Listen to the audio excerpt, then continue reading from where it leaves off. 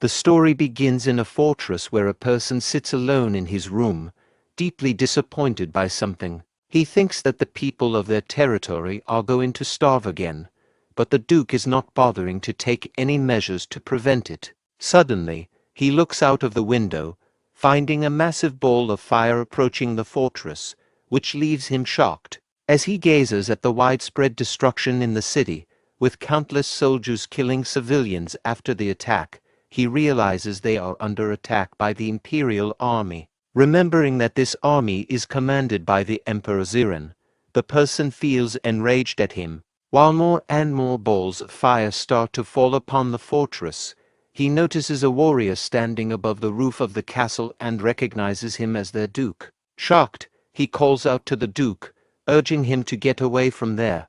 A massive ball of fire strikes the roof, causing everything to be destroyed.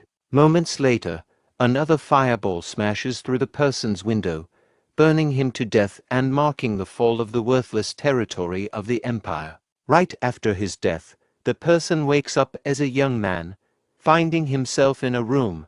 He looks at his reflection in the mirror, becoming shocked, considering that he was supposed to die. He remembers this face belonging to the Duke when he was young, about 20 years ago. The person becomes surprised, realizing that he has regressed as Duke Aaron as a result of something completely unexpected happening to him. Aaron becomes shocked, locks himself up in a room, and stops eating and drinking while continuously cursing the Emperor for killing him. He keeps thinking about taking his revenge. After spending 3 days in a similar way, venting his frustration at those who led to his death, he finally makes the decision to use the second chance to the fullest. Shutting himself in a room again, he starts to investigate everything about the Duke to live like him and prevent the coming fall. Shortly thereafter, a sudden famine strikes the territory, and Aaron, despite having all the luxuries, refuses to eat. Crushing the bread with his hands, he considers that his people are unable to even have a piece of bread.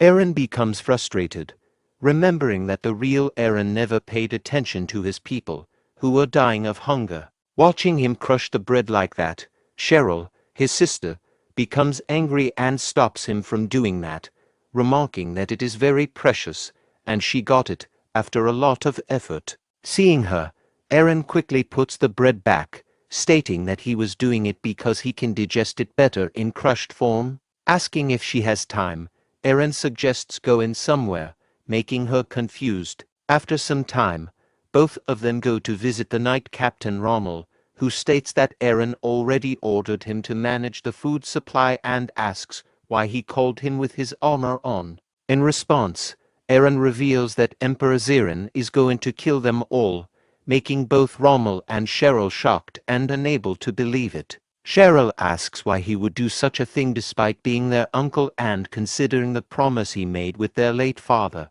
In response, Aaron states that it is not strange for the promise to be broken until they have the right to the throne and reveals that Zerone is taking part in underground work to break the promise. Mentioning the dragon's blessing, Aaron states that it is time to use it, causing Cheryl to ask if they were not supposed to hide it till the end. In response, Aaron states that dying at the hands of the Emperor is not included in the end he talked about and suggests that they should begin. Cheryl starts thinking that her brother's words must have a reason behind them, and she activates a magic spell, causing a portal to appear in front of them. As she walks towards the portal, Rommel calls out to her, expressing his surprise at her ability to use magic. Turning around, she smiles, remarking that she might not have told him about her ability.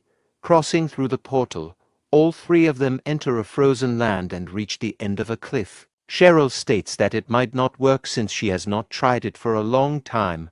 She begins casting, and a huge ball of fire forms above them. Casting similar spells simultaneously, she causes a huge wheel of inferno to form, leaving Rommel shocked. Using that spell, she strikes a mountain far away from them, causing its tip to get separated, which intensifies Rommel's astonishment. Cheryl, who seems unmoved by her spell, remarks that it was barely over the 7th circle, causing Rommel to express his astonishment at her high-tier magician abilities.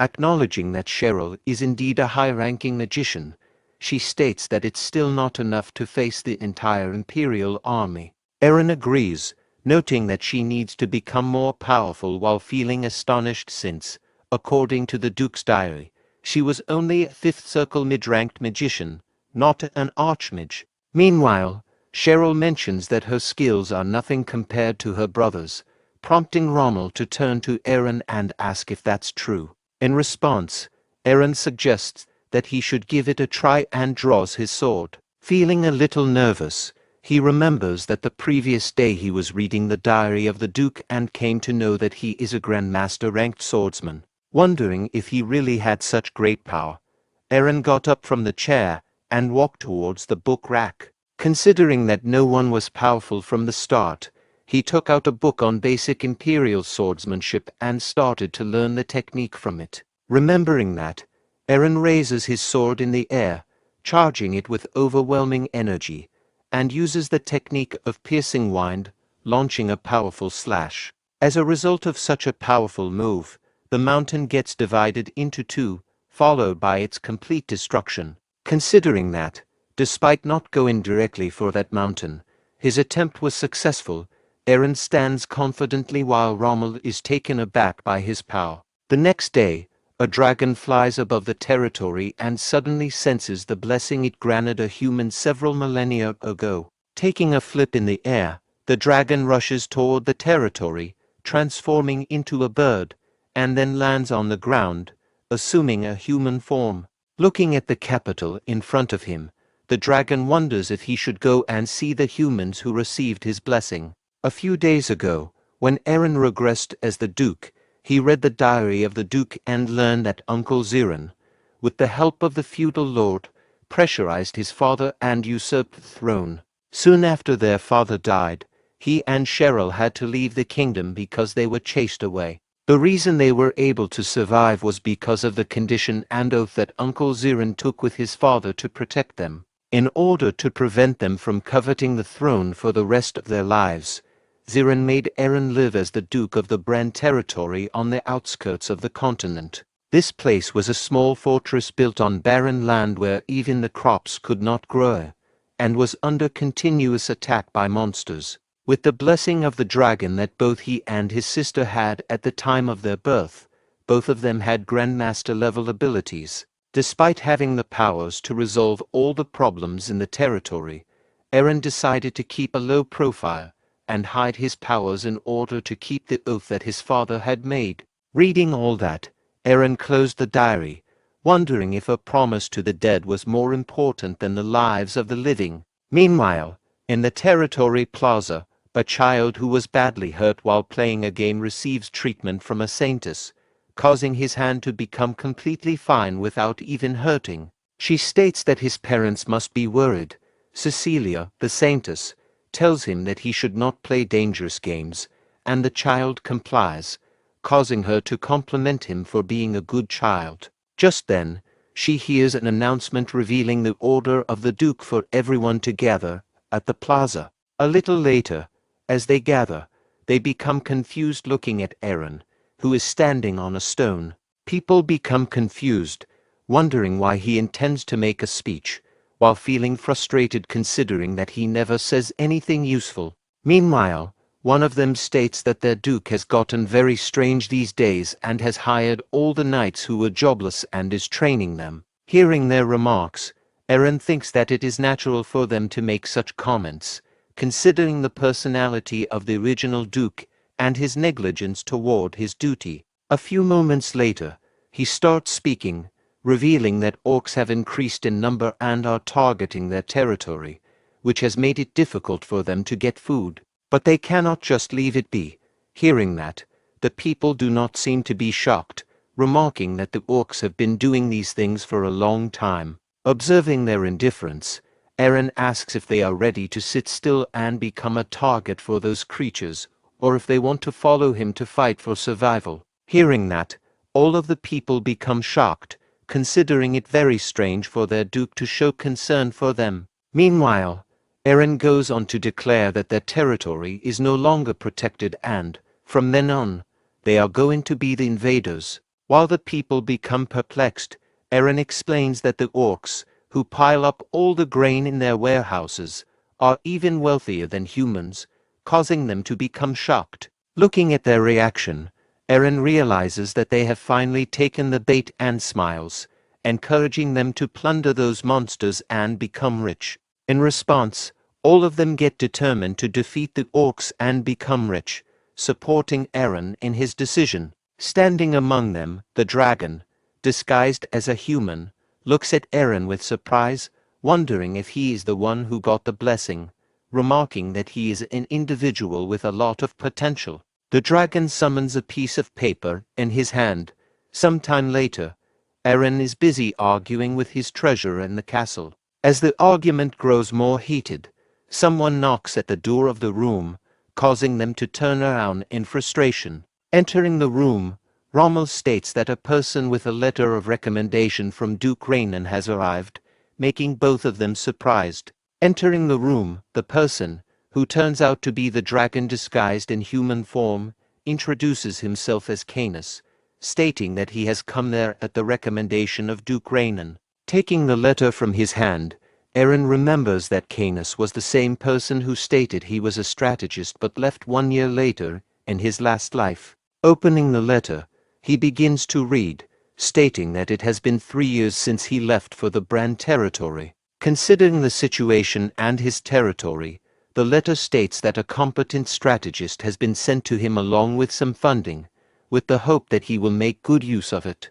Reading the letter, Eren recalls that Duke Rainan was a very loyal servant of his father, but then becomes surprised upon reading about the funding sent to him. Hearing about the funding, the treasurer also becomes surprised, while Canis reveals it to be 50,000 gold. Considering it to be a very small amount, the treasurer becomes disappointed, stating that the Duke has become less generous after losing his power.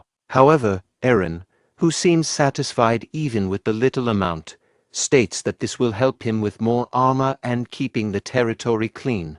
Hearing that, the treasurer becomes confused. Eren explains that it is better to invest the leftover money, and if they maintain cleanliness, people will not fall sick, which will indirectly contribute to the stability of their territory. Considering it to be a little unrealistic yet good logic, Canis becomes astonished, realizing that Eren cares a lot about his people along with hygiene. However, the treasurer becomes frustrated with his plans and walks out of the room, stating that he's not going to play any part in it. After he leaves, Eren turns to Canis, considering his arrival to be perfect timing. However, he remarks that despite being sent by Duke Rainan, he cannot put him in a position of great importance right away, and Canis agrees. Eren states that he would like to see his capability as a strategist in the Orc campaign, asking if he can do that. Despite feeling frustrated at a human testing his capability, Canis states that strategy is his specialty, telling him to leave it to him. While Eren shares his wish to get along well, Eren then thinks to himself about taking a lot of benefit from Canis in the next 3 years. On the other hand, Canis also finds him to be a very interesting individual. While he is thinking, Eren shares his intention of making dungeons after the war is over, asking what Canis thinks about it.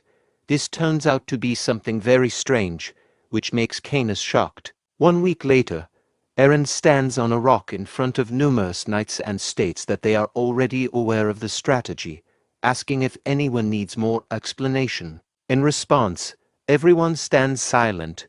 Observing this, Eren takes it as a sign that they have understood everything and orders them to depart right away. He declares that this day is going to be the day when they will destroy the orcs. In response, the entire army raises their weapons in determination, and the palace gates are opened with Eren leading the army as they depart for the mission. Standing in front of the Black Forest within his territory, Eren remembers an event that took away his castle and made it the hiding place for creatures. He recalls how those creatures cut off all their food supply lines, leading to starvation in their territory after a few years. Clenching his fist, he vows to get rid of the root of all these problems beforehand. While he's thinking, Rommel approaches him and states that they have found a group of kobold skirmishers, causing Eren to ask how many there were.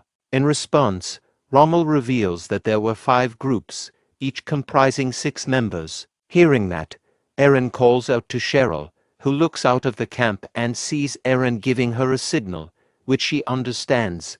She states that she will be coming out. Taking her magic staff, she exits the camp and summons a fireball, launching it towards the forest. In the forest, the groups of kobold skirmishers, who are getting instructions from their group leader, are struck by these explosions and die. Realizing that the explosions were much greater than anticipated, Eren becomes anxious and turns to Cheryl, forbidding her from using such powerful attacks that would gather the attention of the Emperor. However, in response, she starts to tease him, causing him to think that he should not have brought her with him if he had known her intentions. Seeing his expression, Canis remarks that the truth has to come out sooner or later, and he cannot tell his troops to keep quiet just for fear of getting noticed. Understanding this, Eren turns to Canis and asks if he found the location.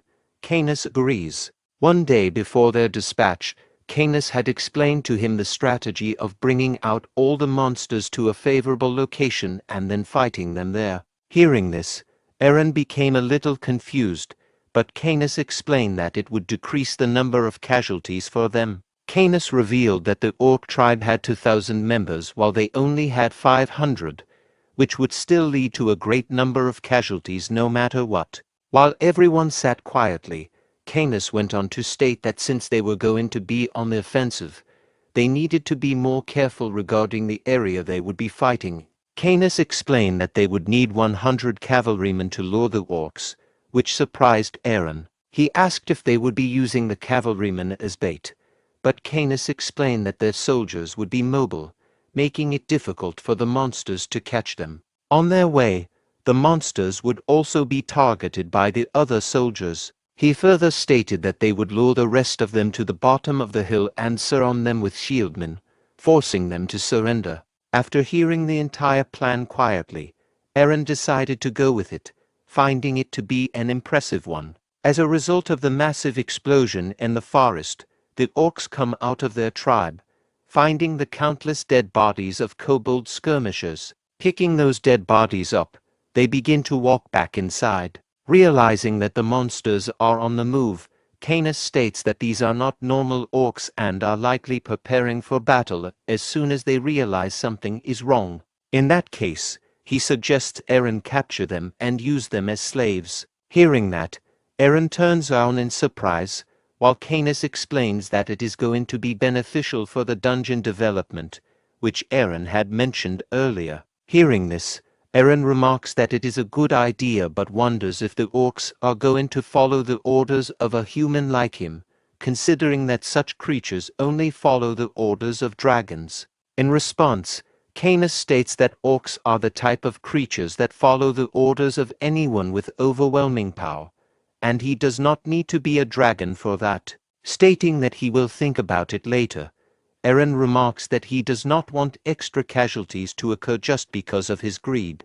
To begin their plan, Eren calls out to Cheryl, instructing her to move to the woods with her troops, while Rommel is tasked with creating a formation with the shieldmen behind the hill. He then turns to Canis, telling him to stay at the top of the hill and wait, to which Canis complies. Eren, pulling out his sword, then commands the remaining troops and proceeds forward with them. Meanwhile, the leader of the Orcs, Kuruk, sits on a chair, feasting on meat, when another Orc approaches him, informing him of the arrival of humans. Hearing this, Kuruk, the Orc chief, becomes frustrated and asks where they are.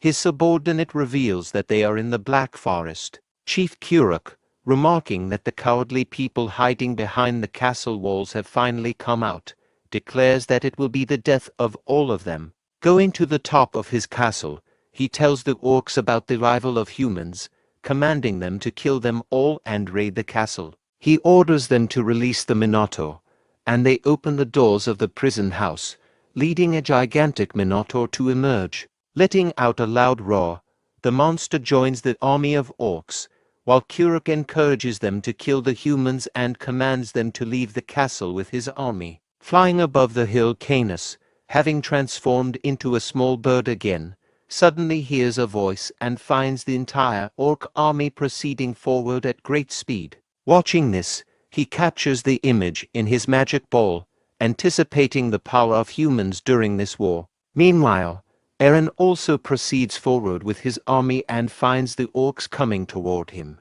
prompting him to command his army to get into a charge formation. Raising his sword in the air, he commands his knights to charge.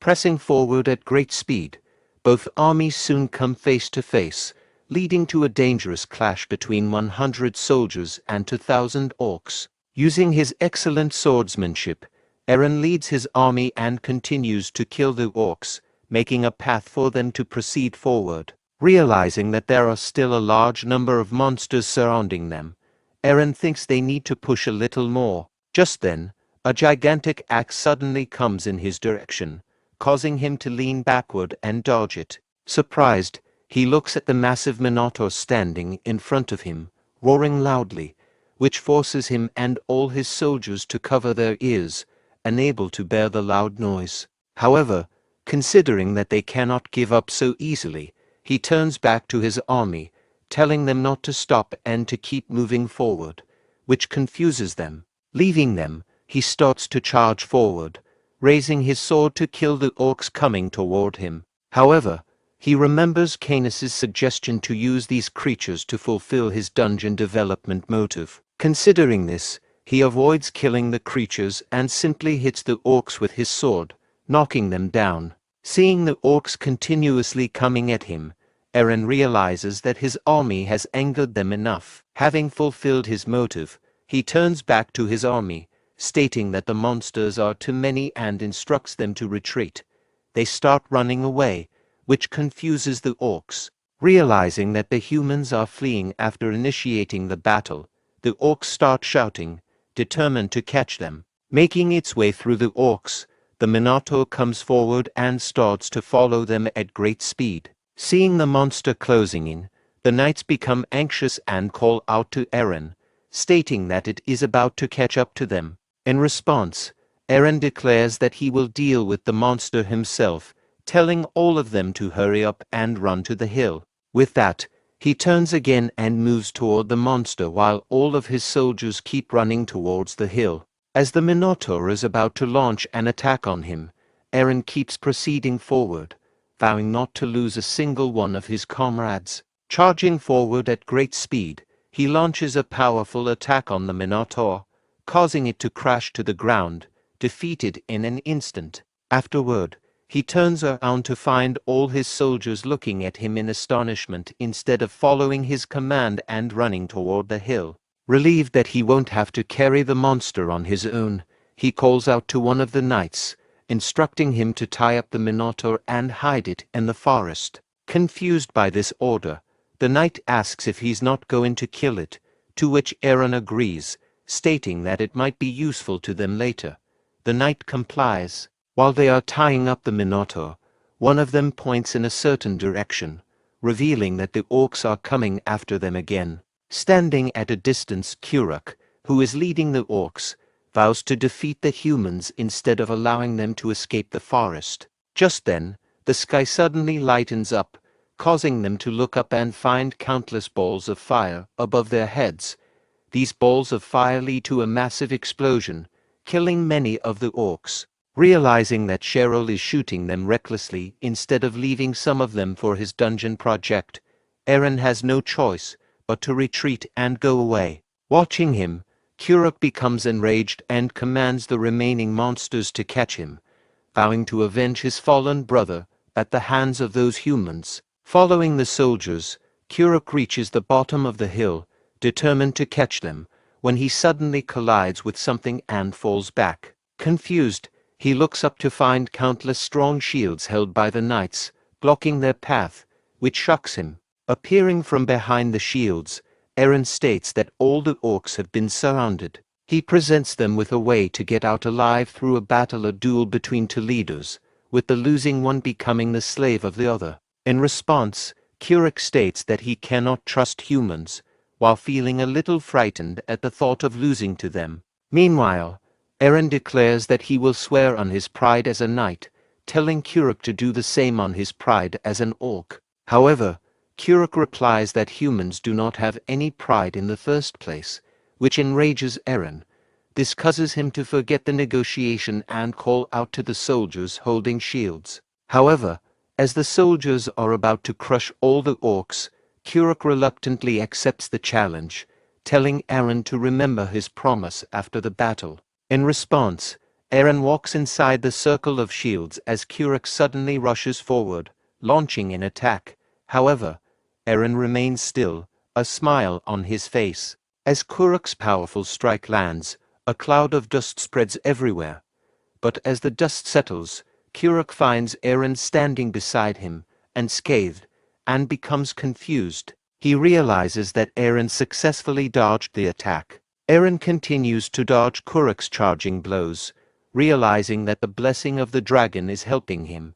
His body moves instinctively before his brain can react. Frustrated by Eren's evasiveness, Kuruk begins cursing him, which only enrages Eren. Piercing his sword into the ground, Eren declares it's time to teach Kuruk a lesson, intending to fight bare-handed. Seeing this, Rommel is shocked, remarking that it's not wise for a swordsman to throw away his sword during a fight. But Eren reassures him, stating that he's just trying to teach the creature a lesson. Seeing Eren throw away his weapon, Kuruk does the same, deciding to confront him bare-handed. As they stand face to face, Rommel worries that Eren is at a great disadvantage without his sword. He knows that orcs are built several times stronger than a normal adult and that their nails are as tough as steel, against which Eren should be no match. As Kuruk comes towards him, Eren notices how slow his movements are. Wondering if they are really that slow, Eren effortlessly evades Kuruk's attack. When Kuruk tries to punch him, Eren wonders if he can take the hit, but easily dodges it, getting only slightly hurt. Smiling, Eren realizes that the punch didn't hurt much after all. Exhausted by his failed attempts, Kuruk stands at a distance, while Eren, astonished at how little damage he's taken, watches. The knights, seeing their lord seemingly overpowered in the battle, begin to worry about their fate if they become slaves. However, Kuruk, determined to win, declares that he will make all the humans his slaves. Suddenly, Eren disappears from Kuruk's sight, confusing him. Eren reappears right above Kuruk and slaps him hard across the face. The powerful hit sends Kuruk crashing to the ground at a distance. As Kuruk gets up, he realizes Eren is using stealth magic and angrily accuses him of cowardice. Just then, Eren appears right in front of him again, delivering another powerful slap that sends Kuruk flying backward. Seeing Kuruk about to fall on them, the knights quickly form a shield wall, causing Kuruk to strike the shields and go flying back once more. Eren catches up to him, seizes him by the head, and swings him around, draining him of all his strength before slamming him to the ground. Kuruk, now powerless, pleads for mercy. In the next moment, Eren raises both his hands and strikes Kuruk with such force that he knocks him out, successfully concluding their orc subjugation mission. Some time later, Kuruk regains consciousness, finding himself tied to a chair in his own castle, now under human control. Eren, standing beside him, gazes at the countless orcs standing in front of the castle, surrounded by soldiers. He declares that he won't kill them. Instead, they will become slaves of the humans. As the orcs stare at him in confusion, Eren explains that they will work to provide services to the people in his territory, receiving food and hunting facilities in return. However, seeing the orcs' expressionless faces and receiving no response, Eren grows frustrated and threatens to treat them as he did their leader if they don't reply. Frightened, the orcs quickly comply. In response, Eren states that as punishment for wasting his time, and to make them reflect on their actions, they will be stripped of all the food in their storage. Sometime later, Eren returns to his territory with all the food and resources the orcs possessed, causing his people to celebrate and praise him for his victory. Turning to Rommel, Eren instructs him to gather all the orcs and take them inside the portal created by Cheryl. The portal leads to a snowy region. There, Eren wields his great sword and slashes through the mountains, causing the creatures to tremble in fear at his immense power. As they kneel before the power of a dragon, Eren instructs them to raise their heads and tells them to remember what happened to the mountain, as well as their place in the world. The next day, Kuruk returns to his castle, revealing that the other members of his tribe, having not witnessed Eren's power, are preparing to seek revenge. Eren warns him sternly that if even a single orc rebels, he will eradicate their entire species. Complying, Kuruk flees, followed by his subordinates. Canis enters, remarking on how impressive it is that Eren has truly made the orcs his slaves. Eren explains that the orcs seem to have mistaken him for a dragon, which made it easier to control them. Canis, smiling at first, then warns him that dragons never forget those who impersonate them, asking if Eren is aware of that risk. Eren calmly explains that he never claimed to be a dragon. The orcs misunderstood on their own, so he decided to go along with it. Canis laughs, realizing the creatures were merely terrified by Eren's power. Eren agrees, stating that his powers are indeed strong enough to be mistaken for those of a dragon, which leaves Canis confused. Telling him not to worry, Eren instructs Canis to share the news with the others and informs him that they will have a meeting within the next hour. Canis complies and leaves, while Eren remains on the roof, deep in thought. He reflects on the real Eren's power to protect his people and questions if his promise to the king was that important. However, since he is not the true Eren, he decides to avoid the noble ways that only appear promising and instead use the ways of a butler to protect his territory. Remembering Zerone, the cruel emperor, he resolves to prepare for the upcoming fight that will decide their destiny. Later, at the meeting with all the high-ranking officials of the territory, Eren begins by stating that their success in dealing with the orcs was only possible because of Canis. Hearing this, Cheryl becomes sad and disappointed, feeling overlooked despite her significant efforts. Canis, however, humbly credits Eren for their ability to persuade the orcs. Frustrated by the lack of recognition, Cheryl speaks up, reminding everyone that she was the one launching the fireballs. Instead of acknowledging her contribution, Eren remarks that he didn't ask her to shoot and blames her for unnecessarily killing potential laborers. This only deepens Cheryl's frustration, leading her to tease him in response. Ignoring her, Eren shifts the focus to the main agenda, revealing that now that their usable land has increased fivefold, they must consider how to utilize it. He introduces his idea of developing dungeons on the newly acquired land, which shocks everyone present. Max, the territory's administrator, asks if Eren plans to use the dungeons as tourist attractions. In response, Eren turns to Canis, asking if the draft is ready. Canis nods, revealing that despite his busy schedule, he managed to complete the final draft. He then places the blueprint for the dungeon development project on the table. As the members examine the detailed document, they are astonished by Canis's work. Aston, after reviewing the entire document, begins to clap in appreciation but points out that the profit model is missing by 2%. Confused, Canis asks for clarification. Eren then reveals that the missing element is the necessary viciousness to trap adventurers visiting the dungeons by throwing them into the pit of light and turning them into slaves. Shocked by Eren's suggestion, Max argues that such a plan will ruin his reputation as royalty.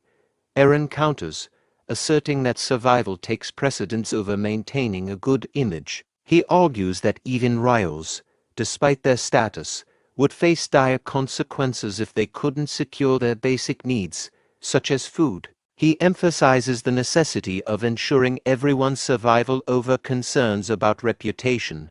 Hearing this, Canis laughs, noting that Eren transcends conventional logic. He assures Eren that he will incorporate this method into the plan. Max, feeling disappointed and considering it madness, grows concerned about the future of their territory if such a plan continues. The next day, Aaron leaves the castle to survey the territory. After inspecting the condition, he turns to the treasurer and asks if the sanitation project is truly being implemented. The treasurer confirms, stating that he is dedicating all his efforts and even using the winter food budget to support the project, trusting that it will ultimately bring more food to the territory. Hearing that, Aaron reveals that he is not going to do anything like that, and they should have at least a little leftover budget. The treasurer asks what he means by leftover budget. They have already spent a lot on buying armor for the orc raid. However, looking at his surroundings, the treasurer states that their territory has already become much cleaner, and they will not need to spend more money on maintaining hygiene. Enraged to hear that, Aaron asserts that they need to keep their environment clean in order to avoid diseases spreading, telling him to never stop the process. Disappointed to hear that, the treasurer remarks that they are all going to die at this rate of spending, while being aware of the possibility of failing to keep up the sanitation as well as arrange food in the future. Aaron wonders if there is a solution to this problem. While he is wondering, a soldier comes to Rommel, informing him of a priest illegally performing surgery again. Hearing that, Aaron quickly turns around with surprise, looking at a huge crowd of people gathered at a distance. Walking towards the crowd, Rommel tells him that the Vivian Order priest must be healing people again. Hearing about the Vivian Orders, Aaron remembers that it is the religion that gets overshadowed by the Perse Order and disappears in a few years. However, hearing about healing, he suddenly gets an idea. Meanwhile, a soldier goes near the crowd of people and declares that a person from an authorized religion healing people on this land is strictly forbidden. Hearing that, the people turn around and start to leave the place quietly. Sitting in the middle of the crowd, the priest, who turns out to be Cecilia, apologizes, saying that she was not aware of it, and starts to walk away. Calling out to her, the father of the child she was healing states that his child is going to die if she leaves like this, while other people also start protesting against this rule. Going near the soldier, the person starts to express his anger, asking if they are going to take responsibility if his son dies. Trying to calm them down, Cecilia states that they are going to return some other day and it is best for all the people to go back. However, just then, Aaron calls her out, telling her to stop, causing her to turn around in confusion. Walking towards them, Aaron states that they can continue healing, making them surprised. Remarking them to be good people helping his citizens, he says that he does not have any reason to kick them out and they can continue what they have been doing. Hearing that, all of the people start to celebrate, while Cecilia expresses her gratitude for such a decision.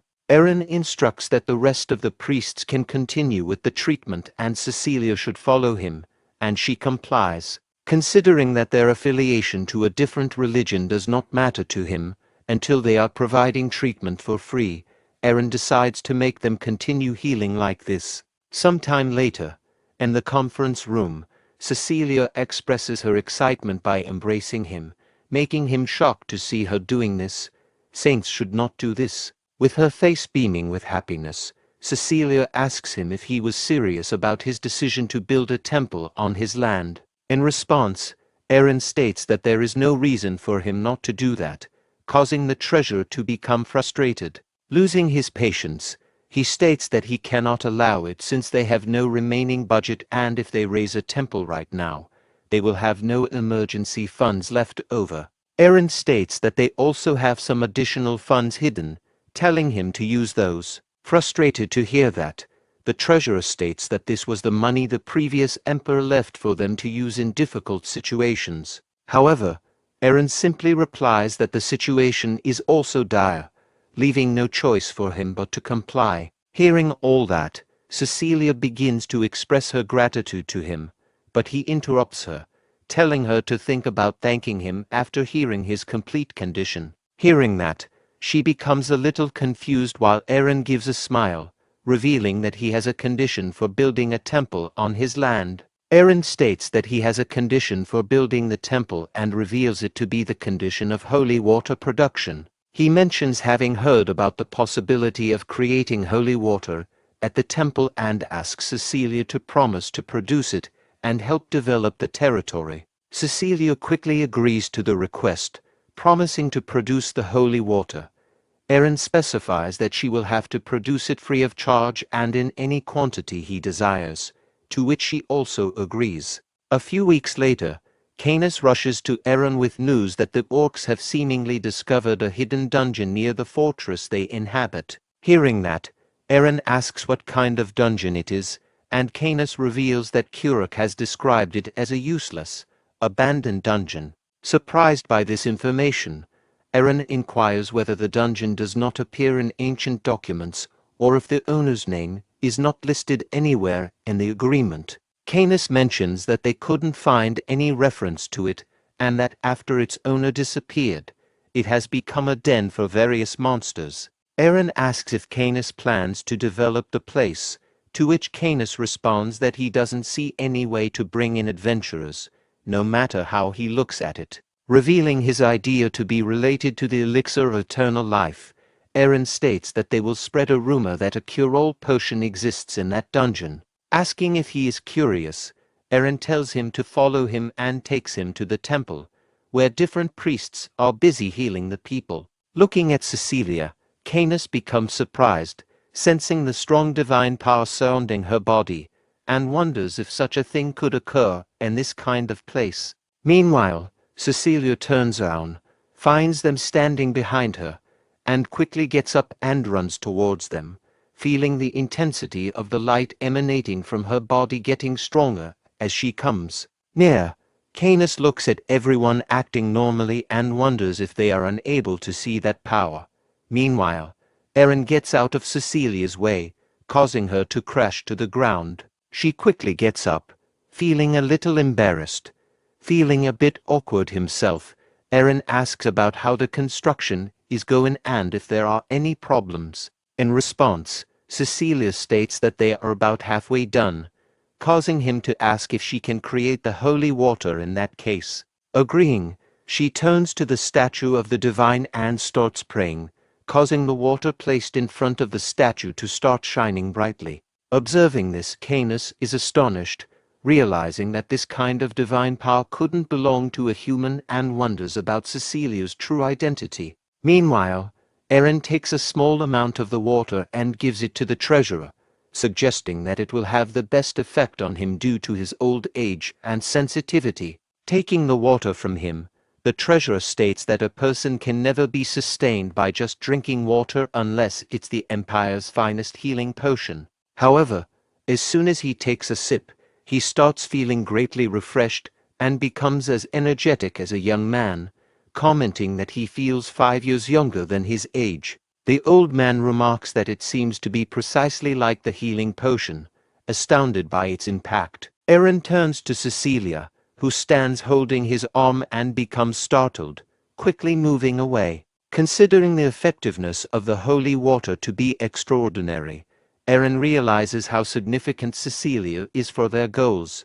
He calls out to Canis, who steps forward to listen. Approaching him, Eren whispers if there will be any problems if they use this water to spread rumors about the elixir of eternal life. In response, Canis states that there isn't a single place on the entire continent where holy water is as effective as this, and it should suffice to fulfill their purpose. With the supply settled, Eren states that they should now prepare to conquer the dungeon, remarking that it is completely all right. Cecilia states that she wants to introduce him to someone, making him confused about who it is. Cecilia reveals it to be the Holy Knight Captain of the Vivian Order, causing Eren to express his surprise and ask if the Vivian Order also has warriors. She explains that, unlike other warriors, the knights belonging to the Holy Order specialize in defense. They cloak their bodies and divine power under masks, neutralizing their opponent's attacks with their defense power,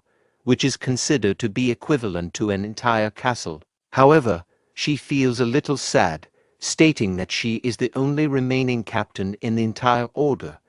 Eren comes closer and asks if that's why they decided to come to this territory. Just then, someone calls out to him from behind, prompting him to turn around and see a woman dressed as a knight, stating that a person like him cannot approach the saintess. Confused by this remark, Eren gazes at her silently while she mentions that she came to the territory because she heard a temple was to be built, but in reality, it's a very weak territory. She considers the territory to be in a very hopeless condition, prompting Cecilia to interrupt, addressing her as Lady Bianca and stating that she cannot behave this way towards the Lord.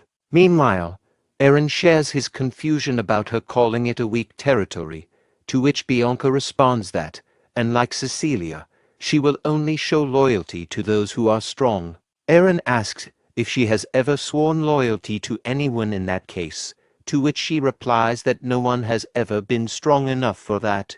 Responding with a smirk, Eren asks if she would like to make a bet, which leaves her confused. Eren states that the person who lands 3 good hits during their fight will be considered the winner, and if she loses, she will have to swear her allegiance to him. Hearing this, Bianca also smirks, considering him a very arrogant individual, while Eren responds with a smile. Sometime later, both Eren and Bianca stand face to face with each other, ready to fight. The battle starts with one of the knights stating that there is no point in watching, as the results are obvious. Another knight gives a sigh, while another states that, without even using his sword, their lord utilized the sleep destruction magic to defeat the orc, which proves how powerful he is. Considering that there is a possibility for Bianca to get severely injured, stating that there is nothing else they can do, one of them suggests calling the castle knight order captain. Meanwhile, Eren picks a twig from the ground, causing Bianca to get enraged, remarking that it was very arrogant to go against her with a mere twig. In response, Eren states that even the twig will be sad upon hearing those words from her, causing her anger to intensify. Putting her shield in front of her, she starts to pray to the divine to bestow upon her the power to destroy her enemy. A few moments later, an overwhelming energy starts coursing through her veins, while Eren, who seems bored after watching her, asks why she is taking so long to prepare for the attack, telling her to stop teasing him. Bianca proceeds forward at great speed while Eren raises the twig in the air, charging it with overwhelming energy. He then brings it forward and launches an attack, causing the powerful strike to hit Bianca's shield, leading her to crash to the ground. Teasing her again, Eren states that she cannot look down on the twig if she is going to faint after a single attack. With that, he strikes the shield with the twig again, causing it to start cracking and then shatter apart, leaving Bianca shocked and realizing how incredibly powerful he is.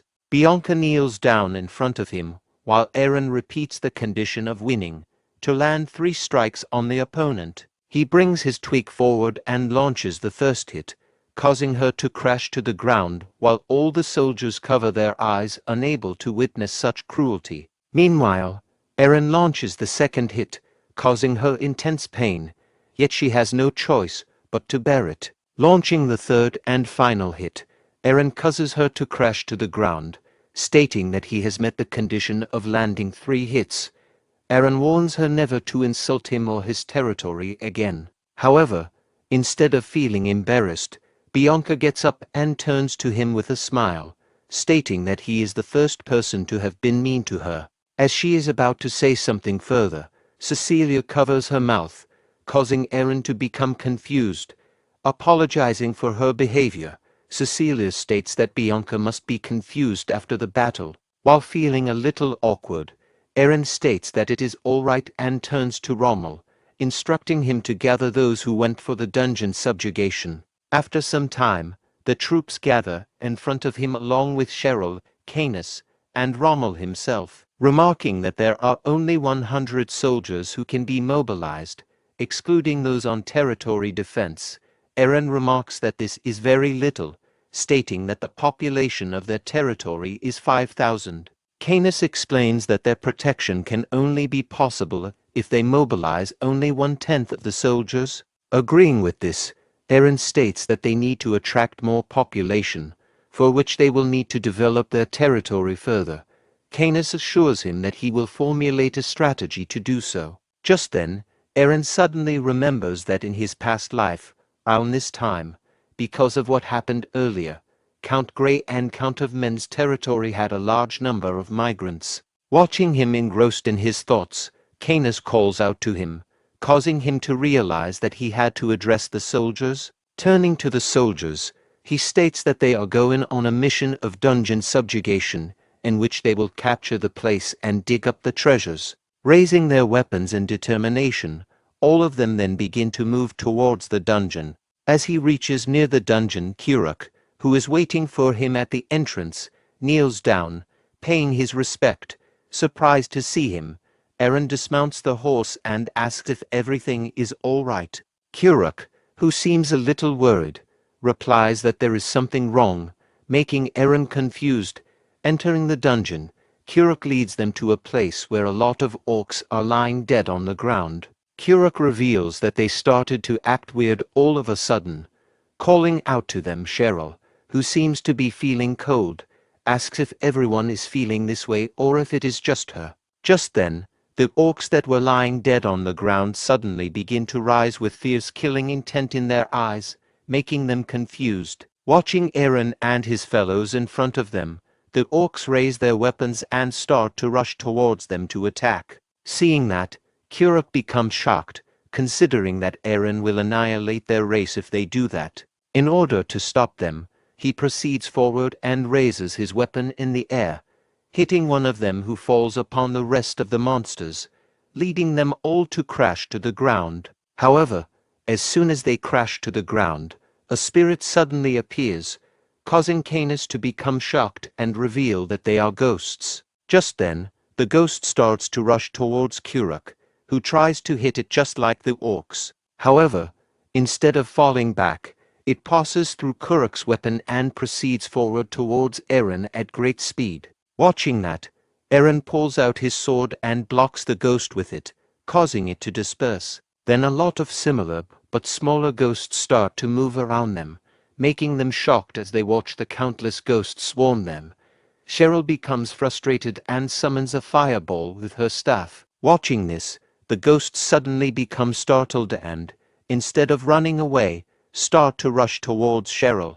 However, before they can get near her, Eren comes forward and slashes them with his sword while Cheryl uses her magic of fire spray simultaneously. As a result, the fireball she summoned begins to spew fire, burning all the spirits and causing them to disappear. Just then, Rommel calls out to Eren and Cheryl, and they turn around in confusion, finding him and Kuruk fighting with the ghosts. Rommel remarks that these creatures are impossible to cut through with a sword. Stating that he forgot to mention something, Canis reveals that since they are spirits, only magic can work against them. Hearing that, Rommel becomes frustrated, asking why he did not mention this earlier. Meanwhile, Cheryl brings her staff forward, telling everyone to stand still and causing numerous fireballs to emerge from it and strike the weapons of all their fellows. This causes their weapons to get imbued with magic powers, while the wooden weapon of Kuruk burns to ashes,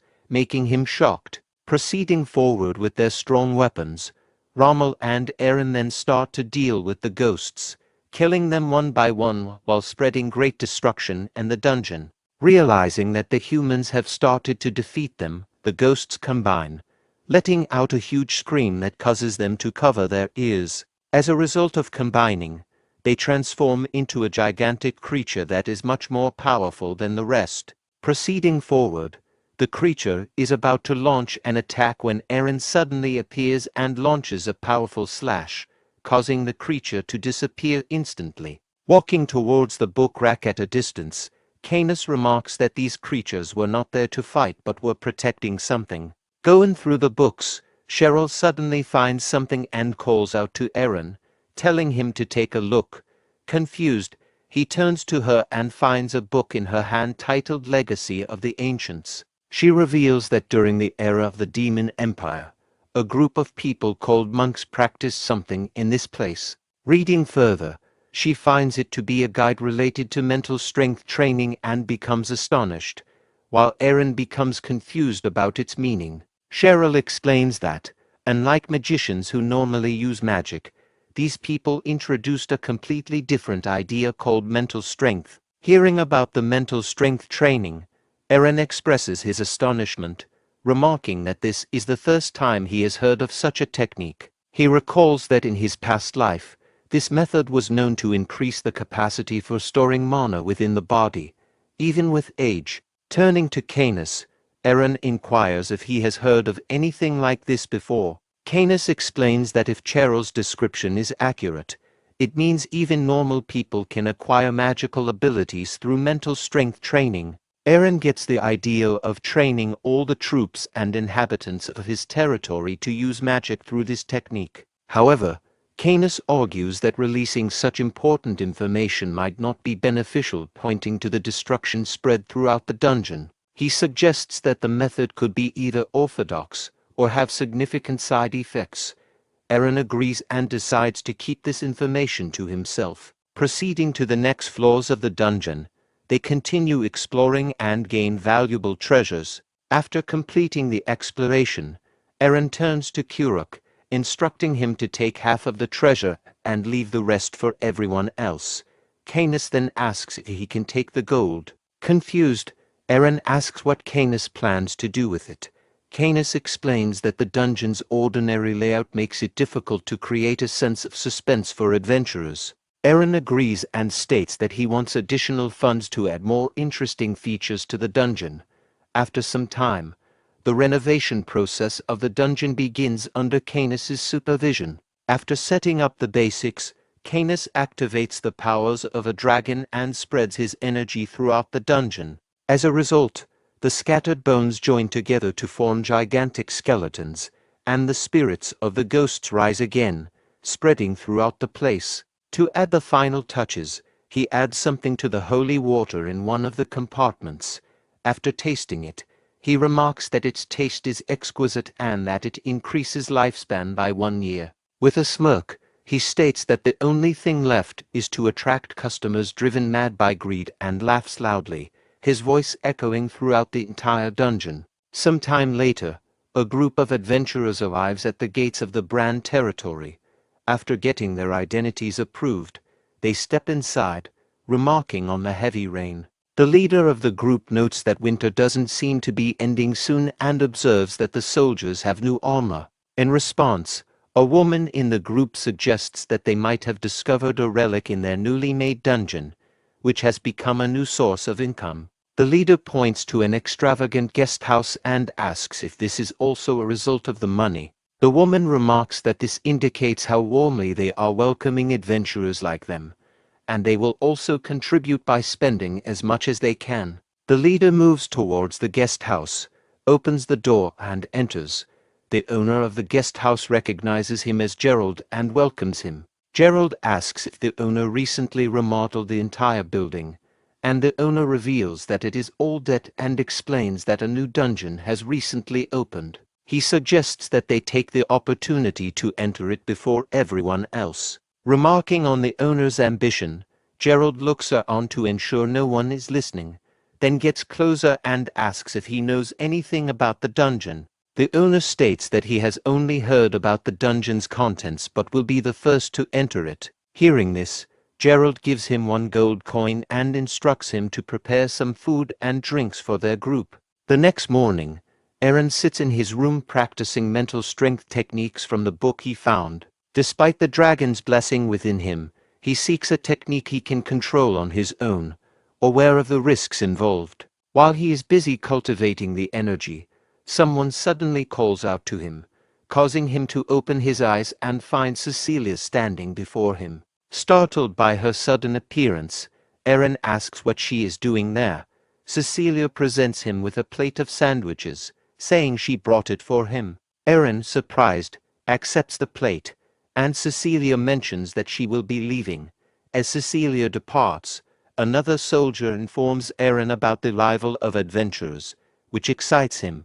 The next day, the adventurers head towards the dungeon, which is named the Shrine of Aten. Upon reaching the dungeon's gate, one of them reads the sign stating that entry requires a fee of 10 gold coins. The adventurers pay the gatekeepers, who then give them a document confirming their right to enter and instructions on maintaining safety until they leave. After letting them in, the gatekeepers block the entrance again, informing the remaining adventurers that they cannot enter without this proof. Gerald, one of the adventurers, protests that they've already purchased the papers, but the soldiers clarify that the fee is 10 gold coins per person, not per group.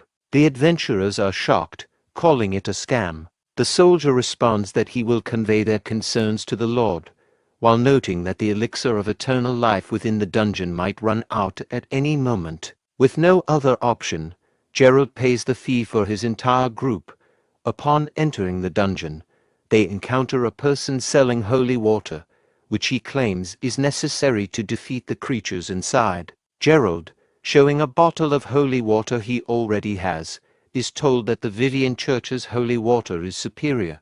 Annoyed but convinced, Gerald buys the holy water. As they proceed, they come across another board displaying a fee of 100 gold coins per person for an emergency dispatch request. The adventurers question this fee, but the seller explains that it is not unfair to pay for saving one's life with just 100 gold coins. Gerald asks what happens if they don't make a request, and the seller replies that they will not be charged. Considering the potential rewards of obtaining the elixir, the adventurers accept the conditions and enter the dungeon. Meanwhile, Eren and Canis, watching the adventurers through a magic sphere, find the situation amusing. Eren calls out to Kuruk, suggesting that the undead creatures might become boring due to the holy water, and instructs him to do something else. Meanwhile, on the second floor of the dungeon, the group of adventurers keeps diligently fighting against the undead monsters. After consuming the holy water they bought, Gerald feels relieved, remarking that it would have been very tough for them if they did not have this elixir. Looking at the staircase leading to the third floor, they wonder if it is the last floor, when they suddenly hear a sound and turn around, finding another ghost coming in their direction. Excited to see it, one of the adventurers remarks that it is very unoriginal and throws the bottle of holy water in its direction. However, instead of getting eliminated by the holy water, the ghost pushes the person, causing him to crash into the basement, leaving all others shocked and remarking it to be a mutant ghost. Gerald tells all of them to prepare for the battle. However, just then, countless similar creatures start to appear one after the other, causing them to realize that they have no choice but to run away. Turning on all of them, they start to descend from the stairs and reach the next floor while trembling with fear. After they leave, all the ghosts remove their masks and turn out to be Kuruk and his fellows, who start laughing at the adventurers.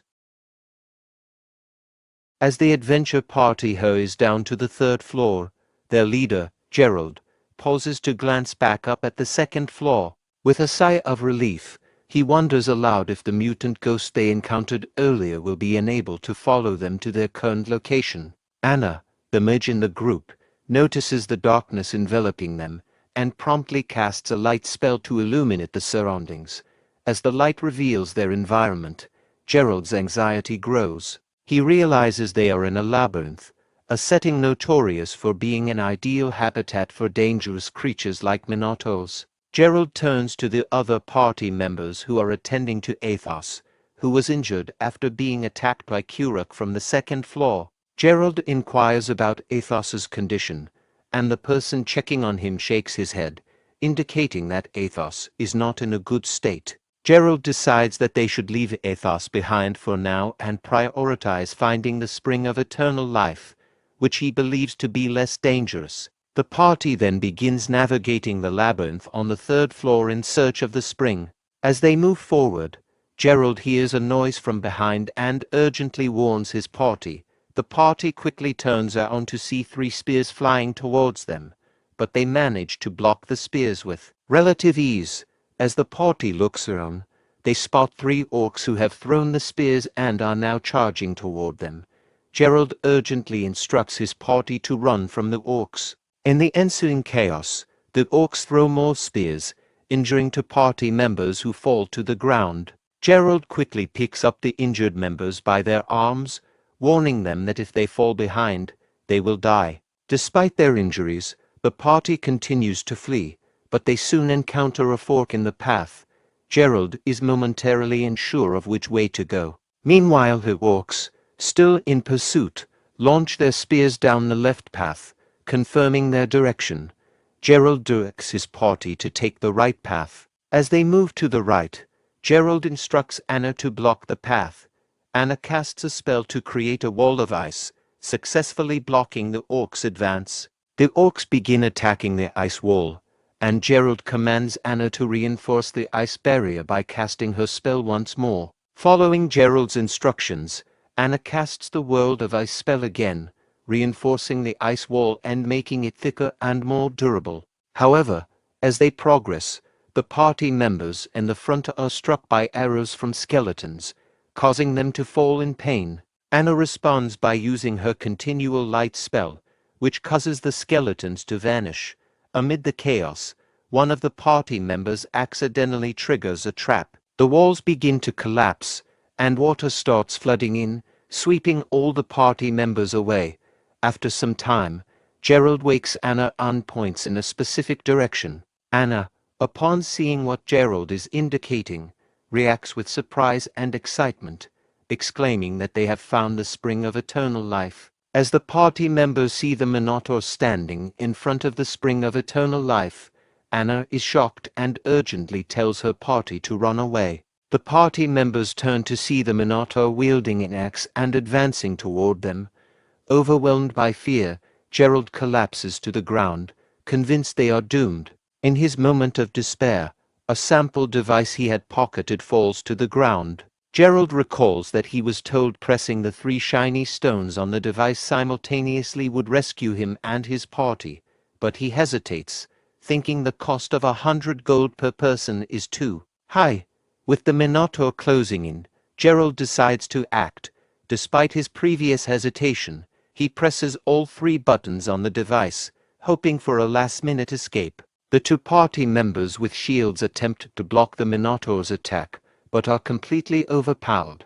The force of the Minotaur's blow sends them crashing into the wall. In the midst of the chaos, Anna casts an ice bolt spell that hits the Minotaur, causing it to pause briefly. However, the Minotaur quickly recovers, grabs Anna, and slams her to the ground. As Gerald continues to frantically press the buttons on the device, he shouts in desperation, "Why aren't they coming?" Meanwhile, the Minotaur raises its axe, preparing to attack Gerald. In a state of terror, Gerald closes his eyes, resigning himself to the thought that he is about to die. Just as Gerald is about to face the Minotaur's attack, a group of knights arrives and intervenes, blocking the Minotaur's strike. Frightened by the knights, the Minotaur flees, dropping its axe as it retreats. One of the knights approaches Gerald and asks if he is all right. Gerald, visibly shaken, questions if he looks okay. The knight reassures him that, despite the situation, he saved Gerald's life and the spring of eternal life. Gerald then stands up and fills a bottle with water from the spring. The knight inquires if they should leave now, and upon receiving Gerald's approval, the knights begin to escort Gerald and his party back toward the exit. Meanwhile, in a different part of the labyrinth, Kira comforts the Minotaur, who is crying and distressed by the recent events. When Gerald emerged from the dungeon, he exclaimed in relief that they had survived. However, his joy quickly turned to confusion when he saw priests waiting for him. Surprised, he asked why the priests were there. The priests, smiling, told him they were there to provide treatment and handed him a document to sign with his thumbprint. Gerald read the document carefully and found several conditions. Special treatment costs 300 gold per person. Liability disclaimer: they guarantee survival, but are not responsible for any after effects of the treatment. Payment terms: if payment is not made immediately after treatment, a 50% interest rate per month will be applied to the fees. Debt consequences: if he cannot pay the debt, his body will belong to Aaron, the Lord of Brahn territory, for 10 years. Gerald, calculating the financial implications, realized that with a 50% monthly interest rate on the 300 gold principal, he would need to pay an additional 150 gold per month until the debt was settled. This realization was cut short by the priests, who urgently reminded him that his comrades were dying and that he needed to act quickly. Flustered and seeing no other option, Gerald signed the document with his thumbprint. Later, Canis returned to the castle with a box full of gold coins and reported to Aaron that they had taken everything as instructed, including some useful slaves. Aaron praised everyone for their dedication and success, attributing their achievements to their unwavering loyalty. Seeing the gold coins, the old man Cain asked Aaron if it was a dream. Aaron assured him it was real and proposed taking advantage of their success by exploring a second dungeon. Canis and Cain agreed. Aaron recognized the profitability of this venture and used the funds to support the local people and build a town for adventurers. After a busy winter, Aaron and the people of Brahn territory established an adventurers' village named Aten. From the tower overlooking the new village, Aaron reflected that despite their progress, the village still lacked sufficient manpower and noted that they couldn't rely solely on orcs to populate it. Just then, a bird arrived with a letter attached to its leg. Aaron untied and opened it, discovering that a gold mine had been found on the border between Count Grey and Count Omen, with a high likelihood of ownership disputes. Aaron smiled, thinking that attracting more people would solve their manpower issues. Later, in the meeting room, Rommel, shocked, inquired about the territorial war. Aaron confirmed, explaining that the gold mine's discovery on the contested border was an opportunity they couldn't let Count Grey and Count Omen monopolize. Rommel pointed out that while the Count's boundary was technically part of Brahn territory, it had long been controlled by Count Grey and Count Omen. Aaron acknowledged this and saw the situation as an opportunity to assert his claim, especially since both counts were contesting ownership of the gold mine. Rommel expressed concern about the feasibility of going to war, noting that the combined forces of the two counts would significantly outnumber theirs. Aaron responded by emphasizing the importance of the gold mine, not just as a resource, but as a means to assert dominance. He reminded Rommel that the two counts were originally vassals of the Duke of Brahn, and now they were his vassals, implying that he had the right to reclaim and control what was his. Cheryl expressed concern that the conflict might draw the Emperor's attention, possibly leading him to intervene. Aaron reassured her that with a justifiable cause, the Emperor wouldn't interfere and might even prefer that Aaron lose the war against the counts. He acknowledged, however, that the real issue was their military strength. Turning to Cain, Aaron was surprised when Cain slammed his hand on the table and declared that they should eliminate the counts who were unlawfully claiming territories granted to them by the Emperor. Aaron, shocked by Cain's intense reaction, asked for clarification. Cain explained that his motivation was not the gold mine, but asserting their rightful claim. He insisted he would do anything, even sell his soul, to support Aaron's cause, urging him to focus on the war. Just then, a knight burst into the meeting room with an emergency report. Count Grey and Count Omen had met in front of the mountain where the gold mine was discovered. Aaron, recognizing the significance of the development, ordered Rommel to gather the knight order immediately. They would depart right away to take action. On the mountain, Count Grey and Count Omen were embroiled in a heated argument. Count Grey, furious, shouted that he had been managing the mountain for 10 years. Count Omen countered aggressively, claiming that the land had belonged to his ancestors long before that. Count Grey, enraged, insisted that the mountain had been in his family for generations. Count Omen retorted, accusing Grey of being a fraud, pointing out that Grey had only recently claimed ownership. Their dispute escalated as they continued to hurl insults and accusations at each other. At that moment, Aaron, accompanied by his knights, arrived at the mountain where both counts were present. The soldiers of the counts, upon seeing Aaron's flag, identified it as that of the Duke of Brahn.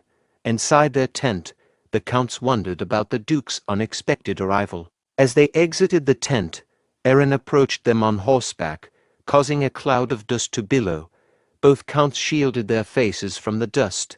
Aaron dismounted and asked them, "How are you guys?" In response, the counts bowed deeply and paid their respects, acknowledging him as the Duke. Aaron, seething with anger, confronted the counts aggressively. He shouted at them, "Now, you rotten bastards! What are you doing on my land? Get lost right now!" The counts were taken aback by his outburst. Aaron continued, asserting his claim by stating that according to empire law, the mine and any undeveloped land in question belonged to him. He demanded they leave immediately. Count Alman, infuriated by Aaron's declaration, began to protest, but Count Grey intervened. He explained to Aaron that the land had been under their control since the time of their ancestors, and suddenly claiming it as Aaron's would place them in a difficult situation. Aaron, undeterred, drew his sword and confronted them furiously, accusing them of defying the royal family's orders and declaring that their insistence on the land was tantamount to having a death wish. Seeing the tension escalate, with both Aaron's knights and the count's soldiers drawing their swords, Canis intervened. He proposed a resolution to avoid further conflict on the spot, a territory war. This suggestion took both counts by surprise. Canis mentioned that he had heard both counts were preparing for war. Count Grey protested, noting that the preparation was initially only between the two counts. Aaron then proposed a solution where each side would mobilize 1,000 troops. He added that, given his perceived disadvantage, if he won, the counts would have to relinquish both of their cities. The counts exchanged nervous glances upon hearing the terms of Aaron's proposal. Count Grey asked for a moment to deliberate, and both counts retreated behind the tent. There, Count Grey acknowledged that Aaron's claim to the land was officially recognized by empire law, making it difficult for the royal family to side with them if Aaron invoked these laws. Count Oman agreed with this assessment. Count Grey then proposed a plan to address the situation.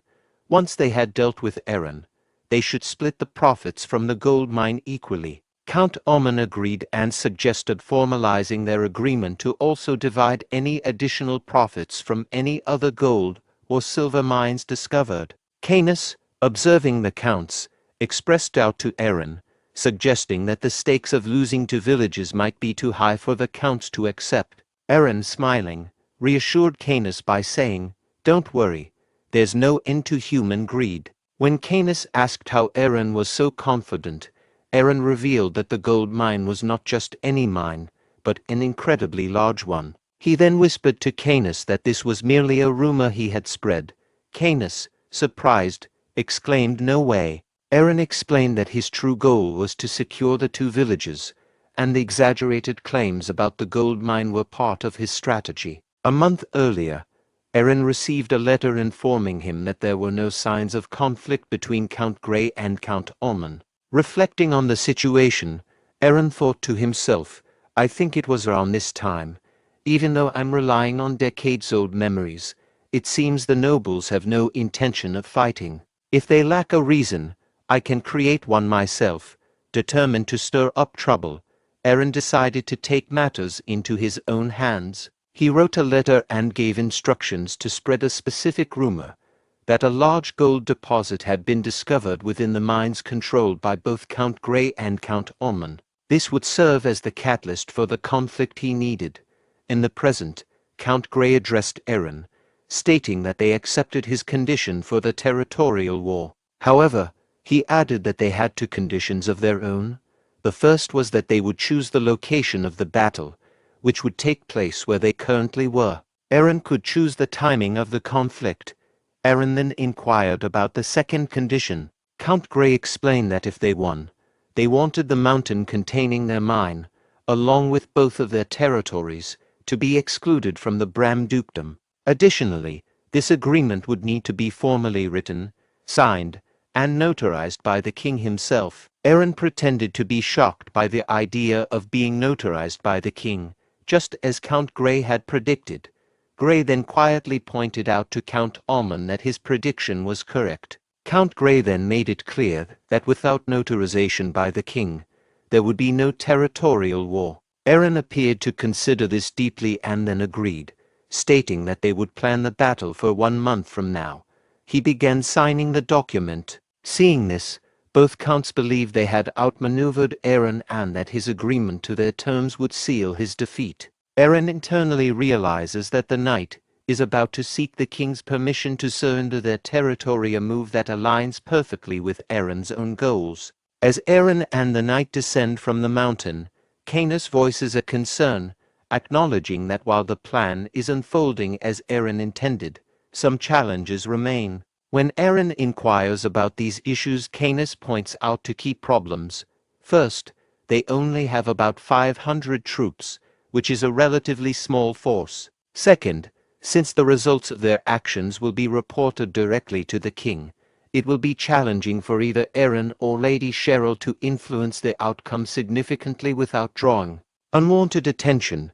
Eren acknowledges the situation, agreeing that the presence of orcs in their territory is already causing suspicion. He suggests that they might ask Lord Cain to hire mercenaries to bolster their forces. However, Canis points out another problem. There is no gold mine, and if Lord Cain, who is funding their war efforts, discovers this truth, he might do everything in his power to prevent the war from occurring. Eren responds by considering that, while it could be difficult, they might still find a way to convince Lord Cain. He advises Canis to feign ignorance for the time being. Internally, Eren hopes that Cheryl will successfully fulfill her part of the plan. As Eren and his group approach the city gate from a distance, he notices a commotion there, which surprises him. At the gate, guards are brandishing their spears at a figure standing before them, telling the person that the Lord isn't present and to leave. The figure turns out to be an elf, who politely requests a meeting with the Lord. At that moment, Eren arrives at the gate and demands to know what's happening. Recognizing him, the god addresses Eren as my lord and acknowledges his return. The elf, hearing this, turns around and sees Eren behind her, mounted on a horse. The elf, who introduces herself as Keisha, immediately kneels before Eren, pleading for his help. She reveals that she is the daughter of the elf chief. Eren questions why the elves are now seeking his assistance after having killed innocent people within his territory. He explains that the elves from the far north, living in the forests near the dragon's nest, have chosen to isolate themselves from other species, including humans, in order to create a peaceful environment for themselves. While the elves have tried to protect their peace, their militant methods have made it difficult for the people of Bram territory, including Eren, to forgive them for their past actions. She reveals that their village was recently attacked and devastated by undead forces. Keisha offers to assist Eren if he helps them this one time, promising that the elves will then welcome his people as friends. Eren asks if she is proposing an alliance and reflects that he needs to address both the undead and the elves eventually. He agrees to help but indicates that an alliance alone is not sufficient. Keisha responds that they have some gold, which humans use, and are willing to provide it as part of their offer. Eren rejects Keisha's offer of gold and demands instead that the elves become citizens of the Bram territory. Keisha is initially surprised by this request. Eren then infers that if she has come alone, she must be in command of her people and presses her to accept his offer. Keisha responds that she lacks the authority to make such a decision. Seeing her hesitation, Eren decides to withdraw his proposal, prompting Keisha to quickly agree to his terms. Eren instructs her to follow him to draft a contract. In the meeting room, when Keisha mentions Death Knight, Rommel, Cain, and Max are shocked and rise from their seats in surprise. Keisha explains that the undead attacking her village were led by a Death Knight, accompanied by thousands of zombies and skeletons. Eren suspects that the attack might have been orchestrated by demons or a high-ranked necromancer and realizes he must act quickly to save any remaining elves. He orders a gathering at the orc stronghold in 3 hours. Rommel is tasked with preparing the Night Order, Cecilia with organizing the priests, and Bianca with mobilizing the Holy Knights. Eren and Canis will head to the orc stronghold immediately. With urgency, He rallies everyone to move swiftly to rescue the elves and secure their future citizens. Skeletons are attempting to breach the elf village, while the elves employ various spells to prevent their entry. An elf uses ice magic to create a slippery layer on the wall, causing the skeletons to slide off when they attempt to climb. In response, the Death Knight uses his magic to gather the skeletons' bones and hurl them at the wall, shattering the ice and allowing the undead to advance. As the skeletons and zombie elves begin climbing the walls, the elf chief tries to use plant magic to obstruct their progress. Despite her efforts, the magical spell proves ineffective against the relentless assault. An elf suggests to the chief that they need fire to counter the undead. The elf chief, feeling conflicted but resolute, prays for forgiveness from the spirits of the forest before giving the order to burn the attackers. Fireballs are launched, incinerating the enemies near the wall. Undeterred, the Death Knight commands a new wave of zombies to attack. As the zombies charge towards the wall, raindrops begin to fall, destroying them. The Death Knight realizes that the rain is actually holy water being dropped from gliders, providing a powerful defense against the undead. Earlier, Eren had instructed the glider squad to position themselves above the gate. As the gliders reached their target and the zombies came into range, Eren ordered the release of holy water. The soldiers followed the command, showering the attacking zombies with holy water. Next, Eren directed the knights to charge toward the elf village using the shortest route available. The knights advanced swiftly, engaging and defeating any zombies obstructing their path. Noticing the advance of the Vivian Knight Order, the Death Knight casts another spell to raise additional zombies, which begin charging toward them. Bianca, the captain of the Vivian Knight Order, commands her knights to position themselves behind their shields and begins a prayer. "O Vivian, grant me the power to decimate our enemies." In response to her prayer, a golden ray of light descends upon the Vivian Knights and envelops them. As the zombies approach and make contact with the light, they begin to vanish, unable to withstand its divine power. Meanwhile, Rommel advances toward the Death Knight, his sword infused with immense power. As Rommel's subordinate throws a bottle of holy water at the Death Knight, the distraction allows Rommel to close in. He swiftly rushes forward and slices the Death Knight in half. With the Death Knight defeated, the zombies and skeletons begin to tremble and falter. Seizing the moment, Rommel orders his knights to charge at full speed, capitalizing on the enemy's disarray. From a distance, Eren observes that they have successfully stopped all the undead from entering the elf village. With the immediate threat addressed, he turns to Canis and asks what their next step should be. Canis explains that the Death Knight was merely a field commander, and that they must eliminate the necromancer or demon controlling the undead. He notes that if it is a demon, Cecilia should be able to detect it.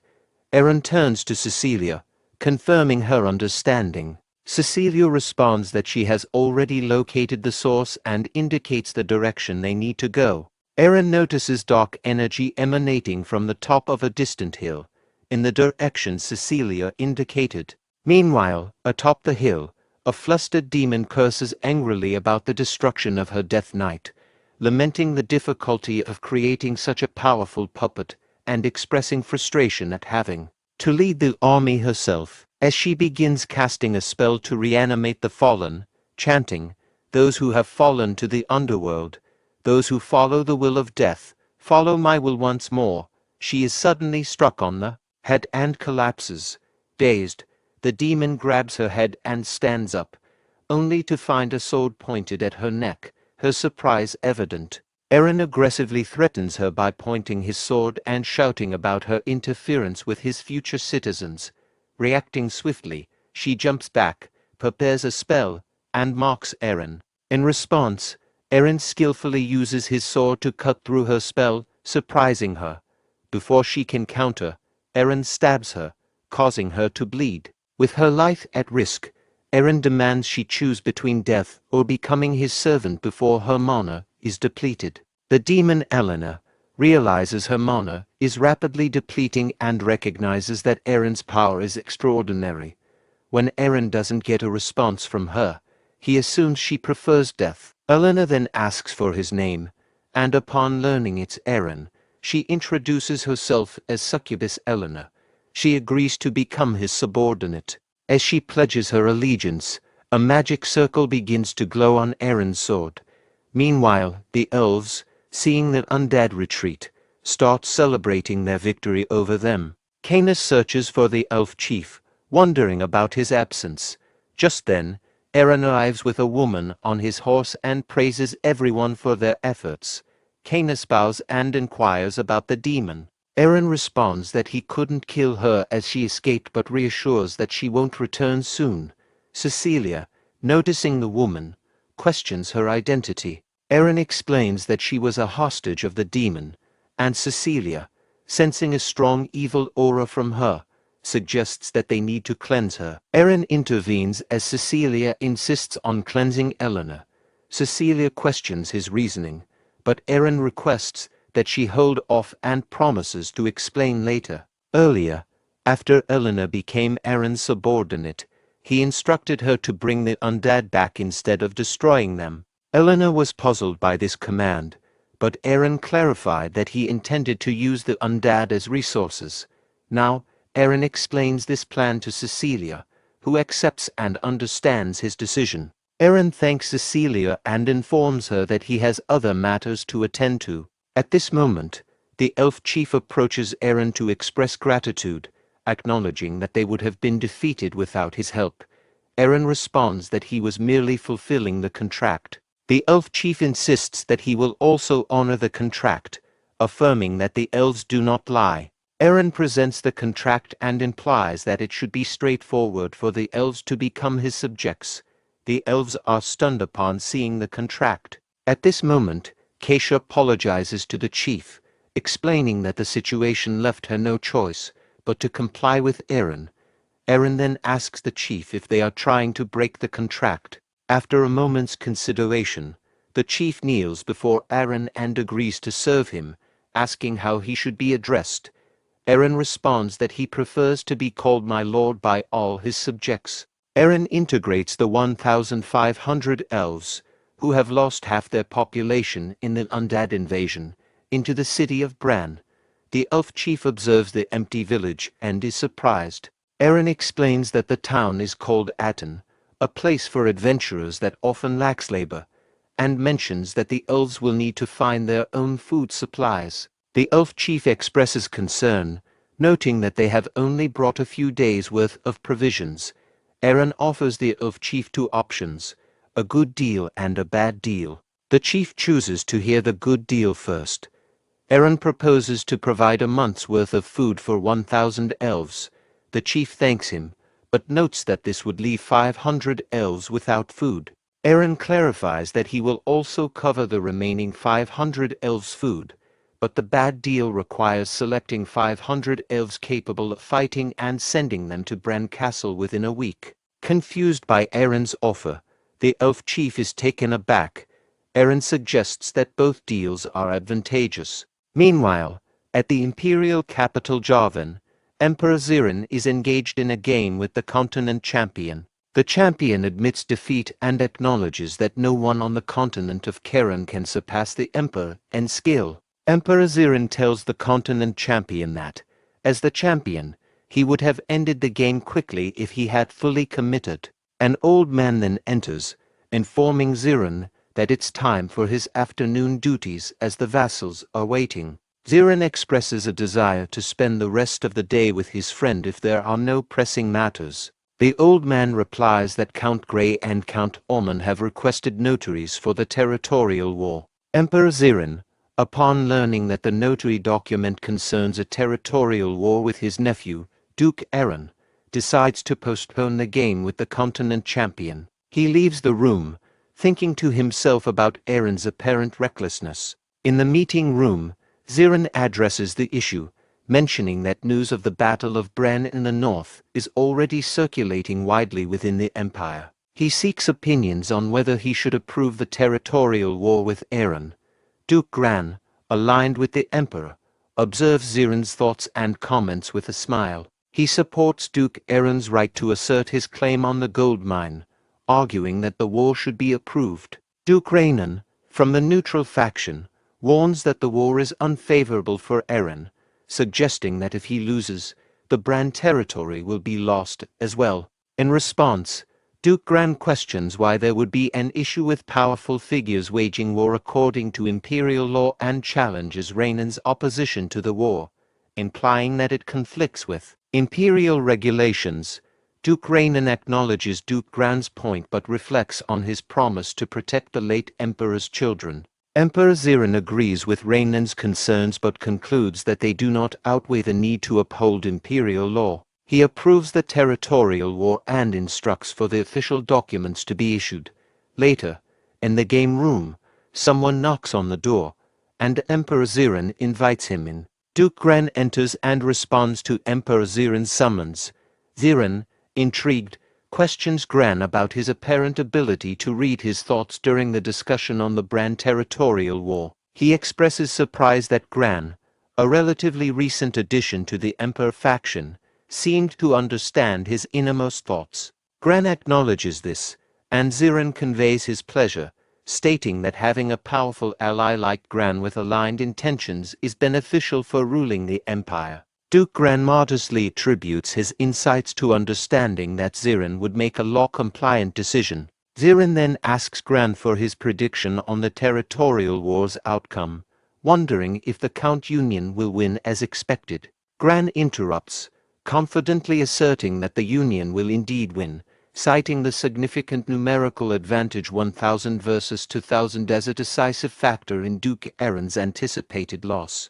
Emperor Zerone expresses his unease about Eren's decision to engage in a seemingly unwinnable territorial war. Duke Gran, responding, mentions that one of his vassals owes a debt to Count Grey and suggests using this opportunity to repay the Count with 30 mage mercenaries. Gran assures Zerone that this action will be entirely legitimate and free from royal involvement. Zerone, impressed by Gran's insight, acknowledges that mages would indeed be a significant asset and laughs, internally agreeing that they will be more than sufficient. In the kingdom's capital, Jovan, Cheryl finished her shopping and was told by the manager, "They will be waiting for her, come again." As she walked away, she reflected on how refreshing shopping was for relieving stress and wondered where else she might go thrifting. Noticing her expensive clothes and jewelry and realizing she was unguarded, a group of thugs began to follow her. Cheryl quickly detected their presence and considered whether it was time to act on the task her brother had given her the previous day. Cheryl walked down a narrow, dark back alley, seeing the opportunity, the thugs quickly closing in on her. To deter them, she quickly pulled out her wand, cast a fire spell, and blasted the ground nearby to scare them off. Grabbing one of the thugs, she demanded, "She is not going to repeat herself, so listen carefully. Where is the secret casino?" The thugs then led her to an old castle basement. When the thug opened the door, a bright light spilled out, and Cheryl shielded her eyes until she adjusted to the illumination inside. She discovered a bustling scene with a large crowd gathered, betting on either Counts or Eren. Cheryl examined the board and saw the announcement for the main event, Battle in Bran, featuring Duke Eren against the alliance of Count Grey and Count Harmon, with betting open for 25 days. Delighted, she declared that she found it. A dwarf then took the stage, introducing the casino and expressing gratitude to the visitors. His speech was abruptly interrupted by someone in the crowd shouting at him and giving him a ticket. Upon hearing the insult, the dwarf became enraged and summoned the guards, who swiftly apprehended the disruptive individual despite his protests. The dwarf then addressed the crowd, clarifying that the man was not being removed for insulting him, but for wasting the valuable time of the customers. He emphasized that the establishment values their customers' time as if it were gold. This statement calmed the crowd. The dwarf then thanked them for their patience and announced that they would resume the predictions for the Battle of Bran, the day's main event and a highlight of the kingdom. After the dwarf's announcement, one person in the crowd placed a bet of 100 gold on Count Alliance, followed by another with a 500 gold bet on the same side. A third person then wagered an astonishing 100,000 gold on Count Alliance, and soon others joined in, quickly filling the Count Alliance bucket with their tickets. Amidst the flurry of bets, Cheryl raised her hand and shocked everyone by betting 3 million gold on Duke Aaron, a surprising choice given his low odds of winning. As she approached the dwarf, he addressed her, remarking that she might have misunderstood the situation, as they only accepted cash. He then inquired with curiosity and a hint of disbelief, if he may ask, how did she bring 3 million gold in here? Cheryl questioned the dwarf's skepticism, urging him to accept the money without further questions. To back her words, she picked a check out of her pocket and presented it to the dwarf. The dwarf, upon inspecting the check, recognized it and asked, "This is from the Moria Trade Group." Cheryl confirmed, explaining that the check was for 3 million gold from the prestigious Moria Trade Group, one of the 3 major trade organizations in the kingdom. After the interaction, Cheryl used a portal to return to Brand territory.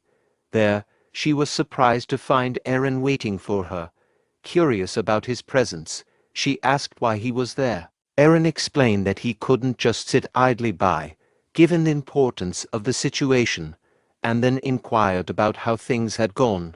Cheryl informs Aaron that she made the bet at the secret casino as he requested. She then inquires about his progress in convincing Cain, reminding him that he borrowed money using a land deed as collateral. Aaron admits that he hasn't yet spoken to Cain because he was busy approving new citizens. However, he reassures Cheryl not to worry about convincing Cain, quoting the saying, "It's better to beg for forgiveness than to ask for permission." Later, when Aaron finally speaks with Cain, Cain angrily confronts him, demanding to know what he means by saying there's no gold mine. Cain is also alarmed by the amount Aaron borrowed against the land deed.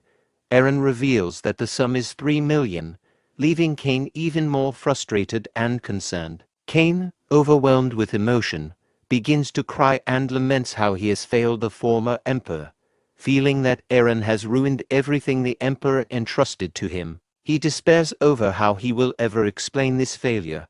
Aaron reassures Cain by saying he has a plan. However, Cain, still furious and distraught, shouts back, accusing Aaron of having a plan that will leave them all doomed to live on a small patch of land after everything falls apart.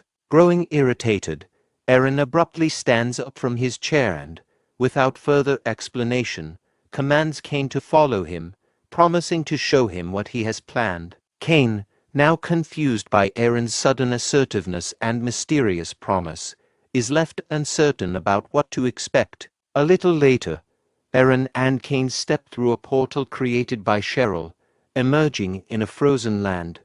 Once there, Aaron demonstrates his power, which leaves Cain in shock.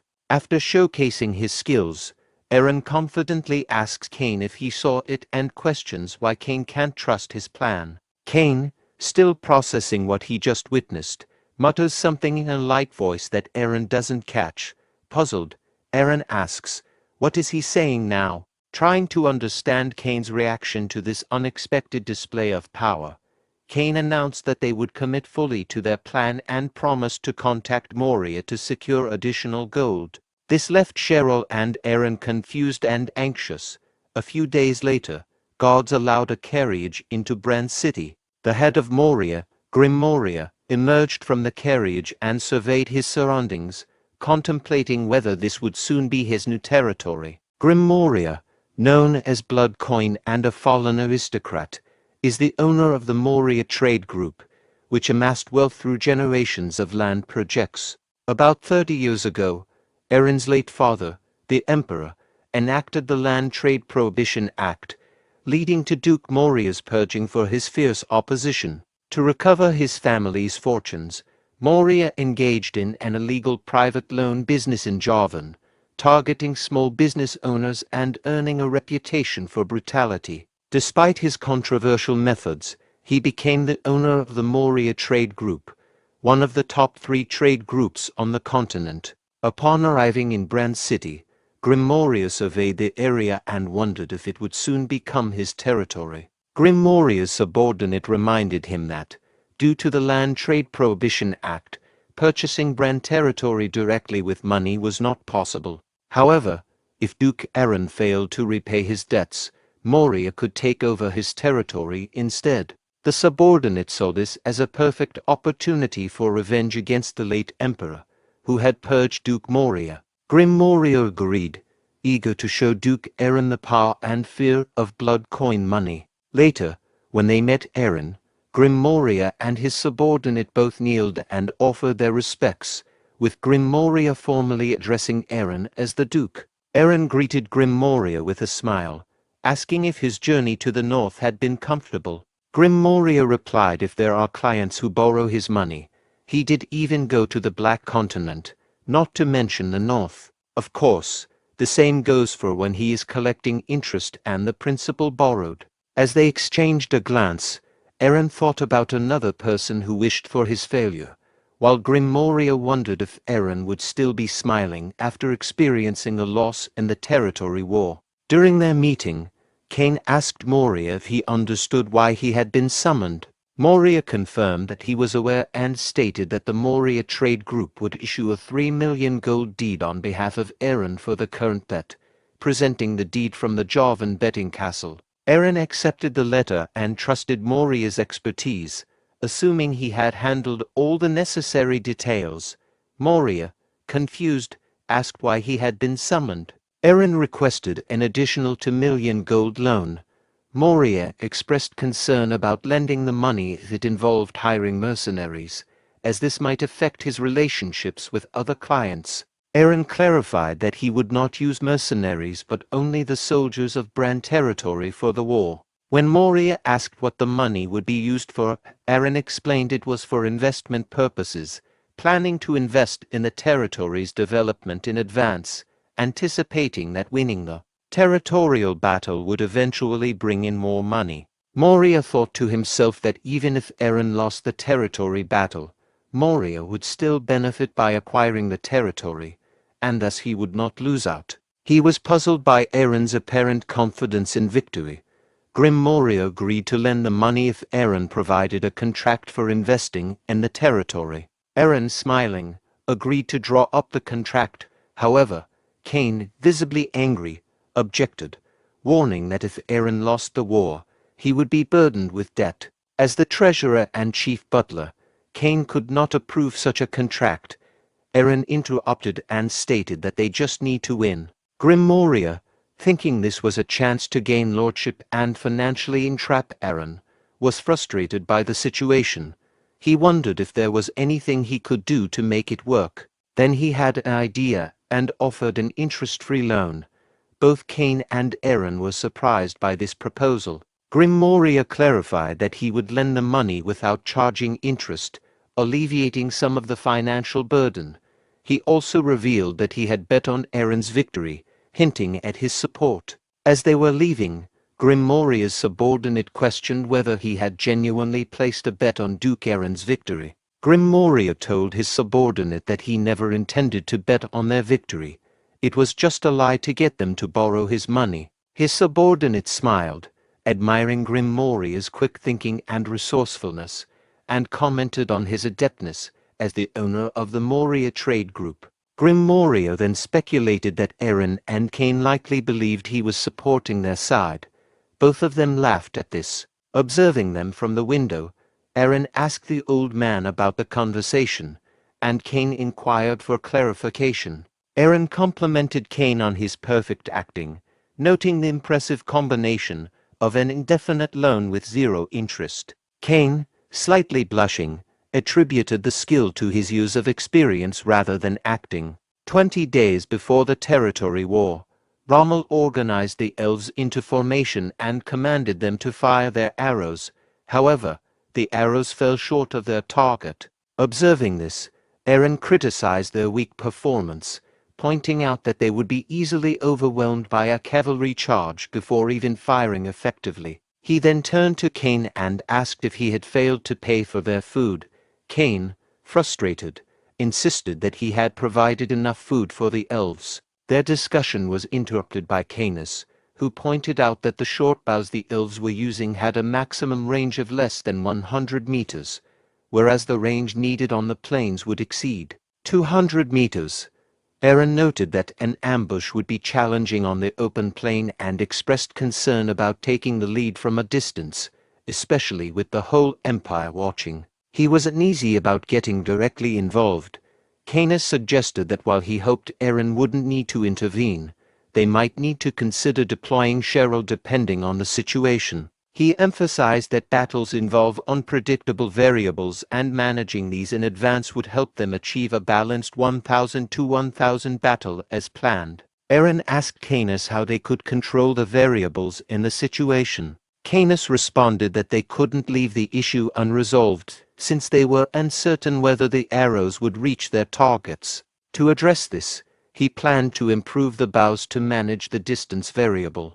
However, he added that they needed materials and skilled weapons craftsmen who could produce the enhanced bows quickly. Aaron expressed concern about the time constraint, asking if it was possible to assemble the necessary craftsmen and materials within less than 3 weeks. Canis assured him that he could get everything needed within 3 days. When Aaron questioned whether 3 days would be sufficient, Canis confirmed it would be, but added that the craftsmen would not be human. This puzzled Aaron, while Canis was considering a particular dwarf who would be ideal for the task. That night Canis, in his dragon form, flew to the northernmost region of the Brahn territory, where his nest was situated. Upon his arrival, he was greeted by a group of dwarves. One of the dwarves approached Canis, bowed, and presented him with an ornament. The dwarf said, "Welcome back, master. Here is the ornament that he ordered." Canis inspects an ornament and criticizes its poor condition, questioning if the dwarf who made it ran out of time. The dwarf, clearly distressed, pleads for his life, promising to redo the work. Canis, dismissive, discards the ornament, stating it's unworthy of him. He then addresses another dwarf, Keshi, who had been hiding, instructing him to come out. Once Keshi appears, Canis commands him to climb on, indicating that they have someplace to go. Keshi, initially shocked, follows Canis's orders and climbs onto his back. Within 10 minutes, they reach the Brahn territory Minotaur labyrinth. In his dragon form, Canis unleashes a fiery attack, killing hundreds of Minotaurs instantly. After the slaughter, Canis informs Keshi that the materials they need are ready. 3 days later, Canis and Keshi arrive at Brahn Castle with a carriage full of materials. When Aaron sees the horns and the carriage, he inquires about their purpose. Canis explains that the horns are from water buffalo and are intended to improve the bows. He notes that while using these horns makes the bows vulnerable to moisture, it significantly enhances their elasticity and range. Aaron questions whether water buffalo are present in their territory. Canis explains to Aaron that he acquired the horns cheaply from an international trader who was about to discard them due to a lack of buyers. Aaron remarks on the large size of the buffalo horns, which seem unusually big. Noticing Keshi seated on the carriage, Aaron inquires if Keshi is the artisan Canis mentioned. Canis directs Keshi to dismount and greet Aaron. Keshi jumps down and approaches Aaron, addressing him with a surprising level of arrogance by saying, "So you're the Lord." Is he ready to serve Keshi, the dwarf? This unexpected and presumptuous greeting shocks both Rommel and Canis.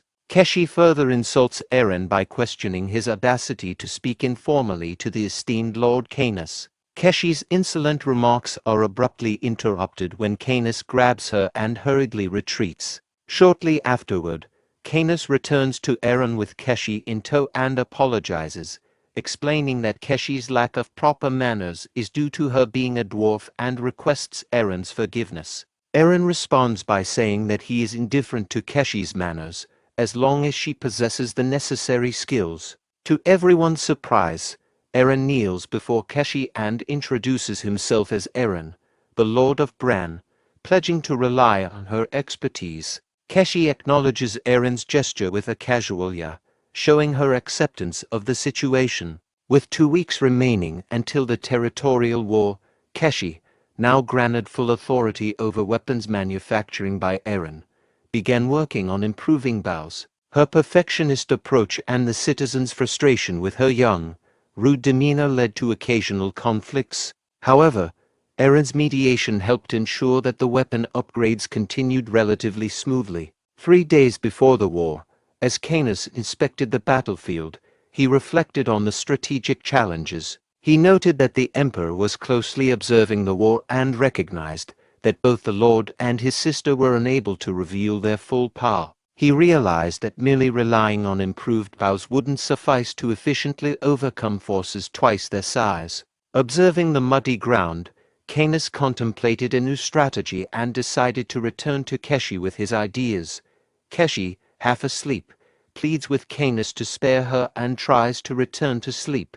Canis throws water on her to rouse her, and she again begs for mercy, not fully grasping the situation. Canis, irritated, clarifies that he isn't threatening her life, but orders her to get ready and join him as they head to the battlefield. 3 days later, on the day of the territorial war, soldiers and knights from Count's forces gather at the battlefield, awaiting the arrival of Duke Aaron's troops. In one of the tents, Count Ormond comments on the situation, noting that despite a 10% reduction in their forces, he still expects them to win. Count Gray inquires about the amount Count Ormond has bet, to which Ormond responds that he has wagered around 500,000 gold. Ormond had intended to gather more funds but found borrowing from Moria awkward. Count Gray agrees, noting that Moria's money feels uncomfortable. Gray then speculates that after today's battle, merchants like Moria will be eager to align with them, as they are set to gain control of the gold mine. Count Ormond agrees, acknowledging Gray's point. Gray then expresses frustration that the Duke has not yet appeared, implying that the Duke should be intelligent enough to be present. As they observe Aaron's forces, Count Ormond notices something unusual and asks what's that. Both counts are shocked to see a siege tower, which surprises them. Both counts, upon seeing the siege tower, begin to laugh, mocking the decision to bring such an apparatus to a plains battle. They dismiss it as a sign of desperation and an indication of bringing inappropriate equipment for the situation. At this moment, a mage sent by the emperor arrives on horseback and positions himself between the two sides. He announces that, under the order of the Lord Emperor, they will now conduct the final formalities. He requests representatives from both sides together for this purpose. Both sides approach the mage, with Count Ormond and Count Gray moving from one side and Duke Aaron and his entourage from the other. Upon arrival, they dismount from their horses. Count Ormond sarcastically remarks to Duke Aaron, commenting on his appearance and praising his effort for bringing what he calls trash to the battlefield. Duke Aaron responds sharply, thanking Ormond for his concern but retorting that he does not look worse than Ammon's own fat gluttonous face.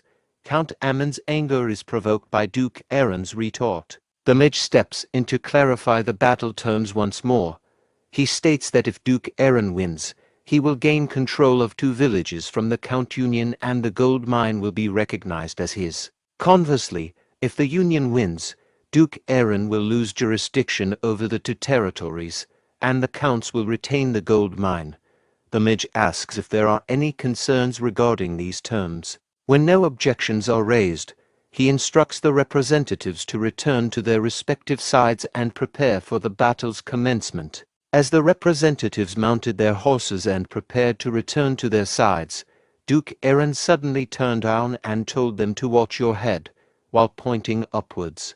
The counts, puzzled, covered their heads, and sure of Aaron's intent. The mage then cast a spell, signaling the start of the territorial war between Duke Aaron's 1,000 troops and the Count Union's 2,000 forces. Upon returning to his side, Duke Aaron informed Rommel that the commissioner was actually a spy for the emperor. He also mentioned that neither he nor Cheryl would be participating in the fight and instructed Rommel to follow the plan.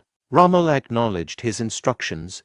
Rommel ordered the archers to raise your bows, and the elves complied by drawing their bows and shooting arrows. However, the arrows fell short, barely reaching the center of the battlefield.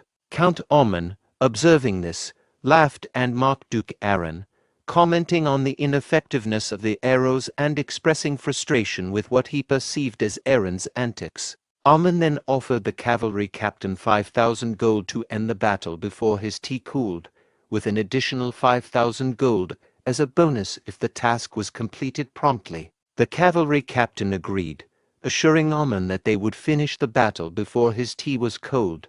He then instructed his knights to drop their shields and complete the task as quickly as possible. Upon hearing the captain's orders, all the cavalry knights discarded their shields.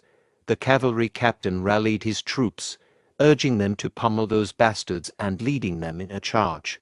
As the enemy cavalry advanced towards them, Rommel prepared to respond. He instructed the archers to ready angled fire. The elves then discarded their old bows, equipped their newly made bows, and prepared their arrows. Once the enemy was within range, Rommel commanded the elves to fire. The new bows significantly extended the range of the arrows, allowing them to hit the advancing cavalry. Realizing they were in a trap, the cavalry captain ordered his troops to run into the arrow fire. He then instructed them to run horizontally and spread out to the sides to minimize casualties. In response, Rommel ordered the siege tower to be readied. The soldiers on the siege tower prepared for action. When the enemy was within range, Rommel gave the command to fire. A net with large, heavy spears was launched from the siege tower, effectively trapping and isolating the cavalry within it. Inside the net, the trapped enemy cavalry struggled to free themselves, with some trying to cut through the metal with their swords. They exchanged frustrated comments about the metal being too tough.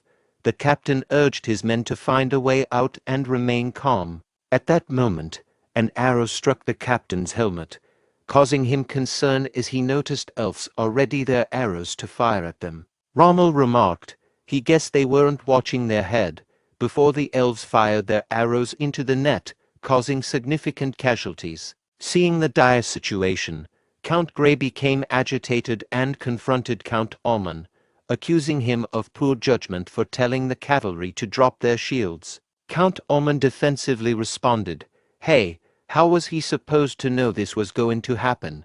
Count Grey ordered infantry to rescue the trapped cavalry. Rommel responded by directing his forces to attack the enemy infantry, aiming to prevent them from aiding the cavalry.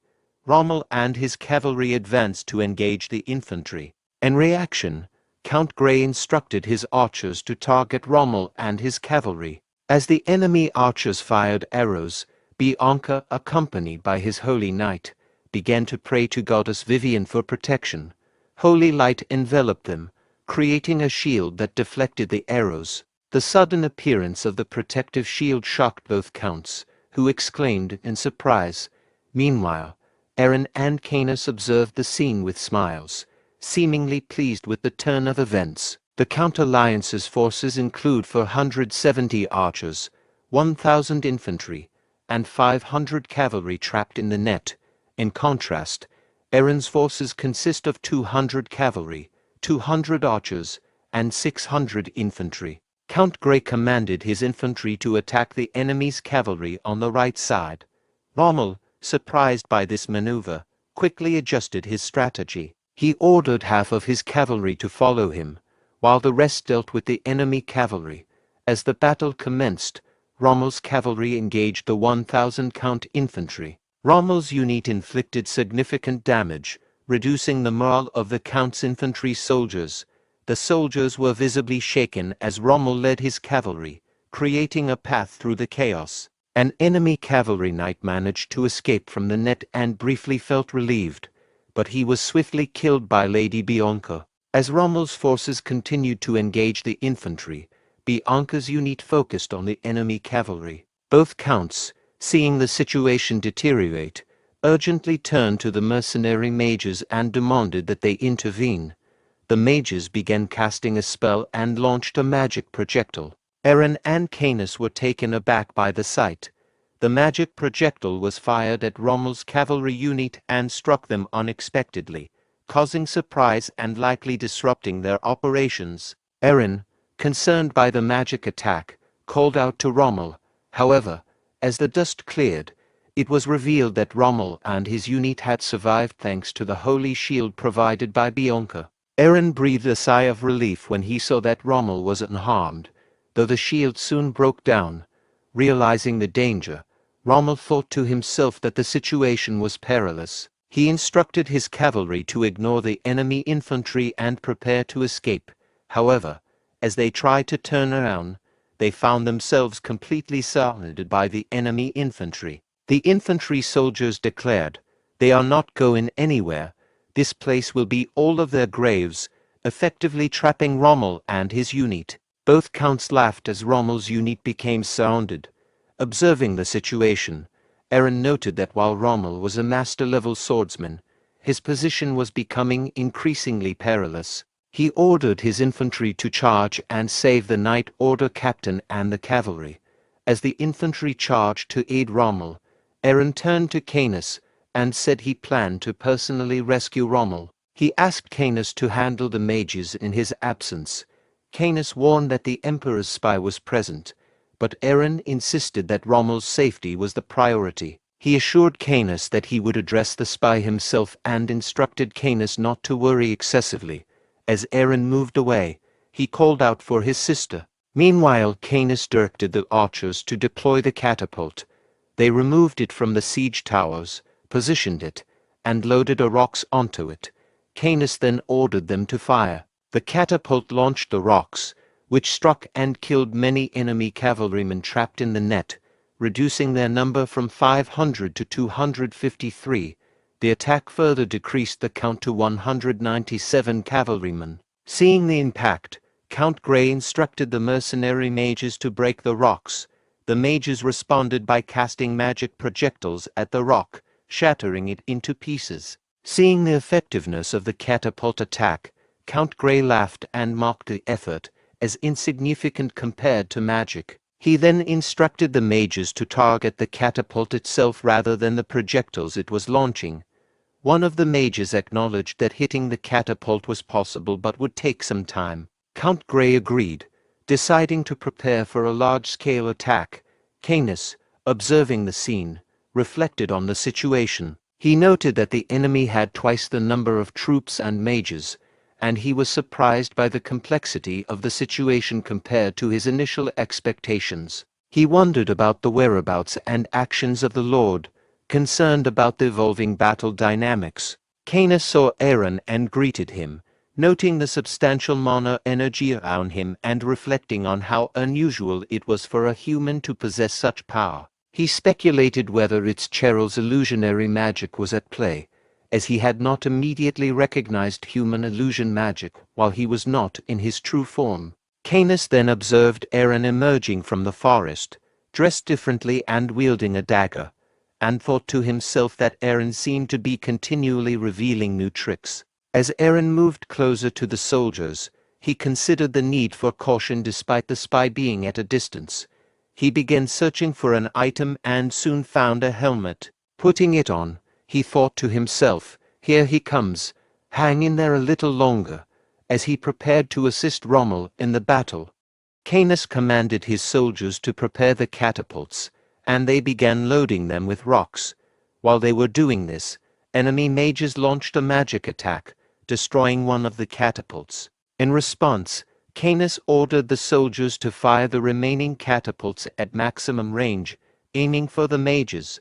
The soldiers obeyed and launched the rocks.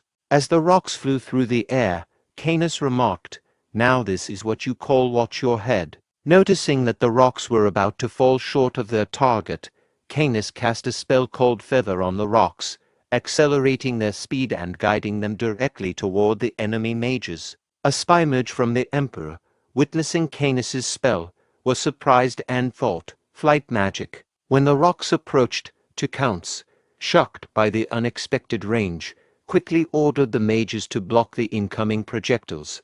The mages responded by launching magic attacks to break the rocks.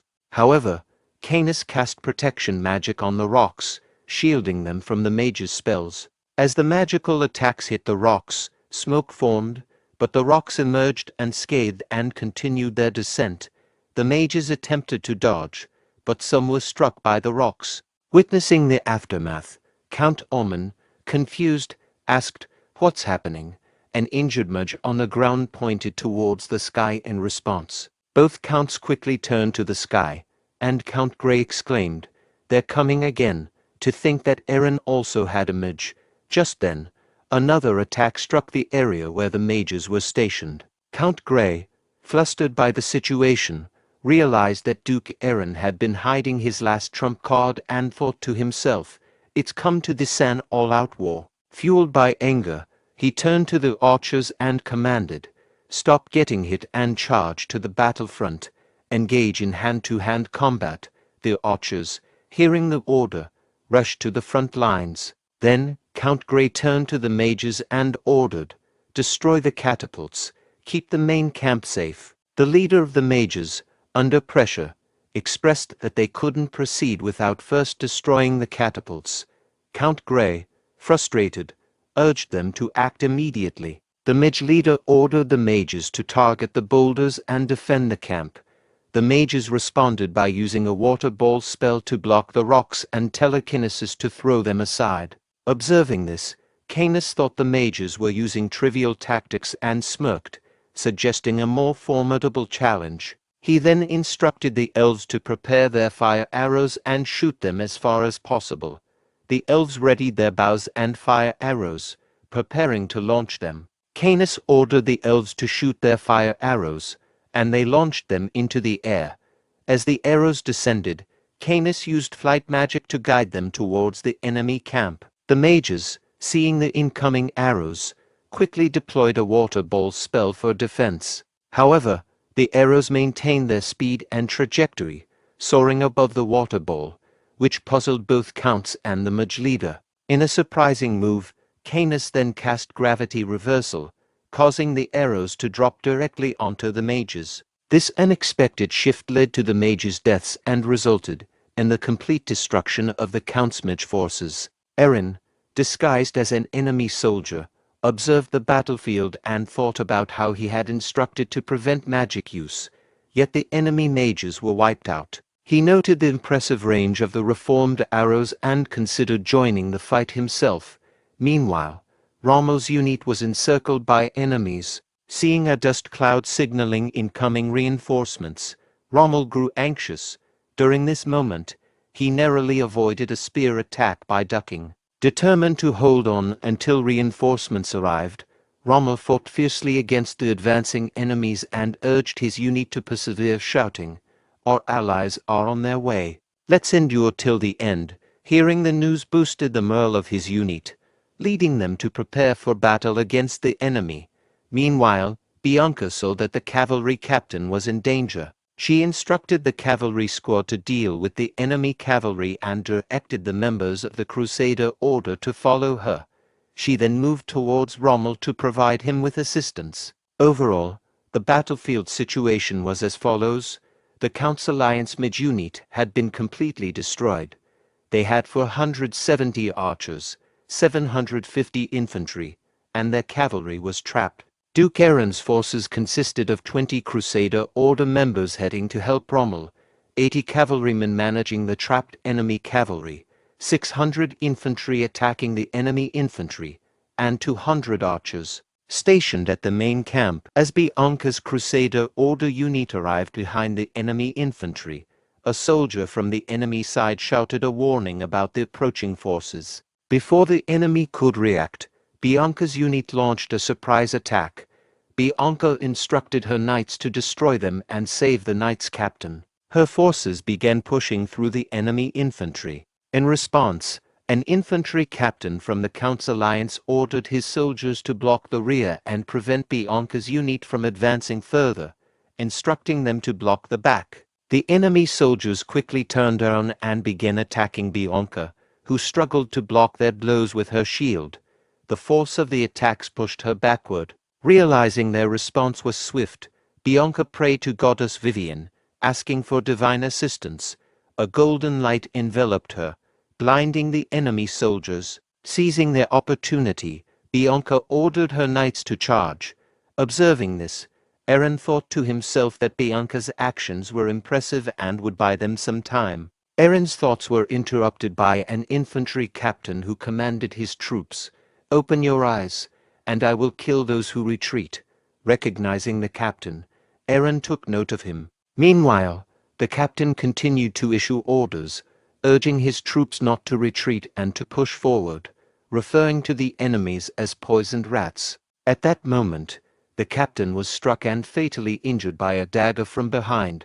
The captain, trembling in pain, turns around to see his attacker and finds Aaron standing there. Aaron declares, "He is the rat that came here to kill him." With that, the captain collapses and dies. Aaron then surveys the area and spots two more captains. Determined to save Rommel, he decides to eliminate the enemy's key leaders. Moving swiftly and unseen, Aaron kills the Count's alliance infantry commanders and another captain. Both fall to the ground simultaneously, causing the soldiers to stare in shock. At that moment, Aaron shouts, "The commander has fallen, all troops, retreat." The enemy soldiers become anxious and confused, questioning how the situation unfolded with their commander's fall. The commander of the archers realizes the commander has been defeated and issues an urgent command. He instructs the remaining troops to stay focused and not be misled by what he perceives as enemy sabotage. Aaron, noticing the confusion and realizing he missed one of the commanders, becomes flustered. The archer commander orders no retreat and commands a charge against the enemy forces that they have surrounded. Following the archer commander's orders, the enemy soldiers charge forward and successfully defeat all of Rommel's knights. Rommel, witnessing the outcome of the battle, reacts with intense anger. Roaring in frustration, Aaron, sensing the escalating situation and feeling nervous, starts sweating. He resolves to take immediate action, thinking he needs to act quickly. Aaron rushes towards the commander, preparing to attack him from behind. He is determined to eliminate the last remaining commander and mentally prepares for the kill. As Aaron is about to strike, his attack is unexpectedly blocked by the commander's soldiers. The commander reveals that the situation was a trap set specifically for Aaron, indicating he had planned this contingency in advance. Contrary to what the commander anticipated, Aaron begins to laugh. This reaction surprises the commander, hinting at a twist or a deeper strategy on Aaron's part. Aaron, questioning the need to plan ahead, swiftly retracts his dagger, using it to eliminate the soldiers blocking his path to the commander. As the commander realizes he is about to be defeated, he issues a desperate final command to his troops to charge and kill his allies. Despite the commander's order, Aaron beheads him, ensuring his death. After dispatching the commander, Aaron calls out Rommel's name with evident worry, suggesting he is concerned about Rommel's safety or involvement in the unfolding events. Rommel, exhausted, is under threat from enemy soldiers poised to kill him with spear attacks. Just in time, Bianca's unit arrives and intervenes, saving Rommel from imminent death. Aaron's infantry arrives on the scene. Their commander seizes the opportunity created by the enemy's loss of their commander, instructing his troops to kill all remaining enemy soldiers. The enemy soldiers, now leaderless and in disarray, are easily defeated by Aaron's infantry. The battle ends with Duke Aaron's camp achieving a decisive victory. The numbers are 1,000 soldiers from Aaron's camp versus 2,000 from the Count's alliance, marking a complete victory for Duke Aaron. Aaron advances towards the main camp of the Counts, which is now surrounded by his forces.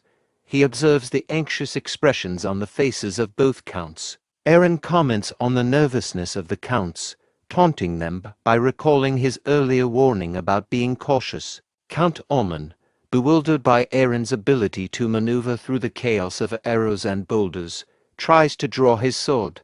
He demands to know what kind of sorcery Aaron is using. Before Count Ormond can act further, Aaron's knights quickly position their swords at Ammon's neck, instilling fear and causing him to tremble. Aaron, drawing his sword, confronts Count Ormond, indignantly rejecting the suggestion that his success is due to sorcery. He accuses Ormond, a mere count's vassal, of insulting him and declares his intention to kill Ormond to restore the proper hierarchical order of the territory. As Eren attempts to strike Count Almon, a mage sent by the Emperor intervenes, grabbing Eren's hand and urging him to reconsider. The mage questions the value of killing a vassal, suggesting it may not be beneficial. Eren, furious, demands the mage release him, emphasizing that being insulted, as a member of the royal family, is equivalent to insulting the emperor himself. In response to the threat, Count Almon kneels before Eren and pleads for his life, admitting his wrongdoing and begging for mercy. Eren turns to Count Grey and asks for his response. Count Grey, recognizing his defeat, also kneels and submits. Eren declares that, as per Grey's submission, both of their cities will now become part of his duchy, the Eren Duchy. Both counts accept Eren's terms, saying, "Do as you wish." Eren announces that the takeover process will begin that night. He warns the counts that if they misuse their citizens for personal gain, he will revoke their titles. Both counts agree to Eren's conditions, acknowledging him as the Duke. The following afternoon, the scene shifts to a meeting room. Cain presents the betting certificates from Jarvan Betting Castle, revealing a certificate for 3 million gold and an additional one for a 2 million gold loan. He notes that with a dividend rate of about 10 times, they have earned at least 50 million gold from the war. Cain is ecstatic, laughing and running around with excitement. Cain exclaims that this newfound wealth will allow them to repay their debts and enhance the prosperity of their castle. Eren interrupts Cain, instructing him that the money should be used for investment purposes rather than personal gains. Cain is taken aback and angry, questioning Eren's decision. He struggles to believe that Eren is suggesting using the money for investment rather than immediate financial relief and improvement. Eren explains that while the funds from the war are significant, the primary objective was to gain manpower and expand their territory. With the acquisition of 2 cities from each of the defeated territories and an additional city from clearing the orcs and the Black Forest, their territory, Brahn, has effectively doubled in size. Eren emphasizes the importance of using the funds to stabilize and secure the newly acquired territories first. He plans to use the money for this purpose before gradually pursuing further expansion. Eren declares his intention to become known as the loser of the North, a statement that shocks everyone present at the meeting. Cheryl reacts with concern, questioning Eren's declaration. She fears that branding themselves as the loser of the North would expose their power and potentially make them a target. Eren elaborates on his reasoning behind his plan. He explains that, following the war, both the Emperor and the feudal lords loyal to him will closely monitor their actions. Eren argues that if they attempt to conceal their power, the Emperor might destroy them before they can fully strengthen themselves. Eren proposes a strategy of outwardly appearing loyal to the Emperor and his followers, giving them what they want as a form of tactical submission. This approach, he believes, will buy them time to build strength. However, Eren vows that once they are ready, they will decisively outmaneuver their adversaries, taking everything and leaving only the bare essentials. At this critical moment, Max bursts into the room, announcing the arrival of the owner of the Moria trade group. Eren concludes the meeting, instructing everyone except Cain to continue with their duties. Grim Moria enters the meeting room and presents a certificate, demanding repayment of 5 million gold, as stipulated by the terms of their contract due to Eren's victory in the war. Eren turns to Cain and asks if they have the funds available for repayment. Cain reveals that they are currently so financially strained that they do not even have enough money for basic necessities, let alone the 5 million gold required. Grim Moria insists on the repayment, emphasizing the contractual obligation of the Eren Duchy to pay the specified amount. Cain approaches Grim Moria and examines the contract. He points out a clause in the contract that specifies the repayment will be interest-free indefinitely.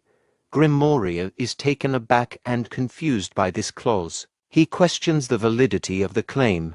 Cain aggressively accuses Grim Moria of threatening Eren, citing the contract's terms. He emphasizes that the contract specifies no interest and questions Grim Moria's attempt to demand repayment. Cain turns to Aaron and asks how he dealt with such matters when he was in the capital, suggesting that Aaron should address the situation similarly. Aaron brandishes his sword, pointing it at Grim Moria's neck. He suggests that, under normal circumstances, Grim Moria would face death for his sin of misspeaking. However, he offers an alternative way for Grim Moria to save himself. Grim Moria, confused and apprehensive, asks about this alternative way. Aaron drives his sword into the table in front of Grim Moria, demanding that Grim Moria swear an oath. He refers to Grim Moria as Blood Coin and instructs him to swear upon the sword. Grim Moria asks for clarification, indicating his concern and confusion over the oath he's being asked to take. Aaron demands that Grim Moria swear to become one of his retainers and dedicate his life to the Brahn territory, effectively binding him to Aaron's service and loyalty. A boat carrying a letter arrives at the location of Crown Prince Philip on the Western continent. Philip empties the letter and reads it, discovering that Aaron has won the territory war. As Philip reads the letter, 3 soldiers attempt to attack him.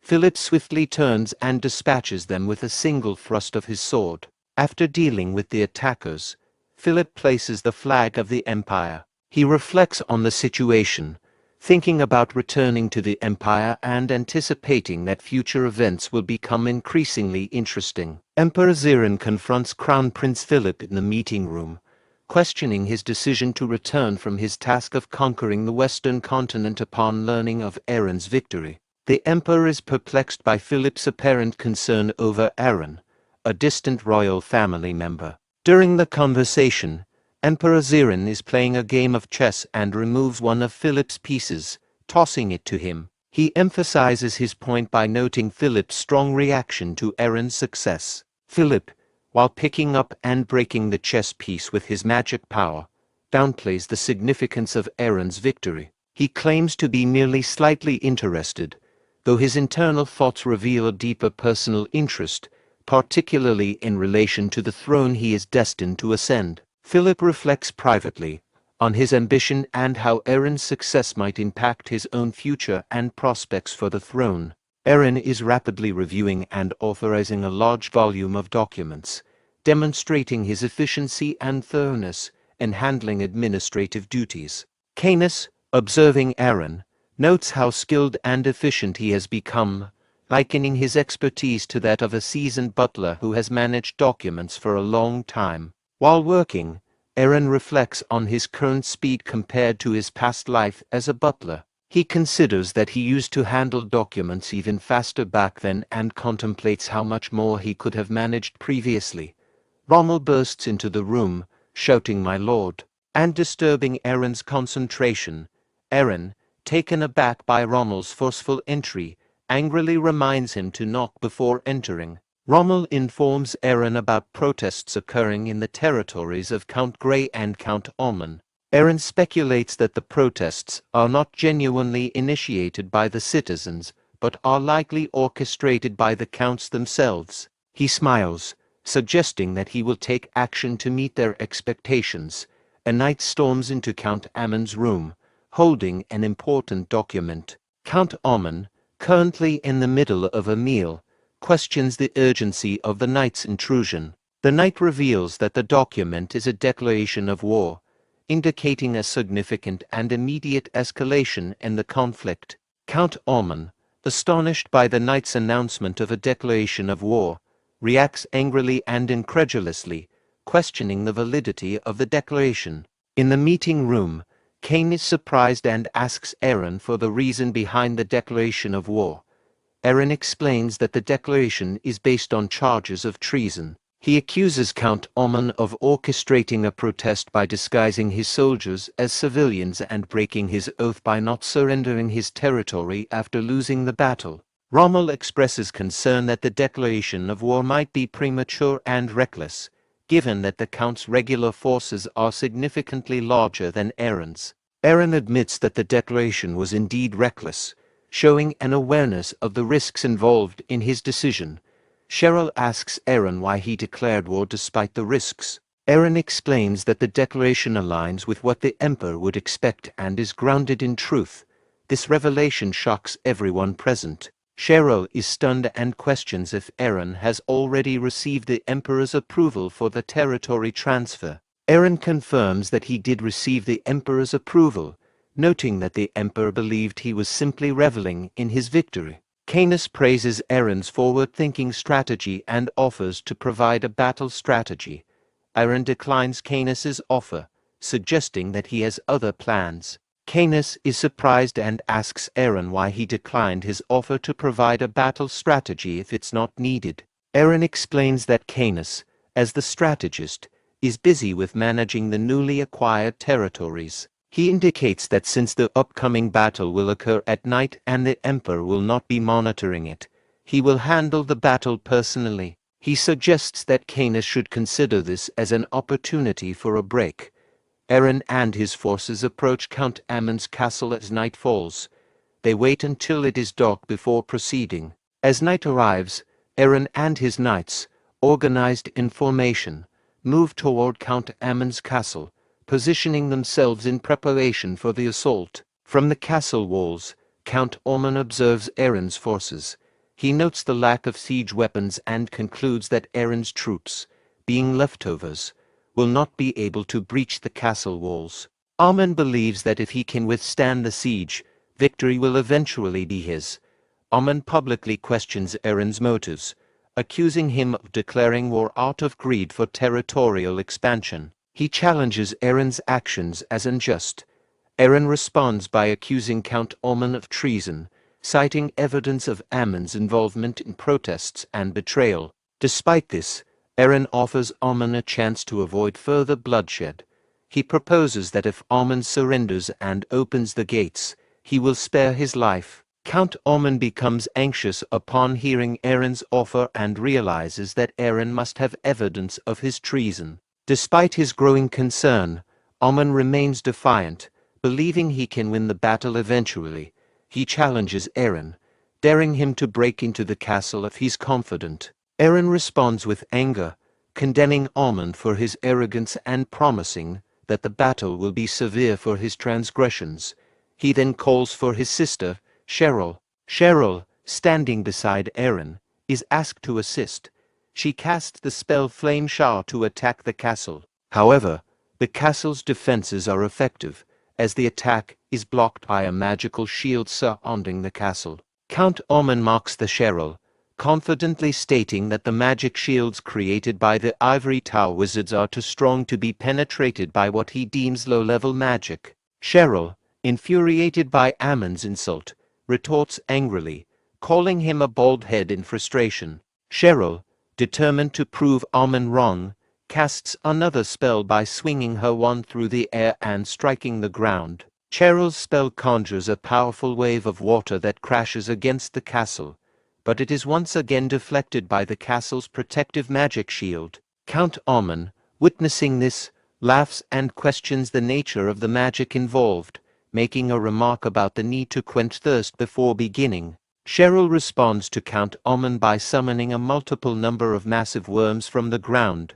These worms begin to assault the castle. The worms' attack causes significant damage to the castle, leading to the collapse of the castle walls. As the walls begin to fall, Count Ammon narrowly escapes by jumping away from the collapsing gate wall. Count Ammon, stunned by the destruction, expresses his disbelief and confusion about the situation. Eren seizes the opportunity presented by the fallen wall and commands his knights to advance and capture Count Ammon. The cavalry, having received the order, advances with the goal of capturing Count Ammon. From his position on the wall, Count Ammon commands the archers to shoot arrows to prevent the enemy from advancing. The archers' arrows strike the leading cavalry knights, causing them to fall. Observing the success of the archers' attack, Count Ammon laughs and instructs them to keep shooting. Rommel, noting the progress of their assault, urges his fellow knights to charge into the castle. During the chaos, one of Count Ammon's archers becomes anxious and ceases firing, trembling in fear. Count Ammon, infuriated by the archer's hesitation, approaches him and delivers a forceful kick to his stomach, sending him crashing to the ground. Count Oman, enraged, yells at the archer, demanding an explanation for why he ceased firing despite explicit instructions. The other archers are startled by the outburst. Count Oman warns them harshly, threatening to kill them himself if they display similar incompetence. Eren, observing Count Amon's behavior, decides to intervene, thinking of the future loyalty of the soldiers. As he moves to act, Cheryl halts him, leaving Eren puzzled. Cheryl informs Eren that their agreement covered only the flame shower, and that an extra 100,000 gold is required for the use of the mud worms. Eren protests, arguing that Cheryl's use of the mud worms was a personal decision made out of anger, and should not be subject to additional payment. While Eren is speaking with Cheryl, he detects an arrow aimed at him and catches it effortlessly. Observing the archers, Eren comments on their audacity or recklessness. Eren agrees to the additional payment for the mud worms, instructing Cheryl to record the amount in the ledger.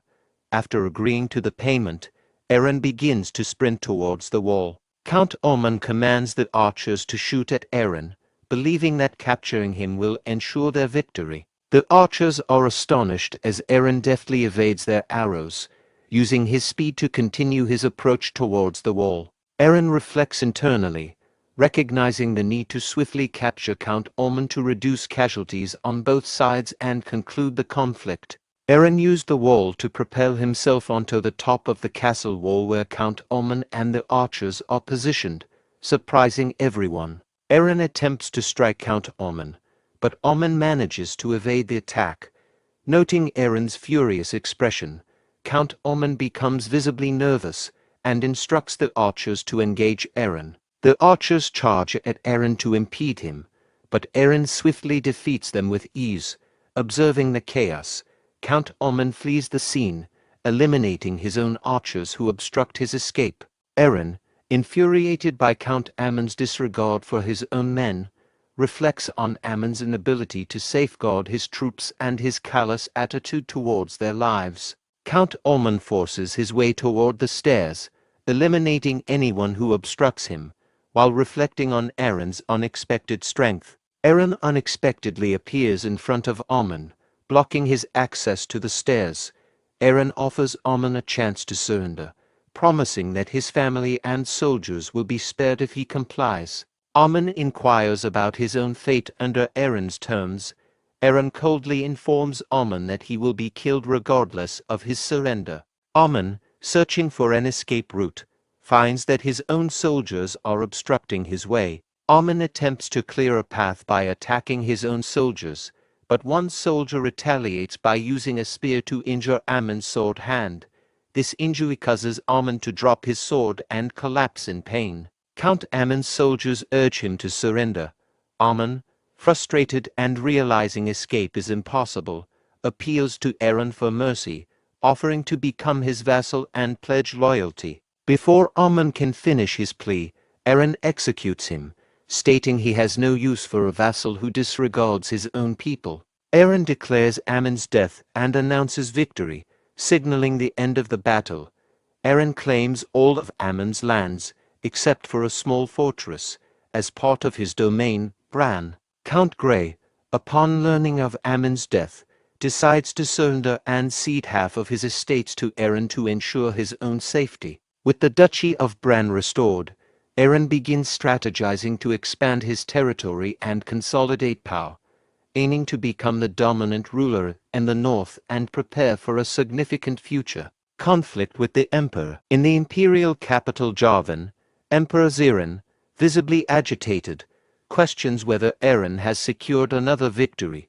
Duke Gran confirms that the reports of Eren's victory are accurate. Emperor Zerone angrily recalls Duke Gran's previous assessment, where he had predicted that Eren lacked the forces necessary to endure multiple battles. Duke Gran explains that Eren's victory was aided by the intervention of a mysterious wizard, admitting he underestimated the wizard's power. However, he downplays the significance of Eren's win, suggesting that reclaiming a single duchy won't impact the overall strength of the empire. Duke Gran then shifts focus, expressing concern not about the extent of Aaron's influence but about his underlying intentions and future plans.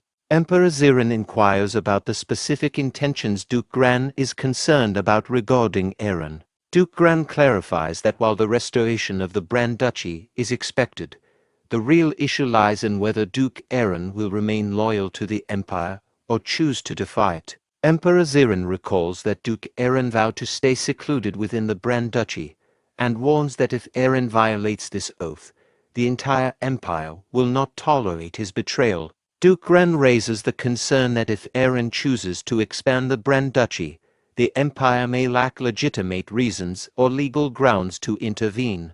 This realization alarms Emperor Zerone, as he reflects internally on the imperial order, which is founded on the principle of free war among vassals. He recalls that this law was established before he ascended to the throne to secure the nobles' support. Concerned about the situation, Emperor Zerone is called by Crown Prince Philip, who offers to investigate Duke Aaron's true intentions and assess the condition of the Brand Duchy. After some consideration, Emperor Zerone agrees to Philip's request, suggesting that Philip use the opportunity to congratulate the duchy on its recent victory as a cover for his visit. Philip acknowledges the emperor's approval and promises to prepare for the trip.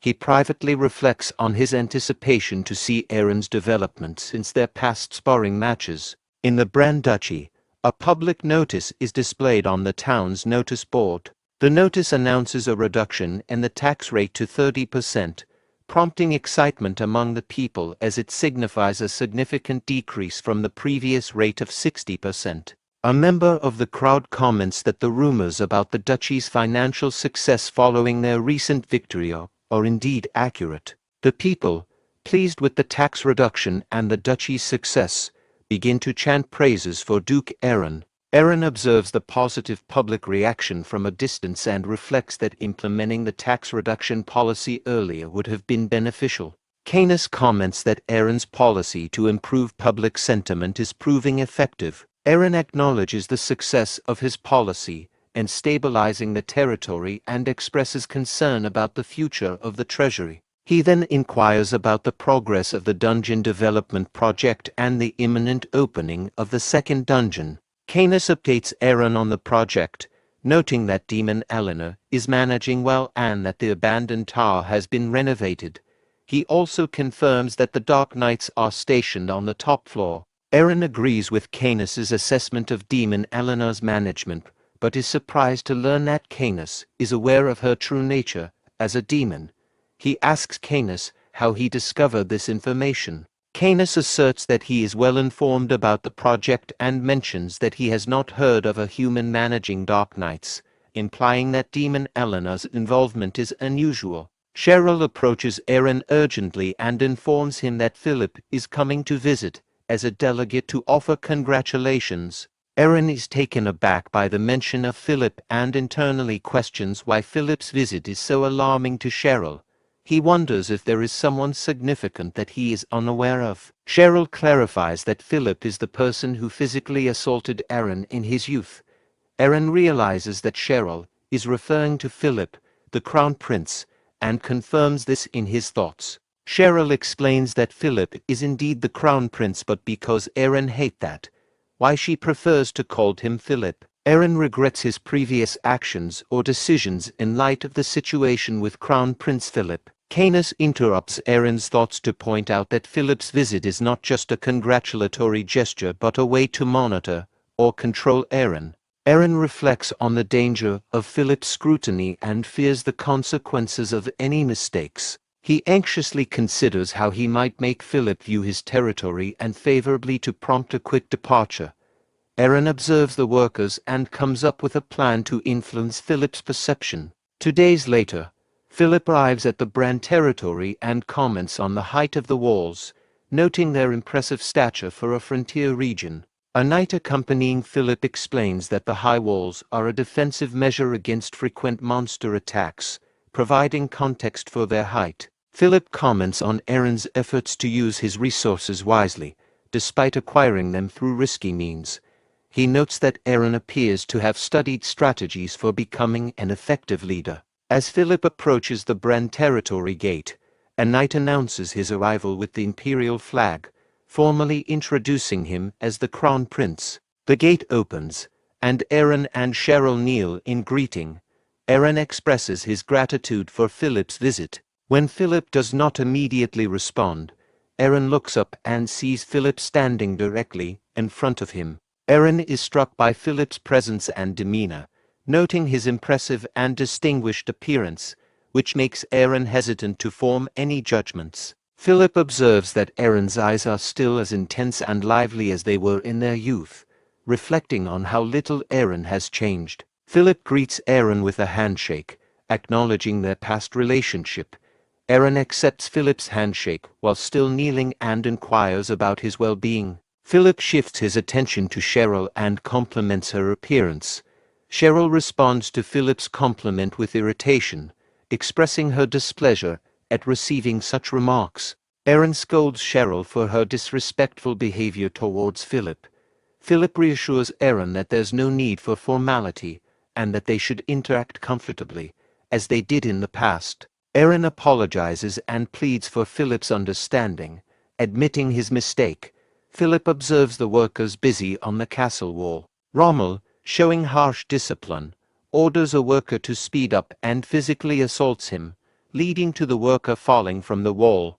The other workers are frightened by Rommel's harsh behavior. Rommel continues to berate them, invoking the name of goddess Vivian to justify his strict discipline. Aaron, noticing the inappropriate behavior, calls Rommel over, reprimanding him for his actions on a day meant for celebration. Rommel is alarmed by Aaron's command and quickly approaches, kneeling and admitting his fault. Aaron angrily strikes Rommel, expressing his outrage at Rommel's behavior, which he believes has tarnished the occasion and displeased the crown prince. Aaron's anger escalates to suggesting Rommel deserves severe punishment for his actions.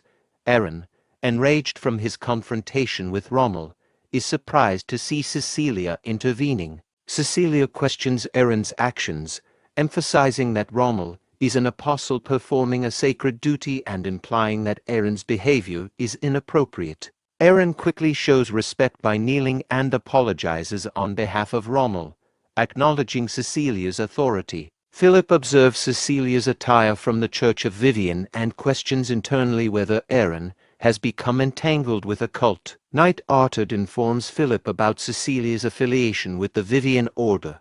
Philip acknowledges knowing Cecilia's identity but inquires about the reason for the stigma associated with her. Arthur explains that during the religious conflict with Paris, the deaths of Empire citizens were blamed on factors other than religion or opposition, leading to the perception of heresy. Philip reflects on how the actions of one religion led to negative repercussions for the empire and concludes that their downfall was a result of their own mistakes. Aaron apologizes to Philip, explaining that the disturbance caused by the workers is not typical behavior and attributing it to his own oversight. Philip reassures Aaron that such incidents are understandable and suggests moving inside the castle to discuss recent developments. Aaron, feeling anxious, explains that he must perform his duty to escort Philip, but also needs to attend to a prayer session.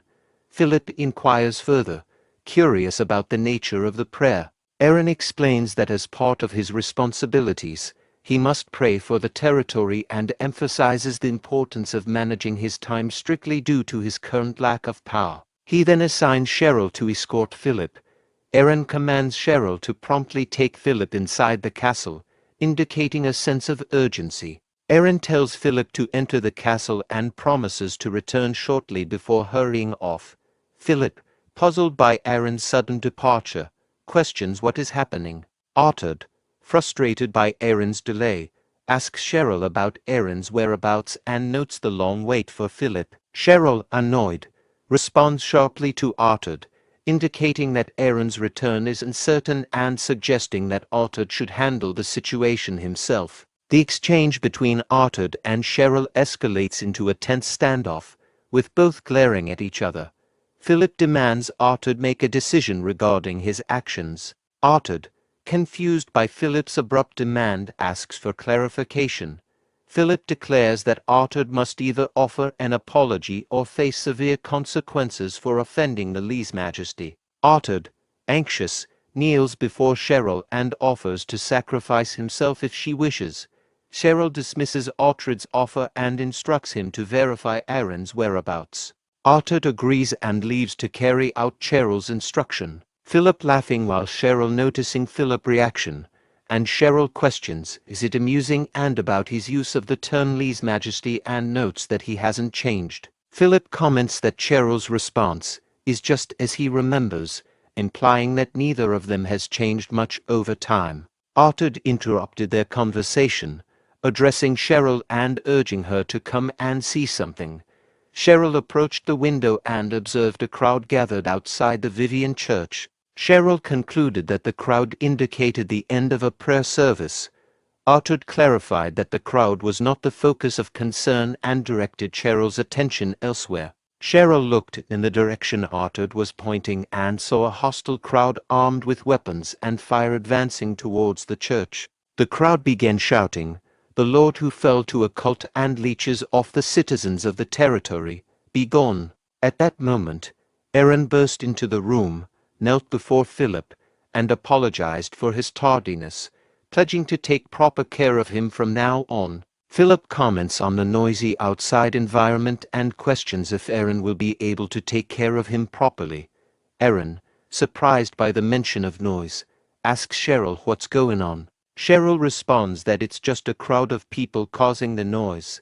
Aaron reacts by suggesting they handle the situation by eliminating the crowd. He instructs Cheryl to direct the others to deal with the crowd, dig holes, and then bury the bodies, but to burn them instead of burying them because digging is too troublesome. Cheryl starts to leave the room but turns back to ask Aaron if she is allowed to kill one person too, showing a sinister smile. Aaron smiles back and agrees with Cheryl's request to kill someone, but advises her to do it discreetly. Philip, observing the situation, reflects on Aaron's troubling transformation into a cruel and merciless figure, given his history of engaging in ruthless battles and worshipping a cult responsible for a massacre.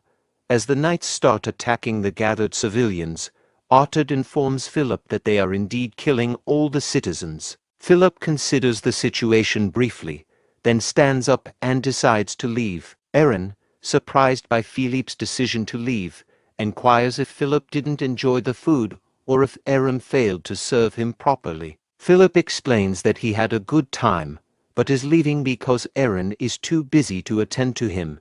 He tells Aaron not to see him off and that he will see him next time. Aaron attempts to persuade Philip to stay, but Philip continues to leave the room. Philip, while leaving, smiles and thinks that the situation will resolve itself soon, implying it will self-destruct without external interference. Aaron, observing Philip's departure, smiles and reflects that the mission was a success. Rommel stands still among the bodies of the civilians he has killed. Aaron approaches Rommel from behind, startling him, and then moves to the bodies of the civilians. Aaron comments, "The corrupt Lord has come," addressing the situation. One of the civilians, who has regained consciousness, attacks Aaron and accuses him of being a corrupt lord. Rommel intervenes by punching the revived civilian in the face and tells him to regain control. Aaron declares that the performance is over and instructs to reward the participants with gold coins. 2 days later, Philip returns and Emperor Zerone inquires if Philip has figured out Aaron's intentions. Philip responds that there was no need to figure it out. He simply observed that Aaron is on a path to self-destruct. Zerone asks for clarification on how Aaron would ruin himself. Philip explains that Aaron has succumbed to the corrupt Vivian religion, exploited citizens, and ruthlessly killed those who rebelled. He notes that Aaron and Cheryl seem to take pleasure in the violence. Zerone remarks that while the deaths of innocent people are regrettable, Aaron's extreme actions might actually benefit them. Philip asks for more details about Zerone's perspective. Zerone hints that he has a plan involving Aaron's actions. At Brahn, Aaron takes his position in front of a practice dummy, reflecting on the hidden menacing strength behind Philip's seemingly benign demeanor. Eren wonders about Philippe's current level of power and prepares to attack. He focuses his sword energy and thrusts forward, hitting the practice dummy. Eren enhances his attack with the dragon's blessing, which increases his power, destroying to more practice dummies positioned behind the first. Observing the damage, Eren comments on the inadequacy of his current power and the uncontrollable nature of the dragon's blessing. He acknowledges the need for significant improvements to challenge the Emperor, beyond just considering the development of his territory. Eren then walks away from the practice area, contemplating the journey ahead. A week later, a practice match takes place in one of the practice arenas, with Rommel leading a group of knights against another group led by a different knight, which includes elves. As the match begins, Rommel instructs his knights to form a shield wall, and they quickly obey, creating a defensive barrier. The opposing knight leader orders the elves to shoot arrows, most of which are stopped by the shield wall. The leader then commands the elves to charge, causing them to draw their swords and advance towards Rommel's group. Seeing the elves charge, Rommel tells his knights to hold their position and prepare. As the elves group attempts to leap onto Rommel's shield wall and attack from above, Rommel orders his knights to use high guard spears. The knights follow the order, thrusting their spears upward and hitting the incoming elves, causing them to fall. The leader of the enemy group tries to attack Rommel, but is easily defeated. Rommel taunts the defeated enemy leader, questioning their strategy of jumping on top of his group. Eren, observing the fight, applauds both groups, complimenting their performance. Eren inspects one of the spears, noticing what appears to be blood, and asks whose idea it was. Rommel explains that it was Canis's idea to familiarize the newly recruited soldiers with blood before sending them into battle. Eren agrees that this approach will be beneficial. A person on horseback approaches Eren, shouting that something significant has occurred. The person dismounts and kneels before Eren, informing him that the holy nation of Perse has established an army. Eren responds that the holy nation's army would be insufficient for waging war against the Empire, implying it wouldn't be a major threat. The person reveals that Perse is actually targeting their territory, which shocks both Eren and Rommel. In the meeting room, the territory administrator, Max, reports that their forces number 10,000 troops, while the enemy has 20,000, including the Perse Church's holy knights. Eren asks why the holy nation of Perse is declaring war and why the Empire isn't intervening, considering it's an invasion by a foreign power. Max explains that Perse is using heresy subjugation as their justification for the war and that the Empire is not involved due to its diplomatic ties with Perse. Cecilia, upon hearing this, begins to tremble with worry. Canis suggests that the holy nation's actions might be influenced by a bribe from the Empire. Eren asks Canis to clarify his statement about the situation. Canis explains that the timing of the invasion is suspiciously perfect, noting it occurred shortly after the Crown Prince's visit to the territory. Eren admits responsibility, saying he was focused on deceiving the Crown Prince and failed to anticipate such a crisis. Trembling, Cecilia stands up and declares that they should leave, asserting that there's no reason for the Lord to risk his safety to protect them. Eren considers whether he should send Cecilia and the others away but decides against it, recognizing that his income heavily relies on the Church of Vivian's holy water and the influence of its Crusader order. Eren then calls out to Cecilia. Cecilia responds, acknowledging Eren. Eren admits the situation is his mistake and instructs Cecilia not to blame herself or insist on leaving. Cecilia blushes and responds to Eren's reassurance. Eren stands up and instructs Canis to follow him as they go to confirm the Empire's stance on the war declaration. In Duke Eren's study room, Eren begins the process of communication.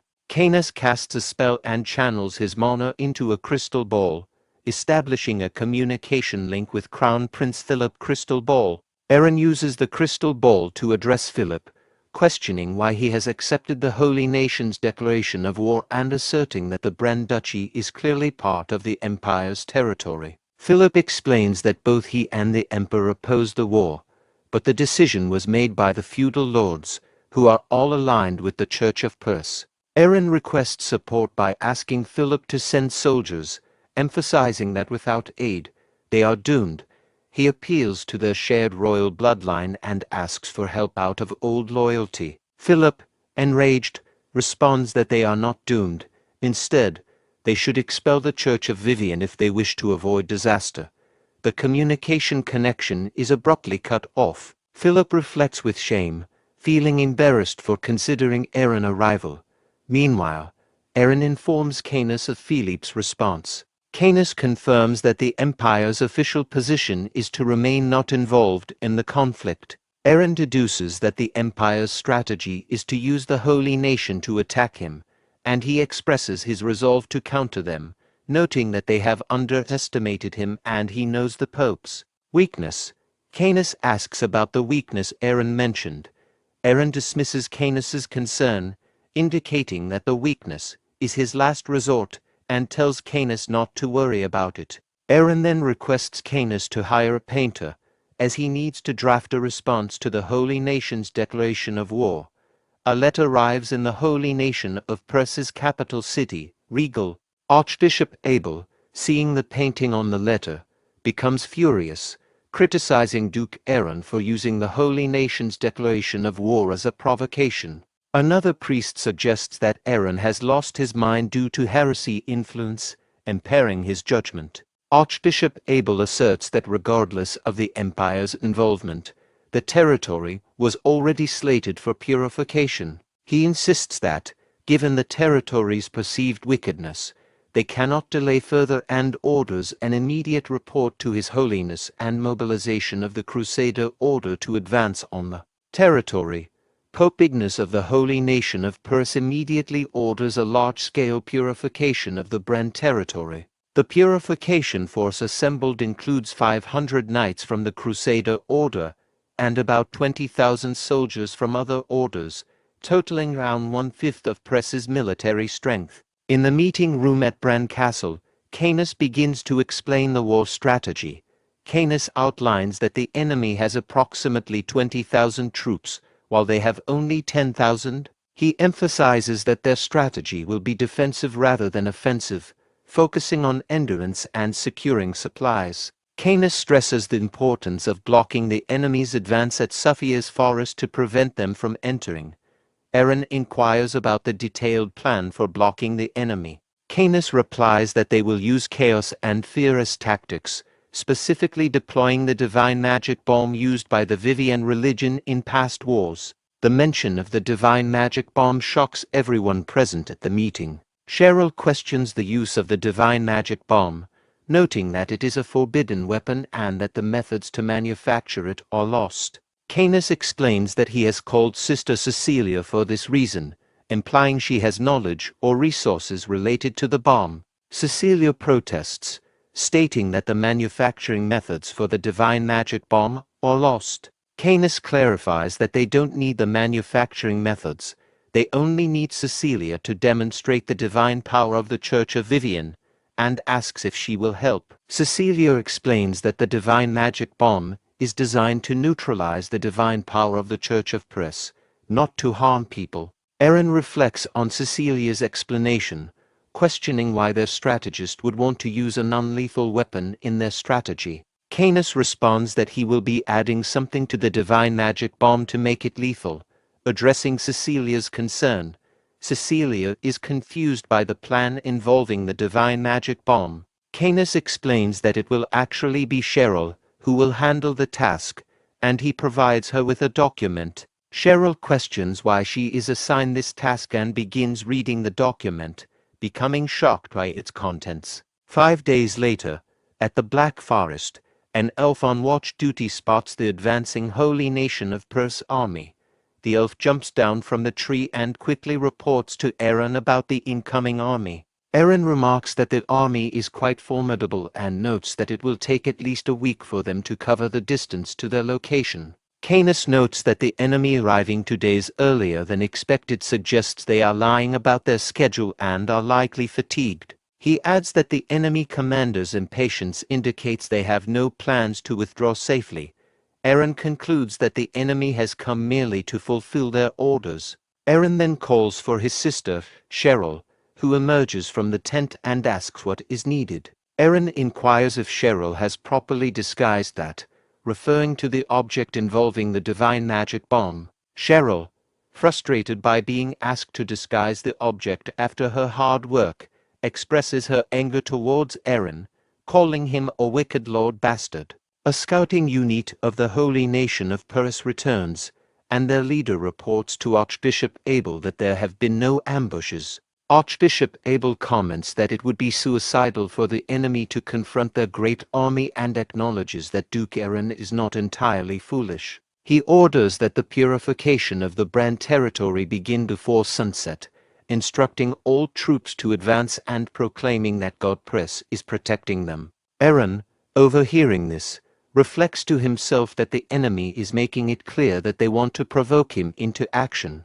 Eren orders all troops to their positions, and the troops quickly comply, taking their assigned places. The Holy Nation of Per's army begins to advance, while Archbishop Abel contemplates how he will use the war to further his career, aiming to become a cardinal and eventually the Pope. As the army moves forward, they experience loss of their divine power, but Archbishop Abel urges his troops not to panic and to continue advancing. Explosions occur, startling Archbishop Abel, who immediately recognizes them as divine magic bombs. From his vantage point atop a tree, Eren observes the situation and prepares to initiate their counteraction, expressing his anticipation for the battle to begin. 5 days earlier, Cheryl was surprised upon reading the document. Canis explained that it detailed the manufacturing method for magic landmines, which are lethal compared to the divine magic bomb. The strategy involves first using divine power to evoke the traumatic memories of the divine magic bomb from the religious war, and then deploying the explosive magic landmines to cause further chaos and destruction.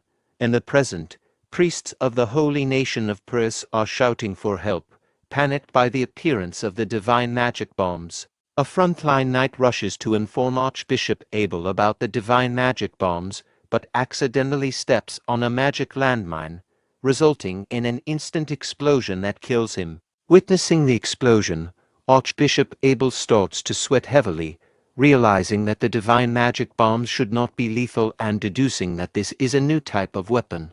Abel concludes that the enemy is using this new weapon to create chaos and then eliminate them. In frustration, Archbishop Abel curses Eren and orders his army not to panic, instructing them to continue their advance. Eren interrupts Archbishop Abel, declaring that he will pass judgment on them in the name of Goddess Vivian, insulting the Holy Nation. Archbishop Abel, infuriated, responds by shouting at Eren for insulting Sir Paris.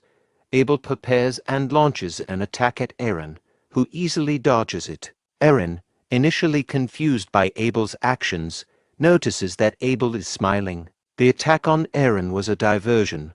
The real threat is a massive fist descending from above, which Eren narrowly avoids by jumping down from the tree. Archbishop Abel begins laughing, seemingly unfazed by the chaos and the deaths of his soldiers. Eren, observing Abel's reaction, thinks to himself that Abel's laughter is inappropriate and decides to take further action. Eren commands the knight order to charge and eliminate Abel, calling him a cultist. The knights who had been hiding start to advance towards Archbishop Abel. Angered by being called a cultist, Abel shouts back, indignantly defending his position as a disciple of Sir Paris, and declaring his intention to purify Eren and his forces. Before Abel can rush into battle, one of his knights intervenes, advising him to retreat instead. Archbishop Abel, enraged by the knight's suggestion to retreat, attacks him with his wand, accusing him of abandoning the fight against those who insulted Sir Paris. The knight, after being struck, seizes the archbishop's wand and insists that if ordered, he will lead the crusader order to fight until the end. However, he warns that if they fail, all Parisians on the expedition will be killed by the cultists. The knight pleads with Abel to order a retreat for the safety of his men. Flustered by the situation, Archbishop Abel reluctantly commands all soldiers to retreat and instructs the Crusader Order to prepare a divine shield, as divine power can still be utilized. Soldiers begin blowing whistles to signal their retreat. As the enemy retreats, Rommel's cavalry unit arrives and, seeing the retreat, becomes angry and starts to chase them. Eren stops Rommel, surprising him, and explains that the earlier command to attack was a strategy to facilitate chasing the retreating enemy. Eren warns that reckless pursuit might lead to stepping on landmines, so he will pursue the enemy himself while instructing the Night Order to go out in the forest and block the enemy's escape route. As the Night Order departs to block the enemy's escape route, Eren reflects on the situation, apologizing to Rommel and acknowledging that most of the landmines have already exploded, revealing something he didn't want the soldiers to see. Eren begins pursuing the enemy forces at high speed and thinks to himself about how effectively Canis's chaos and fear strategy has worked. Observing the fleeing enemy from a short distance, Eren channels his mental strength into his sword and adds Dragon's Blessing. He launches an attack, using a piercing wind technique against the enemy. One of the enemy knights, seeing the incoming attack, ducks to avoid being hit, while for enemy soldiers in front of knight that dodge are unaware of his attack and are sliced in half. The knight who dodged the attack is left kneeling in fear and is also killed by Eren. Eren reflects on the effectiveness of his attack, noting that while not perfect, he has managed to control Dragon's Blessing with mental strength. Realizing that what he needed was real combat experience, he continues to pursue the retreating enemy army. Observing Eren through the crystal ball, Canis notes to himself that Eren seems to have grown stronger. When Eren sliced through the iceberg and unintentionally released the vast power within him, it became clear that he had yet to fully comprehend and control the force. The Dragon's Blessing, an immense and overwhelming energy residing in his body, required extensive training and discipline. Eren faced numerous battles with monsters and participated in a territorial war. During these conflicts, he deliberately limited himself, using only the fraction of power he could manage to keep under control. His focus was on suppressing the Dragon's Blessing, rather than unleashing its full potential, due to the risk of losing control. However, after his encounter with Philip, Eren had an important realization. Merely expanding his territory and power base would not be sufficient to challenge the Emperor. He needed to refine his abilities and cultivate an entirely new kind of strength, one that went beyond raw power. This prompted him to intensify his mental training, seeking a more balanced approach to harnessing his power. In the present moment, Eren is beginning to see progress from his training, even if it's only a small improvement. Eren executed the piercing wind technique to eliminate fleeing enemies within his range, feeling satisfied with the strength and precision of his attack. Meanwhile, the Holy Knights, led by Archbishop Abel, continued their retreat, though Abel remained furious with Eren, cursing him as they withdrew. Suddenly, a fire attack struck some of the retreating knights, prompting Archbishop Abel to question if it was another mine explosion. However, Lucas, the commander of the Holy Knights, pointed to the sky, revealing that the fireballs were coming from above. In response, Archbishop Abel summoned his immense power to manifest several giant fists to block the incoming fireballs, proudly smiling and as he believed he had successfully neutralized the threat. However, after the fireball spell, Cheryl used another magic spell, unleashed an even more powerful attack known as Flame Shower, directing it toward the retreating knights. Lucas was visibly shocked by the intensity of the attack, but Archbishop Abel, confident in his abilities, he assured him he could handle the magic and urged him to continue retreating without worry. As Archbishop Abel was preparing to handle the magical onslaught, he was taken by surprise when Rommel and his cavalry suddenly arrived on the scene. Without hesitation, Rommel charged at Abel with his sword, aiming to strike him down. However, to Rommel's confusion, his sword was deflected, as if it had struck an invisible barrier. Upon closer inspection, Rommel realized what had blocked his attack: a large number of spectral hands, lined up in formation, preventing him and his cavalry knights from advancing or attacking. Archbishop Abel. The protective spell had been cast by Lucas, the commander of the Holy Knights. Lucas, aware of the danger they were in, called out to the Holy Knights and Archbishop Abel, urging them to retreat, and he assured them of divine protection and advised them to escape quickly. Taking Lucas's advice to heart, Archbishop Abel and the Holy Knights immediately began their retreat, using the opportunity provided by the Lucas to make their escape without further confrontation. Seeing the Holy Knights and Archbishop Abel retreating, Rommel ordered his knights them to pursue those leaving the canyon. However, Aaron, who had just arrived, intervened and warned Rommel that the enemy is probably gathered outside the canyon. Their chase will end here. Aaron reflected on the situation, realizing that the divine protection of Purus, the god of protection, was likely at play. He noted how a single holy knight, Lucas, had managed to halt their advance with the divine barrier, which rendered Cheryl's magic ineffective and deflected their attacks. Recognizing the formidable nature of the divine barrier, Aaron decided to act. He drew on his sword aura and directed it towards Lucas's barrier, aiming to test and potentially breach the powerful defense. As the dust settled, it became evident that Lucas's divine barrier remained intact despite Aaron's earlier attempt with his sword aura. Lucas declared that the impenetrable wall demonstrates the power of God Purus.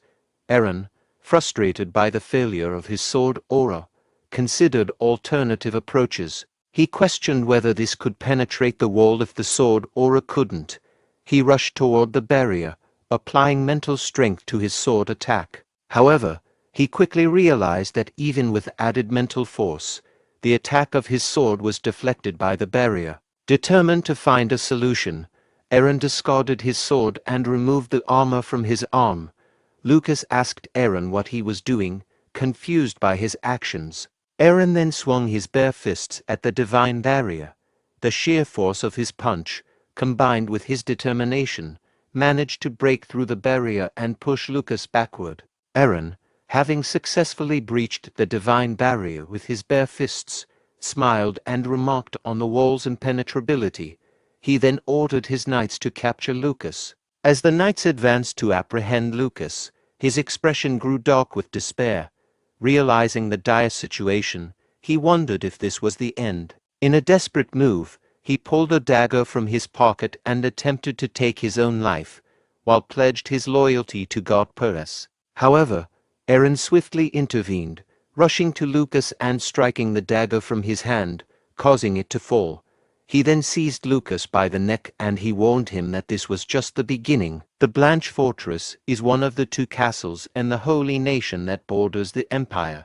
In peacetime, it functions as a bridge for missionary activities in the eastern regions. However, during wartime, it becomes a strategic outpost and a critical route for advancing into the east. The Pope plans to expel Aaron's besieging forces from the outpost by deploying a substantial force of 50,000 auxiliary troops to undertake the purification of the Brahn territory. This battle comes after the loss of Lucas, the commander of the Holy Knights, and Archbishop Abel, who has become isolated within the Blanche Fortress and is now solely focused on his own safety. The impending arrival of reinforcements from the Pope is seen as a divine intervention by Archbishop Abel.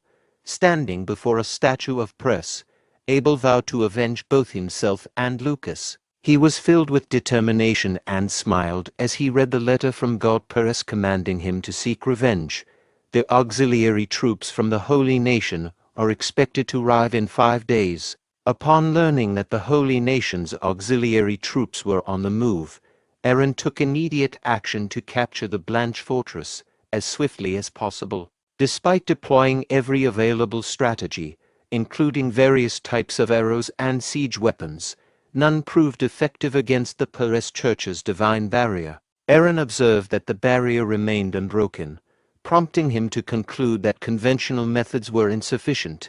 He noted that even sword auras failed to penetrate the defense. In the midst of his frustration, Canis remarked on the situation, acknowledging the formidable power of Press's divine authority, specifically referring to it as Press's hand. Eren noted the ineffectiveness of their current siege methods, stating that the arrows were being deflected and the boulders, the only projectiles that could penetrate, were being intercepted. He then inquired about the divine magic bomb, asking if Cecilia had provided any updates. Canis responded that Cecilia had reported they lacked the necessary manufacturing methods to create the magic bomb. Even if they could produce it, completing the bomb before the enemy reinforcements arrived would be impossible. Eren then asked about Cheryl's status. Canis explained that Cheryl was currently resting to recover the mana she had expended during the previous battle and in making magic landmines. He estimated that she would need 3 to 4 days to fully recuperate. Eren expressed concern about their dire situation, realizing they couldn't rely on divine magic bombs or Cheryl's magic in the immediate future. He wondered if there was any way to bypass the divine barrier. Canis stating that, aside from waiting for Cheryl to recover, they had no other options. He hoped Cheryl's powerful magic would eventually be able to destroy Press's hands. With the Holy Nation's auxiliary troops arriving in 4 days, Eren, left with no alternative but to depend on Cheryl, continued leading repeated but ineffective attacks, resulting in a fruitless war of attrition. That night, Canis commented on the strength of Press's hands, noting that it was more formidable than anticipated. He expressed doubt about relying solely on Cheryl's recovery. Eren, puzzled, asked Canis to elaborate. Canis noting that even if she miraculously recovered, there was no guarantee her magic would be effective against Press's hands. He proposed an alternative plan, predicting the enemy's reinforcements' marching route. Canis pointed to 2 locations on the map and explained that the enemy would either mobilize all their troops to eliminate Eren's forces or bypass Blanche Fortress to advance directly into Brahn territory. The challenge, however, was the distribution of food and the large number of enemy troops. If they took a detour to avoid confronting the enemy directly, their own rear would become vulnerable to threats. Consequently, Canis believed the enemy would use their full strength to force Eren's forces out. Eren asked Canis for the alternative plan if they couldn't capture the Blanche Fortress in time. Canis suggested a rapid retreat into the Supia forest and preparing for a siege on Brahn Castle. Eren was taken aback by the idea of a siege, realizing the gravity of the situation. He thought that if the main castle was targeted, all his efforts would be in vain and the damages could be catastrophic. He worried that not only would overthrowing the emperor become impossible, but he might also fail to protect the citizens of the territory. Overwhelmed by the thought of failing to protect the people, Eren began to tremble, questioning how he would be any different from Duke Eren, whom he presumably despised for similar failures. This realization deeply troubled him. Eren, enraged and frustrated, slammed his hand on the table and reflected on his situation with despair. He chastised himself for letting a few victories inflate his confidence, feeling that he had acted recklessly and not with the prudence expected of someone in his position. He was distressed by the thought of his hasty decisions leading to potential disaster. Seeing Eren's turmoil, Canis reassured him, saying that even if they were besieged, it didn't necessarily mean losing the war. He believed that with the Duke's and Cheryl's power, they could withstand the siege. Canis acknowledged that while there would be damage and some loss of citizens, they could endure the situation and potentially negotiate an end to the war afterward. Eren, furious at the suggestion of sacrificing citizens, grabbed Canis by the collar, and he questioned the idea of sacrificing their citizens. He shouted in anger, asserting that losing their citizens would render everything meaningless. Eren's intense outrage shocked Canis, who thought that while some sacrifices are typical in war, Eren seemed more upset than expected. Rommel then intervened, advising Eren to channel his anger towards the Holy Nation rather than directing it at his own subordinates. He reminded Eren that there were still 3 days left to act. Eren immediately released Canis and apologized respectfully, acknowledging that he was overly agitated and assuring Canis that such behavior would not recur. Canis accepted the apology, stating that as the Lord's strategist, it was his responsibility to provide the best possible plans. He committed to finding a way to capture Blanche Fortress and assured Aaron that he would do his best to resolve the situation. During their discussion, Cheryl suddenly interrupted by exclaiming, 200,000 gold, surprising everyone and redirecting their attention to her. Cheryl, noticing her frustration, questioned why nothing seemed to be working in her absence. She asked if they had considered using blizzards or similar techniques.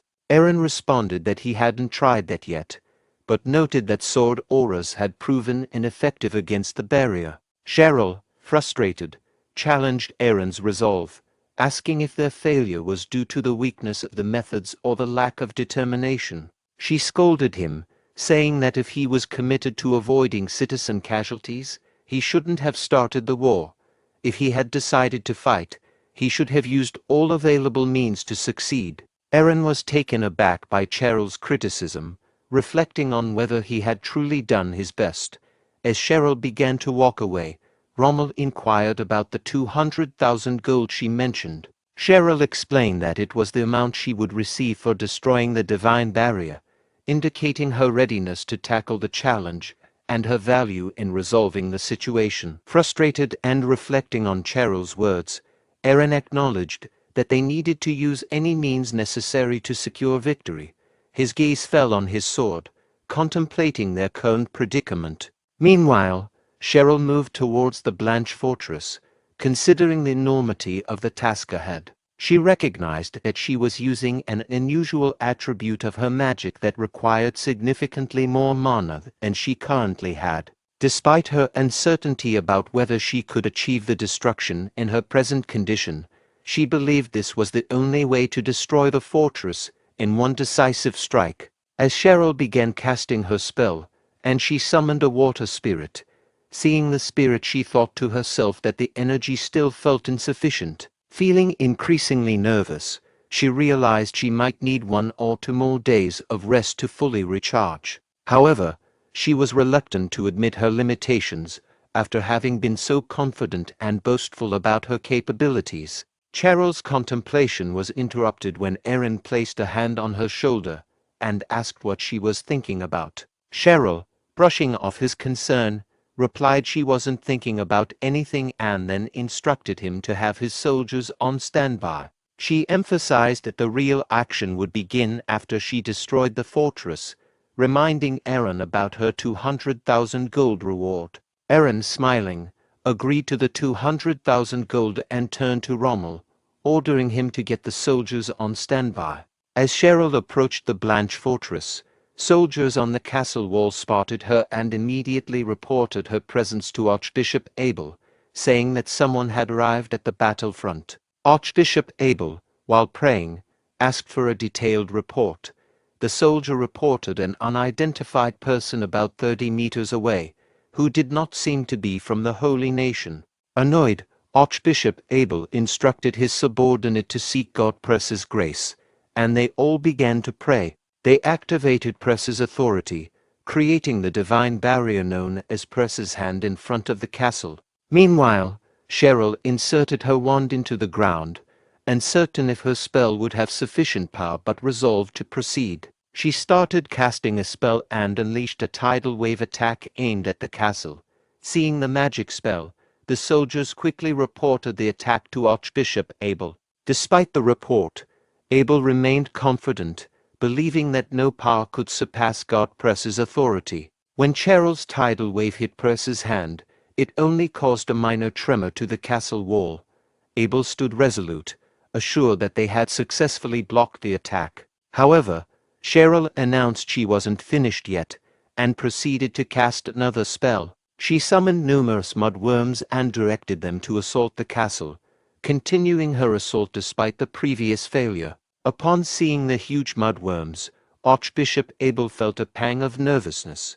The mudworms began to collide with Perce's hand, causing the castle wall to tremble significantly. Trying to regain his composure, Abel questioned if this was truly magic, but remained confident that it would be ineffective against Perse's authority. He prayed for God Perse to bring down his iron hammer, initially with no effect.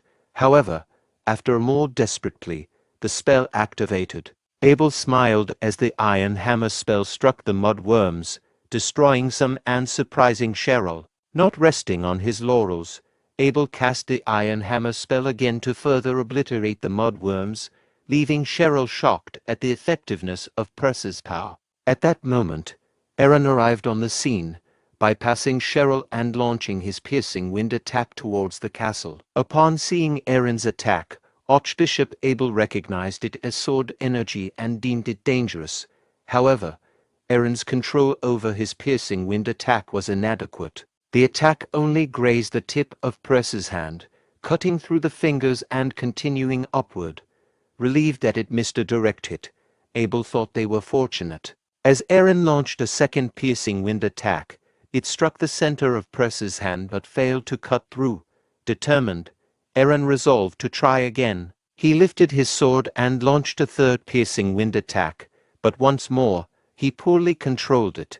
The attack veered off course and moved towards the sky instead of hitting Perse's hand. Shocked and frustrated by his repeated failures, Aaron collapsed to the ground. Seeing Aaron from the castle wall, Archbishop Abel smiled condescendingly, thinking it audacious for a mere human to believe he could overcome God Perse's hands. From a distance, Canis observed the conflict and reflected on the blessings he had provided to the humans. He realized that these blessings might not be sufficient to surpass divine power. Considering the gravity of the situation, he contemplated stepping into the forbidden domain to aid Aaron. Canis recalled that, long ago, when humans worshipped dragons, the gods were displeased with this shift in worship. The gods felt that dragons were excessively interfering in human lives and prohibited such practices. When their commands were ignored, they delivered divine punishment, an act that was later referred to as the forbidden domain among dragons.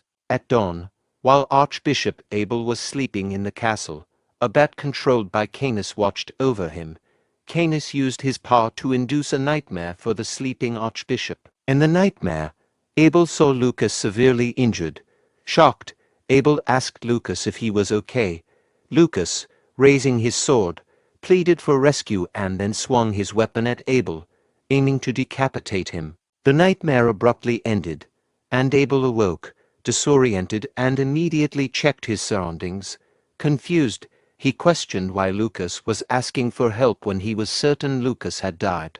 Archbishop Abel began praying, asking God Perse to comfort Lucas's soul and grant him the power to save Lucas if the dream was real. From the perspective of his controlled bat, Canis observed Abel's distress and thought that if they couldn't break through from the outside, he would need to undermine them from within. Canis then felt a chilling sensation, suspecting it was a sign of divine retribution from the forbidden domain. He looked to the sky, resigning himself to the belief that he would soon face God's punishment. The next afternoon, 2 days before the arrival of reinforcements, Abel stood on the castle wall, contemplating the revelation that Lucas was still alive. Archbishop Abel was interrupted by a soldier reporting that the enemy seemed to be retreating. Abel questioned whether the retreat was real. At that moment, Aaron approached the castle, which surprised Abel. Aaron stopped and sent a pigeon carrying a letter through Perse's hand. The pigeon landed on Abel's hand, and Abel retrieved and read the letter. The letter promised that while they will retreat today, Aaron will eventually destroy the cult entirely. To prove his words are true, he will execute a cultist in their grasp to demonstrate his resolve. Fuming with anger after reading the letter, Abel cursed Aaron, referring to him as a cultist bastard. Archbishop Abel noticed 3 catapults in the distance and observed that Lucas and several knights were tied to the stones of the catapults. He realized that his nightmare had not been a dream. Meanwhile Lucas, bound and facing the catapults, shouted at Canis and the soldiers, condemning them and claiming that God Perse would judge them. Canis instructed a soldier to prepare and cut the rope of the catapult. However, Lucas yelled for them to stop. Abel, growing anxious, understood that this was the execution Aaron had mentioned in the letter. As the soldier raised his axe to cut the rope, Lucas pleaded with Archbishop Abel to save him. Meanwhile, Canis ordered the soldiers to fire the catapults. He cut the rope, and the stones, along with Lucas and the other holy knights tied to them, were launched towards the castle. Canis, observing the scene with a smile, thought to himself that this kind of spectacle was only possible while in human form. He found the situation enjoyable and was determined to continue despite the impending divine punishment. As the catapults were fired, Aaron, Cheryl, and Rommel prepared to launch their attack, ready to act when the opportunity. During early morning mission planning, Canis instructed them to follow his directives precisely without raising objections due to the limited time available. He asked if everyone was ready, and they responded with serious attention, indicating their readiness to comply with his plans. After giving his initial instructions, Canis began to explain the mission details them. At the same time, as the catapult stones were nearing the castle, Cheryl remembered Canis's earlier order to summon fire spirits once the catapults were in use.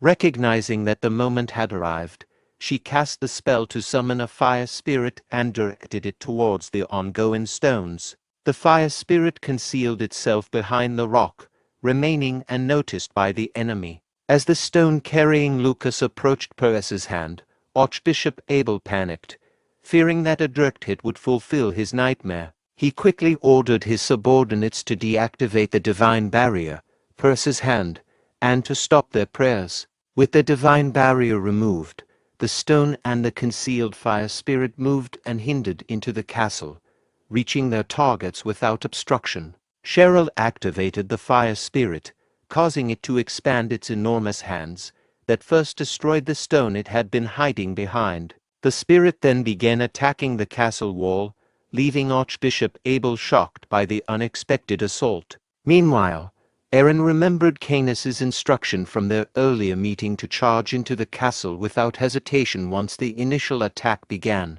Acting on this, Aaron quickly discarded his heavy armor and sword and sped towards the castle on his horse. Archbishop Abel, observing the situation and realizing that the castle walls were in imminent danger of destruction, urgently instructed his subordinates to resume their prayers. Their goal was to invoke the hand of Pres, he believed to provide protection to the castle walls. Additionally, he sent a subordinate to check on Lucas's condition. At the same time, Cheryl took action by summoning the spirit of Inferno and directing it toward the castle wall. Archbishop Abel and his subordinates began their prayers, and the hand of Pres began to envelop the castle wall in protective energy. However, before the protection could be fully established, the Inferno spirit, summoned by Cheryl, attacked and destroyed the already damaged part of the wall. This caused concern among Abel's subordinates, who turned to him for guidance. Abel reassured them, saying that as long as the hand of Pres was active, the enemy would be unable to breach the castle walls. Archbishop Abel was taken aback when he saw Aaron entering the castle on horseback, surprised by how quickly Aaron had arrived. Aaron, pointing directly at Abel, proclaimed that he had come to personally claim Abel's head. In response, Abel laughed and dismissed Aaron's threat, noting that Aaron had only managed to damage the wall and lacked the means to challenge him effectively. Abel then commanded his soldiers to first reinforce the castle wall and then to deal with Aaron, whom he referred to as a crazed heretic disrespecting the name of Lord Perez. As the holy knights charged to attack Aaron, he noted their focus on protecting the castle wall. He moved toward the knight guarding the damaged wall. When the knight raised his shield to block Aaron's punch, the force of the strike sent him crashing into the wall, leaving him unconscious. Aaron then took the knight's shield and positioned himself in front of the destroyed section of the wall, declaring his intent to prevent anyone from approaching it. He turned to Rommel, asking for confirmation on the difficulty of breaching the wall, to which Rommel agreed. Following Rommel, other soldiers from Aaron's forces entered the castle through the gap in the wall. Archbishop Abel, witnessing this turn of events, was left in shock, while Aaron smiled triumphantly at the unfolding situation. Archbishop Abel commanded the Holy Knights to purify the heretics and eliminate all enemies in the name of their God. On the opposing side, Aaron rallied his soldiers, urging them to fight back and secure the castle. Both armies charged at each other, with the Holy Knights shouting, "Purify the heretics!" Meanwhile, Rommel, the commander of Aaron's forces, ordered, "Take their enemy weapons and fight back." In the heat of battle, as Aaron's vice commander rushed into the fray against the advancing Holy Knights, Rommel suddenly grabbed him from behind. Pulling him close, he sought reassurance by asking if he could trust him. The vice commander gave an uncertain confirmation. Rommel then handed him his own wooden shield, leaving the vice commander puzzled. Without warning, Rommel hurled him toward the Holy Knights, startling the vice commander. As he hurtled toward them, he instinctively shielded himself with both wooden shields. Upon impact, he collided with the knights, sending a few flying backward from the force. As the other knights rushed in, ready to strike with their maces, the vice commander, still disoriented from his crash landing, quickly shielded himself and blocked their first blow. He shouted in frustration about being told to trust while preparing for what was coming next. However, the Holy Knights raised their maces again, and this time the shields shattered under their powerful strikes.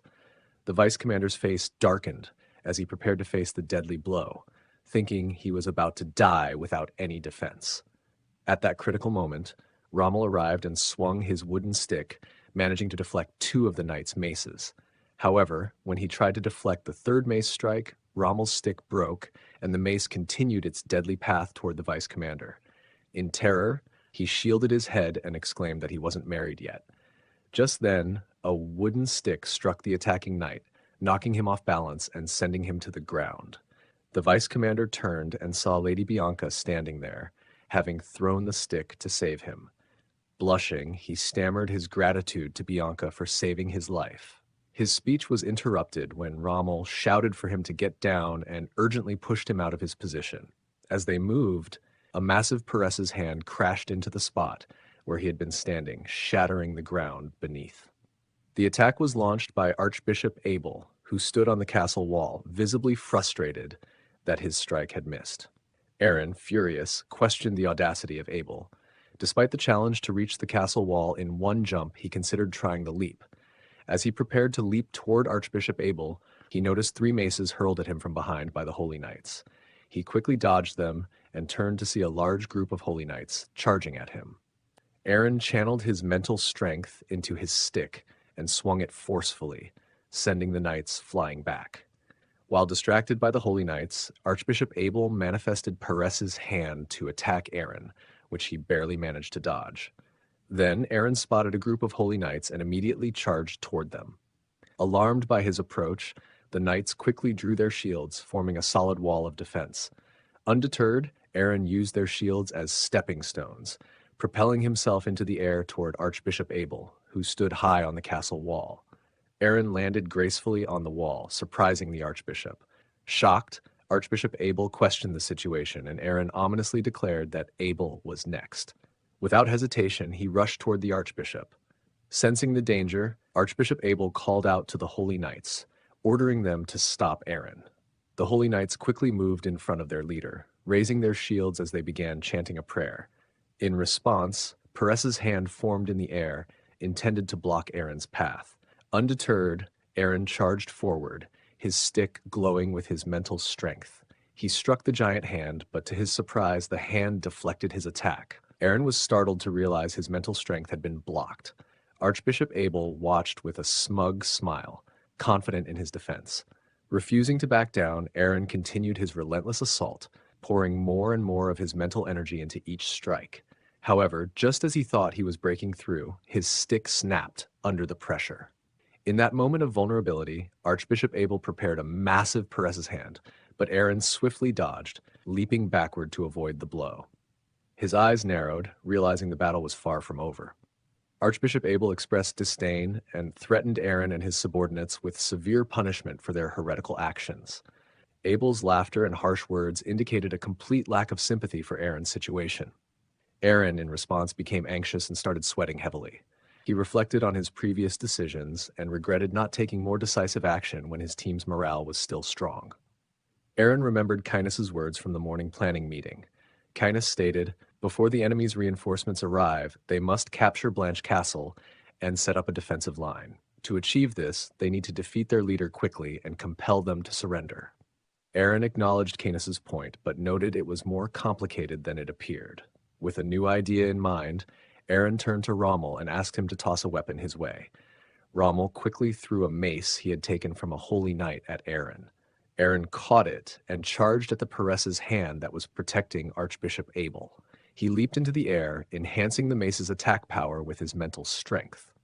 Meanwhile, Archbishop Abel declared that the hand of Peress is indestructible, but Aaron wasn't targeting the Peress's hand in the first place. Instead, he struck the castle wall where the holy knights were stationed, causing it to collapse and making them fall. As the dust settled, Aaron approached Archbishop Abel and stated, "Humans might not win against divine powers, but I wonder if that still holds when humans wield those powers." Aaron angrily told Abel not to compare themselves to God when they were merely using his power. Archbishop Abel's face twisted in anger as he gritted his teeth. He jumped backward and declared that, with his power, they were unbeatable. Without wasting a moment, he began casting Peress's hand, summoning a massive fist that lunged toward Aaron. Aaron swiftly dodged the attack. Archbishop Abel then summoned multiple fists and directed them at Aaron, but Aaron skillfully dodged by leaping to the side of the wall. Without hesitation, he rushed toward the archbishop, aiming for a swift counterattack. Archbishop Abel, however, evaded the strike by jumping backward once more. As Aaron prepared to close in, Archbishop Abel's subordinates began praying. Aaron mocked him for running despite claiming to be invincible. He charged at the archbishop, closing the gap rapidly. Before Aaron could strike again, more fists manifested, this time conjured by Archbishop Abel's subordinates. They sent the fists flying toward Aaron. With his exceptional speed, Aaron dodged most of the attacks, but one fist managed to land a blow. Archbishop Abel smiled smugly, believing the hit had incapacitated Aaron. But in the next instant, his expression turned to shock. Aaron, defying expectations, was holding back the fist that was supposed to have struck him down. As Aaron braced himself, he thought, although his sword energy can't cut through Peress's hand, it looks like it can't crush him either. All right, he can handle it if it's small enough. With that, he crushed the small fist that had been holding him back. While he was focused on that, Archbishop Abel, enraged, marked Aaron with his power and demanded his death. He unleashed a massive Peress's hand toward Aaron. Aaron tried to retreat, but he noticed his leg being grabbed by a smaller Peress's hand, immobilizing him. Realizing he couldn't dodge the attack, panic briefly set in. At the same time, Rommel noticed Aaron's dire situation and shouted in worry for his lord. Without hesitation, Aaron dropped into his fighting stance. He infused his mace with all the mental energy and dragon blessings he could muster, and with every ounce of his strength, he struck the incoming Peress's hand. After a brief struggle, Aaron managed to deflect the colossal hand away. Archbishop Abel stood in shock, unable to believe his godly power had been repelled. Before he could process it, Aaron hurled his mace directly at the archbishop, striking him with such force that Abel staggered backward and fell to the floor. Aaron taunted Archbishop Abel, suggesting that his god had betrayed him despite his claim of being invincible. Archbishop Abel, in shock, asked who Aaron was, and Aaron responded that he was a human who returned from the dead and who was never invincible like Abel and his kind. Just like Kynus planned, Aaron managed to defeat Abel, the leader of Blanche Castle. Although time was tight, he managed to buy some time to establish a defense line before the reinforcements from the Holy Empire arrived. During dinner, Aaron asked Kynus if their plan was to stay in Blanche Castle after successfully taking it, while the enemy mobilized a portion of their 50,000 troops into the territory of Brahn. Kynus confirmed this, explaining that the enemy intended to use this strategy to distract them from Blanche Castle. Aaron expressed frustration, noting that they seemed to face one problem after another. Kynus proposed a plan to prevent the enemy from mobilizing their troops into Brahn, but warned that it involved significant risk. Aaron asked for details, and Kynus explained that the plan was to intercept the enemy by positioning their troops strategically before the enemy could divide their forces. Rommel pointed out that this interception would mean facing 50,000 enemy troops with only 10,000 of their own.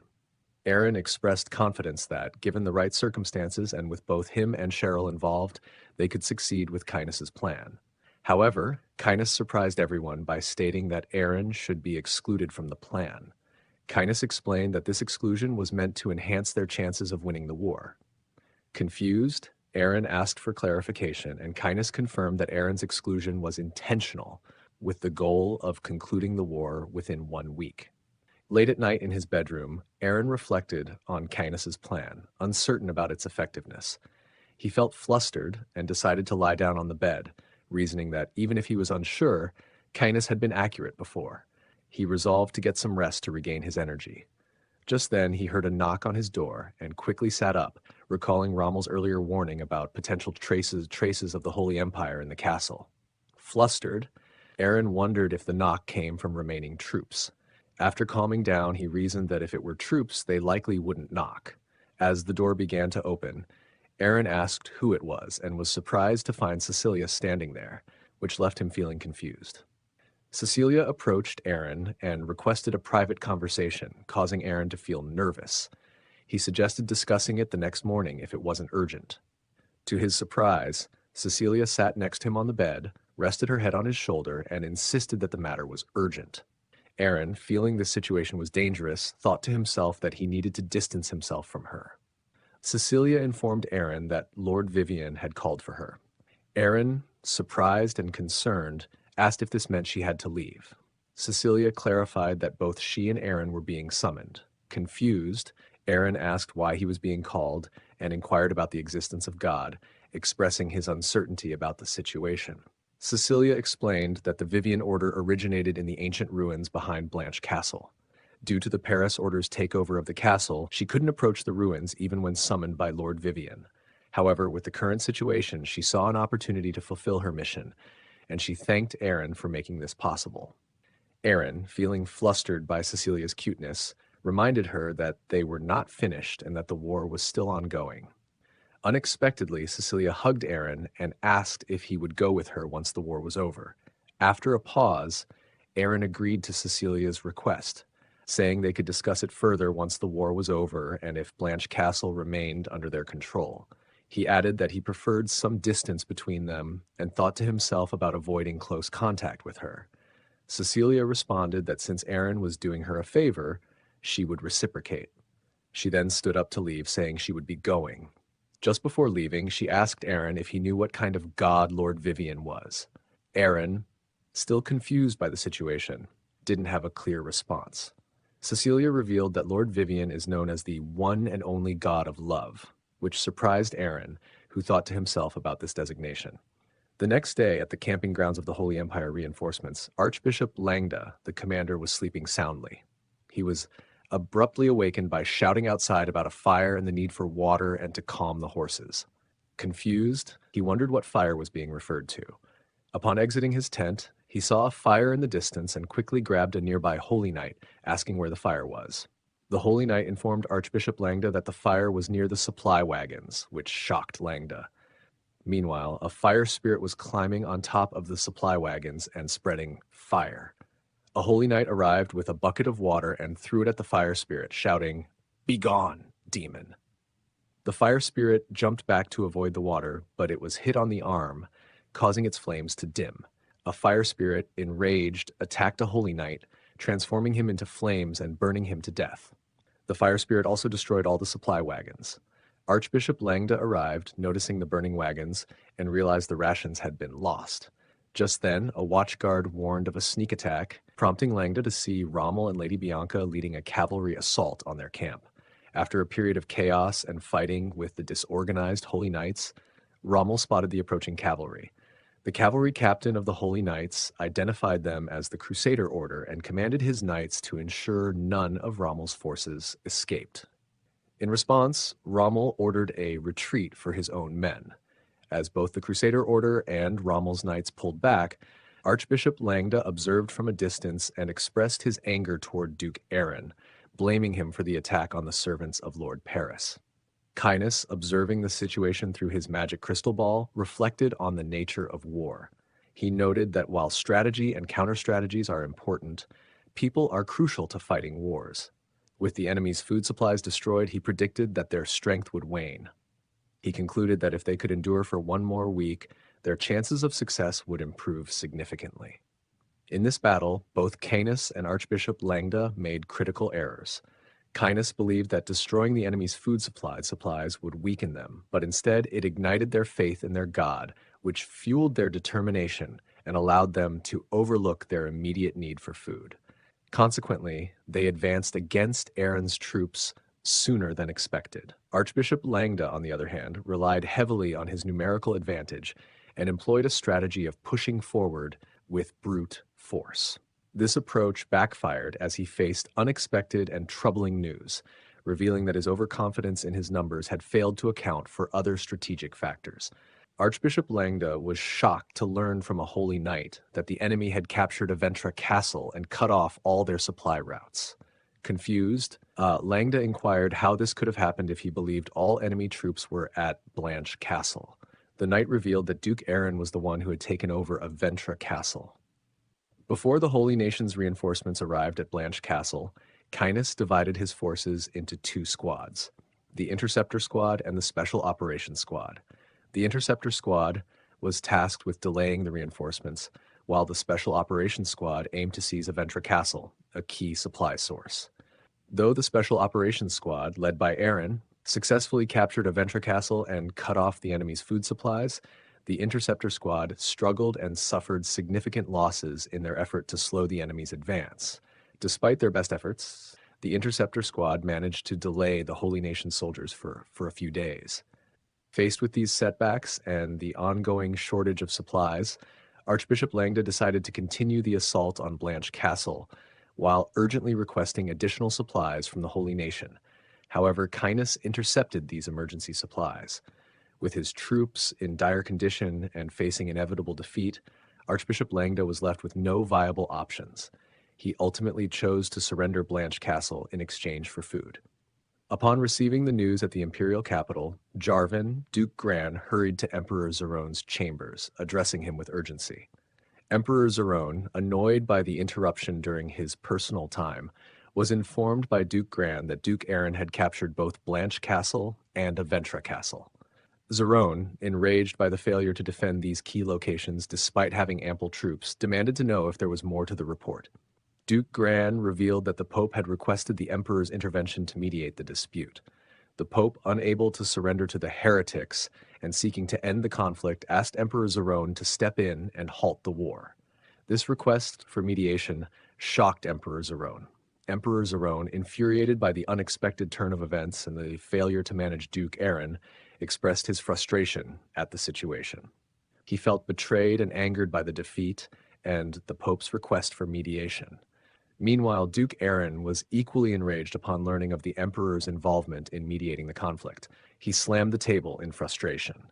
Canis, recognizing the severity of their situation and the significant losses they had incurred, advised Aaron that it would be prudent to engage in negotiations rather than continuing the war. He emphasized the risks of antagonizing the Emperor and suggested they focus on making the negotiations as favorable as possible. Aaron, initially unwilling to calm down, eventually considered Canis's advice and began thinking of strategies to benefit from the forthcoming negotiations. A week later, at the conference hall of Aventra Castle, Duke Aaron and Pope Ignace met to discuss the terms of the mediation.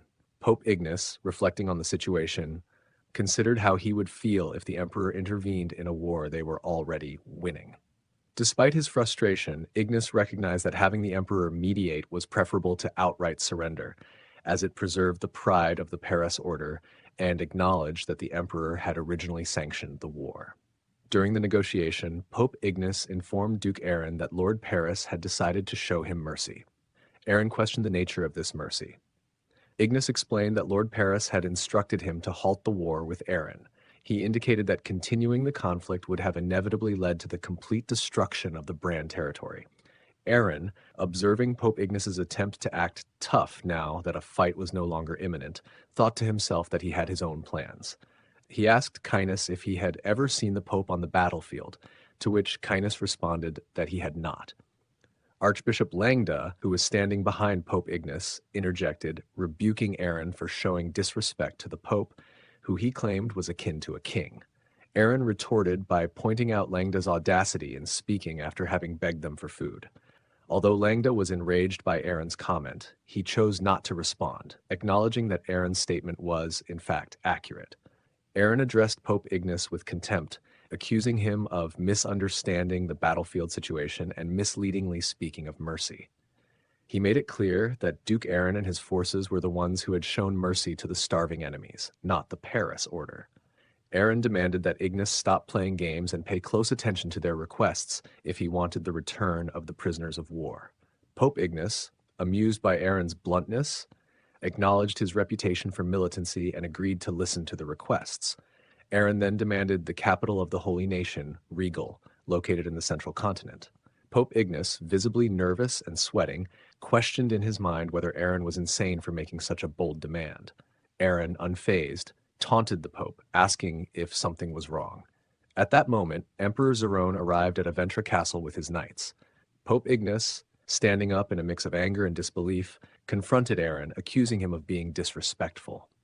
Aaron, in response, ordered Cainus to either put all prisoners to work in slave camps or sell them to slave traders. As tensions escalated, one of Emperor Zerone's knights announced the arrival of the emperor, commanding everyone to rise and acknowledge the dignity of his majesty, Emperor Zerone. Aaron stood up and faced Emperor Zerone as the emperor remarked that Aaron seemed sharper than their last encounter. Surprised, Aaron, along with Cainus and Rommel, bowed deeply and greeted Zerone as the dignified ruler of the empire. Emperor Zerone then instructed Aaron to raise his head. As Aaron complied, one of Zerone's knights stepped forward and smashed the table with a sword strike. Zerone explained that the table posed a potential threat to his safety, implying that it was dangerous to have something hidden from view, and reassured Aaron not to be concerned about the incident. Aaron, maintaining his composure, commented to Emperor Zerone that he was relieved to hear they shared similar thoughts about the table's safety. Emperor Zerone, now that everyone was assembled, suggested they have a candid discussion and inquired about the nature of their conversation, noting that he had overheard from the corridor. Pope Ignace confirmed to the emperor that Aaron had requested the capital of the Holy Nation as compensation.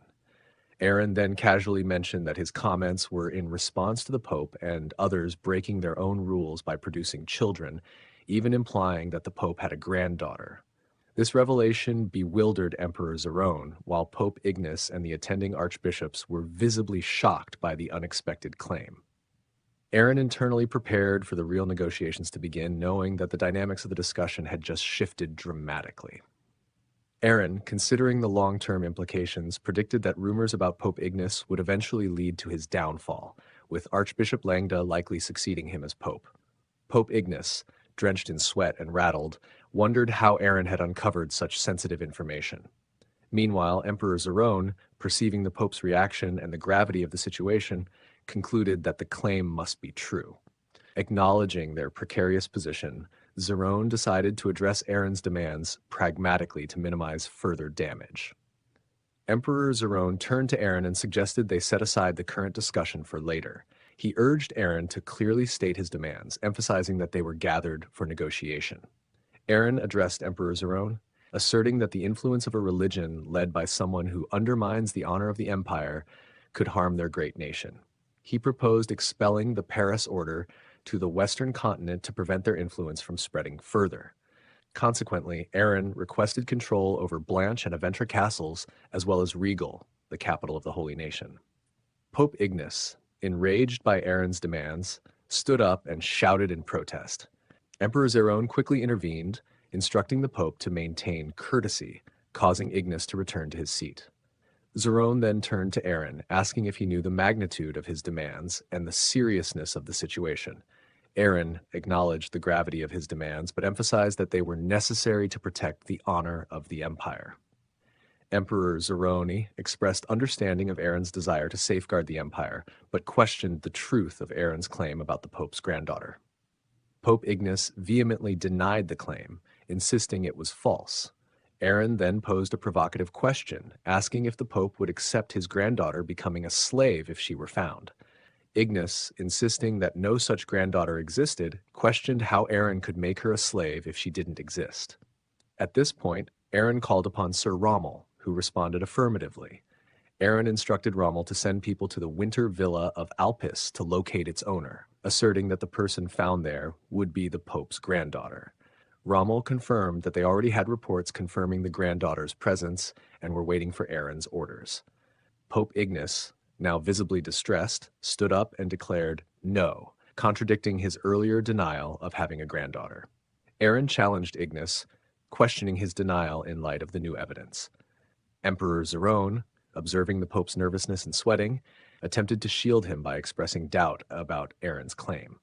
Zerone hoped that Ignace would refute Aaron's assertion and salvage the situation, while internally preparing for the potential fallout.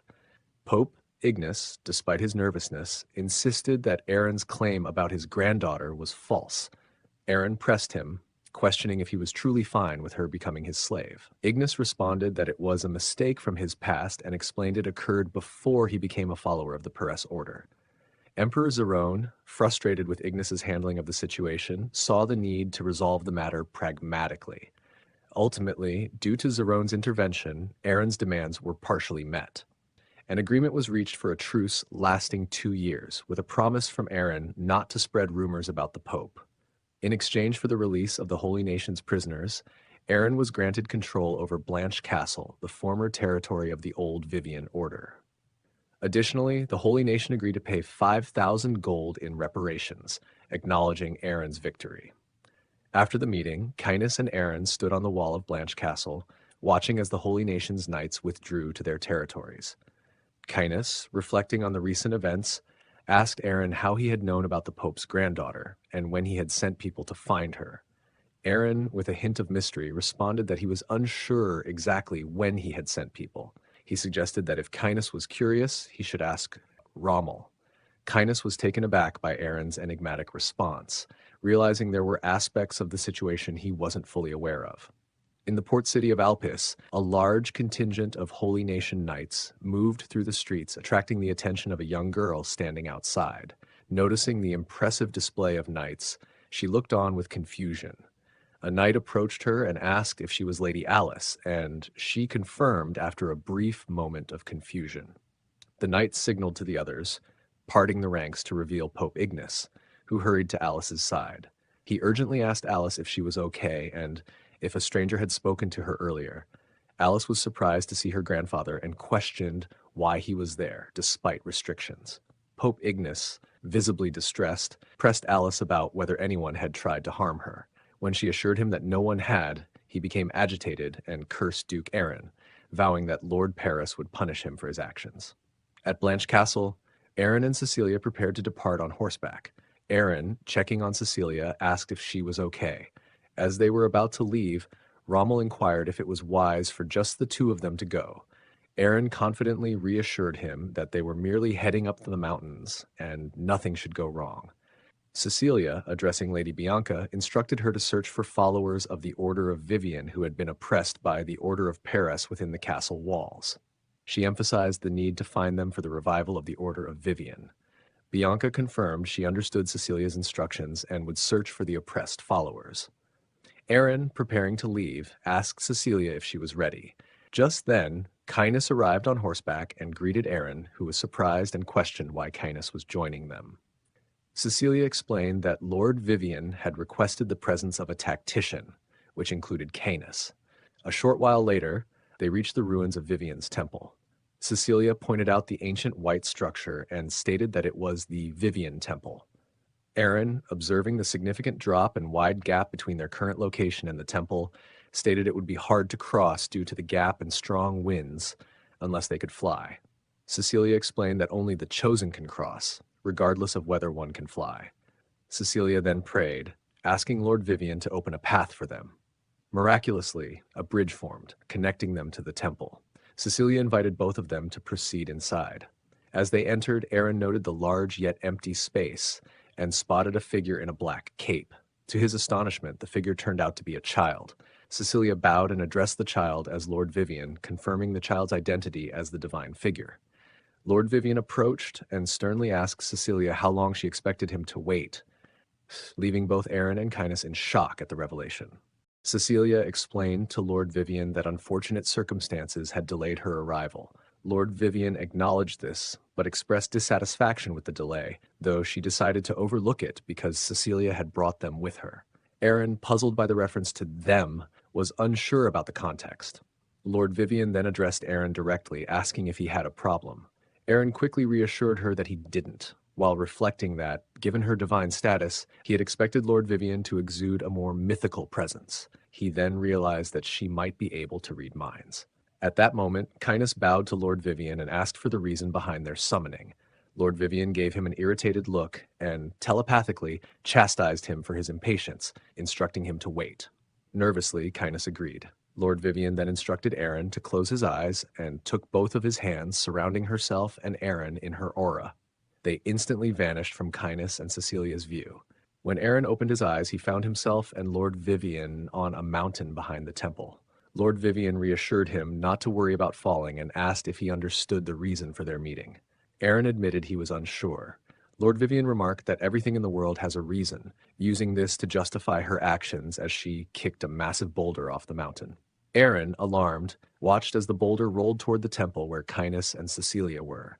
The boulder crashed into the temple, destroying it and sending dust into the air.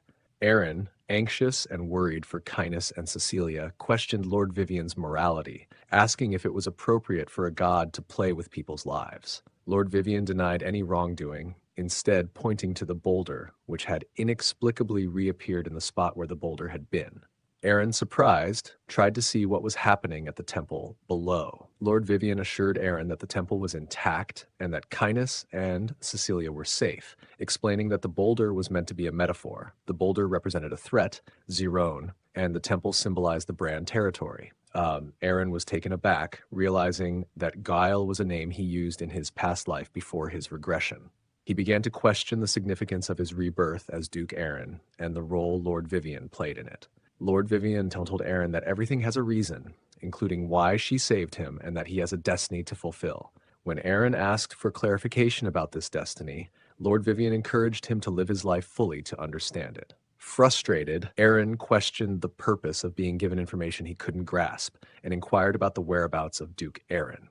Lord Vivian, after a moment of silence, told Aaron that he would eventually meet Duke Aaron on his journey, though he wouldn't appear as Aaron remembered. Confused, Aaron asked for clarification. Lord Vivian then abruptly shoved Aaron off the mountain, leaving him plummeting and screaming in shock. Aaron soon lay unconscious on the ground, where Cecilia and Kindness frantically tried to wake him up. He eventually awoke with a start, and Cecilia, anxious, asked if he was okay. Aaron, disoriented, questioned his location and why they were in front of the temple. He then urgently asked about Lord Vivian's whereabouts. Cecilia explained that they hadn't met Lord Vivian, suggesting it wasn't the right time for such a meeting.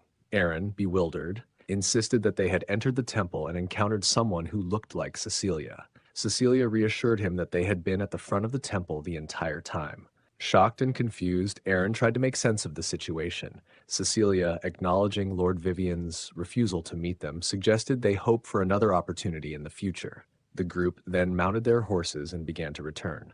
Kindness, feeling anxious, wondered if the inability of humans to remember things was related to their nature. He remembered Lord Vivian's earlier warning that he would be punished for his deep involvement in the human world. He would lose the ability to cast magic while in his human form, with severe pain as the consequence for defying this rule.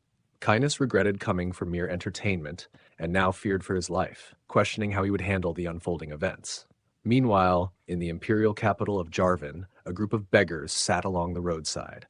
One of the beggars, with a bandaged head, pleaded for help, asking for any money for his starving family. Another beggar, wearing a black cape, requested leftover bread instead of money. The third beggar remained silent, focused on Duke Raynon's departing carriage. Inside the carriage, Duke Raynon reflected on Duke Aaron's recent victory over the Holy Nation and the consequent territorial expansion. He also considered the implications for Duke Aaron, suggesting the Emperor might turn his attention to him. Suddenly, the carriage came to a halt, causing Duke Raynon to fall. He looked out and demanded to know what was happening. The coachman, unable to hear him clearly, yelled at someone blocking the way. When Duke Raynon repeated his question, the coachman explained that the beggar claimed to be Duke Aaron. Shocked, Duke Raynon stared at the beggar in disbelief. The former Duke Aaron, now a beggar, recounted his story to Duke Raynon. He revealed that he was killed by Emperor Zerone 20 years ago, but had somehow returned to life. Duke Rainon, a relative of the royal family and a loyal supporter of the previous emperor, struggled to believe this extraordinary tale.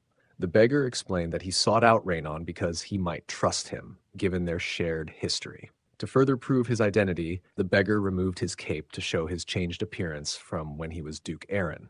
The beggar was forcibly removed from the carriage by the coachman, who angrily berated and spat on him, accusing him of lying to nobles.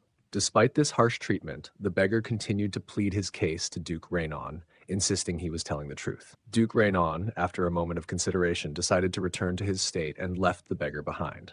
As the carriage drove away, the beggar reflected on his situation, acknowledging his own doubts about his story and realizing that gaining Rainon's trust would be difficult. He was determined not to repeat past mistakes and felt that the promise made to his father was now irrelevant. He resolved to focus all his efforts on attacking the emperor as his top priority. Despite lacking the dragon's blessing, his duke title, and having nothing, he recognized the need to focus on gaining power and growing stronger first. Bianca was frustrated about the lack of new recruits for expanding the Brand territory's influence and felt that recruiting was her primary responsibility. She demanded to know why no one was joining, realizing that the low pay, only 2 gold per month, might be the issue. This amount was insufficient as it couldn't even cover the cost of basic necessities like bread. Bianca was outraged by the inadequate pay and destroyed the recruitment board in anger. The vice commander was impressed by her passionate response, while Cecilia felt anxious witnessing Bianca's fury. From a distance, Aaron inquired if there was a problem with the pay estimate, which should be consistent with previous rates. Kynes directed him to observe the people loitering near the stall without making it obvious.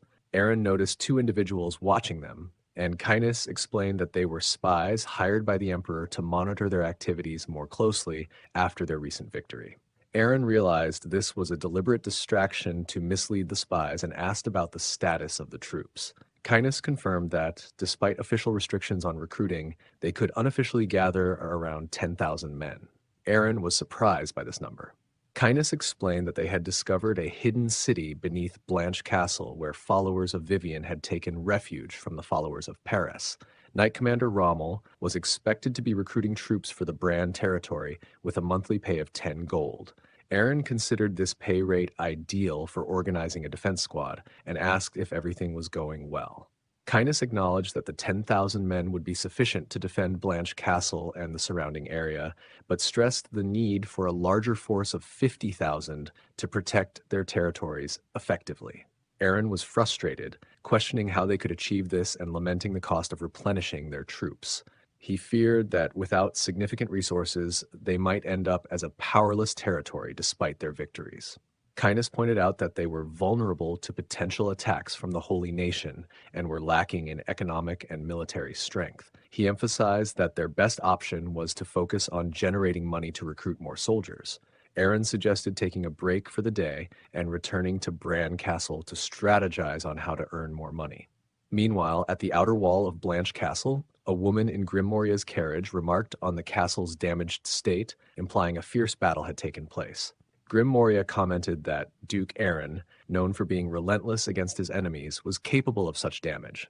The woman wondered if Duke Aaron ruled through fear, as the stories suggest. Grim Moria confirmed that this is his reputation in the Western continent. The woman expressed that this perspective made the situation more intriguing for her. In the conference room at Blanche Castle, the woman and Grim Moria joined Aaron and Kynes. The woman didn't introduce herself and stated that she was there to see the ruler of the North. Aaron questioned this title, and she responded by highlighting his achievements and conquests from the Holy Nation, implying that he deserved such a title. Annoyed, Aaron told her to get to the point. She began to talk about merchants seeking profit, but was interrupted when Aaron drew his sword and pointed it at her, threatening her to stop wasting his time with her irrelevant talk. Grim Moria gave Aaron a thumbs up, thinking that using the rumors about Aaron to their advantage could be beneficial during negotiations. Aaron then demanded to know the purpose of their visit and insisted on revealing the woman's identity. She removed her mask and introduced herself as Princess Luvia of the Samad Kingdom, an island nation between the central and western continents. Despite its small size, Samad Kingdom controls a significant portion of the trade between these continents, and Princess Luvia leads the most influential trade group in the kingdom. She came with a business proposal. Aaron thought about the Samad Kingdom and its fate in the upcoming conquest of the Western continent in 10 years. He then invited Princess Luvia to present her business proposal. Luvia proposed building a storage area for goods coming from the Western continent. Aaron found this unusual and asked if they hadn't had such a facility before. Luvia explained that while the castle was under the control of the Holy Nation, they had been unable to secure approval to build a storage area because the Holy Nation viewed them as heretics. Aaron understood that since ownership of the castle had changed, Princess Luvia wanted approval for her proposal to build a storage area. Luvia confirmed this with a nod. Aaron then inquired about what she could offer in return. Luvia promised that with more trade goods passing through the area, they would have the opportunity to collect more taxes. Aaron's demeanor shifted to seriousness, and he indicated he needed to rest, instructing Canis to see the guests out. As Aaron began to leave, Luvia, flustered, abruptly mentioned holy water. Aaron was puzzled by this sudden statement and asked for clarification. Luvia then specified that while the current tax rate was 15%, she was proposing that, in exchange for increasing the tax rate to 20% on their trade goods, she wanted control over the distribution of holy water. Aaron, still confused, asked for further details about this request. Luvia began by asking if Aaron knew about Gerald the Adventurer. Aaron responded with surprise, recognizing the name but not immediately recalling why it was familiar. Canis reminded Aaron that Gerald was the first adventurer they encountered at the shrine of Etun. Luvia explained that she had asked Gerald to locate holy water because they had been unsuccessful in finding effective medicine from the west and central continents for her father's condition. Holy water was the only remedy that had helped. However, they later discovered that this holy water was produced by the Order of Vivian, which led her to look toward Grim Moria. Aaron, realizing that Grim Moria must have disclosed confidential information about the holy water, became visibly upset. He was frustrated because he believed that all information regarding the holy water was meant to be kept strictly confidential. Aaron, after a deep sigh, asked Luvia if her intention behind wanting control over the holy water was to sell it in the central continent. Luvia clarified that this was not her aim. Instead, she believed that the decision to withhold distribution of the holy water was connected to Aaron's complex relationship with the Emperor. She proposed that by gaining control over the distribution within the Western continent, they could support the war efforts against the Emperor and ultimately weaken his forces. Canis then advised Aaron that while Luvia's offer could potentially provide significant funds, it might be more prudent not to grant her control over the distribution. He suggested that it would be more advantageous for them to manage the distribution directly rather than delegating it to Luvia.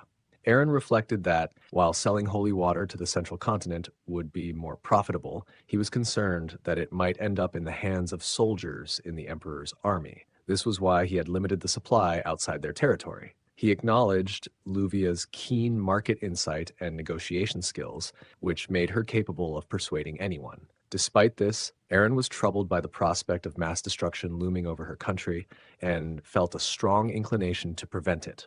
Aaron then agreed to grant Luvia control over the holy water. However, he stipulated that if it was discovered that the holy water was distributed to the central continent, their agreement would be nullified. Canis, worried about the implications, called out to Aaron. Aaron instructed him to draft the contract by the end of the day.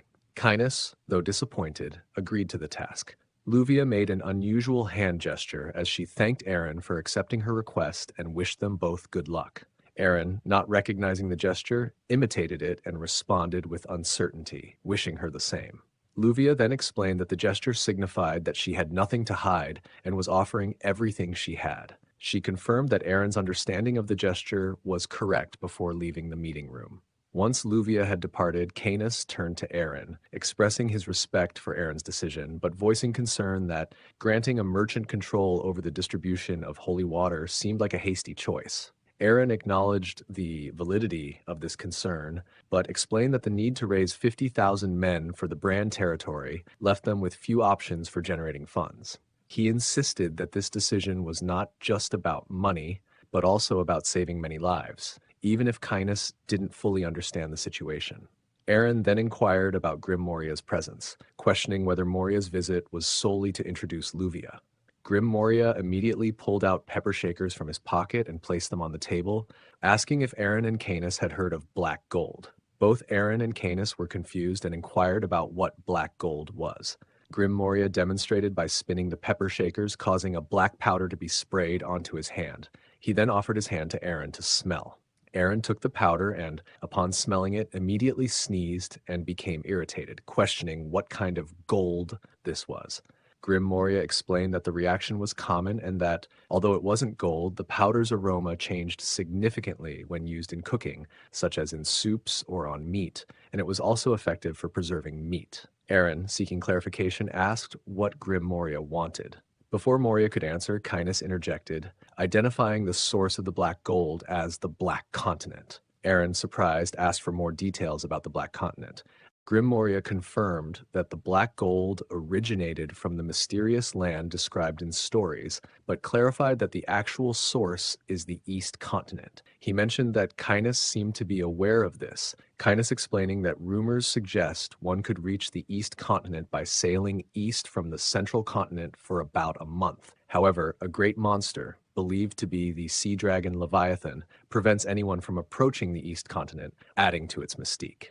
Aaron inquired about how Grim Moria obtained the black gold. Moria explained that he acquired it from the black market in the Rumian kingdom. According to stories, the black gold was retrieved from an abandoned boat off the shores of Rumian. Moria admitted that the condition of the goods was poor. Aaron caught on to Grim Moria's point and pressed him for more information, to which Moria responded that the black gold was contained in an unfamiliar box. Since it was found on the eastern shores near the Rumian kingdom, it was concluded to be from the Black Continent. Aaron then turned to Canis and instructed him to gather more information about the Black Continent, whether through books, rumors, or finding someone originally from there. He emphasized that any information would be valuable. Canis agreed, noting that while it might take some time, he would do his best to uncover more details. That night, Canis sent a pigeon with a letter to Keshi requesting as many clues as possible about the Black Continent and to bring them to Brahn Castle. Canis lamented that if he could use magic, he would have flown there himself. He then expressed a wish to return to his nest, looking up at the sky and silently appealing to Lord Vivian. He briefly looked at the sky, then turned around and thought about her stubbornness. 2 months later, in the meeting room, Cain was visibly trembling while looking at a document. Aaron noticed Cain's distress and asked, puzzled, why he appeared so shaken. Cain, initially somber, declared that he felt it was his time to die. Aaron was further confused by this statement. However, Cain then leaped up with joy, exclaiming that they had made millions from the holy water, which was more money than he had ever seen before. Aaron inquired about how this amount differed from the funds he had received after the war. Cain, in frustration, emphasized that the funds from the holy water were a monthly profit, not a one-time sum. He stressed the significance of a consistent revenue stream and how it was crucial for financial stability. Aaron asked if the recent financial gains from the holy water would be sufficient to gather more troops. Cain responded sharply, pointing out the substantial expenses involved in paving the roads to Blanche Castle and questioning the need for additional troops when they had already assembled 10,000 soldiers recently. Aaron explained that the expenditures were for ensuring the security of the new road. Cain countered that attempting to gather more troops at this time would compromise their ability to maintain the territory.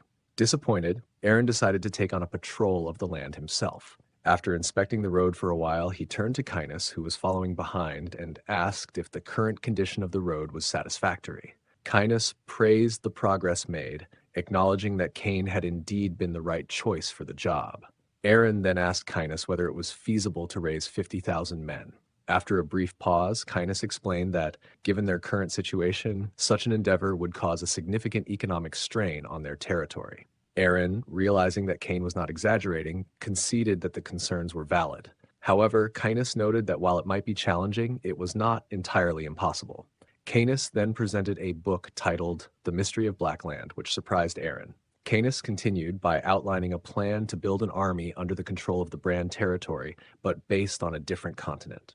In Aaron's office, he contemplated the idea of establishing a vassal state on a different continent, particularly the mysterious Black Continent. Given the significant funds required for their territory, he saw this as a prime opportunity. However, he was concerned about whether the potential value justified leaving their current territory and embarking on such a journey, fearing it could be a complete waste. As he began reading the book Kindness had given him, he encountered a preface from the author, who described being labeled as crazy or insane by others. The author recounted how, during the 10 years he was missing, even his own family considered him mad due to his obsession with the Black Continent. Despite the rejection and skepticism from those around him, he persisted in sharing his findings and chose to document his experiences for future readers who might seek the truth. Aaron pondered the author's claim about the truth as he continued reading. The author recounted spending 10 years as a slave on the Black Continent, where he encountered valuable items, spices, and unique jewels not found on the Central Continent. He noted the absence of common magicians and suggested that an armed force of 10,000 men from the Central Continent could easily conquer the Black Continent. The author dismissed the old belief in a flat world with an edge, stating that overcoming this misconception would allow one to reach the Black Continent. He warned, however, about a dangerous sea monster that had prevented him from proving the Black Continent's existence. Aaron, troubled by the mention of a sea monster but determined not to miss this opportunity, resolved to take action. He placed pepper shakers on the table, indicating that he had made up his mind to proceed with the plan. Aaron ordered a meal and sprinkled the black gold onto it. As he ate, he felt a growing sense of unease, but dismissed it, wondering about the worst-case scenario. To his surprise, the taste was astonishingly good, which shocked him. Later, Aaron summoned Kindness and asked about the requirements for reaching the Black Continent. Kindness, initially confused by the question, clarified that they would need a port to cross the sea. A few weeks later, Aaron stood on the castle wall, contemplating that, to reach the Black Continent, they would need to attack the Rumian kingdom, located to the east. He addressed the gathered crowd below, announcing that he had some unfortunate news to share with them. As Aaron announced the unfortunate news, the crowd began to murmur among themselves. The first person questioned the meaning of the news, while the second feared it might involve another monster from the Black Forest. The third person advised against spreading such ominous news, worried it might bring bad luck. Aaron thought about the lack of a legitimate reason for attacking the Rumian kingdom. He then addressed the crowd, claiming that the Rumian kingdom had abused followers of Vivian, which stirred the crowd's anger. They reacted with outrage, denouncing the Paris believers, and recalling that the Holy Nation had also attempted to attack them. Aaron considered the situation and realized that without a clear and convincing reason to present to the Empire, they would face resistance since the Empire would likely protect the Rumian kingdom. Additionally, given the shortage of troops for the expedition, Aaron planned to mobilize defense squadrons from the cities and involve the citizens in the defense efforts. Aaron announced to the crowd that the Rumian kingdom had abused and enslaved their fellow followers, which elicited a strong reaction. He thought that, since they needed time to reorganize their troops, it would be wise to negotiate with the Rumian kingdom to establish a definitive reason for war. Aaron declared that he, as the leader of the territory, would personally negotiate with the Rumian kingdom and promised to bring back their enslaved brethren. This declaration sparked enthusiasm among the crowd, who began chanting for an attack on the Rumian kingdom to rescue their fellow followers. As Aaron descended from the wall, Canis greeted him, praising his speech. Aaron questioned whether the speech was effective enough. Cain, visibly angry, approached Aaron and questioned whether he was planning another war, noting the recent calmness. Aaron quickly silenced Cain by placing his hand over his mouth and told him he would explain the details later. He asked Cain to prepare armor for the troops. Cain, surprised, questioned the need for more armor, pointing out that they had already purchased a significant amount when gathering troops. In response, Aaron placed a piece of meat coated with black gold in Cain's mouth. Initially, Cain was puzzled by the gesture, but after tasting the meat, he was astonished by its flavor. Aaron explained that this remarkable taste was the reason they needed to attack the Rumian kingdom. Cain, still taken aback, asked if the flavor was really the reason for the planned attack. Aaron reiterated his request, insisting that Cain prepare the armor. Cain, excited by the potential financial gains, exclaimed that he could already taste the money and began dancing with enthusiasm. Aaron and Canis attempted to leave quickly, but Cain stopped them and approached, asking how much armor they would need. Aaron, puzzled and slightly frightened by Cain's intensity, asked what was wrong. Cain responded by asking for the exact amount of armor required. He then provided context about the Rumian kingdom, describing it as a small kingdom on the eastern edge of the central continent and a dependent state of the empire. Despite its size, the kingdom has significant economic influence due to its control over much of the trade. He highlighted its wealth and the extravagant nature of its residents, noting that even the kingdom's dogs are reputed to wear gold. At that moment, a messenger arrived at the Rumian kingdom with a message announcing that the castle gates should be opened. King Niccolo II of Rumian was walking down a hallway with his knight when he inquired about the reason for the visit from the empire.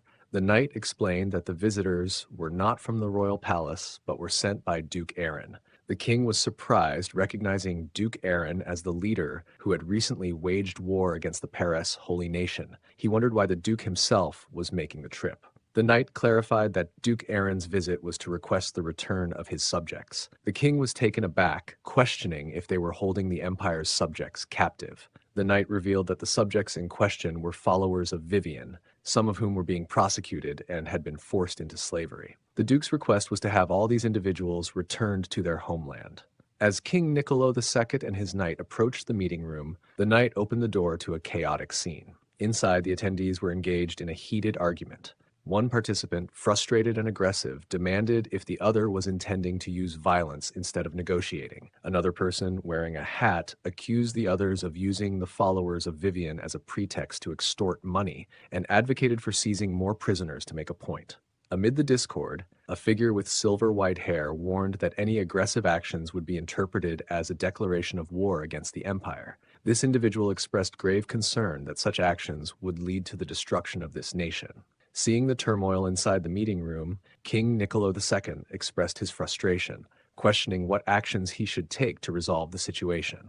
A while later, Duke Aaron arrived at the gates of the Rumian kingdom. Observing the ornate decorations on the castle walls, Aaron remarked on their apparent wealth. Cainus noted that despite the decoration, the walls lacked defensive spells and were more accurately described as simple stone walls. Aaron, growing impatient, complained about the delay and the lack of respect he felt he was receiving. Just then, the gates opened, and the cavalry knights of the Rumian kingdom swiftly emerged, surrounding Aaron and Cainus. The commander of the cavalry knights, seeing the tension, sighed and ordered his troops to halt. Duke Aaron, observing the aggressive reception, wondered if it was too extreme for envoys. The commander then addressed Aaron, asking if he was indeed Duke Aaron of the Empire and Brahn territory. Aaron confirmed his identity. The commander requested Aaron to show his seal, which puzzled Aaron. The commander explained that Duke Aaron always carries a seal as proof of identity. Still confused, Aaron asked if he was supposed to carry a seal. The commander, realizing Aaron did not have the seal, accused him of impersonating Duke Aaron and trying to incite trouble between the Rumian kingdom and the empire. He then commanded his knights to draw their swords and clear Aaron and his party out. Aaron protested, claiming ignorance about the seal and denying the accusation of impersonation. The commander, with a smirk, revealed that Duke Aaron had already passed through the kingdom's gates, leaving Aaron and Cainus stunned by the unexpected revelation. Soon after, Duke Aaron and Cainus found themselves locked in a prison cell by a knight. Aaron, frustrated and desperate, repeatedly asserted his true identity, demanding to be released. The knight, unconcerned, told Aaron to relax, suggesting that he would have plenty of time to enjoy his role as an imposter before being put to work as a slave. Aaron, shocked by the mention of slavery, could hardly believe what he was hearing. Meanwhile, in the meeting room, King Niccolo II expressed his gratitude for capturing the imposters, thanking Duke Aaron for his assistance. Rex, who was impersonating Duke Aaron, responded with false modesty, claiming the efforts were for the benefit of both the Empire and the Rumian kingdom. He shifted the credit to Cainus, who was also an imposter, highlighting his role in tracking down the false Duke Aaron. The fake Cainus added that it was the impostor's own fault for attempting to impersonate Duke Aaron without the proper seal, further solidifying their deception. King Niccolo II praised Rex and Cainus for their skills and humility, noting the advantage of working with someone so close to the throne. Rex then inquired about the fate of the impostors. The king explained that due to a shortage of labor, criminals in the Rumian kingdom are typically subjected to forced slave labor, which would likely be the impostor's fate. Rex, however, deemed slave labor too lenient for the crime of impersonating high-ranking figures from the empire and suggested execution as a more fitting punishment. The king was surprised by this proposal. Rex stated that given their week-long stay in the Rumian kingdom, he would prefer to witness the executions before departing. The king expressed concern that executing prisoners could lead to riots, as executions had not been carried out in the kingdom for some time due to its small population. After considering Rex's request, the king agreed to fulfill it but requested something in return. Rex invited the king to make his request. The king told Rex that if he withdrew his request to remove the followers of Vivian from the Rumian kingdom, he would agree to the execution proposal immediately. A few days later, a crowd, including the king and Rex, gathered at the execution site to witness the event. Grim Moria arrived at the scene and bowed before King Niccolo II, greeting him formally. The king acknowledged Grim Moria's presence and inquired about his recent activities. Grim Moria reported that he had successfully established a small currency exchange office within the Rumian kingdom, attributing its success to the king's support. The king complimented Grim Moria on his swift and effective work in facilitating currency access for the kingdom, praising his success. Grim Moria thanked the king and expressed his hope that the king would enjoy his conversation before departing. As King Niccolo II gave his approval, he stepped away from the scene, noticing Rex seated beside him in attire resembling that of Duke Aaron. Curiosity about Rex's true identity grew as he moved towards his seat. The announcer began the proceedings, capturing everyone's attention, including Grim Moria. The announcer stated that the trial was about to start and listed the charges against the criminals, attempting to deceive the king and damaging relations between the Rumian kingdom and the empire. Consequently, King Niccolo II sentenced the accused to death. As the covering cloths were removed from Aaron and Cainus, the announcer allowed them to make their final statements. Aaron, looking up to the sky, proclaimed loudly, "I am a noble of the empire, the sole owner of the Brand territory. I am Duke Aaron." Upon hearing Aaron's declaration, Grim Moria was shocked to recognize that the person about to be executed was indeed Duke Aaron. Alarmed, Grim Moria shouted, questioning why Duke Aaron was being executed. The king, surprised by Grim Moria's outburst, asked him why he was asserting that the individual was Duke Aaron. Grim Moria urgently requested to know why Duke Aaron was on trial. The king, noting Grim Moria's genuine concern and the sincerity in his eyes, began to suspect the possibility that Aaron was truly who he claimed to be. Realizing the gravity of the situation, the king quickly turned to address Rex, who had been seated next to him. However, Rex had already departed, having fled when he realized his deception had been uncovered. The king was left staring at an empty chair, puzzled by Rex's sudden disappearance. In the throne room of King Niccolo II, tension simmered among his nobles as they discussed the kingdom's precarious situation. The noble dressed in a white robe voiced his concerns, suggesting that the king's best days were behind him and doubted Niccolo's ability to outmaneuver the schemes of a false duke. In response, a bearded noble expressed frustration, blaming the current crisis on their reliance on the king's outdated methods. He argued that if King Niccolo had been more diligent and thorough in his research before acting, the kingdom would not be facing such dire consequences. While his nobles debated, King Niccolo was lost in his own thoughts, haunted by a memory that still disturbed him. The moment when Aaron, about to be executed, boldly claimed his identity as Duke Aaron of the Brand territory and his noble status within the empire. This revelation had shaken the king to his core. Niccolo realized that imprisoning Aaron could have far-reaching implications, including the necessity of freeing slaves and even the possibility of war with the empire. As the gatekeeper announced the arrival of Duke Aaron of the Brand territory, the atmosphere in the throne room of King Niccolo II grew tense. Aaron confidently strode into the room, his presence commanding attention. King Niccolo, already on edge, stood from his throne, silently vowing to protect his kingdom at all costs. The weight of his royal duty pressed on him heavily as he thought of preserving the royal bloodline and safeguarding his reign from impending threats. As Aaron walked past the assembled nobles, his intense gaze caused them to shift uncomfortably. Their nervousness was palpable, and none dared to meet his eyes, knowing the power he wielded. Reaching the throne, Aaron stood before the anxious king Niccolo, who contemplated his next move. In the king's mind, there was only one option left for an aging ruler: to sacrifice his pride and do whatever was necessary to save the kingdom. He resolved to kneel before Aaron. However, before Niccolo could act, Aaron unexpectedly knelt before him. His gesture, both surprising and humbling, was a show of respect as he formally requested an audience with King Niccolo II. The king, startled by Aaron's humility, quickly responded with disbelief, urging him to rise. Aaron's smile was warm as he graciously acknowledged King Niccolo's welcome, expressing his gratitude. His calm demeanor contrasted with the tension in the room. King Niccolo, emotional and grateful, expressed his appreciation for being forgiven despite his past actions, acknowledging Aaron's compassion, as the stories said. Aaron reassured the king, stating he held no resentment and would be content if he accomplished his mission and returned safely. His cryptic words left the king puzzled, prompting him to seek clarification. Aaron's response was clear and determined. He declared his intention to reclaim both the followers of Vivian and his people from Brahn. He also hinted that the king had likely already received information regarding this plan. Hearing this, King Niccolo began to tremble, his resolve weakening as he sank back into his throne. The gravity of Aaron's demand was clear, and it shook him to his core. The nobles behind Aaron, unable to contain their anger, erupted in outrage. They demanded to know why Aaron intended to remove the followers of the Order of Vivian, accusing him of unjustly targeting legitimate citizens of their kingdom. They argued that, despite his status as an empire noble, his actions were unacceptable and crossed the line.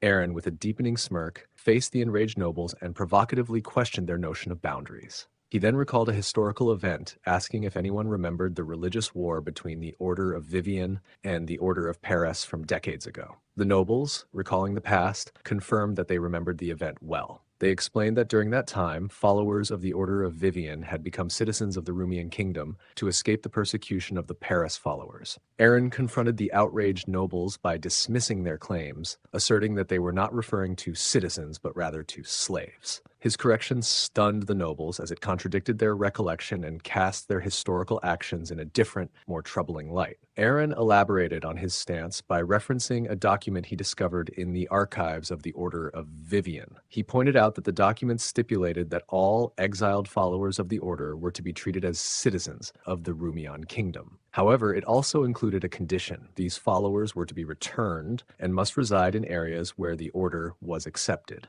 Aaron then highlighted the crucial detail. The document bore the signature of King Niccolo II, implicating him directly in the agreement. Aaron declared that the only territory suitable for the followers of the Order of Vivian was the Brahn territory. His assertion was met with a furious reaction from the nobles, who argued that the document he presented was outdated and insufficient for the demands he was making. They pointed out that the followers had integrated into their kingdom, established families, and some were even registered as private property. They were outraged at the idea of relinquishing what they considered their assets and property. Aaron asked King Niccolo what his decision would be. Niccolo, seeking a possible compromise, inquired if there was any room for negotiation. Aaron anticipated that the king might attempt to use his wealth or other resources to alter the terms, but he was not interested in such negotiations. He made it clear that his offer was final, emphasizing his unwillingness to delay while the followers remained enslaved. King Niccolo, recognizing the gravity of the situation, requested 1 week to address the issue. He explained that the people of the kingdom, himself included, needed time to come to terms with the proposal. During this period, Niccolo sought to involve an envoy from the empire to mediate and potentially halt Aaron's demands. However, as negotiations with the envoy proceeded, rumors began circulating that Aaron intended to take 10,000 slaves from the Rumian kingdom. These rumors incited unrest among the populace, leading to a rebellion against the crown. In the town square, a rebellious crowd shouted at Duke Aaron, demanding that he leave. They insisted they would not relinquish their slaves, calling for him to stay away from their property and disparagingly referring to him and his followers as dogs of the empire. In the midst of the turmoil, a man was aggressively beating a child while shouting accusations of heresy. The child, desperately holding onto the man's leg and begging for forgiveness, was met with harsh rejection. The man furiously demanded that the child remove their hands and, continuing his assault, prepared to strike the child again. Amidst the uproar, Aaron intervened by striking the man who was attacking the child. He then proceeded to the center of the square, where he climbed onto a water fountain. From this prominent position, he addressed the crowd and announced to them that he, Duke Aaron, was present and ready to address them. The crowd, initially focused on their anger against Aaron, shifted their attention to him, murmuring among themselves. Aaron declared to the crowd that he was there to liberate the followers of the Order of Vivian and end their enslavement. His statement only fueled the crowd's anger, who responded by insisting that slaves were their property and demanding his departure. Amidst the chaos, Rex threw a stone at Aaron, knocking him unconscious. The enraged mob then attacked Aaron, trampling him in a violent frenzy, driven by their anger and fear of losing their slaves. In the imperial capital of Jarvan, Emperor Zerone was puzzled when an envoy from the Rumian kingdom arrived with a box of gold coins. The emperor questioned why the envoy was there, since the regular tributes had already been made. The envoy requested the emperor's intervention to stop Duke Aaron, fearing that his actions might destroy their kingdom. Emperor Zerone, taken aback, turned to Rhaenon, who was observing closely. His anger flared as he mentioned an incident where a noble from the empire had nearly been executed in Rumian. The envoy, clearly distressed, clarified that this was a misunderstanding and that Duke Aaron was receiving appropriate treatment. Emperor Zerone, rising from his throne, expressed his frustration with the envoy's request. He questioned why he should overlook their kingdom's past actions just because the Duke was now receiving appropriate treatment. Zerone picked up a gold coin from the tribute box and criticized the envoy's logic, expressing his disbelief at the request. Trembling, the envoy tried to plead for help, but the emperor interrupted, angrily questioning why they should receive help when they aren't part of the empire. Zerone then offered the coin to the envoy, explaining that if the coin lands on the seal side when flipped, it would mean the empire would intervene. If the number side appears, the Rumian kingdom would have to resolve the issue on its own. The neutral faction members were taken aback by Emperor Zerone's response. The envoy, bewildered, asked if the fate of the Rumian kingdom would be decided by a coin flip. Zerone retorted that he would address the issue with the same level of absurdity as the envoy's request. The envoy was left stunned, and Zerone reiterated by handing the coin to the envoy, stating that the kingdom's fate was now in his hands. Later, in a meeting room, Emperor Zerone, Duke Gran, and Crown Prince Philip convened. Duke Gran inquired whether Zerone would have actually intervened if the coin had landed on the seal side. Emperor Zerone clarified that the coin flip outcome would not have changed his decision. He would not interfere with the Rumian kingdom's issues due to his commitment to the honor of the throne. Duke Gran questioned this stance, and Zerone explained that, despite his personal differences with Duke Aaron, Aaron was still a noble of the empire. Intervening too deeply in noble affairs could undermine the empire's authority and weaken its image. Duke Gran mentioned Zerone's involvement in the war against the Holy Nation, to which Zerone responded that although the Order of Paris is not the official religion of the empire, it is widely followed by the people. If the Holy Nation were destroyed, the public might blame the empire and use Duke Aaron's situation as a pretext. Zerone argued that Aaron's actions were justified since he was wronged by the Rumian king and was only seeking the return of his people, not raising an army. Thus, Zerone saw no reason to intervene. Duke Gran, impressed by Emperor Zerone's strategic insight, reflected on how Zerone seemed naturally suited to be emperor, skillfully using even minor incidents for political gain. Zerone, reminiscing about the earlier encounter with the envoy, laughed at the envoy's reaction, which also amused Duke Gran. At that moment, an old man knocked and entered the room. Zerone immediately asked for the purpose of his visit. The old man reported that Duke Aaron had been attacked in the streets of the Rumian kingdom and had been kidnapped. The shocking news left everyone in the meeting room stunned. Meanwhile, King Niccolo's butler informed him of Duke Aaron's attack and disappearance. King Niccolo, trembling with fear, speculated about the motives behind these events. He questioned whether it was a scheme by nobles or if it could be Duke Aaron's own plan to use the situation as a pretext for an attack on his kingdom. King Niccolo, overwhelmed by the realization of Duke Aaron's possible scheme, collapsed to the ground. His son, the prince, saw this as an opportunity to claim the throne. He quickly helped his father up, pleading with him not to abandon him. As King Niccolo regained consciousness, he issued a final command to his son, insisting that the kingdom's slaves must be protected at all costs. Shortly after, King Niccolo died in the prince's arms. The prince, relieved that his father was no longer a burden, pretended to mourn to maintain appearances with the nobles. Meanwhile, Duke Aaron, who was waiting in a chair, expressed his frustration with the inactivity and asked Rex when he could resume his activities. Rex informed him that he could leave whenever he wished, making Aaron's eyes light up with excitement. Rex informed Aaron that while he could leave any time, it would result in getting beaten up again. This comment caused Aaron to lose his enthusiasm, leading him to accept that he was stuck in this place. He then inquired about when Rex would return to Castle Bran, mentioning the need to meet with Rommel. Rex expressed his reluctance to see Rommel, criticizing him for assigning tasks like gathering information and causing conflicts, while also dictating how Rex should perform his duties. Aaron acknowledged Rex's grievances and apologized, noting that Rex was the only one capable of handling the current task effectively. Rex responded by suggesting that if Aaron recognized his skills, he should avoid giving him pointless tasks and consider increasing his pay. Aaron agreed to Rex's request, promising to address his concerns and offer better compensation in due time. Just then, Kynus burst into the room, prompting Aaron to ask if he had convinced Cheryl to participate. Kynus reported that while Cheryl had come, she refused to take part in the plan. Aaron questioned why Cheryl wouldn't act as if she had lost her brother and what their next steps should be. Meanwhile, Cheryl, along with the cavalry, was on her way to the Rumian kingdom. She found the plan unsettling and thought to herself how creepy it all felt. Prince Aegulius, seated on the king's throne, angrily demanded to know why the knight commander had not yet located Duke Aaron, emphasizing that Aaron should be somewhere in the kingdom, whether dead or alive. The knight commander responded that despite their best efforts and the deployment of numerous troops, the search was being hindered by angry citizens. Prince Aegulius erupted in frustration, blaming the citizens for obstructing the search despite being the cause of Aaron's disappearance. The knight commander explained that rumors about the potential release of the slaves had spread, which had incited the public's hostile reaction and complicated the search efforts. Prince Aegulius, visibly trembling with frustration, was met with increasing vocal input from the nobles. One noble advised that they should quickly locate Aaron and agree to his demands, or otherwise clarify their position on the potential release of the slaves. Other nobles opposed this, questioning how they would manage the loss of labor if slaves were freed. The debate grew heated, with another noble suggesting they should wait for the empire's stance before making any decisions.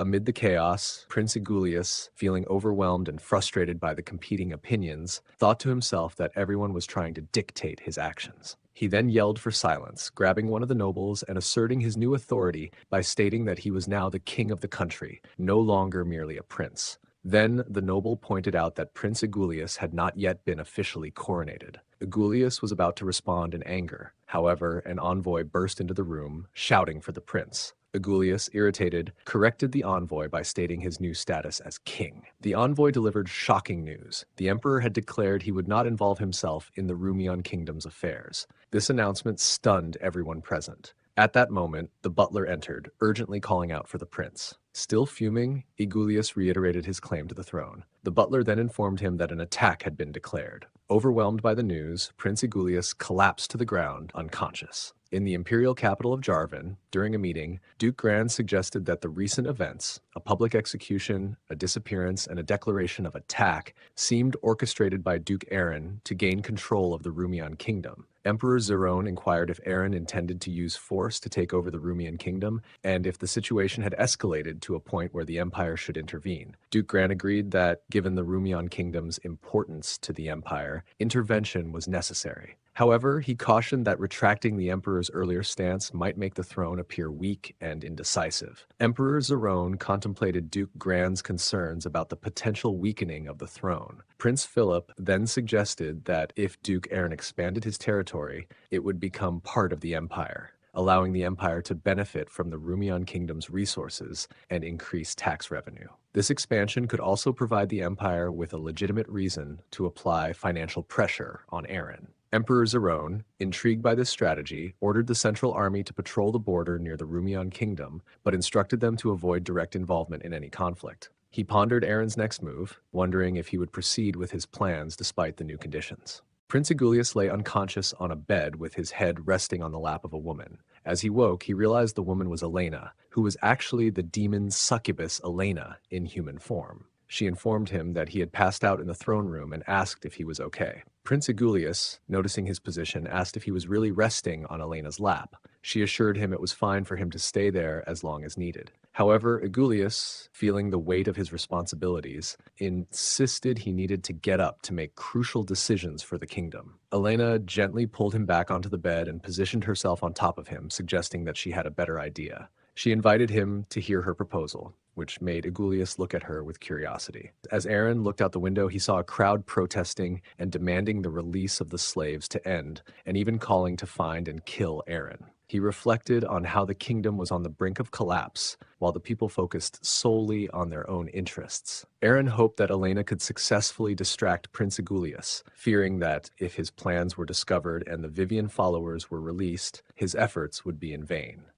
Emperor might not recognize his control over the Rumian kingdom. Feeling overwhelmed, Aaron struggled with the complexity of the situation. At that moment, Rex entered the room and threw a bag at Aaron, striking him in the face. Aaron, startled and irritated, demanded to know what Rex was doing. Rex told Aaron that since he seemed bored, it was time for him to leave. Meanwhile, Cheryl arrived at the Rumian kingdom's gate with the cavalry. Rommel instructed her to cry, as that was the advice from the tactician. Cheryl was uncertain about how to do this effectively and questioned Rommel about it. He suggested considering how she would feel if the Lord were to die, although he admitted he didn't know the answer either. Cheryl, doubting the need to cry since the Lord was so powerful, wondered if she could just return to casting spells instead. Rommel insisted she stop questioning and proceed with the plan. Cheryl protested, saying she couldn't cry over something she couldn't even imagine. As she approached the castle gate, she announced herself as Duke Aaron's sister and demanded the return of her brother. The guards were confused and silent. Rommel, flustered by Cheryl's performance, thought she was not following instructions correctly. Embarrassed, Cheryl cursed Aaron for putting her in this position. She then started crying and shouted angrily at the guards, threatening them if they didn't return her brother. Rommel, relieved to see Cheryl finally crying, felt she had managed to meet the tactician's requirements. At that moment, Prince Igulius arrived and inquired about Cheryl's actions. He then ordered the release of the slaves. As the gate opened and the slaves began to be escorted out, Prince Igulius declared that if anyone did not leave immediately, here, Elena tried to manipulate Prince Igulius by suggesting that Duke Aaron genuinely cared about the followers of Vivian. She advised that instead of releasing them, he should threaten their execution to deter Aaron from approaching the Rumian kingdom. Prince Igulius expressed concern about angering Aaron and the potential backlash from the nobles, who would demand an explanation. Elena reassured him that both the nobles and slaves were considered property of the Rumian kingdom, and as king, he had authority over this property. Agreeing with Elena, Prince Igulius embraced his role as king. Elena then hugged him and whispered, encouraging him to assert his authority as the rightful owner and king of Rumian. Under Elena's influence, he would execute them. Cheryl was shocked by this threat and questioned the possibility of such executions. Prince Igulius added that he was indifferent to Duke Aaron's fate and demanded that everyone leave his kingdom without further complaints. Angered by the prince's threats, Cheryl prepared to use her wand. Prince Igulius, satisfied with his firm stance, thought it was best not to negotiate and to have asserted his position from the beginning. His confidence was interrupted when a fireball struck the wall, causing chaos. The prince turned to his knights, who were urgently calling for the healing priests to help with the situation. Cheryl, preparing another fireball and smiling, commented that she should have taken such action from the start, instead of crying. Prince Igulius, alarmed by her threat, shouted that she was crazy and ordered his knights to execute the slaves immediately. As a knight raised his sword to carry out the execution, one of the slaves tried to escape but stumbled and fell because of a rope tied around his leg. As the knight approached, the slave revealed his identity as Duke Aaron. This declaration shocked Prince Igulius. Immediately ordering a verification, Prince Igulius watched as the knight removed the slave's clothing, confirming that it was indeed Aaron. Trembling and tearful, Aaron condemned the prince and his men, questioning if their attempt to kill him once was not enough. Confused, Prince Igulius asked Duke Aaron why he was among the slaves. Meanwhile, the Rumian kingdom's knights, observing the situation, debated among themselves. One knight suggested that releasing Duke Aaron might prevent war, questioning their hesitation, while another expressed fear about their impending doom. Responding to the knight's concerns, Prince Igulius ordered Duke Aaron to be released. However, Elena, manipulating his thoughts, whispered in his mind to assert his authority as the owner. Distressed, Prince Igulius rejected Elena's manipulation, recalling his father's last words that releasing the slaves was essential for protecting the kingdom. He was torn between his father's advice and Elena's influence. Realizing he needed to act to protect the kingdom, Prince Igulius turned to address Duke Aaron. Masked figures on horseback suddenly arrived and attacked Aaron. One of the attackers used a rope to ensnare Aaron, slamming him to the ground. Both Cheryl and Prince Igulius were alarmed by the attack and quickly ordered their knights to rescue Aaron. The masked group, having captured Aaron, was led away by their leader, who instructed not to let Aaron escape. Igulius, fearing the consequences if Aaron were killed, told the knight commander to deploy all troops to intercept the attackers. The knight commander acknowledged the order and prepared to act. Prince Egulius instructed the gate guards to open the castle gates to buy time, but they informed him that there were no castle gates. Realizing the situation, he ordered the knights to defend the bridge, as it was the only way for the attackers to enter. Meanwhile, Rommel's cavalry charged toward the castle, aiming to pass through them and enter the castle. Rommel led the charge and commanded his knights to maintain their line and push through to rescue Duke Aaron. As they approached, Molotov cocktails were thrown at them, setting the front line of knights on fire. Despite the flames, Rommel urged his troops to charge forward and push their fellow knights into the water. The burning knights were pushed into the water by their comrades, but when the next row of cavalry crossed the flames, they were shocked and called for a retreat. Confusion spread among the knights as they faced the flames and barriers. One knight rushed back to report that barriers had been set up and advised a fallback. Upon receiving the report, Rommel ordered his forces to stop and retreat. Prince Egulius shouted for his forces to remain vigilant, emphasizing that they should not relax until Duke Aaron was found and the castle was protected. Meanwhile, Cheryl, having summoned a fire spirit, intensified her assault on the castle wall by casting a boost spell to enhance the flames. The fire spirit's intensified flames attacked the wall with greater force, causing it to crack. As the castle wall began to show significant damage, Prince Egulius realized that it might not hold much longer and that surrender might be the only option before their forces were completely overwhelmed. He ordered his knights to descend from the wall. Despite their attempts to escape, the wall started to collapse, causing them to fall. Prince Egulius, still on top of the gate wall, grabbed a white flag to signal surrender. However, as he waved the flag, the wall beneath him gave way, causing him to fall. As the dust settled from the collapsing wall, a knight struggled to free himself from the rubble. Prince Egulius, trapped under the debris, grabbed the knight's leg and urged him to find Aaron, release the slaves, and inform the nobles of his last wishes. Trembling with fear, the knight managed to free himself from the prince's grasp and fled, leaving Egulius's pleas behind. Resigned to his fate, Prince Egulius repeated his request to relay his message to the nobles. At that moment, another figure approached, whom Egulius mistook for his father. He apologized for his failures and begged for forgiveness before he died. However, the figure was actually Duke Aaron. Aaron reflected on the unfolding events, an execution and surprise attack that aligned with their plan to control the Rumian kingdom. Despite this, he questioned the morality of killing for his goals, considering how it mirrored the emperor's actions. Canis approached Aaron and reassured him that there was no need for remorse. He argued that the people would prefer living under Aaron's control in the Brahn territory, rather than under Prince Egulius's rule. When Aaron questioned how they could be sure of this, Canis emphasized the need to focus on making it a reality to ensure that the day's events did not undermine their resolve. Aaron, absorbed in thought, contemplated Canis's words. Canis warned that lacking the will to follow through would render their efforts futile and lead to unnecessary bloodshed. Aaron questioned the concept of will and continued to think deeply. Canis interrupted, noting that they didn't have much time. He suggested capturing and assembling the remaining nobles under the guise of searching for Aaron before the imperial troops arrived, and advised Aaron to go missing once again. With a sudden idea, Aaron turned to Canis and said he had a request before he left. As Rommel and his knights arrived at the inner castle gate, Cheryl questioned him about why they were not searching for the remaining nobles. At that moment, the cloth covering the cage on the bridge where the slaves were held was removed, and the slaves cried out for help, claiming they had been forced there by the nobles. As Rommel approached the cage to free the slaves, an arrow landed near his feet. A noble on the castle wall, flanked by archers, threatened that if Rommel and his knights advanced, they would not only kill the slaves on the bridge, but also burn the remaining slaves inside the castle walls alive. The slaves in the cage begged Rommel not to approach, expressing concern for their loved ones inside the castle. In response to the noble's threat, Rommel asked what the noble wanted. The noble demanded that Rommel and his troops return and ignore the events surrounding Aaron's disappearance, stating it was not their concern. Cheryl, angered by the noble's response, considered using her magic to save the prisoners.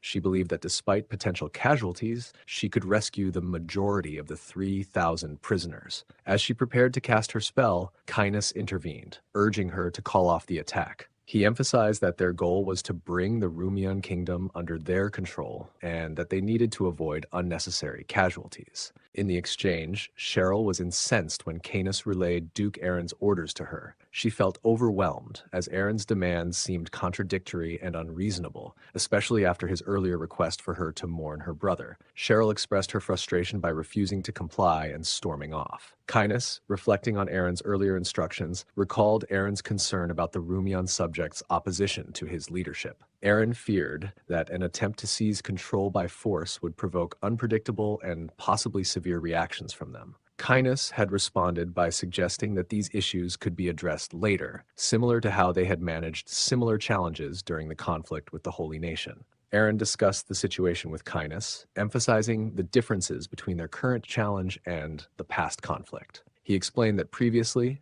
they were dealing with their own people and a stronghold that supported their cause, so there was no significant issue. However, the situation with the Rumian kingdom was more complex because the land rightfully belonged to its subjects, and they were now considered intruders. Aaron initially thought about using force to secure the land before their planned move to the Black Continent, but realized that stabilizing the region first was crucial since they would use it as an outpost. Kynes agreed with Aaron's assessment and offered his assistance. Aaron then requested that Kynes take care of Cheryl, indicating that she would be a key part of the solution. Later that night, outside the inner castle gate, Aaron's knights confronted civilian protesters who were vocally opposing their presence. The protesters demanded that the intruders leave, asserting that Duke Aaron's absence was not their concern, and declaring that the land, along with the slaves, belonged to them. As Aaron arrived on the scene, he carried a large rock, which drew murmurs of confusion and surprise from his knights, who were puzzled by his appearance and the rock he brought. The protesters, who were hostile towards the intruding forces, turned their attention to Aaron as he dramatically slammed the rock onto the ground, causing a startled reaction from everyone present. Aaron then stood on the rock and addressed the protesters, announcing his presence and acknowledging their claim that he and his forces were trespassing on their land. He declared that their intention was to liberate the followers of the Order of Vivian. The protesters reacted with anger, demanding that Aaron and his forces leave immediately and expressing their disdain for his presence. In response, Aaron calmly offered 300 gold coins. This unexpected offer silenced the protesters and left them confused. Aaron continued his speech by offering 300 gold coins for the freedom of each follower of the Order of Vivian among the slaves held by the protesters. He asked those who had such slaves to raise their hands. The protesters exchanged nervous glances, but eventually one man with a Vivian child as a slave raised his hand. Aaron promptly threw him a bag of gold coins, leaving the man astonished by the sum. After freeing the first slave, Aaron declared that the child was now a subject of the Brahn territory and asked if anyone else wished to be rewarded. The crowd hesitated at first, but some began to raise their hands, indicating they also had followers of Vivian among their slaves. One protester pointed to a cage where his slaves were kept. Seizing the moment, Aaron redirected the crowd's anger by claiming that he did not control their property. Instead, it was the nobles inside the castle who were actually in control. He questioned whether it was he who was trying to take control or the nobles who had seized their property and isolated themselves in the castle. By doing this, Aaron effectively shifted the crowd's hostility away from himself and toward the Rumian kingdom's nobles. The agreement to trade slaves for 300 gold each led to a shift in public anger from Aaron, who had trespassed, to the nobles who took the slaves from the citizens. The people protested vigorously, demanding the release of their slaves and calling the nobles to account. In response to the growing unrest, the nobles became nervous.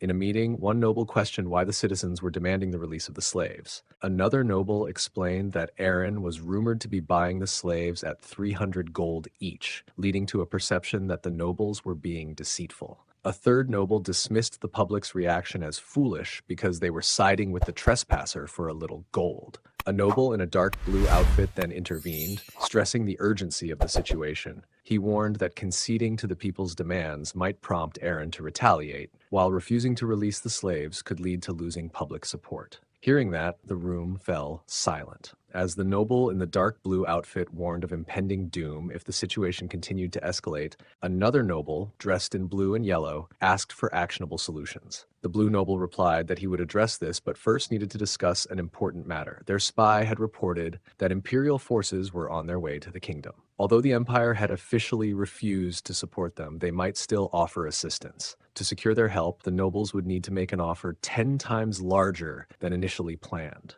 Meanwhile, in a noble's bedroom, Arthur lay on the bed contemplating his situation. He marveled at the luxury of the room and imagined sharing it with his beloved. Despite his feelings, he doubted whether such a dream was feasible, given his status as a mere centurion compared to his beloved's greater strength. Arthur, considering his position and abilities, looked at the wig and outfit he used to impersonate Cainus and had a realization. He decided to focus on becoming a strategist instead of relying on physical strength. He thought that by becoming smarter, he could still achieve success and wealth without risking his life in battle. Meanwhile, in a storage room, Cainus, Aaron, Cheryl, and Rex discussed their plans. Cainus expressed concern that offering 300 gold per slave might negatively impact the economy. Aaron asked Rex to provide more details. Rex reported that out of 10,000 slaves, about 80% were owned by nobles and 20% by common citizens, meaning they might need around 60,000 gold, which he considered manageable. Cheryl raised a concern about the remaining 8,000 slaves not covered by the gold offer. Aaron replied that they would need to force the remaining owners to surrender their slaves, but he was unsure whether this would involve violence.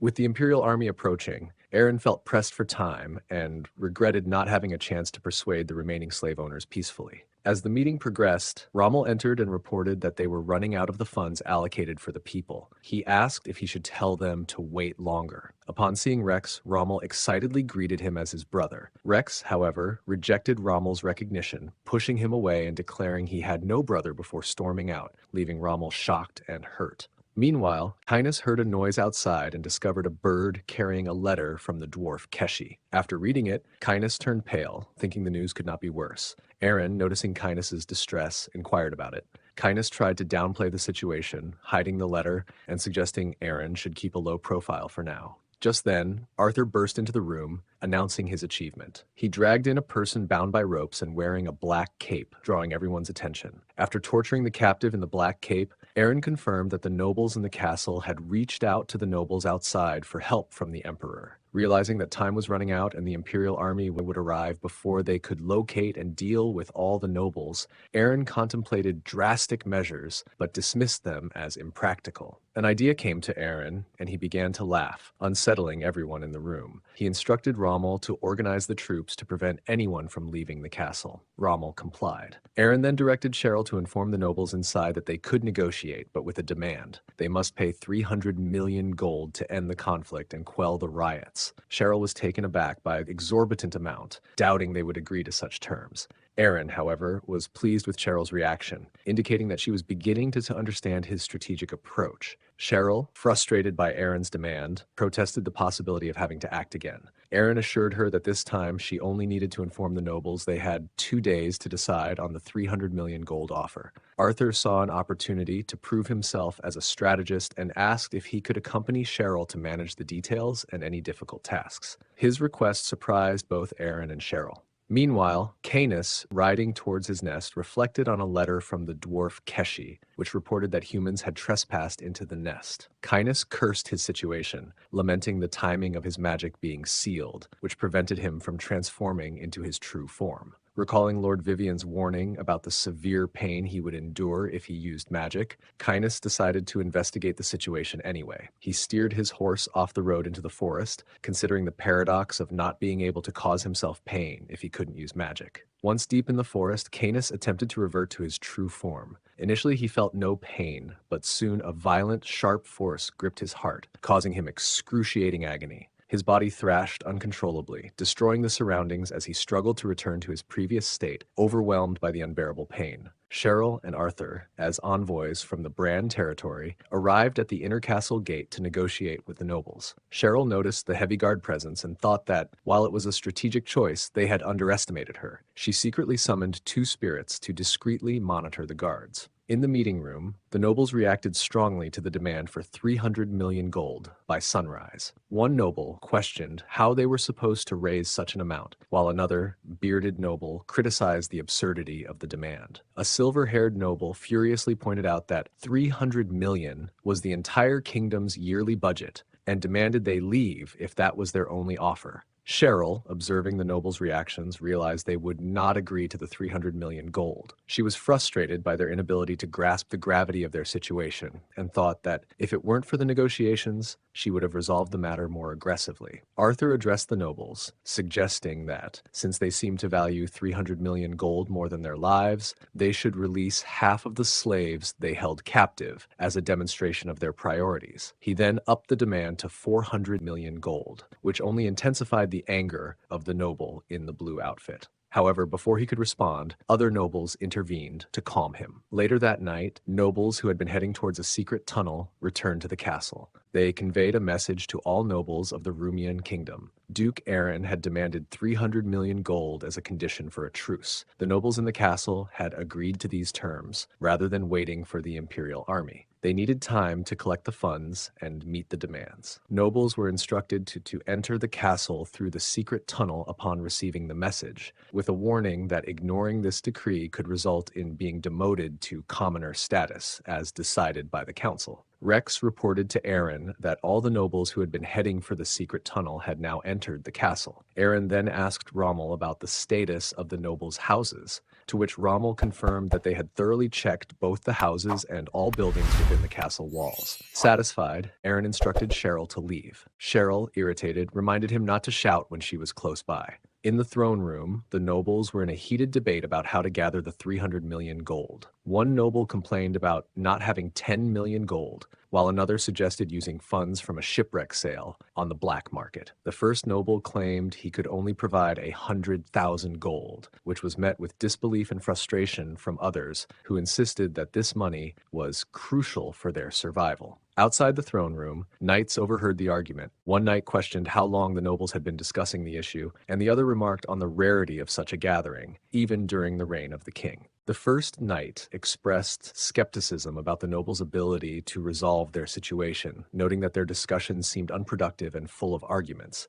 Their attention was then drawn to a fire spirit left by Cheryl, which confused the knights. Suddenly, the spirit shot fire at the roof, creating a portal through which Aaron emerged, leaving the knights astonished while Aaron smiled at them. Inside the throne room, the nobles were still quarreling about the gold. One threatened to kill another before Aaron had the chance, to which the other replied indifferently, saying he had no money anyway. Suddenly, a fireball blasted off to open the throne room door, and Aaron and Cheryl entered. Shocked, the noble in the blue outfit asked how Aaron had gained entry. Aaron smirked and reminded them of the 300 million gold demand, reiterating the deadline of sunrise. One noble protested that it was still dark and suggested waiting until sunrise. Aaron, realizing he might have been premature, laughed at the comment. Cheryl, flustered, quickly used a water spell to clear the dust cloud blocking the sunlight. As the dust settled, sunlight flooded into the room, leaving the nobles stunned. Aaron, observing that the sun had risen, feigned apology and asked if the negotiations were now over, as the enraged nobles charged at him with the intent to kill. He smiled and braced himself for the confrontation.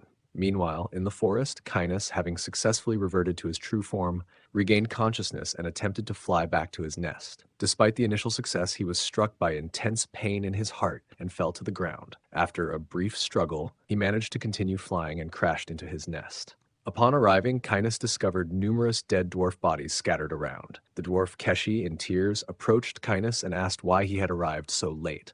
Cainus inquired about the cause of the destruction, and Keshi, still crying, revealed that the giants of the north were responsible. Cainus, enraged by the attack on his nest, resolved to take action. He instructed Keshi to gather information on the damage to his treasures, but then shifted focus, asking if any of her family were alive. When Keshi shook her head in sorrow, Cainus blamed himself for leaving the nest unguarded and regretted not marking his presence to deter intruders. Cainus offered Keshi vengeance for her family's deaths. Initially shocked, Keshi agreed, expressing her desire for revenge. Cainus, acknowledging her grief, observed enemy footprints leading south from his nest. He instructed Keshi to get on his back and began flying south toward the Brahn territory, following the trail of the attackers. When Keshi asked about checking the nest, Cainus dismissed the concern, stating that even if something was taken, it was of no consequence to him. Keshi climbed onto Cainus's back, and together they flew south, tracking the enemy's trail. Aaron's negotiations with the Rumian kingdom's nobles played out as he had planned, allowing him to seize control of the kingdom without any bloodshed. Later, while seated on the throne, Aaron reviewed a letter from Emperor Zerone, which congratulated him on his victory and informed him that the empire would support his rule due to the Rumian kingdom's attempt to harm him, an imperial family member. However, the letter also detailed that Aaron would need to cover an estate acquisition tax of 500 million gold and a yearly tax of 50 million gold within 2 weeks. Failure to meet these conditions would result in the Rumian kingdom coming under direct imperial rule. Aaron was taken aback by the exorbitant demands and questioned why the empire had deployed troops if their real intention was simply to facilitate his control. He wondered why the imperial forces hadn't crossed into Rumian's borders if they truly aimed to prevent his takeover. Aaron, realizing the true intent behind the imperial troops' deployment, began to laugh, recognizing that the empire had manipulated him. Their plan was to impose a steep estate acquisition tax if he succeeded in taking control and maintain ties with the Rumian kingdom if he failed. The troops had served to distract him from the financial demands, ensuring his focus was solely on the takeover. Determined to make the kingdom part of his territory, Aaron resolved to navigate the situation despite the empire's cunning strategy. 1 week later, Aaron, exhausted and resting his head on the table, lamented that, despite gathering all the nobles' wealth and property, he had only amassed 200 million gold. He turned to Cheryl for suggestions, but she had none. When Aaron asked Cheryl to repay some of the money she had borrowed, she angrily protested her lack of funds. Aaron advised her to stop buying things and wished Canis were present to assist. Then Arthur interjected, suggesting they might negotiate with the empire to reduce the taxes or offer an alternative to gold. Cheryl dismissed the idea of negotiating with the empire, arguing that if such tactics would have worked, the empire would have granted them control without the exorbitant taxes. She questioned what alternative they could offer, suggesting that holy water or a dungeon wouldn't suffice, and remarked on Aaron's previous success in similar situations. Aaron considered her points and realized they needed to offer something unique. As he pondered this, Rex burst into the room with urgent news. Giants were reported approaching from the north of Brahn Castle. Aaron was shocked, noting that giants from the frozen land would have to cross the Black Mountains to reach Brahn Castle, a feat that should be impossible. He questioned whether the giants had breached the Barrier of Iron, a formidable fortress established by the first emperor to block giants from entering imperial lands. The Barrier of Iron, guarded by about 20% of the imperial troops, had not been breached in 50 years. Aaron was concerned about the possibility of Brahn Castle being threatened and recognized that he couldn't ignore the potential danger. Inside the Rumian kingdom's inner castle, knights, including Arthur, were assembled. Arthur reflected on his current status as a centurion, despite Aaron's promise of organizing troops, and expressed a personal longing to see Bianca again. Rex then called the assembly to attention, announcing Aaron's arrival. As Aaron entered, everyone saluted him. Aaron bypassed formalities and stated that, due to the lack of a proper police force in the Brand territory, he planned to establish one. He introduced the new chief of police for this organization. Arthur, hoping the position might be offered to him, was stunned when Aaron announced that Bianca would be the new chief of police. Bianca, who had previously led a 500-man squad at Castle Blanche, was introduced with her significant experience. Arthur was awestruck, thinking of Bianca as his goddess. Bianca, now appointed as the chief of police, bowed to Aaron and expressed her readiness to accept his orders. Arthur, disheartened, realized he was not chosen for the position he had hoped for. He felt overshadowed by Bianca's advancement while he remained a centurion. Aaron then surprised Arthur by assigning him as Bianca's aide and temporary tactician for their forces. Although initially stunned, Arthur accepted the role, promising to do his best. Bianca, visibly flustered by Arthur's response, turned away, leaving him puzzled. Rex then reminded Aaron that they needed to proceed to the Barrier of Iron and arrive before sunset. Aaron instructed him to wait, indicating that he would join him shortly. To meet the Empire's demand for a 500 million gold estate acquisition tax, Aaron needed an additional 300 million gold. With limited options, he decided to offer his troops to the Empire as a solution. He planned to focus on the northeast of the Empire, specifically the Barrier of Iron, to halt the advancing giants from the north. Aaron intended to use orcs and other monsters to block the giants and offer protection of the area for a few years in exchange for 200 million gold, hoping the Empire would view this as a favorable deal. As Aaron was preparing to leave, Rex suddenly stopped and pointed toward the port, noticing smoke and suggesting an attack might be underway. At the port, Vice Captain Miller of the Blue Hammer Pirates was causing destruction. He was destroying warehouses and mocking the Rumian kingdom for becoming submissive to the Empire. Miller attempted to set fire to the ships as a final gesture, but his efforts were thwarted by the Miller captain, who deflected the burning wood. Vice Captain Miller questioned the need to spare the ships, noting that the Rumian kingdom had already surrendered to the Empire. Jacqueline, the Blue Hammer Pirates' captain, insisted on preserving the ships and expressed frustration at Miller's disregard for this instruction. Despite Jacqueline's orders, Miller, who saw no reason to follow the directive since the ships were not theirs, asked his captain for permission to continue his destruction. But Jacqueline was adamant about leaving the ships untouched. Another pirate informed them about the approaching Imperial forces, and Jacqueline urged Miller to stop causing havoc and leave with her immediately. Miller then came up with a plan to make their departure more entertaining, ordering the other pirates to raise the anchor and deciding to leave with her. When Aaron and his knights arrived at the port, they saw the pirates moving away and realized they were too late. Just as Aaron became flustered by the delay, Arthur pointed out that a cannonball had been fired from one of the ships. Miller, from the pirate ship, announced that the captain approved and then threatened the Imperial forces. As a cannonball from the pirates hurtled toward Aaron's group, Aaron dismounted and used his mental strength to slice the cannonball in half with his sword. Despite his effort, the two halves of the cannonball continued on their path, causing Aaron's knights to scatter to avoid the fragments. Aaron was puzzled by the cannonball's unusual behavior. Miller, observing from afar, noted the enemy's good fortune, while Aaron angrily instructed Rex to identify the pirates. Meanwhile, Crown Prince Philip, traveling in a carriage with Duke Gran, noticed a strange smell and quickly climbed to the top of the carriage. He instructed the coachman to speed up and not stop, concerned about the smell of blood and the missing escorts who were supposed to meet them. Nearby, the Giants of the North reported to their leader, Sven, that another carriage was approaching. As Crown Prince Philip detected the increasing smell of blood, Duke Gran peered out of the carriage and asked about the situation. Suddenly, he noticed objects flying toward him and quickly positioned himself and grabbed them, realizing they were blunt weapons used by monsters. At that moment, several blunt weapons were hurled at Philip, who skillfully deflected the incoming weapons with his sword, while Duke Gran tried to shield himself behind the carriage door. The coachman and horses were struck by the blunt weapons, causing the carriage to crash to the ground.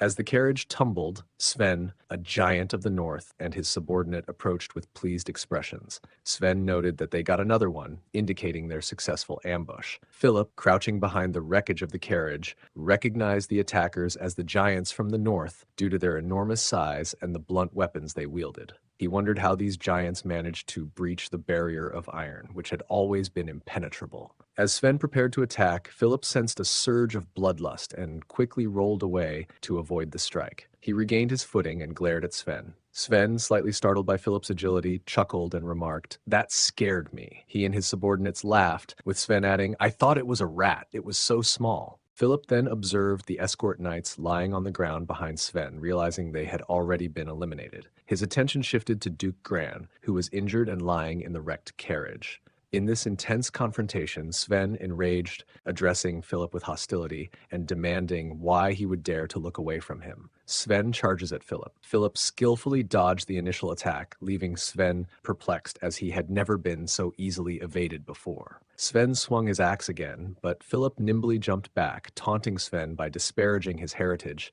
and implying that the North's giants, descendants of the warrior god Munin, were underwhelming. Sven, with a serious tone, was outraged at being mocked and at the disrespect shown towards a descendant of Munin, vowing to bring divine retribution upon the offender. In response, Philip asserted his authority as crown prince, declaring that he would be the one to administer judgment and punishment. Sven was taken aback by this revelation, questioning Philip's claim. Before Sven could respond further, Philip swiftly and decisively ended the fight, demonstrating his superior skill and authority. In the aftermath of Philip's battle with Sven, Sven's subordinates were left in shock. Philip approached them and declared that dishonoring the future emperor was punishable by death. He then swiftly and efficiently killed all of Sven's subordinates in a single fluid motion. As he finished, Philip noticed a black bird making a commotion before flying away, leading him to suspect that this bird was a spirit and that more northern giants might be nearby. He deduced that the barrier of iron, which presumably was a defensive measure, had fallen. Philip considered reporting this to the Empire, but decided against it, thinking there might be more effective ways to address the situation. Meanwhile, Aaron was preparing to leave the Rumian kingdom. He gave Rex the task of identifying the pirates and instructed Bianca to focus on port defenses. Both Rex and Bianca acknowledged their responsibilities. Arthur proposed that the situation with the pirates could be turned into an advantage for the Brand territory. He suggested that, since the territory lacked the funds to mobilize troops, they should use the pirate threat as a bargaining chip. By offering to send their own forces to address the pirate problem, they could potentially convince the Empire to lower their tax expenses. Aaron, initially confused, asked for further explanation, which Arthur provided. Aaron's reaction to Arthur's suggestion is initially serious, causing Arthur to feel uneasy. Arthur quickly tries to dismiss the concern, telling Aaron not to worry about it. Aaron, recognizing Arthur's astuteness, commends him for his cleverness and promises that if the plan succeeds, he will reward Arthur generously. He then gives a command for his knights to proceed to the barrier of iron, signaling their departure. As Aaron and his entourage set off, Arthur and Bianca say their goodbyes. Arthur is internally excited about the potential to get closer to his goddess, while Bianca feels overwhelmed by the competition to gain the Duke's favor. Bianca then notices Aaron returning with his knights, and upon closer inspection, she sees that Crown Prince Philip is among them. Meanwhile, in the forest, Sven's brother, who has been engaged in killing goblins, spots a bird and realizes it is the same one that belonged to Sven. Consumed by rage upon learning of his brother's death, he throws aside the dead goblin and demands to know who is responsible for his brother's murder, vowing to find and punish the culprit. In the York Castle, a tense scene unfolds as Chief Harold's son sharpens his axe in front of the open castle gates, his posture commanding as he prepares for the impending journey. Behind him, captives sit in a metal cage, their faces a mix of fear and defiance. The atmosphere is thick with anticipation and dread. As Chief Harold's son focuses on his task, one of his subordinates approaches, bowing respectfully before speaking. He mentions that if they travel south, they will find a village populated by Imperials. Although they are not entirely sure, there are indications that an elf may also reside there. This revelation piques Haroldson's interest. He abruptly stops sharpening his axe and stands up, eager to pursue the opportunity. His commanding presence demands attention, and he orders his subordinate to lead him there. The moment is interrupted by one of the captives shouting from the cage, calling the giants monsters and demanding freedom. This provocation incites anger in Haroldson's subordinate, who rushes over to the cage, striking the bars with his axe and threatening violence.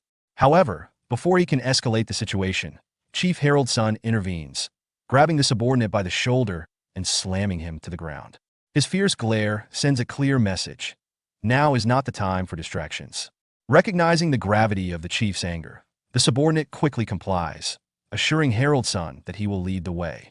With a renewed sense of purpose, Chief Harold's son declares, "The warm land is waiting. Let's go," rallying his subordinates to follow him into the unknown. The warm land, a fertile land filled with life. At least that's how the giants of the north view the continent of Karen. A young Harold's son vowed to take control of this land one day. And 30 years later, he finally has a chance to fulfill that vow. While he may have lost his precious brother Sven, in order to achieve his dream and find his people a new place to stay, Harold's son refused to stop. Meanwhile, at the Brand Castle, Rommel's voice vibrated as he demands to know who has been captured. Grabbing Max by the collar, he lifts him off the ground, desperation evident in his eyes. Max, indignant and fearful, protests, insisting he's not the cause of the situation and demands to be released.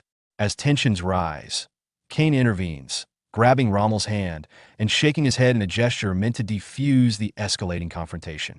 Reluctantly, Rommel drops Max, sinking to his knees as he processes the dire news. His wife, Diane, has been captured by the giants of the north and is now enslaved. Flustered and distraught, Rommel punches the ground in frustration, exclaiming his promise to protect Diane with his life. His thoughts quickly shift to his children. He urgently asks if his son and daughter are safe. Cain's nervous shake of his head confirms his worst fears. His daughter is safe, but his son doesn't. The danger hangs heavy in the air, deepening Rommel's shock. Cheryl steps forward, her demeanor urgent as she addresses Max. She seeks confirmation about the situation, clarifying that the giants attacked the orcs and that the citizens of Bran are being held hostage in the Orc Castle. Max affirms her understanding, adding that approximately 2 hours have passed since they received the information. Cheryl quickly follows up, asking if reinforcements have been sent. Max replies that they had prepared reinforcements and dispatched scouts upon hearing that Cheryl's group was on the way. He then mentions Kurok, revealing that he has already taken a couple of orcs to the orc castle. At this moment, a scout arrives, calling out to Max and dismounting to show respect to Cheryl. However, Cheryl quickly urges him to skip the formalities and report the news. The scout conveys that visibility was poor in the dark, making it difficult to confirm details. Nevertheless, he notes the eerie quiet of the forest, suggesting that the giants planned to spend the night within the castle. They had checked the paths leading to Castle Brahn, but found no signs of movement. Cheryl assesses the critical situation around her, contemplating their available options. She articulates a decisive plan. She firmly plants her wand on the ground, establishing her authority.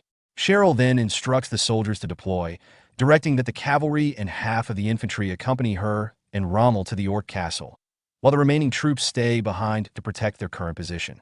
The soldiers respond promptly and cohesively, affirming their understanding of her orders. Cheryl notices Rommel still kneeling in despair and decides to intervene. She reaches out her hand toward him, urging him to get back on his feet.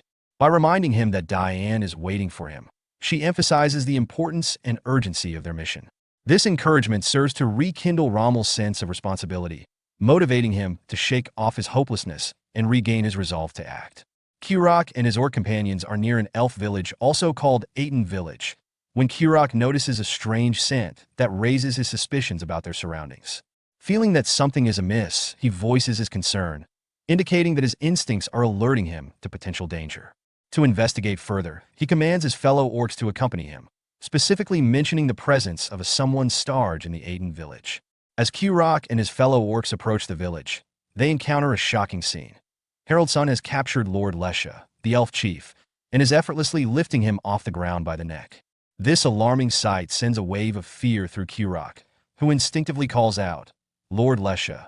The presence of Harold's son and the other giants of the north evokes a profound sense of dread in Kurok, who realizes the overwhelming strength of the Gants, and that if things persist as they are, they will all be doomed to certain death. Kurok swiftly instructs his fellow orcs to retreat to the castle for safety, emphasizing the urgency of the situation. As he charges toward Chief Harold's son to attempt a rescue, he is caught off guard by the giant's immense strength when Harold's son effortlessly grabs his weapon. This unexpected resistance not only frustrates Kurok, but also amplifies his anxiety, especially as the giant's mocking laughter echoes around him, creating an atmosphere of impending doom. At that moment, the scene shifts back to Cheryl, Rommel, and the soldiers as they arrive near the orc castle. The atmosphere grows tense as a powerful roar reverberates around them, prompting everyone to look up in alarm.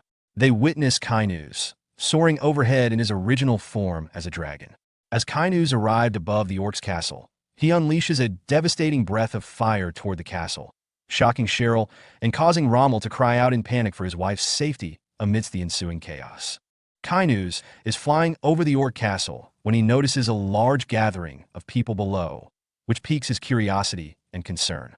He realizes that the figures he sees do not resemble orcs and questions their presence, contemplating that the orcs may have either fled the area or could be trapped within the castle.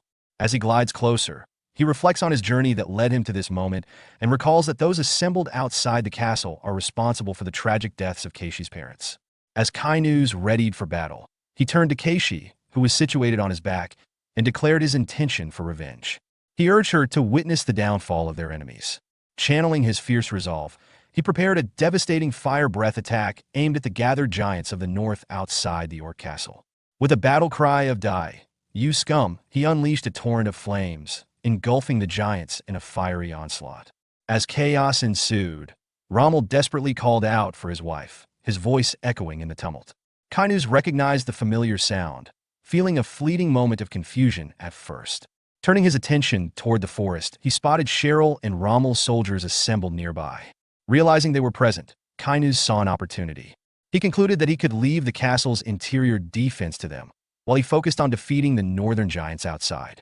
This would not only fulfill his quest for revenge on behalf of Keishi, but also aid Cheryl and Rommel's troops by clearing the way for them to advance. Kainuz comforts Keishi, affirming that their destination is the elf village where Keishi's revenge will be fulfilled. Overwhelmed with emotion, Keishi, tears in his eyes, responds positively to Kainu's assurance. Afterward, Kainu's lets out a powerful roar and alters his course away from the castle, focused on reaching the elf village. From a distance, where Cheryl, Rommel, and their soldiers are present, it seems the sight of the castle engulfed in flames. Rommel was devastated as he saw the castle engulfed in flames, which heightened his anguish over his wife Diane's perilous situation. His despair led him to collapse to the ground, desperately calling her name and feeling an overwhelming sense of helplessness. In contrast, Cheryl recognized the urgency of the situation and felt a rush of concern for Rommel, but quickly regained her composure. She took charge, instructing the infantry to head to the Orc castle to search for any survivors while directing the cavalry to pursue the dragon responsible for the destruction. The soldiers responded immediately, demonstrating their readiness to follow Cheryl's commands as they moved into action to address the unfolding crisis.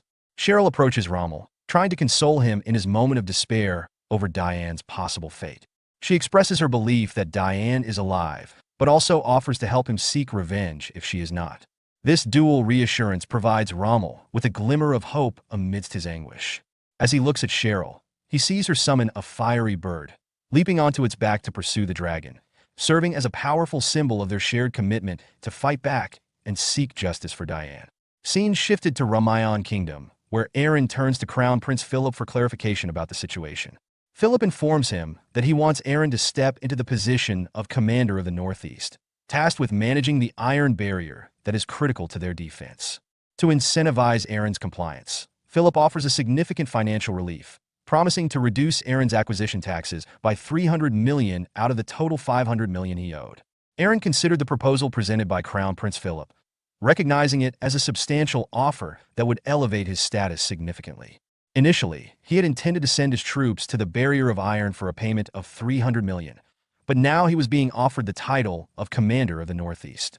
This sudden promotion left him conflicted, as he wondered whether to embrace the opportunity or be cautious about its implications. Sensing that there was more to the offer than met the eye, he sought further clarification from Philip, asking about the duration of the position. In response, Philip seemed taken aback by the inquiry and hesitated before finally stating that the title would likely remain until the threat in the north was resolved. As Aaron processed Crown Prince Philip's offer, his initial shock morphed into a realization of the underlying implications. Philip's vague response, that Aaron would serve as the commander of the Northeast until the threat of the giants in the north was neutralized, hinted at a deeper strategy. Aaron understood that accepting this position could effectively tie him to the region indefinitely, especially as the giants continued to pose a danger. Reflecting on Philip's intentions, Aaron recognized the political maneuvering at play. He saw the prince's offer as an attempt to gain control over him, making it clear that he needed to tread carefully. Rather than falling into Philip's trap, Aaron resolved to navigate the political complexities with shrewdness, determined to protect his interests while avoiding being cornered into a role he didn't want. Aaron stood before Crown Prince Philip, expressing his willingness to contribute to the empire as the newly appointed commander of the Northeast. However, he hesitated, drawing Philip's attention, prompting the prince to ask for clarification. Seizing the opportunity, Aaron raised his concerns about the Ramayan Kingdom's urgent need for assistance due to a recent pirate threat. He requested supplies to establish a naval base. Intrigued by the proposal, Philip repeated the suggestion, contemplating its implications. Internally, Aaron hoped for Philip's acceptance of his request, recognizing the urgency of the situation. However, Philip responded cautiously, stating that he couldn't provide an immediate answer since he was not in charge. He suggested postponing the discussion until Duke Gran was awake. Despite this, Aaron felt a flicker of hope, thinking that he still had a chance to negotiate effectively. He realized that his actions against the pirates could significantly impact the outcome of their future discussions. Philip reflected on Aaron's situation with a mix of sympathy and skepticism. He recognized that Aaron was willing to accept the title of Commander of the Northeast, indicating his ambition for territorial expansion. However, Philip also wondered if Aaron possessed the capability to manage the formidable challenges that lay ahead, specifically the threats posed by both the giants of the north and the rising problem of pirates. Rex sat alone at the bar, feeling disheartened as he reflected on his fruitless day without any sight of the notorious Blue Hammer pirates. He found it odd that there were no pirates around in a place like this. Just as he pondered this, Princess Livia entered the scene, laughing as she made her way down the stairs. She was accompanied by Miller, the vice captain of the Blue Hammer pirates. Rex's confusion deepened at their unexpected appearance. He wondered why the princess was there and what it meant for his plans. As Livia and Miller exited the bar together, Rex was taken aback by their unexpected presence and wondered about the implications of their visit. Feeling a sense of urgency, Rex slammed his drink on the table, prompting his subordinates that are sitting on nearby tables to pursue Livia and Miller as they left the bar. He couldn't shake the oddity of a princess associating with a pirate. Just then, an explosion erupted outside, cutting off his train of thought and adding to the chaos of the moment. Just then, his injured subordinate stumbled into the bar, gasping that they had been attacked. Alarmed, Rex rushed outside, where he saw several other of his subordinates wounded on the ground. In a panic, he demanded to know the whereabouts of the attackers. One of his injured subordinate pointed in a direction, and Rex took off toward it, determined to confront the threat. Rex raced toward the docks, desperate to stop Miller and Queen Livia from escaping. As he yelled for them to halt, Miller expressed his frustration, noting how he always seemed to attract trouble whenever he was on land. In a defensive move, he retaliated against Rex by throwing gunpowder at him. In retaliation, Rex threw a dagger at Miller, but the pirate skillfully dodged it.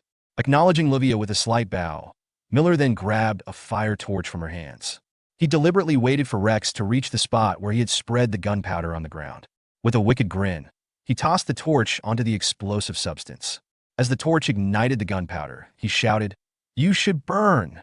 The resulting explosion engulfed the area where Rex was standing, throwing him backward and causing severe injuries. The scene shifts to a medical facility where Rex subordinates are recuperating from injuries sustained in a recent attack. Aaron, clearly anxious and worried, bursts into the room, calling out for Rex. His sudden entrance startles the people resting on their beds. From a nearby partitioned area, Rex responds dryly, assuring Aaron that he is still alive and urges him to calm down. Once Aaron reaches Rex's side, he envelopes him in a tight embrace, which Rex finds uncomfortable and tries to escape.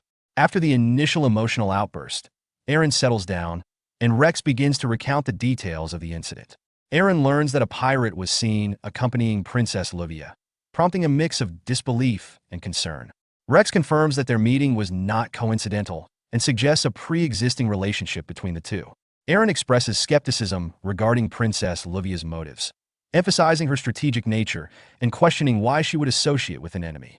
Rex counters this by pointing out that if they had ulterior motives, they wouldn't have spared the injured and allowed Rex's men to survive the attack, crediting Livia for their escape. As the conversation unfolds, Aaron finds the situation increasingly complex. Rex, wanting to shift the focus, tosses Aaron a letter with urgent implications. He advises Aaron to read it discreetly, mindful of their surroundings, as other people are present. The letter reveals alarming news. Approximately 500 giants from the north have taken control of an orc castle and captured numerous hostages, including the wife and child of the knight commander. Aaron reflects on the current situation, feeling reassured by the presence of Cheryl and Rommel, who are presumably dealing with the northern giants' takeover of the orc castle. However, he realizes that, as the newly appointed commander of the Northeast, he must consider a response to this new threat. He resolves to head to the castle to address the situation directly. His thoughts are interrupted when Rex, still recovering from his injuries, rises from his bed and asserts his intention to go in Aaron's place. Aaron protests vehemently, concerned for Rex's well-being given his injuries. Rex's determination stems from a personal crisis. Diane, a woman he has deep feelings for, has been captured. Aaron recalls Diane, a beauty known to have received marriage proposals from most men in the Brahn territory. Rex was one of those individuals, but due to the fact that she had feelings for his brother, Rommel, he had no choice but to hide his feelings and stay away. Rex decided to let go of his feelings for Diane. He thought he could congratulate the marriage between Diane and his brother Rommel as a friend. When he found out that he couldn't suppress the feelings he still had for her, he decided to take extreme measures. As a means to prevent hurting Diane's feelings, he decided to leave the Brahn territory. After that, Rex spent years traveling between territories, dedicating his life as a spy for the Brahn territory, hoping to keep his feelings at bay. Understanding Rex's motivations, Aaron reluctantly agrees to let him go, but not without a warning to be cautious. Rex expresses gratitude for Aaron's support before he prepares to leave. Just before departing, Rex suggests that Aaron should simplify matters by asking Princess Livia directly about the pirates. Shortly after, Aaron summons Princess Livia to discuss the situation regarding the pirates. When he inquires about their involvement, Livia reveals that the pirates are her customers. Confused, Aaron asks her to clarify what she means. Livia explains that the Blue Hammer pirates are involved in selling stolen goods from the Western continent. Aaron expresses his surprise at Princess Livia's involvement with stolen goods. Livia defends her position, explaining that her influence extends to the Eastern continent and that the Blue Hammer pirates provide access to goods that are otherwise scarce on the Western continent. Recognizing Livia's established relationship with the pirates, Aaron sees an opportunity to negotiate with them and asks Livia to facilitate this meeting. In a typical display of her shrewdness, Livia agrees to help, but only under the condition that her trade group be allowed to use the port city of Retta freely. Aaron acknowledges this demand, recognizing Livia's consistent business-minded nature and drawing a comparison to Old Man Kane. Meanwhile, somewhere else, Kane, sensing he is being discussed, ponders the mention of his name, creating a light comedic interlude amid the negotiations. Once they finalize the agreement, the scene transitions to a port where Aaron waits for the pirates to arrive. He reflects on the negotiation terms, which stipulate that only the Baron, Aaron, is to come alone, suggesting a potential power play or a test of trust from the Blue Hammer pirates. His internal musings reveal his concerns about whether they plan to intimidate him with numbers or if they doubt his integrity enough to expect betrayal. As Aaron stands at the port, he sees a ship approaching, signaling the pirates' arrival. Captain Jacqueline stands at the forefront of the ship, and as it approaches, she introduces herself. She immediately demands clarity about Aaron's loyalty to the Empire, a question that shocks him into silence. This unexpected inquiry puts Aaron on the defensive, raising the stakes for the negotiations before they even begin. As tension escalates, Captain Jacqueline of the Blue Hammer Pirates reacts to Aaron's identity and allegiance with a smile, indicating a sense of disdain for the Empire. She orders her crew to turn the ship around, but Aaron interjects, demanding they pause their retreat. Jacqueline, however, firmly asserts that the Blue Hammer pirates do not negotiate with those who serve the Empire. To illustrate her point, she commands her crew to fire a cannon at him, launching a metal ball directly toward Aaron. In response, Aaron curses the pirates, vowing not to let their aggression go unpunished. He draws his sword, which glows with a greenish mana. With a swift motion, he strikes the incoming metal ball, shattering it into a myriad of tiny fragments. This unexpected display of skill catches Jacqueline off guard, revealing Aaron's formidable abilities. Despite the setback, Vice Captain Miller calls for another round of cannon fire, urging them to destroy that Empire scum. In the face of this renewed attack, Aaron prepares a counteroffensive move called Piercing Wind, gathering his energy in his sword and launch it at the pirate ship. Jacqueline, recognizing the sword energy emanating from attack, realizes the potential danger and yells for her crew to brace for impact. Aaron's attack strikes the pirate ship with immense force, resulting in a large explosion of energy that rocks the vessel and highlights the destructive power of his abilities. Meanwhile, the Crown Prince Philip observes the confrontation from a distance. Noticing Aaron's technique, he recognizes it as a basic Imperial sword skill, Piercing Wind, and comments on it with a smile, finding the display of power and skill intriguing. Rex arrives at the Brand territory, his focus immediately drawn to the distant Orc castle, where he fears for the safety of the hostages. He realizes the urgency of the situation. Time is of the essence, and he must act quickly. With a sense of determination, he spurs his horse toward the castle, driven by thoughts of Diane and a promise to rescue her, emphasizing his deep concern for her well-being and the urgency of the situation. Simultaneously, in the Aiden village, Harold's son, the chief of giants, has successfully captured all the elves, solidifying his control over the village. As he surveys his surroundings, he hears the distinctive sound of wings flapping above and glances up, initially dismissing it as a dragon merely passing through. However, he quickly shifts to a more cautious mindset and warns his subordinates to take cover, recognizing the potential threat a dragon poses. Kainuz, the dragon, is indeed hovering above Aiden village, assessing the chaos below. He reflects on the situation, noting that the northern giants have taken control of the village and expressing concern for the elven hostages. Kainuz contemplates the consequences of using his fire breath to attack the giants, knowing that he could unintentionally harm the captives. He wrestles with his limitations, particularly the Curse of Vivian, which currently prevents him from using magic effectively, and acknowledges that he can't let this obstacle define him or his honor as a dragon. In a moment of resolve, Kainuz decides to use a powerful ability known as Dragon Fear, which unleashes a terrifying roar that disrupts the cognitive abilities of all creatures, except for fellow dragons. This ability will incapacitate the giants and any other foes, providing a strategic advantage without directly harming the hostages. As he focuses on this attack, Kainuz thinks of Keishi, a personal motivation tied to his actions. However, the activation of the Curse of Vivian suddenly causes Kainuz immense pain, forcing a scream from him. Keishi, riding on Kainuz's back, expresses concern for his master. Despite the pain, Kainuz pushes through, fueled by anger at the curse and a fierce determination to get revenge and help those in danger. As the scene unfolds, Kainuz, the dragon, suddenly finds himself struck by a fire attack, causing his companion Keishi to tumble from his back. The unexpected assault comes from Cheryl, who is glaring at Kainuz with anger, her fierce demeanor clear. As Keishi falls, Cheryl calls out to him, prompting him to fly toward her, where she manages to grab onto him for safety.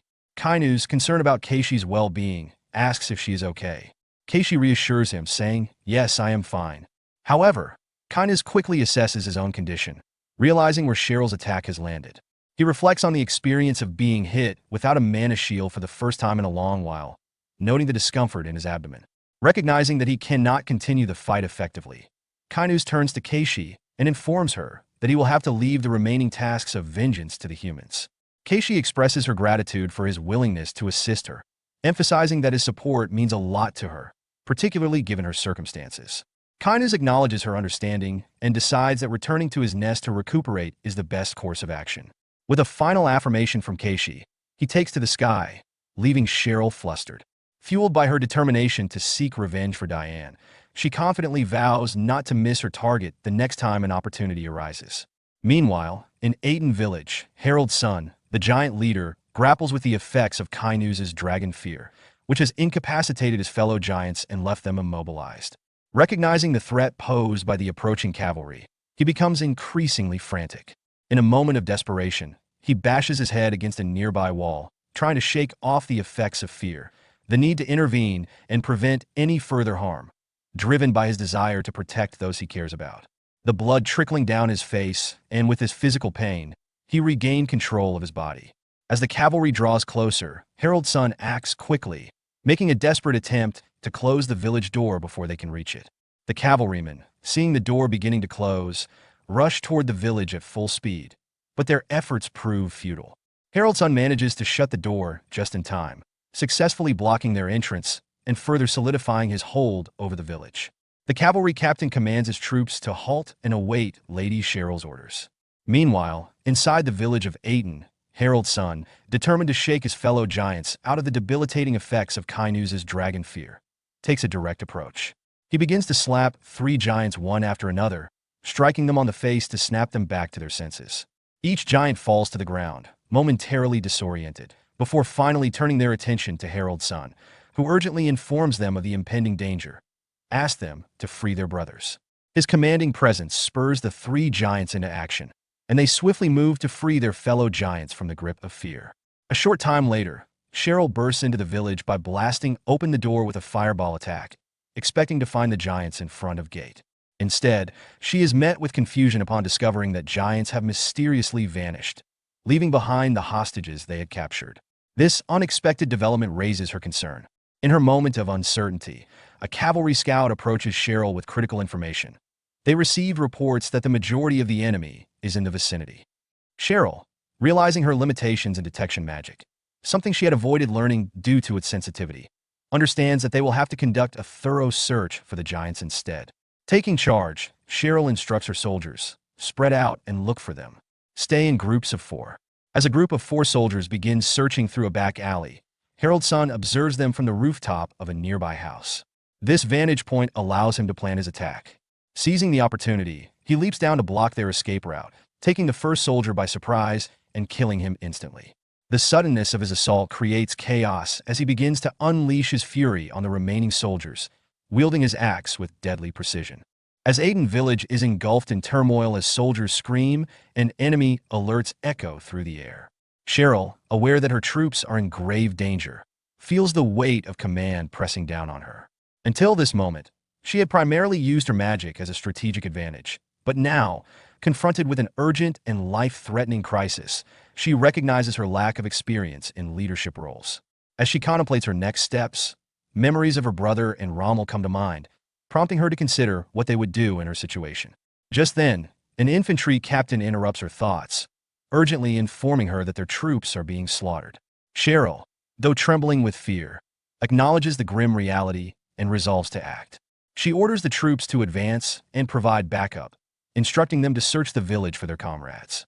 With the soldiers rushing to the source of the screams, the infantry captain expresses concern for her safety, suggesting that some escorts should remain with her. However, Cheryl insists on their departure, affirming her capability to handle any threats with her magic. As the soldiers leave, she wrestles with doubt, questioning whether her decision was the right one. Ultimately, she resolves to focus on saving her troops, feeling confident in her ability to defend against enemies in the area.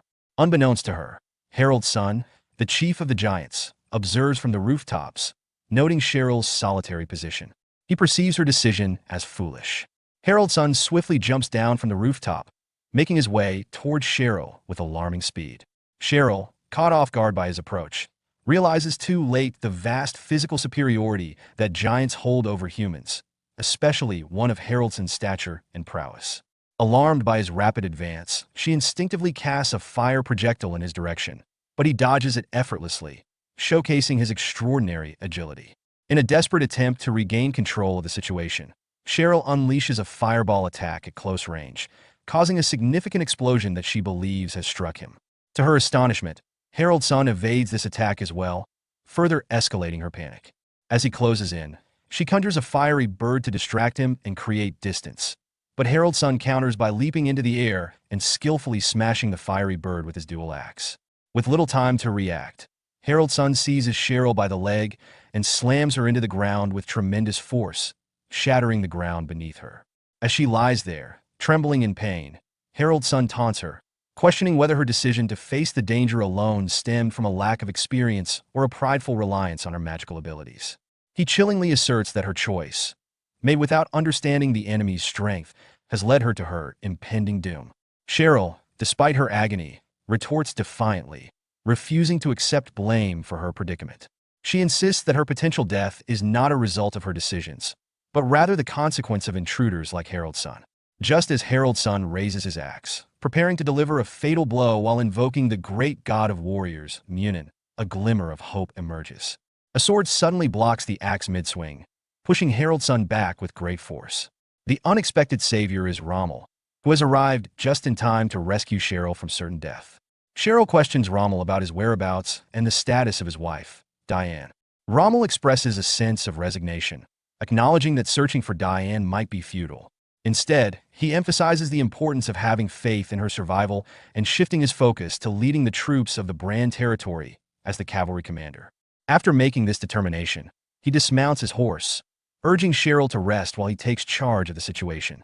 Harold's son, the giant, casually cracked his neck while taunting Rommel, asking if he planned to face him. But before Rommel could react, Harold's son abruptly disappeared from view, showcasing his immense speed and power, leaving Rommel in a state of shock and uncertainty. Then reappears above Rommel, ready to strike him with his axe. Rommel, reacting with greater footwork, dodges the vertical strike. He then assumes a fighting stance, enveloping himself in mana, which surprises Cheryl, who watches from the sidelines. Rommel attacks with his sword, but Harold's son easily leaps back, mocking Rommel's speed and skill. However, Rommel's swing manages to graze Haroldson's shoulder, drawing blood, a wound the giant only realizes after it has occurred. In a sharp retort, Rommel warns Harold's son that confidence is a double-edged sword when you don't know your enemy, provoking Harold's son further. Cheryl seizes the moment to aid Rommel by summoning a spirit that strikes Harold's son, causing him to crash to the ground. This unexpected turn invigorates Cheryl, and she taunts Harold's son, questioning his intelligence in the situation. Struggling to recover, Harold's son realizes that his injured shoulder limits his ability to fight back against both Rommel and Cheryl. In a desperate bid, he whistles for a black bird, signaling a retreat. As the bird takes flight, it prompts other giants in battle with Cheryl's soldiers to withdraw as well. Before leaving, Harold's son threatens Rommel and Cheryl, vowing to sacrifice them to Munin. He quickly fled, clutching his injured shoulder as he ran. After an intense battle, Rommel reunites with his wife Diane and their child. Overcome with relief, he embraces her, asking if she was hurt during the chaos. Diane reassures him she is unharmed but hesitates, prompting Rommel to ask what's troubling her. She reveals something that shocks him. She saw Rex after the dragon attack. Rommel is confused, as he believes Rex should be in the Ramayan kingdom. Diane explains that, in the midst of the smoke and fire, Rex appeared and killed a giant that had nearly taken their lives. She is certain it was Rex and recalls hearing him mention something about a lord, deepening Rommel's confusion. The perspective then shifts to Rex, who is standing on a cliff overlooking an orc's castle, reflecting on a conversation with Aaron. When he had advised Aaron to avoid pirates and instead seek help from Princess Livia. Then Aaron mentioned Diane, cautioning Rex not to complicate things, saying they're family. Rex was left puzzled by this, not understanding what Aaron meant by that. Aaron had also suggesting that if he don't have much to communicate, he should simply declare he is here to save her by the orders of the Lord. In the present, Rex regrets how that conversation had unfolded. He feels he bungled his chance to speak clearly, replaying the moment in his mind with frustration. Then the scene shifts to the Ramayan kingdom, where Aaron faces a new crisis. The people are rioting against his order to shut down the port of Retta. Aaron learns from Arthur that the people are so desperate they'd rather be robbed by pirates than face starvation. Aaron is exasperated, realizing they don't understand the long-term consequences of their demands, but he is at a loss for how to make them see reason. Arthur respectfully expresses his opinion to Aaron regarding the decision to close the port city of Retta to isolate the pirates. He acknowledges Aaron's strategy of eliminating anything the pirates could steal, but warns that this would also cut off the citizens from essential supplies and support. Instead, Arthur proposes a surprise attack on the pirates, suggesting that addressing the root of the problem might be a more effective solution than isolation. He argues that a direct confrontation could yield better results since reaching a peace agreement seems unlikely. Aaron considers this suggestion and realizes the merit in Arthur's plan. He instructs Arthur to communicate to the rioters that the port closure will only be temporary, lasting a few days, during which the government will provide financial support for their losses. Arthur promptly agrees and prepares to implement this strategy. As the conversation continues, Aaron elaborates on his plan. He tells Arthur to get ready for an offensive against the pirates' base while the port is closed. Arthur, initially confused, asks about the need for troops. In a surprising turn, Aaron insists that it will only be the two of them who will go on this ambush. Arthur is shocked, exclaiming disbelief at the idea of tackling such a dangerous mission without a larger force. Days later, after closing the port city, Arthur and Aaron manage to secretly board one of the pirate ships docked at Retta. They set off toward the headquarters of the Blue Hammer Pirates, their plan unfolding. Upon arriving at the port city of Retta, they witness the vibrant market scene. Shopkeepers enthusiastically shout out their wares: salted fish, tender meat from the Empire, and various types of alcohol, including stomach fire rum. Arthur expresses his surprise, noting that despite the island's reputation, it seems to be populated by normal people living their daily lives amidst the pirate presence. As Aaron surveys the bustling pirate port city, he reflects on the complexities of their mission. Initially, he believed that simply eliminating the pirates would resolve the problem. However, considering the people who live there, he realizes that their actions may have broader implications, potentially necessitating the acceptance of the inhabitants into their territory. Amid his thoughts, Aaron hears a loud noise and turns to Arthur, inquiring about its source.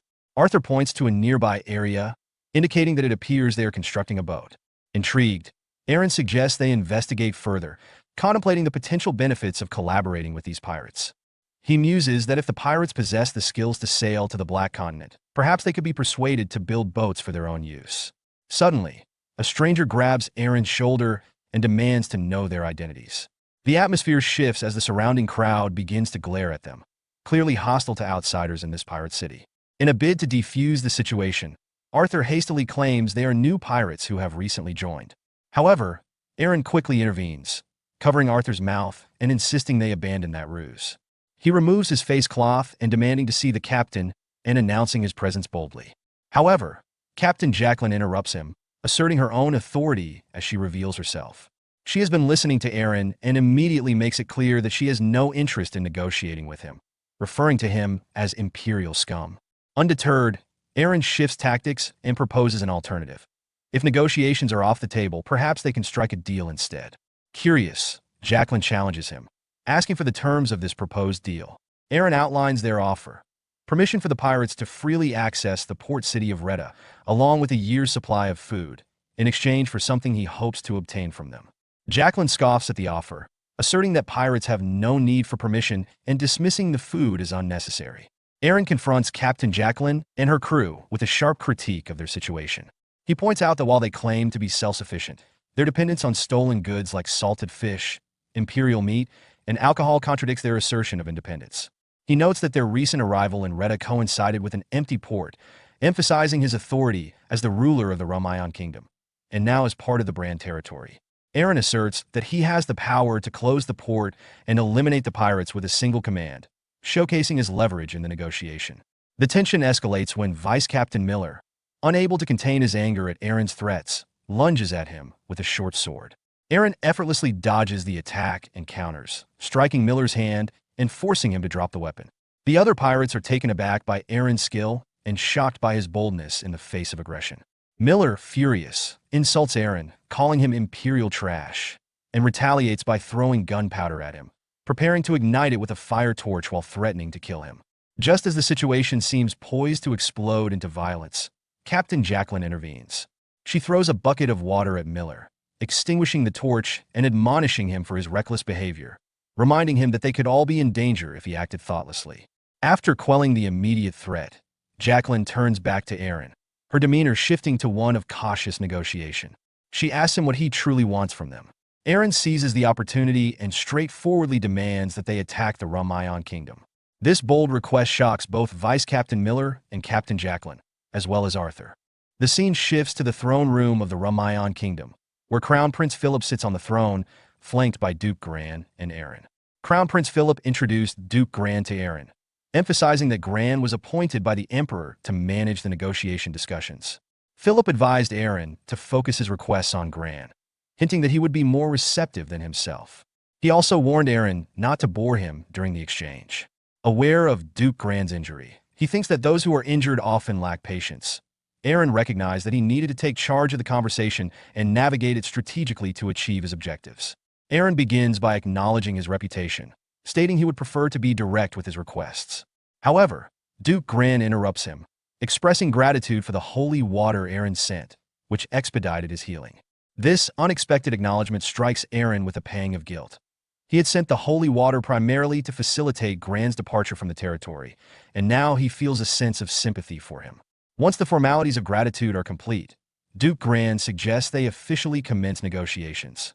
His calm demeanor surprises Aaron, who had anticipated a more contentious atmosphere. Nevertheless, the negotiations quickly devolve into heated exchanges as both parties assert their demands. Aaron asserts that he requires 200 million gold out of a total of 500 million upfront, with the remaining 300 million to be paid upon completing his service as the commander of the Northeast. Duke Gran counters by pointing out the risks to the Brand territory if the Iron Barrier were to collapse, emphasizing that as its leader, Aaron should continue in his command until the northern threats are neutralized. In response, Aaron raises the stakes, insisting that if the Brand territory is to bear these dangers, they will need support from the Empire to maintain the Iron Barrier and must also establish a naval base in the port city of Retta. Duke Gran argues that while the Iron Barrier is under the Empire's jurisdiction and they will continue to support it, the issue of the pirates falls under the territory lord's responsibility. Aaron, frustrated, retorts that Retta is part of the Empire, questioning why they would remain passive while pirates threaten the Empire's citizens. Duke Gran clarifies that the Empire's involvement isn't necessary in this case, asserting that the damages caused by the pirates are not significant enough to warrant the establishment of a naval base. Aaron's frustration grows as he challenges Duke Gran's dismissal of the situation, arguing that the suggestion for a naval base is a preventative measure against future pirate attacks. Internally, he worries about the pirates' delayed actions, recognizing that he needs to buy more time to strategize. He states that if this is the extent of the Empire's response, it will be difficult for him to accept the terms of working under their rule. Duke Gran laughs at Aaron's escalating frustration, mocking his position. Just then, the tension in the room escalates when a sword clatters to the floor between them, having been thrown by Crown Prince Philip. He disrupts their negotiation with a bold proposition to settle their dispute through a duel. This unexpected challenge catches Duke Gran off guard, especially considering his recent injuries from a previous incident. Philip stands from his throne, assuring Gran that he need not worry about the duel. Confused and wary, Gran asks for clarification, and Philip picks up the sword, indicating he is willing to fight. Seeing the potential danger in this course of action, Aaron immediately drops to his knees, imploring Philip not to proceed with the duel, emphasizing that it may not be a wise decision. Crown Prince Philip asserts his authority, declaring that if Aaron declines his offer, the Ramayan kingdom will be absorbed into the empire, and he will personally take control of the region. Duke Gran attempts to remind Philip of the empire's laws, which prevent him from overtaking a territory without proper justification. However, Philip interrupts him, delivering a chilling announcement that Baron Gran has been attacked by northern giants and assassinated by an unknown assailant while receiving treatment in the Bran territory. He dramatically points a dagger at Gran. Philip then turns his attention to Aaron, pointing his sword at his neck and accusing him of being one of the prime suspects behind the assassination. With an icy tone, he reminds Aaron not to bore him with any objections and asks if he intends to accept his offer. Then Aaron, recognizing the precarious situation, responds in unison, acknowledging Philip's ultimatum. Soon after, Philip and Aaron prepare for their duel, both drawing their swords. Philip lays out the stakes. If Aaron wins, he will receive 200 million gold, continue as commander of the Northeast until the threats are neutralized, and obtain the necessary funds to establish the naval base. Conversely, if Philip wins, there will be no support for the naval base at all. Aaron cautiously asks if it's possible to negotiate a shorter service term as commander, to which Philip smirks and suggests he try negotiating that with Duke Gran after he defeats him. With that, Philip lunges at Aaron to initiate the fight. Aaron successfully blocks Philip's first attack, but quickly realizes that Philip is stronger than he anticipated. Before he can fully process this, Philip launches another strike. Aaron attempts to dodge, but the blade grazes him. In a desperate effort to evade, he moves away, but Philip strikes again, this time slicing his face and drawing blood, which falls to the ground. In this intense duel, Aaron is confronted by Philip, who is relentless in his attacks. Philip questions Aaron's defensive stance, wondering why he isn't fighting back. Aaron reveals his internal conflict. He wishes he could engage more forcefully, but he can't because Philip's attacks are too powerful. His previous victories relied on the advantages granted by the dragon's blessing and basic swordsmanship, leaving him unprepared to face a skilled opponent like Philip. As the duel progresses, Philip grows increasingly impatient and decides to escalate his assault by channeling his mana to exert overwhelming pressure on Aaron. This forces Aaron into a purely defensive role, where he struggles to block Philip's powerful strikes. Philip mocks Aaron for not using his piercing wind technique, which surprises Aaron. He remembers utilizing this skill in a past confrontation against a pirate ship. The fact that Philip is aware of his abilities adds to Aaron's frustration and anxiety, amplifying his feelings of inadequacy. Philip becomes more aggressive, demanding to witness Aaron's imperial sword skills and threatening him with death if he fails to comply. Aaron, under immense pressure, struggles to keep up with Philip's onslaught, managing only to deflect the blows while being pushed further back. The situation becomes dire when Aaron's sword shatters under a particularly fierce strike, leaving him vulnerable to Philip's lethal attack. Just as Philip prepares to deliver the final blow, Duke Gran shouted, desperately pleading for Philip to stop. In a moment of desperation, Aaron used Great Sword Art's third form and conjures a mana blade, preparing to counter Philip's impending strike. Their clash is interrupted by a cannonball that crashes through the wall, the explosion caused by the Blue Hammer Pirates, who have positioned themselves outside. Miller taunt directed at Philip and Aaron. By calling them imperial trash, he insults their status or authority, suggesting he views them as inferior or contemptible. Miller continues to sneering that the gunfire was revenge for the destruction of their ship. Crown Prince Philip stood distracted by the ongoing chaos with the pirates, giving Aaron a brief opening. Aaron, seizing the moment, rushed toward him with his broken sword in hand. Though he pointed the jagged blade at the prince's neck for an instant, his frustration quickly overtook him. Instead of striking, Aaron hurled the sword angrily toward the pirates and furiously shouted at the pirates, accusing them of planning to loot the rest of the ship. But Aaron's unpredictable actions left him confused. Miller, smirking mockingly, turned to Captain Jacqueline and asked, "Captain, did the contract specify dealing with insults and threats as well? Because he's clearly overstepping it." Jacqueline, however, was too focused to respond. She peered through her scope, her hands trembling as her gaze fixed on Crown Prince Philip. A look of deep frustration and bitterness crossed her face, but she gave no immediate explanation. Miller, undeterred, prepared to fire another cannon, a wicked smile playing across his lips. Before he could do that, Jacqueline stopped him and stepped away from him, commanding they will deal with this later. Though Miller was reluctant, he signaled the pirates to retreat. As they pulled back, Jacqueline remained visibly unsettled. Her thoughts raced, bitterness brewing as she reflected. That prince was her family's enemy. As the pirates retreated, Crown Prince Philip stood by a shattered wall, watching them in silence. Aaron approached him, bowing deeply and admitting his defeat. "Your Highness," Aaron said solemnly, "I've lost the duel and will accept whatever decision you make regarding the annexation of Brahn territory into the Ramayan kingdom." Philip raised an eyebrow in surprise, glancing toward Duke Gran, who subtly approved. Turning back to Aaron, Philip said, "The kingdom will appoint you, Duke Aaron, as commander of the northeastern region until the northern threat is neutralized." Aaron, frustrated, clenched his fists, cursing inwardly. He regretted agreeing to the duel, realizing that his hidden strength had been exposed, giving Philip the upper hand in the negotiations. Philip then added, "Additionally, I will authorize the construction of a naval base." Aaron was left shocked by Philip's decision to make naval base, and Philip explained that he had lost the duel and that the pirate threat was more severe than he had initially thought. Philip privately reflected that since Aaron had shown him what he needed to see, he could at least grant him this concession. As Philip departed with his knights and carriages, he sat in one of the carriages, experimenting with the aura blade Aaron had shown during their duel. After several attempts, he finally succeeded in materializing an aura blade, laughing in satisfaction as he muttered, "So that's how it's done." A week later, the Brand territory was officially absorbed into the Ramayan kingdom. Aaron traveled to Island Arden to deliver the promised supplies to the Blue Hammer pirates and to negotiate an alliance. However, when Aaron handed over a sack of supplies, Captain Jacqueline angrily flung it onto ground with unexpected force. Startled, Aaron asked about it. Jacqueline, furious, confronted Aaron, asking why didn't he tell her? Aaron, confused, replied, "Tell her what?" If she is still upset about him cursing her, he already explained. However, Jacqueline interrupted him by punching the sack of food, scattering its contents. Vice Captain Miller rushed to intervene, shouting for Jacqueline to calm down, but she shoved him aside, her glare fixed on Aaron. Jacqueline demanded, "Why didn't he tell her the prince was helping him?" Miller, stunned, asked, "Wait, is she talking about Prince Philip?" Jacqueline confirmed, and Miller exploded with curses aimed at Aaron.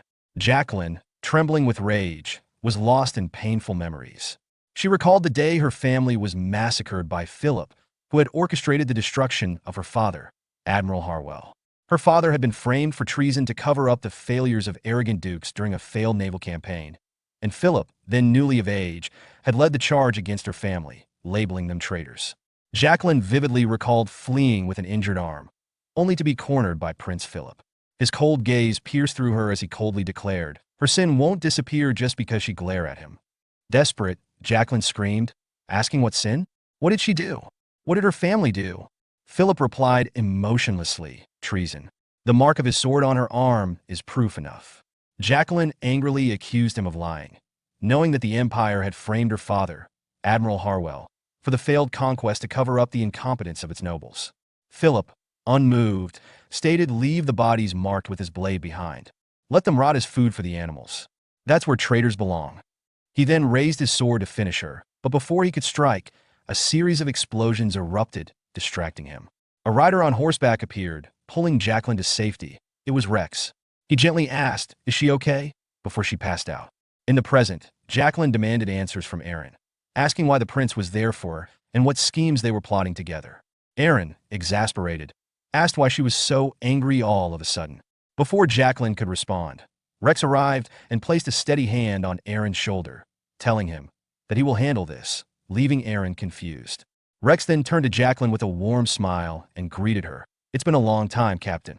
Jacqueline, confused and unable to recognize him, asked who is he? Rex chuckled, covering his mouth and chin, and remarked that it had been a long time. Tilting his head with a smirk, he added, "Let's see if this jogs her memory." When Jacqueline expresses not recognizing him, Rex's smirk fades into realization. She truly doesn't remember him. Behind Jacqueline, Miller suddenly freezes, his eyes widening as he remembers Rex. This triggers a flashback to an earlier time when Rex had saved Jacqueline's life. In the past, Jacqueline had been gravely injured and unconscious. Rex, a mercenary, had carried her to Miller, who was clearly panicked by her condition. Miller had urgently called for Jacqueline to wake up, relieved when she showed signs of life. Rex, indifferent to the situation, pointedly reminded Miller of a debt. He had saved Jacqueline's life, and in exchange, Miller still owed him. Miller, unsure of how to repay, hesitated. Rex, unfazed, continued to pressure him, implying that he would demand his payment with interest in the future. He then showed Miller a pair of goggles as a reminder of the debt, making it clear that he would return for what he was owed, no matter the time or place. Miller, grateful and overwhelmed by Rex's actions, promised to repay him fully, offering whatever Rex might desire. Rex, with a smirk, seemed intrigued by the idea of Miller's promise. Miller, serious and desperate, swore to Rex that he would give him anything, pledging his life to fulfill the debt. This promise was made in the past, but the memory resurfaced in the present, making Miller break into a nervous sweat when Rex flashed the same goggles and reminded him of his oath. Miller, overwhelmed, pleaded on his knees, asking Rex to take whatever he wanted, but to leave the captain out of it. Rex, with a dramatic sigh, agreed, but demanded a pen, parchment, and scissors. Miller, trembling, hesitated and asked why Rex needed the scissors. Rex pointed to his own partially shaved chin, grinning mischievously, implying he would take something personal from Miller in return for the debt being settled. True to his word, Rex proceeded to cut off Miller's beard, easing the tension between the two sides, but also exacting a lighthearted, albeit embarrassing, price. The evening ended with the pirates celebrating around a campfire, dancing and laughing. Jacqueline, smiling for the first time in a while, watched the festivities from a distance. Aaron, noticing her, approached and sat beside her. Aaron asked Jacqueline what her plan was now, to which she replied uncertainly, saying she was open to whatever the future held, but speculating that the enemies of the Crown Prince and Aaron's family might be preparing for revenge. Aaron, intrigued by the mention of revenge, asked if she wanted his help with that. Jacqueline, confused, asked for clarification, and Aaron proposed a deal. He would assist her in seeking revenge, and in return, she would help him with something in the future. Jacqueline hesitated, feeling she had already received much help and had little to offer in return. However, Aaron smirked and assured her they could help each other in ways she might not expect, even referencing her ships. After a brief moment of contemplation, Jacqueline agreed with a chuckle, accepting whatever the deal might entail. A month later, with a peace agreement now secured, Aaron led his forces to the Iron Wall, a fortress held by the Northern Giants. After a few days of the horde of skeletons are fighting, the Northern Giants both engaged in a fierce battle. Despite their overwhelming strength, the Giants were struggling to fend off an unrelenting assault from an army of skeletons. Giant Chief Harold's son, observing the chaos, became frustrated by the delayed arrival of Aaron's forces, which he had hoped would help turn the tide. He struck the fortress wall in anger and cursed their tardiness. As he scanned the battlefield, his eyes fixed on the necromancer leading the skeleton horde, none other than Elena, a demon succubus, flanked by Cheryl and Rommel. Harold's son knew that if he could take her down, the battle would be won. His thoughts were interrupted when a subordinate giant urgently approached him, informing him that the giants could not hold out much longer and that abandoning the castle was necessary. Harold's son, enraged, grabbed the giant by the collar and lifted him off the ground, fiercely refusing to give up the castle he had fought for over 30 years. The subordinate, trembling, argued that surrendering meant losing the battle, but dying meant losing everything. Harold's son, however, was resolute in his belief that losing the castle would be as good as death, his grip tightening as he growled in defiance, unwilling to accept defeat. Before the argument between Harold's son and his subordinate could escalate further, the skeletons suddenly began to withdraw from the fortress, leaving Harold's son momentarily confused and distracted. His anger faded as he tried to understand the shift in the battle. From beyond the battlefield, Aaron's voice rang out, announcing that the giants' defeat was inevitable. He introduced himself as Aaron of Brand territory and offered Harold's son a chance to surrender to avoid unnecessary bloodshed, promising to spare his life. Harold's son, infuriated by the suggestion, demanded that Aaron show himself, dismissing his words as meaningless coming from someone who hid in the shadows. In response, Aaron stepped forward, holding a torch, and boldly declared, "I am Duke Aaron of Brand territory." And he does not hide. The two locked eyes, the tension between them thick and palpable, as the entire battlefield seemed to hold its breath in anticipation of what would happen next. A few days earlier, Aaron convened a meeting to discuss the current situation. Rommel reported that 500 northern giants were occupying the Iron Wall, and although some had been lost during the capture of the old stronghold, their forces had never been large to begin with. Aaron was surprised, questioning how Harold's son had crossed the Iron Wall with only 1,000 men, wondering if it was even feasible. Cheryl explained that it might be possible, as the northern giants were exceptionally strong, with raw power and speed far beyond human capabilities, even without magic or weapons. Rommel agreed, noting that if not for the giant's carelessness, neither he nor Cheryl would have survived their previous encounters. Aaron realized that with just 1,000 men, the giants had seized the stronghold, and now, even with 500, they had successfully overwhelmed both Cheryl and Rommel while guarding the Iron Wall. As he pondered strategies to counter the giants and retake the Iron Stronghold, Cheryl pointed out that the stronghold was crucial to dealing with the northern threat. Even if magic were used to destroy it, the structure could recover over time but would remain unusable for a while. Getting an idea, Aaron then instructed Rommel to bring Elena, halting the undead dungeon development project for the time being. His strategy was to use large-scale undead monsters to pressure the smaller number of northern giants defending the castle. This approach would help preserve the Iron Stronghold, keeping it intact for future use. With this initial tactic proving successful, Aaron's focus shifted toward neutralizing the northern giants and negotiating a lasting solution with them. In the present, Harold's son emerged from the Iron Stronghold, twin axes gleaming as he charged at Aaron with a fierce double-axe strike. Aaron quickly blocked the attack with his sword, the clash of their weapons ringing out across the battlefield.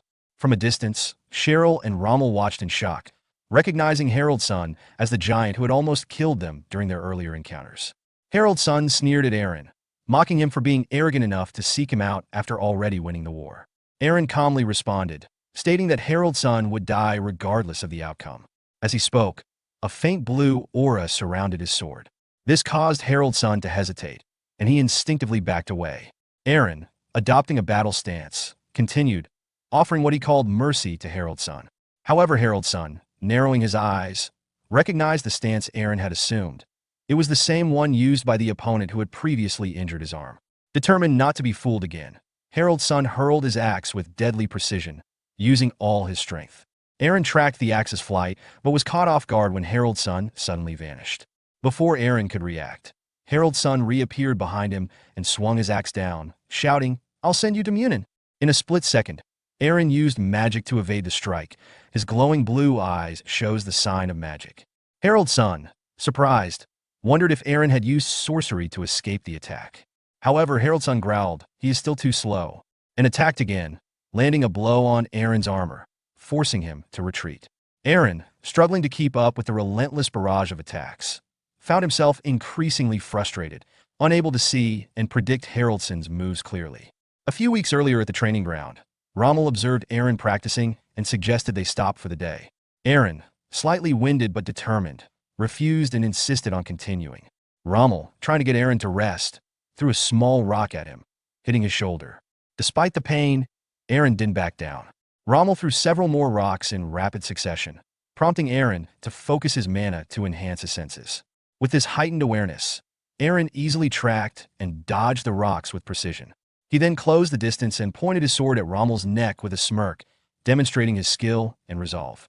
In the present, Haroldson's assault on Aaron was relentless, and one of his strikes landed, forcing Aaron to stagger back. Frustrated, Aaron struggled to keep up with Haroldson's speed. As the giant leaped into the air with his axes raised for a devastating strike, Aaron's focus sharpened. The memory of his earlier training with Rommel resurfaced, and he suddenly saw Haroldson's attack pattern clearly. When the giant descended, Aaron seized the moment, launching a counterattack. Caught off guard, Haroldson instinctively raised his axes to block, but Aaron unleashed his great sword arts, fourth form, Cyclone. The powerful technique shattered Haroldson's axes and left him severely wounded. With a confident smile, Aaron locked eyes with his opponent and declared, "I see you now," signaling his mastery of the situation and his growing dominance in the battle. Haroldson, clutching his bleeding side, struggled to staunch the flow of blood as his mind replayed the events that led to his current defeat. Bitterly, he reflected on how he had crossed the Iron Wall and captured the Iron Stronghold, only for it all to be undone by Aaron. Enraged, Haroldson roared at Aaron, shaking with fury and cursing him. Despite the outburst, Aaron remained calm and unfazed. With a growl, Haroldson lunged at Aaron, swinging his axe with his left hand, but Aaron easily sidestepped the attack. Seizing the opportunity, Aaron kicked Haroldson in his injured side, causing him to stagger backward in pain. Haroldson, desperate and furious, swung his axe again. This time, Aaron struck the weapon with his sword, sending it flying from his grasp. Without hesitation, Aaron pointed his sword at Haraldson's neck and declared coldly, "This is my land now. Take your people and leave. Never even think about returning. Swear it to him." Then Aaron sheathed his sword, leaving Harald's son stunned. He extending his hand in a gesture of negotiation, Aaron offered a solution. He will give him and his people a land where they can live in peace. This unexpected offer left Harald's son speechless, as he stood on the precipice of a choice that would decide the fate of his people. Harald's son froze, stunned by Aaron's unexpected offer of peace. After a moment of silence, he grew serious and declared, "Kill me. I swore my life to Munin, the god of war, to protect this land. I won't break that oath." Aaron's expression darkened as he responded, "So you choose death, even after you've already lost?" Harald's son sneered, dismissing Aaron's words. "Fool, you foreigners can't understand how important this land is to us." Aaron, unfazed, shot back, "And you're foreign to us. Of course, we don't understand each other. Instead of wasting time trying to, we should focus on living. Me on my land, and you on the land I'm offering you." Harald's son studied Aaron for a moment before chuckling grimly. "En alliance? I sense your sincerity, but you don't understand. My brothers and I follow Munin, the god of war. To die on the battlefield is the ultimate blessing for us. Killing us is granting our wish." Aaron frowned, confused by Haraldson's words, but Harald's son continued, his voice resolute. "If you truly want an alliance with our kind, there's something you must do." From a distance, Cheryl watched the exchange, muttering under her breath, "This truce talk is dragging on." Rommel, standing beside Cheryl, commented on the northern giants' pride as warriors, acknowledging that negotiating with them would be challenging. At that moment, Aaron suddenly beheaded Harald's son, silencing the chief permanently. Cheryl and Rommel gasped in shock, calling out to Aaron in disbelief. Aaron raised his bloodied sword and declared, "I, Aaron, Duke of Brahn, have slain the enemy's chief." His actions enraged the northern giants within the iron stronghold, but despite their fury, they began retreating, unable to retaliate against their fallen leader. Turning to Cheryl and Rommel, Cheryl demanded to know why Aaron had killed Harald's son when he had promised to negotiate. Aaron, his demeanor subdued, avoided her gaze and simply replied, "Let's go." "Go where?" Cheryl asked, confused. Aaron pointed into the distance and said, "To deal with the real threat." Soon after, Cheryl created a portal at a cliff Aaron had marked on the map. The three emerged through the portal on horseback, the cold air biting at their skin. Aaron's mind replayed Haraldson's final words. "If you truly want an alliance with our kind, there's a mountain covered in northern lights." Looking up at the sky, Aaron whispered, "Aurora Borealis." Before he could continue, Cheryl called his attention to a small village below the mountain. As Aaron, Cheryl, and Rommel approached the village, Cheryl asked if they were about to meet Haraldson's cousin. Aaron nodded, recalling that Harald's son had mentioned his cousin, Eric the dwarf, as someone they needed to talk to. Rommel scanned the area warily, questioning if it was safe. Aaron recalled another warning from Harald's son. "That blind crow already knows you're coming. Bring a gift of goodwill." Soon, they encountered Eric. The dwarf eyed them suspiciously and stated that if they sought an alliance, they first needed to prove their goodwill. Aaron pointed to the bags on their horses, but Eric wasn't impressed. After a brief hesitation, Aaron retrieved a bottle of holy water, offering it as a gift. He explained this will extend your lifespan. Eric recognition and acknowledged the gift with a nod. He said this is what he saw in his dream, and he accepting it. In return, Eric offered a prophecy of Munin. Aaron, confused, asked about it. Eric began to recite. "The body blessed by the dragon's gift. A ruler who has walked with a dragon. A stranger who opposes the dragon. An existence that lights the path ahead." As Eric spoke, Aaron's vision was overwhelmed with a dazzling array of stars, their light shimmering in the dark sky. Cheryl, noticing Aaron's distracted state, called out, tapping his shoulder, and asked what's wrong with him. The conversation had ended, and Eric was heading out. Aaron, in a confused state, asked if Eric had sprinkled stars in the sky. Cheryl, frustrated by Aaron's question, scolded him for his fanciful thinking, reminding him that it was simply a starry night and that Eric couldn't have literally scattered stars across the sky. Before his expedition to the Black Continent, Aaron formed an alliance with the northern giant, Eric, to eliminate remaining external threats. As he traveled across the kingdom, preparing for the final mission, he met with Cain. During their handshake, Cain squeezed Aaron's hand painfully, prompting Aaron to pull back, complaining of the pain. Cain, visibly upset, criticized Aaron for giving rations and holy water to the barbarians, questioning how Aaron could have made such a promise. Aaron calmly explained that, should they face an unknown attack while on the Black Continent, the situation would worsen if they ignored potential threats. Cain, frustrated, slammed his hand and scratched his head, still clearly troubled.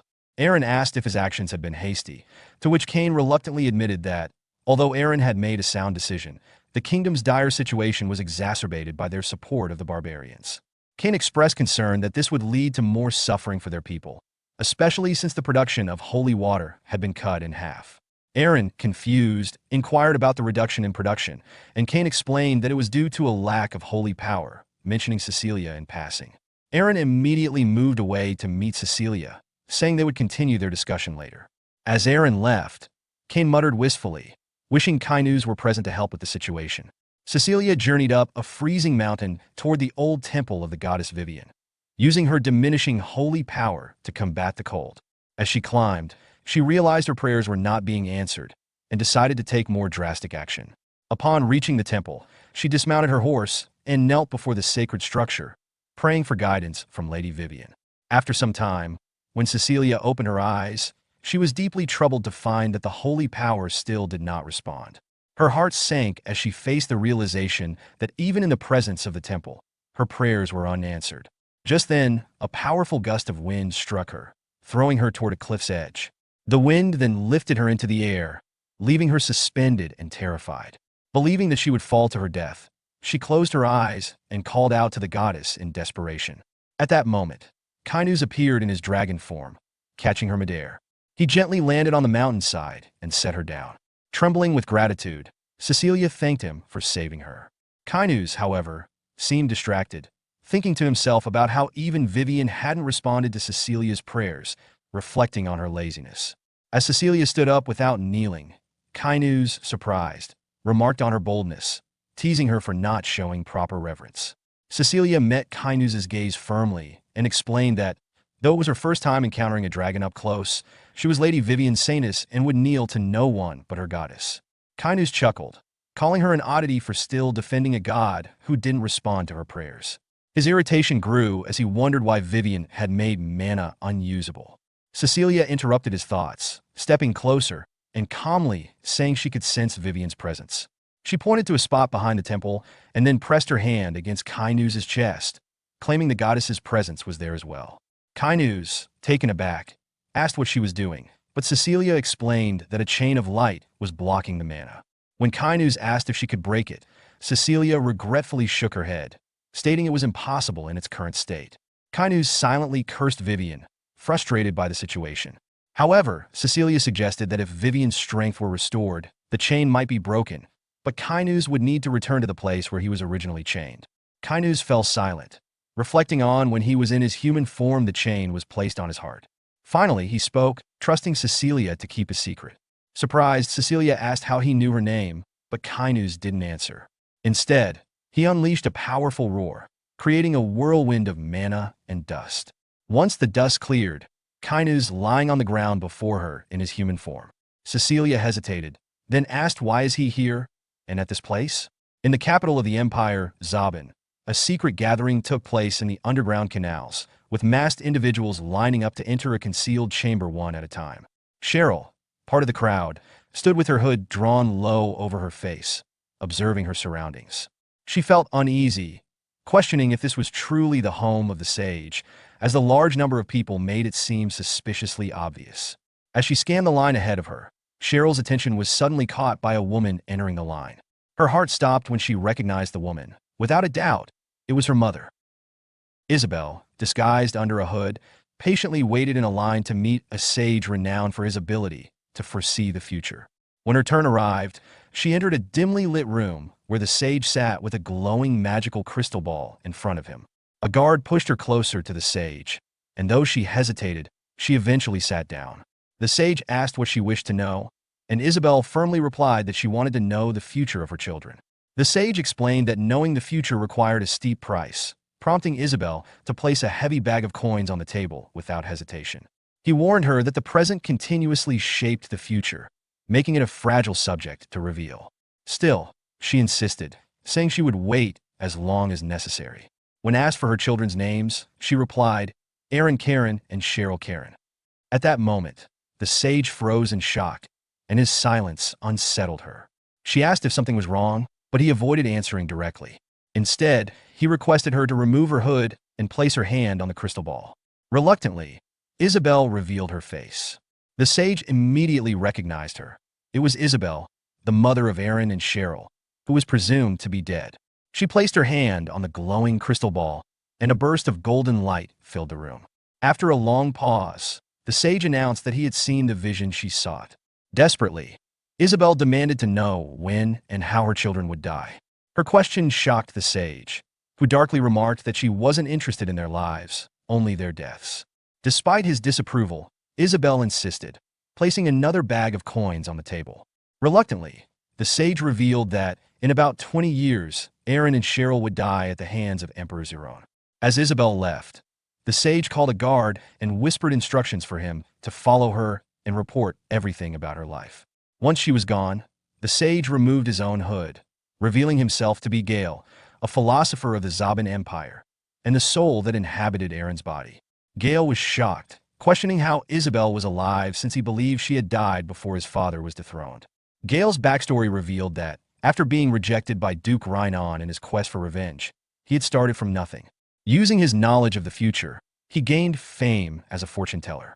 His predictions earned him the titles the Sage of the Future and the Philosopher of Zaban, eventually leading Isabel to seek him out. Yet, her reason for wanting to know the exact moment of her children's deaths puzzled him. Meanwhile, Isabel, now aware of her children's grim fate, sensed someone following her as she walked through the streets. Reacting instinctively, she drew a hidden dagger and fled. However, a hand suddenly grabbed her shoulder, and she prepared to strike, only to stop when she realized it was Cheryl. Cheryl, overwhelmed with emotion, hugged Isabel and tearfully demanded to know why she had disappeared from their lives. Isabel, her face hidden beneath her hood, tried to convince Cheryl that she was mistaken, but Cheryl's heartfelt cries broke through her resolve. When Cheryl begged her mother for answers, Isabel cryptically explained that she had stayed away to ensure their safety. Cheryl, confused and desperate for clarity, begged her to stay, but Isabel pulled away and said she would return in 1 year. As she walked away, she clenched her teeth in frustration, thinking to herself that she had to correct the mistakes she had made and ensure her family's safety. Unbeknownst to her, Gayle's guard continued to follow her, tasked with uncovering everything about her life. Cheryl, devastated, immediately teleported herself back to her brother Aaron. She excitedly told him that their mother was alive, but Aaron remained calm and quiet, brushing off her excitement. He pointed to the nearly completed ships in the harbor, emphasizing their preparation for the Black Continent expedition. While he feigned understanding of her news, his thoughts revealed his singular focus on the expedition and his obsession with the impending war. Aaron, or rather, Gayle's soul within Aaron, was consumed by his plans for the Black Continent, unaware of the role Isabel would play in his destiny.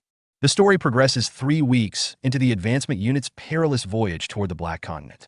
The crew, led by Captain Jacqueline, faces growing tension as their mission remains shrouded in uncertainty. Standing atop the ship with her telescope, Jacqueline scans the horizon for signs of the anticipated danger. Below, Aaron anxiously questions her findings, only to hear the frustrating response that nothing has appeared yet. Aaron's unease deepens, his thoughts spiraling as he wonders if the records he relied on were false. His tension contrasts sharply with the disgruntled attitude of his younger sister, Cheryl, who approaches him complaining about the monotony of the journey. She laments missing the opportunity to learn more about their mother back in the kingdom and mocks Aaron's earlier promises of adventure, including encountering a sea serpent the size of a ship. Their sibling banter quickly escalates, with Cheryl expressing frustration over her involvement and Aaron reminding her that she had accepted advance payment in return for her cooperation. Dismissing him, Cheryl retreats to the cabin, leaving Aaron to mutter regrets about the price he paid for her participation. Suddenly, the ship lurches violently, breaking the tension. Aaron demands an explanation, and Jacqueline swiftly announces the presence of a sea serpent beneath the vessel, warning the crew to brace for a whirlpool. The calm routine shatters into chaos as the ship's stability falters. Cheryl reappears on deck, sarcastically remarking that even the sea serpent seems to want payment for their intrusion. Jacqueline descends to the deck, issuing commands to prepare for battle. The crew scrambles to their stations as the whirlpool grows, threatening to pull the ship under. Aaron turns to Cheryl, reminding her of the plan they agreed upon. With a determined nod, Cheryl summons her fiery bird using the Fire Wing spell and takes to the sky. From above, she observes the swirling chaos, her analytical mind racing. The sheer size of the whirlpool defies her expectations, raising questions about the serpent's true scale. When the sea serpent finally emerges, its immense size is both awe-inspiring and terrifying. Without hesitation, Cheryl casts Thunder Spear, striking the creature with a bolt of golden lightning. The attack briefly disrupts the whirlpool, stabilizing the ship, though Cheryl realizes the damage inflicted is minimal. Her small victory is short-lived as the enraged serpent lunges at her with gaping jaws. Cheryl narrowly evades the attack, her heart racing as she comprehends the creature's colossal size. From the deck, Jacqueline spots the serpent and orders the crew to fire the cannons.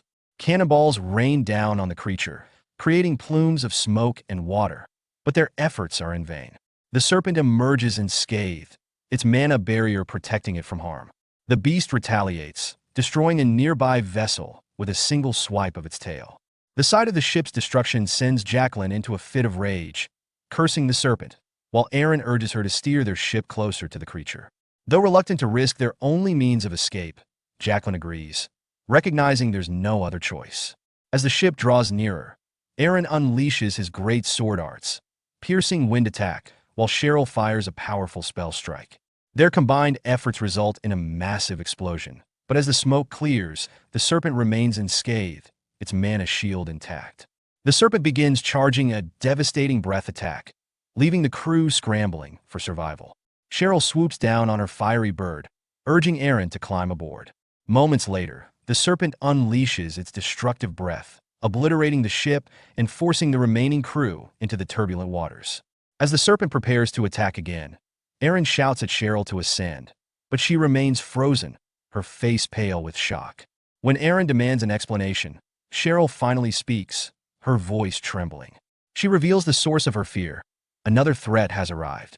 Aaron turns his gaze to the sky and is met with a sight more terrifying than the sea serpent. A dragon, its massive wings casting a shadow over the chaos below, descending toward them. Kainuz, in his dragon form, appeared suddenly, flying toward Cheryl and Aaron. Cheryl immediately warned Aaron and began preparing a fire spell. However, before she could cast it, Kainuz zipped past them with remarkable speed, heading straight for Leviathan, the sea serpent. Cheryl noticed a burn mark on Kainuz and realized he was the same dragon she had fought at the old castle. Kainuz engaged Leviathan, sinking his razor-sharp teeth into the sea serpent, causing it to cry out in pain. Kainuz then attempted to communicate with Leviathan telepathically, urging it to regain control. But instead of responding, Leviathan charged a breath attack aimed at Kainuz, who swiftly dodged and remarked telepathically on Leviathan's loss of reason and reliance on instincts. The battle escalated as Kainuz skillfully dodged multiple breath attacks from Leviathan. He launched his own breath attack in return. Meanwhile, Aaron, witnessing the fierce fight, wondered why Kainuz was fighting the sea serpent. Cheryl quickly recognized the opportunity and urged Aaron to act, suggesting they save as many people as they could while Kainuz and Leviathan were distracted. Aaron, determined to act, agreed despite Cheryl's concerns about the sea serpent's overwhelming strength. Cheryl summoned a firebird to carry them closer to the action, while Aaron worried about how to penetrate Leviathan's mana shield with his sword.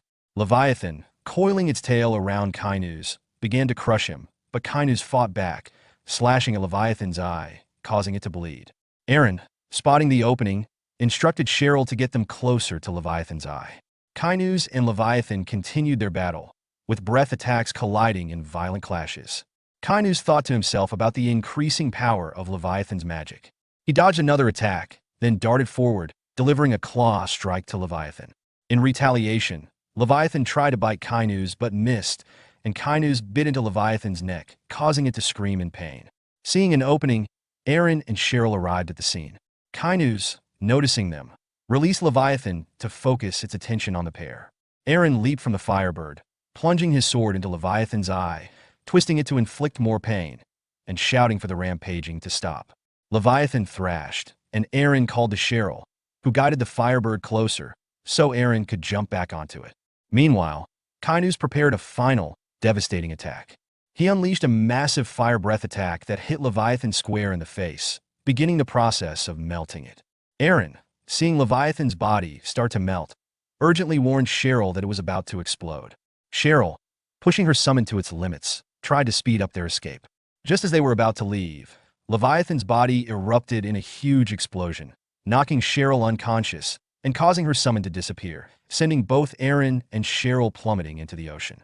Aaron, before losing consciousness, smiled faintly, thinking, "We did it." Later, Aaron awoke on the beach, coughing seawater. As he regained his bearings, he saw the others who had been with them scattered on the shore, all unconscious. Spotting Cheryl, he rushed to her side, shouting for her to wake up. She stirred at his voice, and Aaron, relieved, thanked the heavens. Cheryl, groggy, asked him to let go of her. But before they could speak further, a voice called out, "Good to see you." Startled, Aaron turned to find Kainuz standing nearby. With a smirk, Kainuz greeted them, saying, "Welcome to the Black Continent." Kainuz explains his arrival to Aaron, who sarcastically remarks on his great timing, considering Kainuz came late but still managed to rescue them from the sea. After briefly contemplating how challenging it must have been to search for them, Aaron focuses on the fact that they survived thanks to Kainuz. He asks if Kainuz knows anything about the land they're on, to which Kainuz reveals that most of the continent is covered by forests and mines, but there is a castle deep within. Aaron, puzzled, wonders if a castle implies a king, but records suggest there isn't one. This makes Aaron reconsider the ease of their mission, suspecting that tribes could be under a king's rule, complicating their conquest. He decides to have his team scout the area and gives the order to split into groups of 3. One group consists of Cheryl, Miller, and Captain Jacqueline. While scouting, Cheryl grumbles about having to work in the woods while the Lord gets to visit the castle, and she demands a break. Miller, amused, comments on her temper, while Jacqueline, irritated, reminds Cheryl that she lost a ship and should be more understanding. As the conversation escalates, Cheryl and Jacqueline argue about the complexities of setting up a portal, with Cheryl expressing doubts about its feasibility in such an unstable magical environment. Suddenly, Cheryl senses someone behind them. She casts a binding spell to restrain the person, revealing an old man. The old man, who had been casting a spell, announces that the prophecy has come true, which surprises the group. Cheryl decides to hear him out. The old man claims that the prophecy foretells a liberator who will free the slaves of the continent. Meanwhile, he becomes distracted by a butterfly, rolling around like a child when it escapes. Cheryl, unsure whether to trust him, approaches and asks about the prophecy in more detail. The old man describes a warrior with a special sword, the relic of the ruins, who will defeat the master of the continent. He insists they must find the ancient ruins, as the Slayer resides there. The group is skeptical, with Cheryl dismissing him as just a crazy guy. Despite her doubts, Captain Jacqueline suggests they continue their mission. In a nearby castle, a woman watches Kainuz, Aaron, and Rex through a magic crystal ball. She chuckles, intrigued by Kainuz's fearlessness, and notices the dragon's blessing on Aaron. The woman orders her subordinate, Logan, to invite them to the castle. As Logan bows and disappears, she mutters to herself, "I'll grant you all the honor of becoming my slave." Aaron and his group arrived at Renetra village on the Black Continent, which appeared eerily empty. As they observed their surroundings, Aaron expressed his confusion, questioning if they had arrived at the right place. Kainuz assured him that this was indeed the path to the castle. Rex pointed out the castle in the distance, prompting Aaron to reflect on its strange opulence amidst the rundown area, noting the absence of guards and the eerie stillness.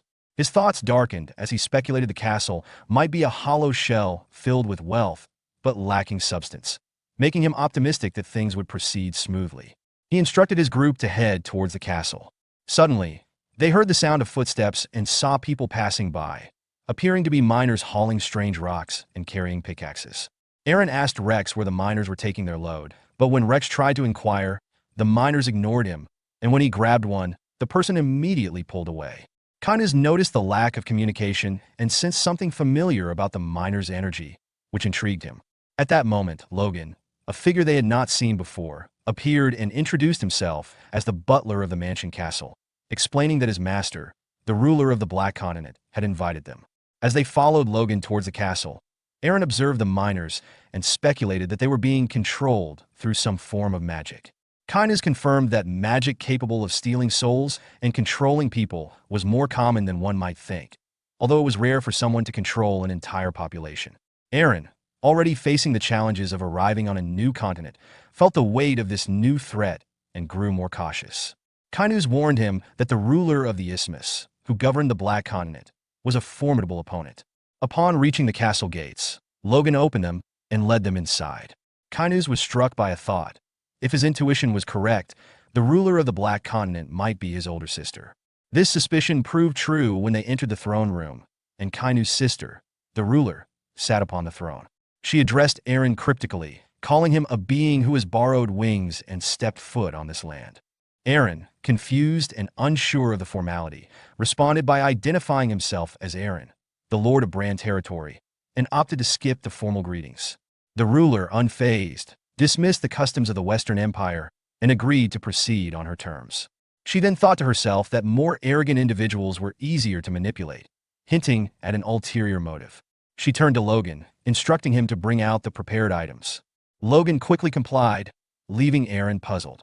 The ruler explained that in her land, sharing a drink with strangers was the customary first greeting and announced her intention to raise a toast in their honor. Logan brought 4 glasses of wine, and the ruler picked one, mentioning that the toast was in celebration of reuniting with an old friend, referring to the group. Eren, still uncertain about the ruler's intentions, glanced at Kainu's, who looked visibly angry. Logan then offered the glasses to everyone, encouraging them to drink. The ruler, privately thinking about her plans to turn Eren into a more obedient slave, chuckled. Kainu's telepathically warned Eren to stop the ruler's nonsense. She responded telepathically, irritated by his audacity. When Eren poured the wine from his glass onto the floor, citing his difficulty in accepting the custom, the ruler's calm demeanor faltered. She, now flustered, asked whether Eren was an ally or an enemy. Eren responded that he had no interest in the wine, whether it was poisoned or not, and broke the glass on the floor. Finally, Eren took a defensive stance, unsheathing his sword and declaring that he had business to attend to. In the heart of the Black Continent, within the throne room draped in ancient shadows and burning torchlight, stood Krumla, the supreme ruler of the land and sister to the dragon Kainu's. Her presence exuded dominance, wrapped in regal beauty and dread power. When Eren dared to point his sword at her, her eyes narrowed in cold fury. Without a word, she clenched the delicate glass goblet in her hand until it shattered in her grip, crimson wine spilling like blood across her fingers. "You're arrogant, and stupid beyond belief," she said, her voice low and venomous, laced with restrained wrath. Then, without warning, she let out a chilling laugh that echoed through the grand hall, unsettling everyone present. Eren, momentarily unsure of what he had triggered, stood firm, but confusion flickered across his face. Krumla's eyes began to glow with a deep, eerie violet light. A sinister grin slowly stretched across her lips as she whispered darkly, "I will make you regret everything you've done." With that, she unleashed her aura, a monumental wave of pressure that slammed into the room like a storm. Everyone present felt its crushing weight. Her servant, Logan, collapsed instantly, unconscious. Rex dropped to his knees, gasping for air, while Eren trembled violently, barely staying on his feet under the suffocating pressure. Grinding his teeth in frustration, Eren struggled to remain upright and thought, "This woman, she's not just some powerful witch. This isn't the pressure of a monster. It's something far more terrifying." Krumla's voice cut through the air like a blade. "Have you finally realized?" Eren tried to move, but each step felt like dragging chains through a tidal wave. "Damn it. We still have so much to do." Then, before his eyes, Krumla's body began to shift, her form expanding, contorting. A horrified gasp escaped Eren's lips as the transformation completed and she emerged in her true form, a colossal, 5-headed dragon, her scales glistening like obsidian, her presence filling the chamber with primal fear. Without hesitation, she lunged at Eren with the full intent to kill. But before her devastating strike could land, a massive figure stepped forward, Kainu's, who had been standing silently beside Eren. In an instant, he too transformed into his dragon form and intercepted the attack. The clash sent shockwaves through the chamber, and Kainu's retaliated with a powerful counterattack that launched Krumla into the stone wall behind her. Recovering swiftly, Krumla snarled, "How dare you side with the humans?" One of her heads inhaled, glowing with intense heat before unleashing a torrent of fire. Kainu's evaded the blast with fluid speed and darted behind her to strike. But just before his attack could land, she sneered, "Foolish creature!" And her massive tail whipped around, striking him and sending him crashing into the opposite wall. Yet Kynes was not done. Shaking off the debris, he launched himself forward once more to engage her head-on. Watching the titanic clash of dragons, Eren stood frozen, sweat dripping down his brow. His eyes widened as recognition struck. That dragon, at sea, he helped us. It was him. Kynes. As the battle raged, Kynes managed to pin Krumila momentarily and turned his head toward Eren, shouting, "Go! Get out of here!" Gritting his teeth, Eren spun around and rushed to Rex, who was still weak on the ground. Shaking him awake, he said urgently, "We need to get out of here. Now!" Krumila caught sight of Eren trying to escape and began to move toward him, but Kynes anticipated her and struck first. A blast of flame erupted from his jaws, slamming into her and forcing her back with a shriek of pain. "I'll deal with my sister!" Kynes roared. Eren didn't look back. He and Rex escaped the throne room as the two dragons collided again, their roars shaking the very castle walls. Running down the corridor, they found themselves in a twisting passage that seemed to loop endlessly. Panting, Eren muttered in frustration, "Damn it, this place is a maze." Just then, Rex's eyes widened in alarm. "Something's coming," he warned, drawing his sword. Eren turned toward him, still catching his breath, and saw it too, a swarm of monsters emerging from the shadows. Without hesitation, Eren unsheathed his sword. "Looks like we don't have a choice. Let's finish this."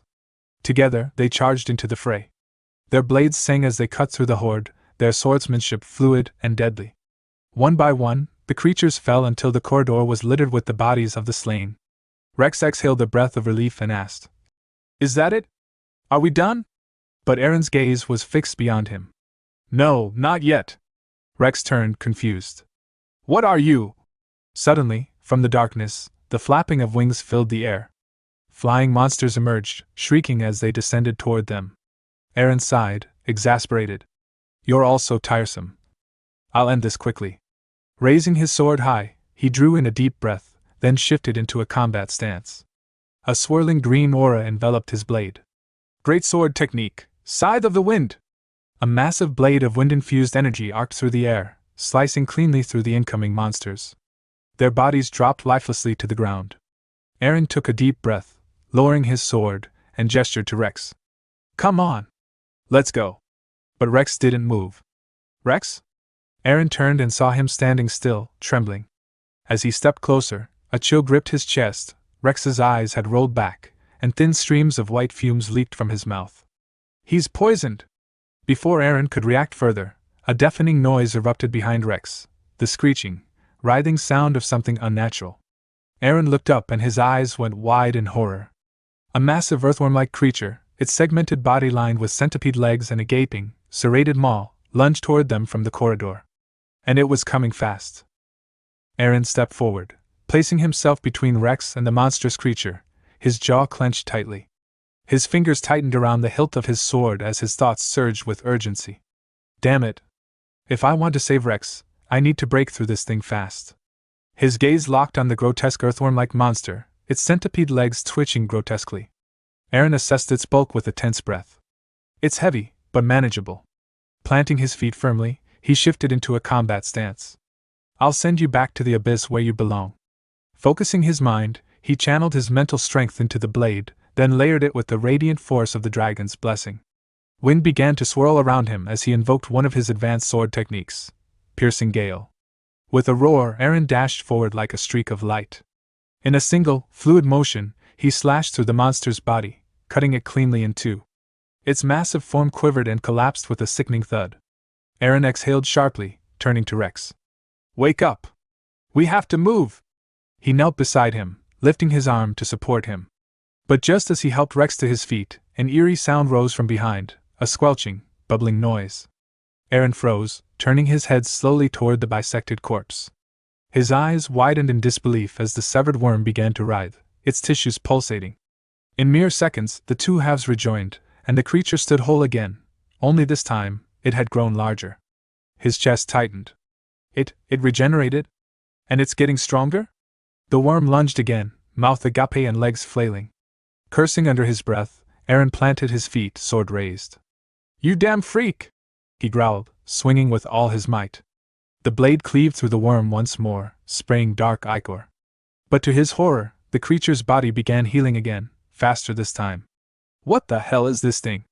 The worm surged toward him again with terrifying speed. Back in the throne room, the ground trembled as Kynes was hurled into a stone wall by Krumla. Before he could rise, her massive dragon form pounced on him, reverting to her humanoid self mid-leap and driving a brutal kick into his side. Doing your own thing again? Did you really think you could stop me, you little shit? She spat, her voice laced with fury. Blood spilled from Kynes' mouth as he coughed, grimacing in pain. It's for Danui. Krumla's eyes narrowed with rage, and she lunged forward, sinking her fangs into his neck. You think I'll fall for that sentimental crap? Kynes' body trembled from the pain, but he forced out the words. Don't you want to conquer the western continent too? That gave her pause. She released his neck, her eyes narrowing. What are you talking about? I'll help you, he said, voice hoarse but steady. How? She demanded. Kynes gave a weak smile. Right now, through that human. He holds the right of succession. His claim to the throne grows stronger every day. Once he returns from this place, war will erupt. And in that chaos, you can seize control of the West. I'll make Eren yours to use, for your plans, sister. Krumla blinked, momentarily intrigued, then burst into laughter. Still as arrogant as ever, brother, she said, slamming him to the ground and summoning magical chains that bound him. Why would I ever believe you? Sister, stop this. Let me go, Kynes pleaded. She stepped back, reverting into her human form. Her expression darkened as she looked down at him. Clever, cunning Kynes. You've lied to me again and again, always slipping through my grasp. But now, at last I have you. Raising her hand, she snapped her fingers, drawing back the dark energy that empowered Eren and Rex. I'll let them go, just as you asked, she said coldly. But watch as he suffers, completely broken and twisted by my hand. Be tormented by it, forever. Meanwhile, Eren's blade danced through the air as he battled the never-ending horde of monsters. He cursed under his breath, frustration mounting. Why the hell won't they stay dead? Each time he cut one down, it simply regenerated or was replaced by another. But then, the monsters began to vanish. All except one, the giant earthworm. Eren narrowed his eyes. That one, it's the source. The creature began retreating, slithering back into the shadows. I'm not letting you escape, Eren muttered, stepping forward and raising his sword. But just as he moved to strike, a hand seized his shoulder. Duke! Get a hold of yourself! Rex shouted, his voice cutting through the haze. Eren turned, startled. How are you awake? You were poisoned! Rex looked him in the eye, his tone urgent. There's nothing here! Eren stared at him, confused. What do you mean? That thing is right there! He spun around, but the corridor was now empty. No worm. No monsters. Just cold stone and silence. I don't believe it, he whispered. This was all an illusion. As reality returned to him, the oppressive presence faded. Was it Kynes who dispelled it? Eren turned to Rex. Let's get out of here. Now. Rex nodded immediately. Without hesitation, the two of them dashed down the corridor, leaving the cursed throne room behind. As they ran, Eren's thoughts drifted to Kynes. I don't know if you defeated that monster, but I'll trust your words for now. But if you don't come back alive, I swear I'll come for you myself. As Cheryl, Miller, and Captain Jacqueline pressed onward through the dense forest, the daylight slowly faded into twilight and then into the deep shadows of night. Their search had been long and exhausting, but finally, Cheryl halted and raised her hands, beginning to weave the intricate gestures of a teleportation spell. A shimmering portal crackled to life before them. Peering carefully through the swirling vortex, Cheryl's brow furrowed. The landscape on the other side was unfamiliar, twisted, alien. Where is this place? She wondered, a flicker of unease crossing her mind. Miller leaned closer, scrutinizing the view. Aside from this, it doesn't look like the place I was aiming for. Cheryl bit her lip, considering. Could the magic be unstable? She thought. Still, as long as it leads to an empire, it should be close enough. Miller snorted, a mocking grin tugging at his lips. Typical of you, a half-baked magician who can only tear things apart. Cheryl snapped around, her eyes blazing with anger. I'm good at destroying things. And you? You're just old and wheezing. Miller's face reddened, his own temper flaring in response. Captain Jacqueline stepped between them, raising a hand. Enough. Just drop it already. Cheryl huffed, crossing her arms. You wouldn't understand the depths of magic anyway. Common folk like you wouldn't. She glanced back at the portal, her voice hardening. The gateway's open. Go tell my brother. I'm going through. Before Miller could protest, she stepped forward and vanished into the swirling portal. Hey! That's no way to speak to an elder. Where are you running off to? Hey! Miller barked after her, frustration spilling from his voice. Jacqueline gripped Miller's arm firmly. Be patient. As the portal shimmered and Cheryl disappeared, Jacqueline sighed, rubbing Miller's shoulder to calm him. Come on, instead of wasting energy on pointless arguments, let's focus on our mission. Miller grumbled but nodded, and the two turned away from the portal. I could really use a beer after all this, Miller muttered. Jacqueline cracked a rare smile. When we get back, we'll have a big one. Miller's lips twitched in a chuckle. That sounds good. But behind them, shadows of a strange pink hue began to shift silently in the dark forest. Watching from within the portal, Cheryl caught sight of the shadows and frowned. Oh? What's this, a ghost? She mused, stepping back from the portal's edge. Doesn't concern me. They'll manage without me. With that, she turned her attention elsewhere, determination in her eyes. I've done my part. Now it's time to dig into Mother's affairs.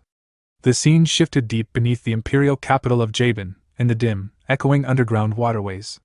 A crowd had gathered, lined up before a heavy stone door, all waiting for a meeting with the revered sage. The tension was thick in the stale air. Suddenly, the sage's guard swung the door open and called out sharply. The wise man will not be seeing anyone today. Everyone must leave.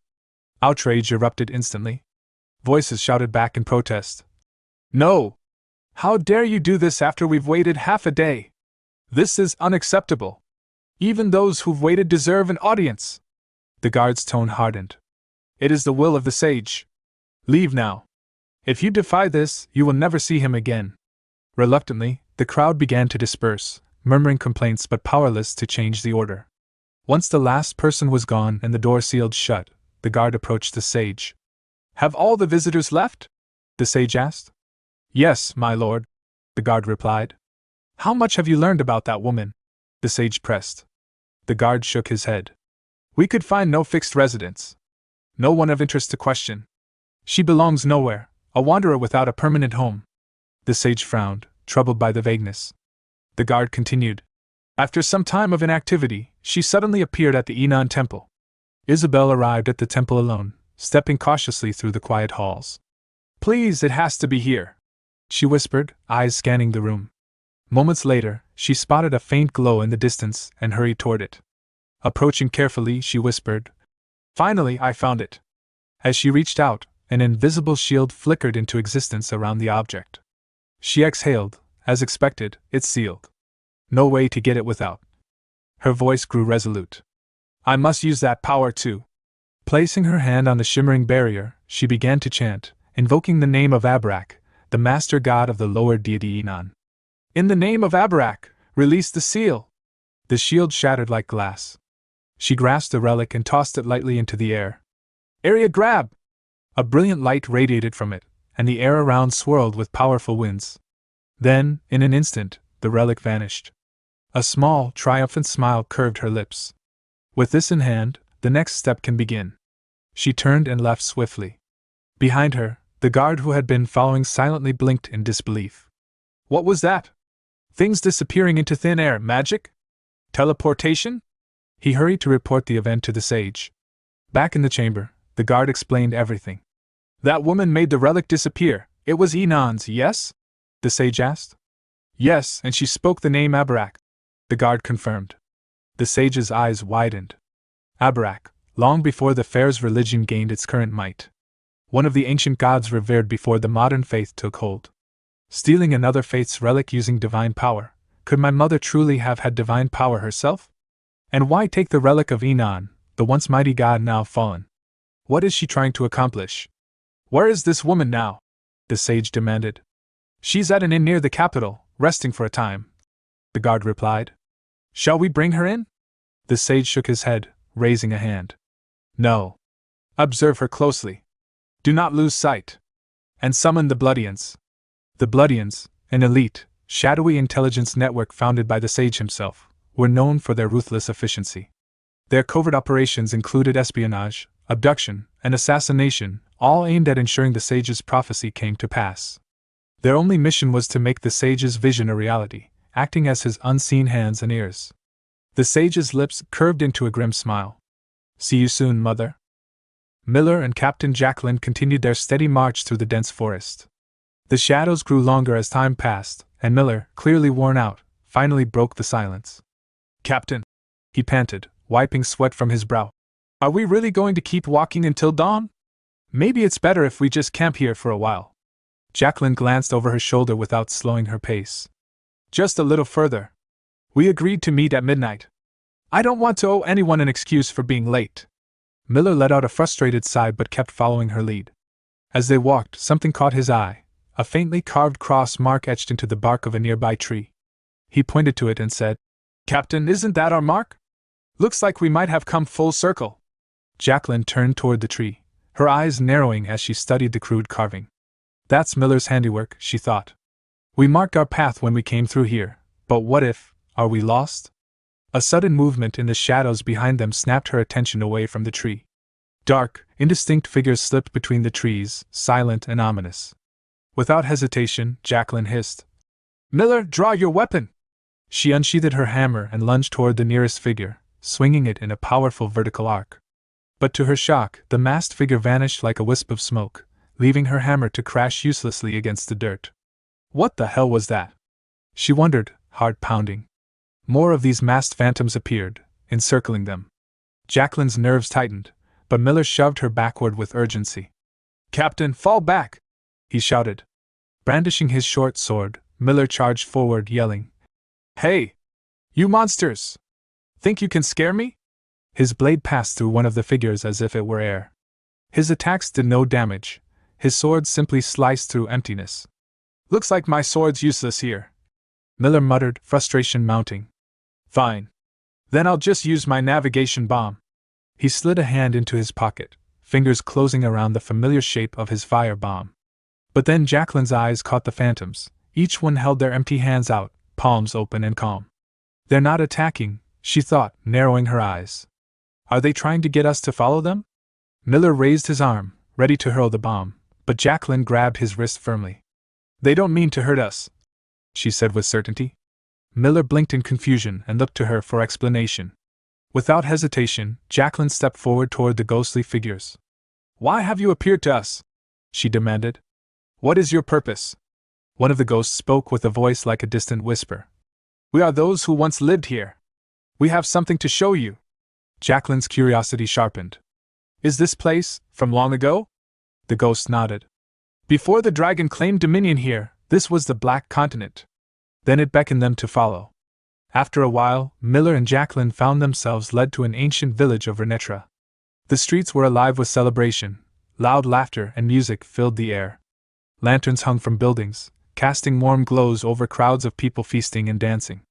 Jacqueline studied the scene, thinking, a festival in progress? Miller's eyes gleamed with amazement.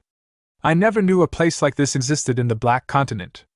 If I could rest here for even one night, I'd have no regrets." Jacqueline frowned and replied sharply, "Don't get distracted. According to the ghost, this isn't the present. This is the Black Continent of the past, just an illusion." She turned to Miller. "Stay close." But Miller was already wandering off, drawn by the scent of roasting meat at a nearby stall. He took a bite, savoring it. Jacqueline called after him, exasperated. "Miller!" He grinned back. "I'm starting to see why that blasted Duke wants this continent so badly. This meat, sprinkled with black gold seasoning, is incredible. Want some, Captain?" Jacqueline waved him off. "No thanks. Let's keep moving." She scanned the area but realized the ghost guide had vanished. Miller frowned. "He's gone? Who was that guy anyway? I hope you didn't lose him because of me," Miller added, concerned. Jacqueline shook her head. "It's all right. He couldn't have gone far. We'll find him soon." Suddenly, a booming voice rang out through the village square. "Ladies and gentlemen, thank you for waiting." A figure in a colorful jester's outfit stepped onto a makeshift stage. Miller and Jacqueline turned, curious. the jester announced. Tonight's tale, the one you've all been waiting for, the story of the Black Continent's greatest hero, the Dragon Slayer. Jacqueline's mind flashed back to the old man she had met earlier. Is this what the ghost wanted to show us? She wondered aloud. The jester continued. Long ago, not too far from today, the Black Continent was a prosperous land, until dragons set their eyes on it. The repeated invasions and plundering left us drained and desperate. But in the chaos, a hero emerged. At the very edge of the continent, he found the dragon's nest and struck down the beast with his mighty sword.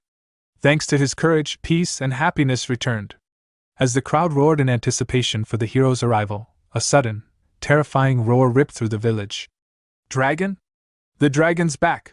Someone shouted nervously. From the sky descended Crumula, the five-headed dragon, breathing a scorching torrent of flame over the festive village, setting the streets ablaze in an instant. Crumula unleashed her fiery wrath without mercy, her scorching breath sweeping across the village like a blazing inferno. Flames engulfed the wooden buildings, their structures collapsing in roaring crashes as terrified villagers ran screaming through the smoke-filled streets. The air was thick with the acrid scent of burning wood and flesh, and one by one, the residents fell victim to the merciless dragon's assault. The entire village was consumed by fire, an unrelenting hellscape of destruction. Miller's eyes widened in horror. What's happening? He shouted, teeth clenched in furious resolve. I'm going to kill that monster.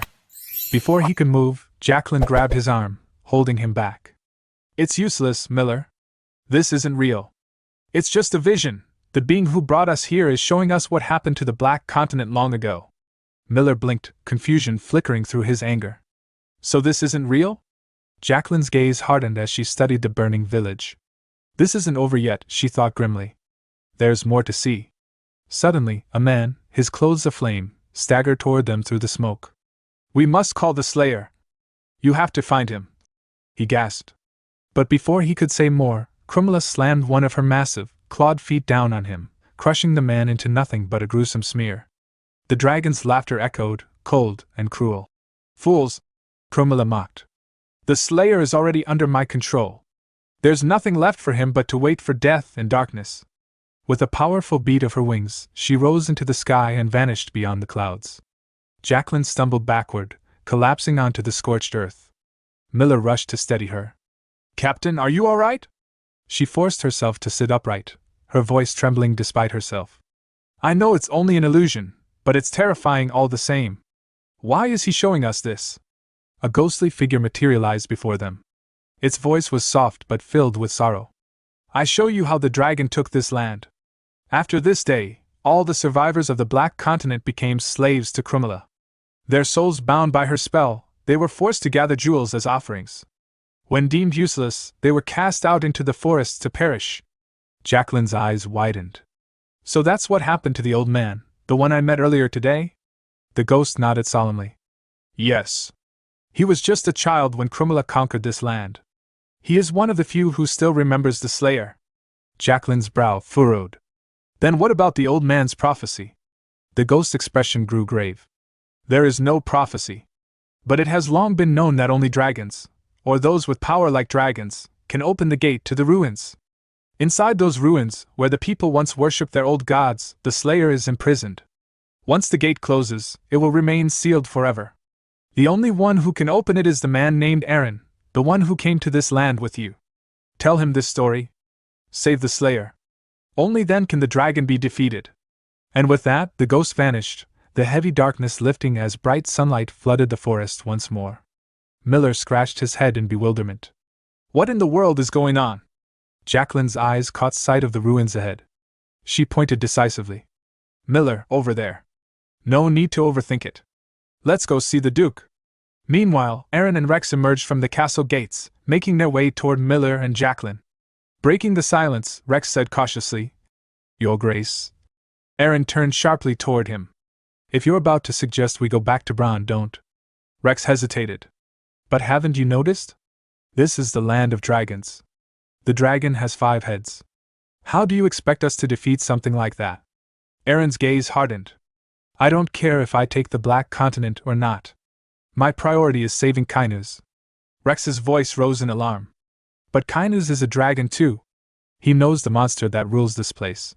We have to let the dragons settle their own conflicts. Humans shouldn't interfere. Aaron's patience snapped. He drew his sword, pressing the tip dangerously close to Rex's throat.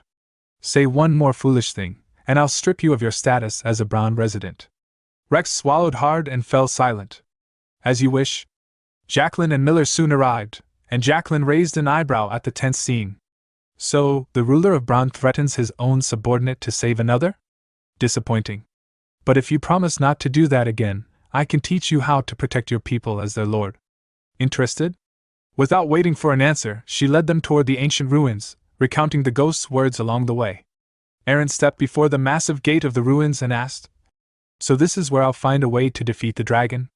He drew his sword and took a deep breath. Assuming a combat stance, he unleashed a powerful greatsword technique, the Wind Cutter, sending a sweeping slash crashing against the gate. As the dust settled, not even a scratch marred the ancient door. Confused, Aaron tugged at the heavy gate, trying to force it open. When his efforts failed, Miller chuckled. "Your skills suck? A strong door like this needs bombs." Jacqueline quickly intervened. "This door might not be one you can force open." She recalled the ghost's words. The man named Aaron, who has power similar to dragons, is the only one who can open it. Turning to Aaron, she said, "The ghost said you have power like a dragon. That's why you can open this door." Rex scoffed. "Lord Aaron has dragon-like powers? That's ridiculous." Aaron laughed lightly. "Is that so?" His smile puzzled everyone. "You should have told me sooner," he added. "I wasted my energy for nothing." The scene shifted to Cheryl, who had teleported to a remote location somewhere on the continent of Karen, deep within the Empire. She stretched her stiff limbs and muttered to herself, "My body feels so sore. I'm glad to be back, but why here of all places? I can't even get a decent night's sleep." Frustration crept into her voice as she suddenly shouted, "Why do I have to suffer like this?" She attempted to cast a fire wing spell to lift her spirits, but to her dismay, the magic failed to activate. "Not you too," she sighed in disbelief. Just then, her stomach growled loudly. She grimaced, thinking, "I should really get something in my stomach. I don't even have the strength to cast spells right now." Deciding to find food, Cheryl made her way down to the nearby village. She approached the door and knocked, but there was no answer. She knocked again, this time harder, and called out, "Excuse me? Is anyone in there?" Still no response. Growing more desperate, she banged on the door and shouted, "Can someone please come out? I'm starving. If no one answers, I'm going to have to open it myself." Just as she was about to try the doorknob, a woman appeared nearby. "The owner of this house has already left town," the woman said without looking Cheryl in the eye. Cheryl turned to face her. The woman's eyes narrowed as she took in Cheryl's appearance. "What's a lady like you doing in such a rundown place? This town's no longer habitable. My family's leaving soon, too," she said, then began to walk away. "Wait," Cheryl called, catching up to her. "What do you mean? Why isn't this place habitable anymore?" The woman glanced back and asked suspiciously, "You're not from around here, are you?" Cheryl forced a nervous smile. "No, but a distant relative of mine used to live here. Seems they left already. I'm just curious. I want to know what happened." The woman hesitated, then said, "If you really want to understand, it's better if I show you instead of just telling you." A short while later, the two arrived at an old well. The woman pulled on the rope, and a bucket filled with water was drawn up. Cheryl immediately covered her nose, grimacing. "What's that horrible smell?" the woman said. "That's the town's drinking water now. At first, some people thought it was just the color, and nearly drank it. But no one could, because the stench was unbearable." Cheryl's eyes widened. "When did this happen?" "About half a month ago," the woman replied. "There was a rumor about a red river flowing in a distant city. Back then, everyone here thought it was nonsense. But a week later, the rumor proved true. People were shocked to find their drinking water stained red. After that, everyone left town to find somewhere safer to live." Cheryl thought to herself, half a month ago? That means it happened after Aaron and I left for the Black Continent. She gripped the woman's shoulder firmly and asked, "What's the situation like in the other regions?" The woman shrugged. "I don't know much. Everyone says people are heading northwest, where the land is protected by the god pears. We're in the south. Folks say the Holy Kingdom is a better place to live." Hearing this, Cheryl pondered, I wonder if the same thing is happening across the Empire. If the West is doing better, then Brahn might be alright. It's closer to the Holy Kingdom. But whether the people there are ready for whatever's coming, that's another question.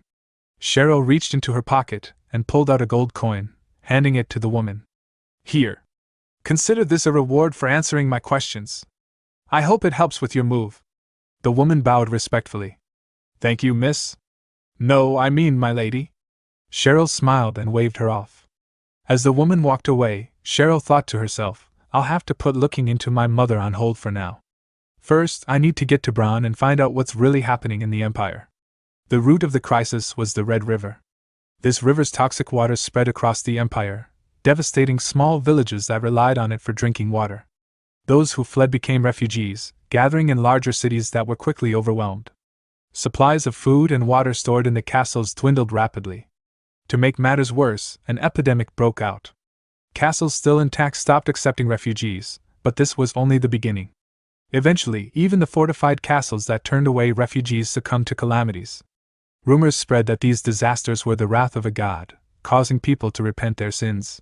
Yet, no one knew the identity of this angry deity. The scene then shifted to the papal palace of Pears, where Pope Ignace stood gazing out the window. A group of paladins entered, and he turned to them gravely. Indeed, it is deplorable, he said. All of this suffering is because of the pagans. The god Pears is angry. Servants of Pears, prepare an envoy for the imperial capital, and send messages to all the lords. We must convene with the emperor, and present him with a solution. One of Paladin asked. Do you know a way to resolve this? Pope Ignace nodded. To overcome this disaster, great faith in God is essential. Everyone in the empire must worship Pears. Paladin asked. Are you proposing that the Church of Pears become the state religion? Yes, Pope Ignace said, a grin spreading across his face. The paladins bowed deeply. You truly are the mighty saint of Pears. Now go, Pope Ignace commanded. As servants of Pears, deliver this message to the empire's nobles without delay. The paladins replied, Yes, your holiness, and departed. Left alone, Pope Ignace chuckled darkly. At last, I can avenge the shame of that day. The nobles' opposition to Aaron's actions is at its strongest. I should have no trouble winning their consent. Once Pears becomes the state religion, I will crush the Church of Vivian. And then, it's only a matter of time before Aaron, the follower of Vivian, is isolated. Pears, the great guardian, thank you. You have given this lamb a chance to corner him and exact my revenge. The scene shifted to Jabin, the imperial capital, inside a grand meeting room where Emperor Zerone sat at the head of a long table, flanked by several of his dukes. The atmosphere was tense, charged with the weight of the empire's growing crisis. Emperor Zerone's voice rang out with authority. I've received troubling reports about strange phenomena spreading throughout the empire. The capital remains untouched, for now, but we cannot afford to sit idly by. What is the current condition in each territory? A duke with striking golden hair rose to speak. Your Majesty, my estate is overwhelmed. Refugees flood in daily, desperate and destitute. Our resources are strained to the breaking point. Many have become outcasts, resorting to theft and disturbing the peace of our residents. From across the room, a duke with dark hair and a thick beard grimly reported. Our plight is worse. The crops have failed entirely. Farmers abandon their lands and flee in despair. Without tax revenue, the estate teeters on the brink of collapse. Duke Gran, a grizzled veteran, leaned forward earnestly. Emperor, at this pace, it's only a matter of time before the capital itself is affected. These vagrants, with nothing left to lose, risk becoming lawless outlaws. We must put an end to this, by force if necessary. Duke Raynon's voice rose sharply in protest. Are you seriously suggesting we raise our swords against starving citizens? Control is necessary in times of chaos. Duke Gran countered, voice firm. I'm not advocating outright attack, but without proper governance, this disorder will consume us all. Raynon stood, tension radiating from him as he retorted. Control can so easily slip into oppression. Where is your trust in the Imperial Army? Ridiculous. Gran shot back. The one being ridiculous here is you, Raynon. Their heated exchange escalated, but before it could spiral further, Emperor Zerone slammed his hand down on the table, silencing the room instantly. Every pair of eyes turned to him. We are gathered here to seek solutions, not to bicker amongst ourselves. I will not tolerate infighting at a time like this.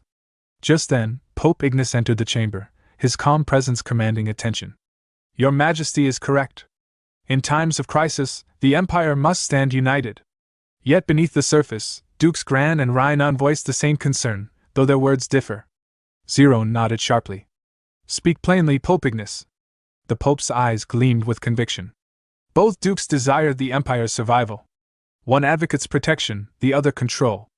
I propose a path that embraces both. We must declare the Church of Pairs the state religion. For over 15 days, disaster has ravaged the Empire's territories, but notably, the Holy Kingdom remains untouched. It is widely believed that Pairs, the god of protection, shields the kingdom. Refugees flock there in hope, but unchecked, this influx will overwhelm the Holy Kingdom while other regions collapse. The benevolent god Pairs has commanded me to unite the Empire under his guidance, to spread his protection across all lands. Duke Gran nodded thoughtfully. He speaks wisdom. What say the other dukes? Voices murmured agreement, but concerns followed. Using religion to control the masses is effective, yes, but the Empire is already fractured with diverse faiths. Imposing a single-state religion risks a fierce backlash. Gran turned to Emperor Zerone. Your Majesty, what is your judgment? Before the Emperor could answer, he interrupted himself. I request a private audience with Pope Ignace. In a more secluded chamber, away from the Duke's ears, Emperor Zerone fixed Pope Ignace with a piercing gaze. It seems you were quite incensed when Valenche Castle was taken from you.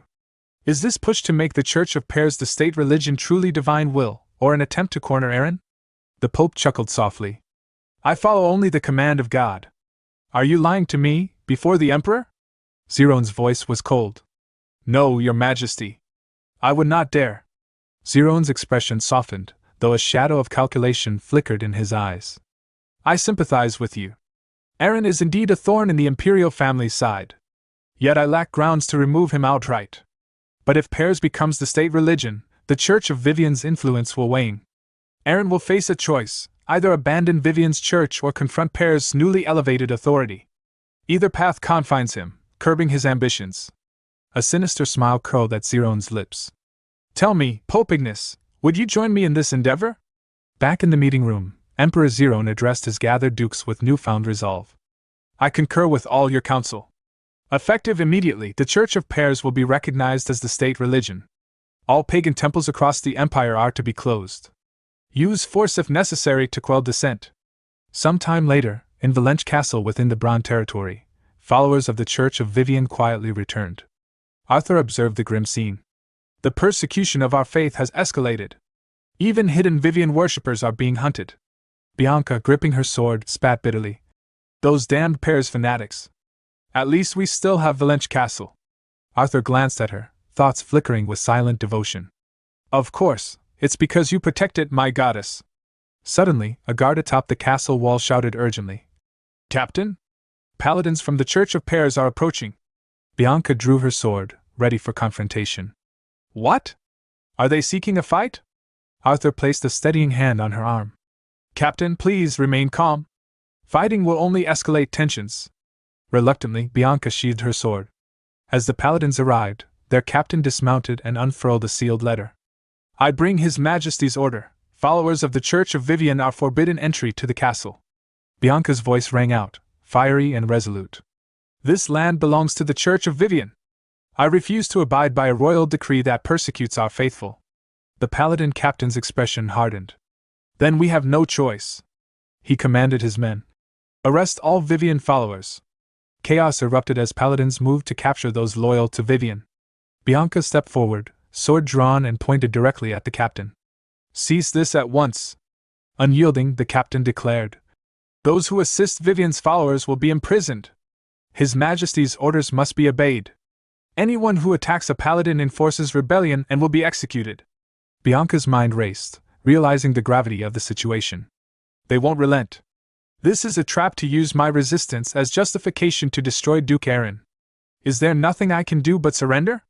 With a silent curse, she sheathed her sword, and the paladins restrained her. Turning to Arthur, the captain commanded. Inform the Lord of Valenche Castle that he must expel all Vivian followers immediately. Should he refuse, we will conduct our own search and purge next time. Meanwhile, on the Black Continent, deep within the shadowed corner of a dense forest, stood the entrance to ancient ruins, massive, foreboding, and sealed shut. Aaron stood before the imposing stone door, his mind racing with thoughts. After a brief moment of contemplation, he raised his voice boldly. I am Aaron, the lord of the Brahn estate on the western edge of the Karen continent. I bear the blessings of the dragon. Open this door.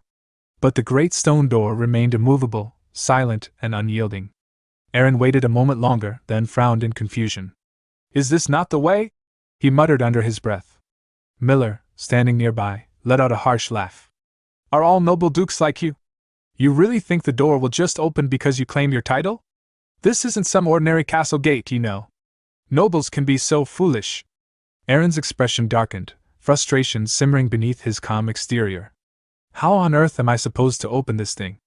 Just then, Jacqueline called out from behind him, her voice thoughtful. To open the door, maybe you need to prove yourself.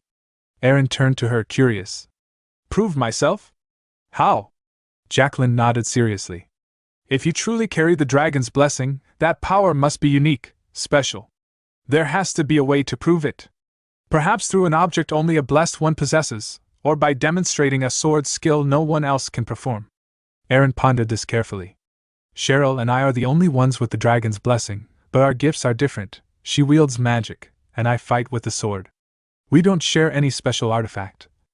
His eyes sharpened as an idea struck him. The one thing we have in common is my blood. Without hesitation, Aaron drew his sword and made a shallow cut across his palm. Crimson blood welled from the wound, dripping steadily. Rex, witnessing this, gasped sharply. Your Grace! What are you doing? Aaron raised a hand to reassure him. Don't worry. I think I've found the answer. Slowly, Aaron pressed his bloody palm against the ancient door. For a moment, nothing happened. Then, with a deep, resonant thud followed by a low rumble, the massive stone door began to shift, grinding open inch by inch. Confusion and awe spread across the group's faces, but Aaron smiled quietly to himself. I did it. As the door fully opened, Aaron turned to his companions. I'll be back, he said confidently, stepping inside. The door closed behind him with a heavy finality. I can't leave here until I find the Slayer, Aaron thought firmly as he ventured deeper into the ruins. Time passed as Aaron cautiously explored the shadowed corridors. The silence was unnerving, no sounds of monsters or traps. I expected something more thrilling, he mused. This place isn't as exciting as I imagined. Then, in a cavernous chamber, he saw it, a giant dragon's skull, cracked and bleached by time, with a massive sword plunged through the top of its head. Aaron's lips curled into a smile. So this is the Slayer. With this, I can defeat the five-headed dragon. He stepped forward eagerly, reaching for the sword, but as his fingers touched the blade, it began to vanish, fading like smoke. Shock and confusion filled Aaron's mind. Before he could react, a sharp pain exploded in his chest. The sword suddenly pierced through him. What the? A figure emerged from the shadows, voice cold and commanding. For a long time, I've waited for you, the one who bears the dragon's blessing. Come and take the sword from me. Aaron spun to face the stranger. Who are you? Without warning, the figure pressed the sword deeper into Aaron's chest. Pain flared unbearably as the blade sliced swiftly through him. Damn it, am I going to die here? Aaron's vision blurred, and unconsciousness crept over him. Moments later, Aaron's eyes snapped open. He was back near the ruins entrance. No way. I'm back at the beginning? His heart pounded with determination. If this is some kind of cycle, I'll keep coming back until I claim that sword. All right, he muttered. As you wished, I'll take the sword from you. With renewed resolve, Aaron plunged back inside. Deeper within the ruins, Aaron approached the dragon's skull once again. The sword isn't stuck in its head, it's somewhere else. I didn't even notice him last time, Aaron thought warily. Suddenly, the same mysterious figure appeared behind him, laughing darkly as he launched an attack. But this time, Aaron sensed the movement. He spun just in time, blocking the strike. This is different. I'm ready. The figure smirked. You learn fast. Aaron struggled to keep up. He's strong, who is he? The attacker rushed forward again, taunting him. You're thinking like a rookie. My sword will tell you who I am. The clash of steel echoed loudly through the ancient chamber as their blades met. Aaron barely managed to block the flurry of strikes, each blow coming faster than he could react. Then, the opponent's sword began to glow with a fierce energy.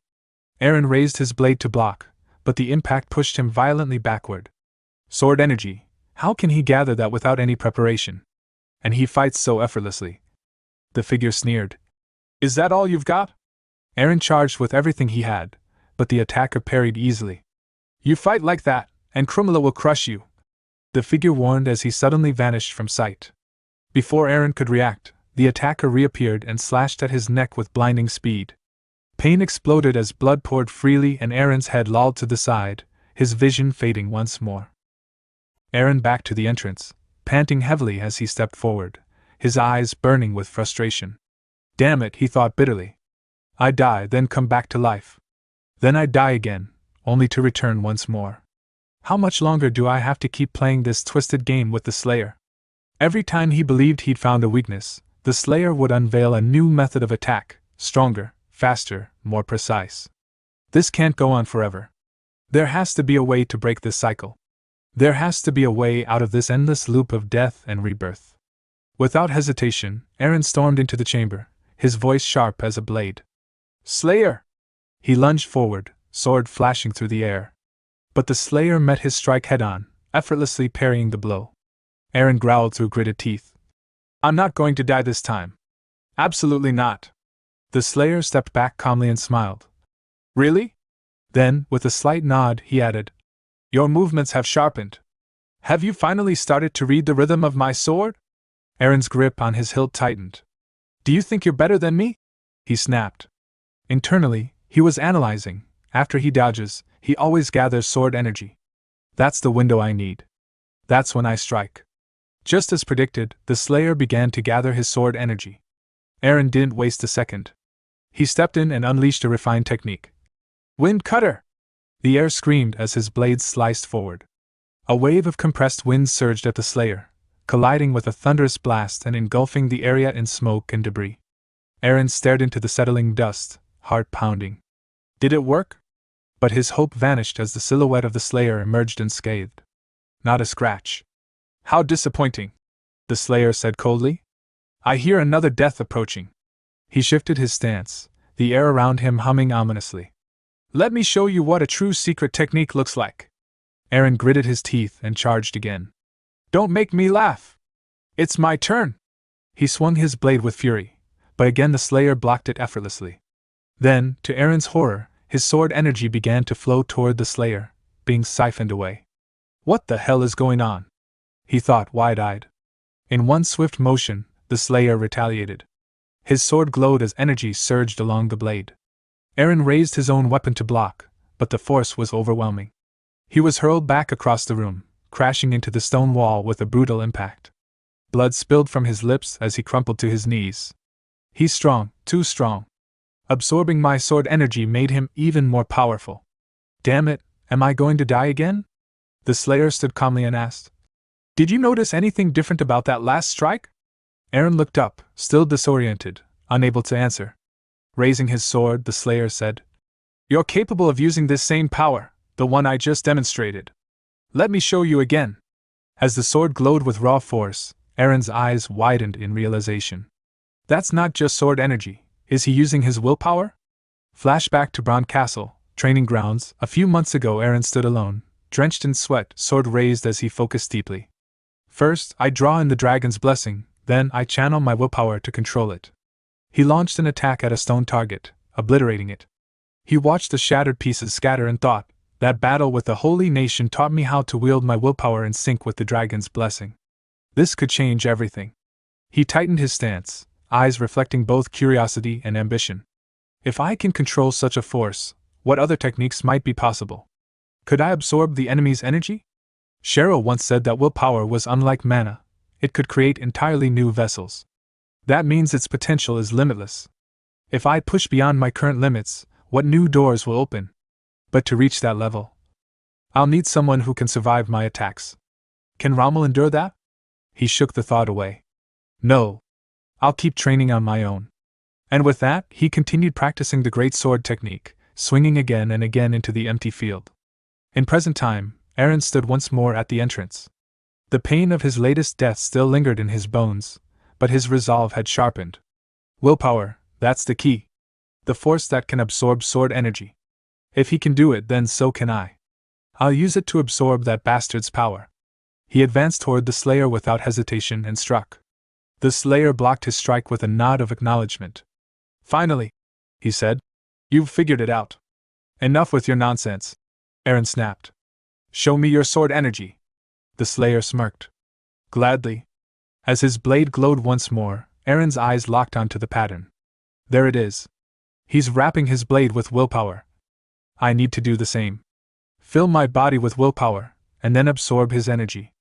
Drawing upon his inner strength, Eren began to absorb the Slayer's sword energy mid-clash. A ripple of force burst outward, and the Slayer stumbled back several steps, his first sign of being pushed. Now with momentum on his side, Eren took position, focusing his strength. Great sword technique, verse 4, Wind Cutter. With full force, he unleashed his next strike straight toward the Slayer. After launching his powerful attack, Eren stared at the impact, eyes narrowing. Did I finally do it? Did I succeed this time? He wondered. But before he could take another step, something strange began to happen. The Slayer's figure started to flicker, his body disintegrating as if dissolving into the air. In his place, an eerie magic circle materialized. Its patterns weren't just magical, they carried a weight, a sense of dread. Eren's eyes widened as he observed it. What is that? He thought. It looks like a summoning circle, but no, not quite. It feels more like an altar. And then he saw something that made his blood run cold. Inside the altar stood a small child, completely unaware of the danger, gently playing with glowing butterflies. The serene innocence of the child clashed horribly with the ominous energy pulsing from the altar. Eren's breath caught in his throat. No. If this really is an altar, then that child, he's a sacrifice. Panic surged in Eren's chest. I thought it was over. I thought I'd broken the cycle. He suddenly screamed into the void. When are you going to stop messing with me? There was no answer. The silence was maddening. Grinding his teeth in frustration, Eren growled. You're not even going to answer me? With determination blazing in his eyes, he rushed forward. Fine. If this is how it's going to be, then I'll save him myself. He extended his hand toward the child, but as soon as he got close, he slammed into a magical barrier surrounding the altar. Sparks flared where his hand struck the shield. Undeterred, Eren began pounding his fists against it, desperate to break through. The altar's light intensified, it was activating. Eren's heart dropped. No! He shouted in horror. Suddenly, a voice cried out behind him. Duncan! Eren turned sharply. A figure sprinted past him, rushing straight toward the altar. Eren blinked. Wait, is that the Slayer? But the man had no mask now. The figure didn't hesitate. He drew his blade and slashed through the barrier with a precise strike, shattering the magic shield around the child. He hurried to the boy's side, kneeling down. Duncan, wake up, he said gently. The child blinked in confusion and asked, Who are you? The man removed his mask. Duncan's eyes widened. It's you, there's no time, the Slayer said urgently. You have to get out of here now. The door is about to close. But what about you? Duncan asked, his voice trembling. If someone doesn't stay behind, the altar will collapse, along with the entire village, the Slayer replied solemnly. Now go! The child hesitated, but then ran, shouting. I'll gather the villagers. I'll come back for you. With a heavy rumble, the ancient doorway slammed shut behind him. Now alone, the Slayer slowly walked to the center of the altar and sat down, crossing his legs and planting his sword before him. As silence fell over the ruins, a familiar voice rang out, mocking, condescending. You foolish and naive human! Eren froze. That voice. I've heard it before. His eyes narrowed. The dragon, the one from Damasian Castle. The Slayer stood and lifted his sword toward the darkness. Show yourself! He shouted. You dare abuse the power of the ancient gods? Fight me directly! A dark aura burst from the center of the altar, thick tendrils of corrupted energy rising like smoke. They coiled around the Slayer, binding his arms and legs. A laugh echoed through the air. It was Krumela's voice, cruel and triumphant. I need your power to imprison you here, she said mockingly. Why else do you think I bothered to deceive you? You don't have the strength to kill me. If you wanted to live, you shouldn't have come here in the first place. Blame your weak human heart, the same heart that wanted to save the Black Continent. Now suffer. Die in darkness. Die in eternal bondage. Aaron's breath caught as realization dawned. He imprisoned himself here. He chose to be sealed, to protect the Black Continent and its people. As the vision faded, the present returned. The Slayer, now standing before Aaron once more, asked him, "Do you have someone you're willing to save, even if it means sacrificing yourself?" Aaron's expression hardened, his gaze steady. "Yes," he replied without hesitation. The Slayer nodded and held out his sword. "Then take this. You, who are willing to lay down your life for others, become the master of this blade. Use it to free me, and to liberate the Black Continent from Krumila's shadow." Aaron stepped forward, took the sword, and bowed his head. "Thank you." He turned and walked away, the weight of new purpose in every step. A low rumble echoed through the ruins. The ancient gate began to open. Outside, Rex, Miller, and Captain Jacqueline stood waiting anxiously. As the dust parted and Aaron stepped through, Rex rushed forward. "Your Grassel! Are you all right?" Aaron didn't answer. "Your Grassel?" Rex repeated, concern deepening. Aaron finally looked up, his voice calm but filled with resolve. "Let's go." "Go where?" Rex asked. Aaron unsheathed the Slayer's sword. Its power pulsed in his hand. "To defeat that insane dragon." Meanwhile at Damasian Castle, Krumila stood before her magical orb, eyes wide with rage as she watched Aaron emerge. "You dare defy me?" she screeched. "I gave you a second chance, and this is how you repay me?" Her fury boiled over. Chanting a dark incantation, the sky above Damasian turned blood-red. A swirling storm of malevolent energy blotted out the stars. "Servants of mine!" she bellowed. "Punish the human who dares challenge your master!" In response, hundreds of winged beasts emerged, monstrous creatures shaped like dragons. Their eyes glowed with the same malevolent power as their mistress. They shrieked and took flight, hurtling through the sky toward Aaron. The battle had only just begun. The scene shifted to Runtrav village, where Aaron stood before his gathered forces, their armor still dusty from past battles. His expression was calm but resolute as he addressed them. "All right," he said, his voice carrying across the windswept courtyard. "Is everyone here? Good. The battle ahead is unlike anything we've faced before. It's not just another skirmish, this one is critical." He turned and pointed toward the looming silhouette of a castle atop a distant cliff. "Our next target is the dragon who resides within that stronghold." A hush fell over the soldiers. Murmurs spread through the ranks, voices tinged with disbelief and anxiety. "Did he say a dragon? Dragons are the stuff of myths, we're just soldiers, how are we supposed to fight a legendary creature?" Their doubt hung in the air, until Miller scoffed and burst into laughter. "I can't believe how cowardly the Empire's troops have become," he said mockingly. "Let me handle it. I'll blow that whole damn castle sky-high with my explosives. You lot can just sweep up whatever's left." But before Miller could ramble further, Aaron raised a hand and cut him off. "No," Aaron said firmly. "We're not storming the castle." That brought silence and confusion. Even Miller raised an eyebrow. "The castle is Krumila's domain," Aaron continued. "Every stone of it is soaked in her power. Entering it would be walking straight into her trap. There's no reason to take that risk. Instead, we'll bring her out." Just then, the sky rumbled ominously. Aaron's gaze turned upward. The clouds above churned into crimson, and a deep beating sound echoed through the air, the flapping of countless wings. Out of the blood-red sky descended a swarm of small dragons, their scales gleaming like molten iron. Aaron drew his sword in one fluid motion. His voice rang out, commanding and fierce. "Raise your weapons! Do not fear them!" He narrowed his eyes, thinking, so, she's watching us. As expected. But this time, I welcome it. He dashed forward, channeling energy into his blade and releasing a powerful wind cutter. The arc of energy sliced through the air, tearing down several dragons in one strike. But his opening left him exposed, and more dragons lunged to capitalize on it. Before they could reach Aaron, a roar of flame erupted behind him. "I'm not letting you hog all the glory!" Miller yelled, tossing explosive powder at the oncoming beasts. He struck it alight with a torch, igniting a massive burst of flame. Several dragons dropped from the sky, scorched and mangled. Miller grinned and gave Aaron a thumbs up. But his celebration didn't last long. A dragon dove at him from above, until a thunderous impact shook the ground. Jacqueline had arrived, smashing the creature into the earth with the swing of his massive hammer. "Don't lose focus, Miller!" Jacqueline barked. Meanwhile, Aaron continued to cut down dragons with relentless precision. One after another, they fell to his blade. But their numbers were overwhelming. Jacqueline scanned the battlefield, grimacing. "There are too many." Suddenly, a strange bell-like chime echoed across the land. Aaron froze. "That sound. It's the summoning signal. She's calling the people of the Black Continent."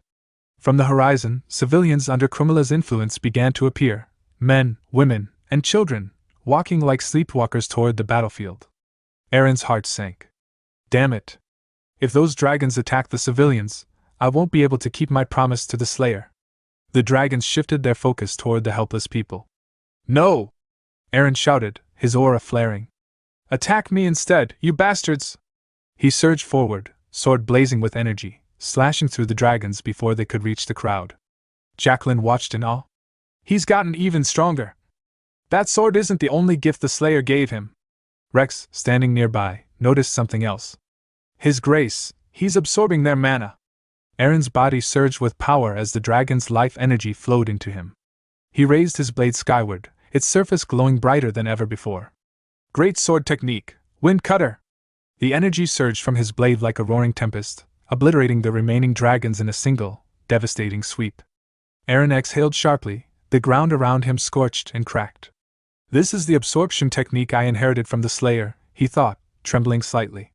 "But how long will it take for my body to fully adapt to it?" The surviving civilians cautiously approached him, eyes wide with awe.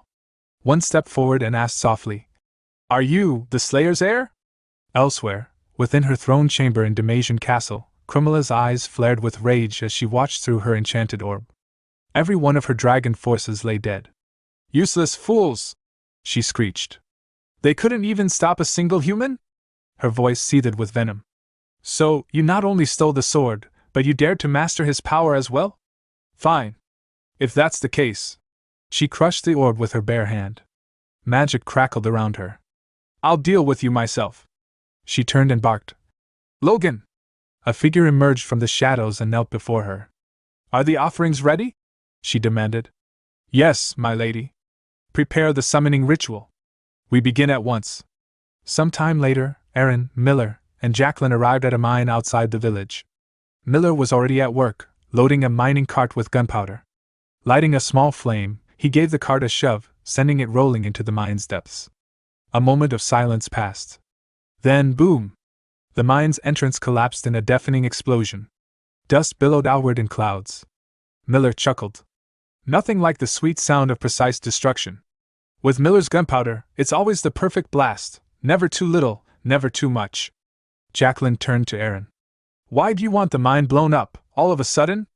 Aaron answered without hesitation. "It's just a decoy. The idea is to draw Krumela out of her stronghold. I'm going to take away everything dragons covet, step by step." He paused, then added, "Unlike Kainu's, Krumela is reckless. Impatient. And with the mine sealed, she can no longer force people to dig for resources." Jacqueline nodded. "Makes sense. Even after the Slayer's return, her control over the people hasn't broken. They still cling to the routines she forced on them." Just then, Rex came running, breathless. "Krumela's left the castle." Aaron's eyes narrowed. "Already? That was quicker than I expected." Rex frowned. "Yes, but the villagers are all flocking to her. As if they're still under her spell." Aaron clenched his fists. "Then it's time I break it, for good." The scene shifted to the Karen continent, within the borders of Brahn territory.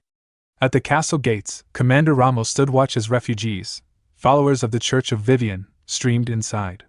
Their robes were tattered, their eyes heavy with fatigue and fear. Some clutched children, others carried nothing but the faith they were now persecuted for. As Rommel observed them, a grim expression crossed his face. He muttered under his breath, "Those bastards from the Holy Kingdom, absolutely shameless. Why persecute the Church of Vivian's followers now, of all times? With the world crumbling under these disasters, we should be standing together, not tearing each other apart."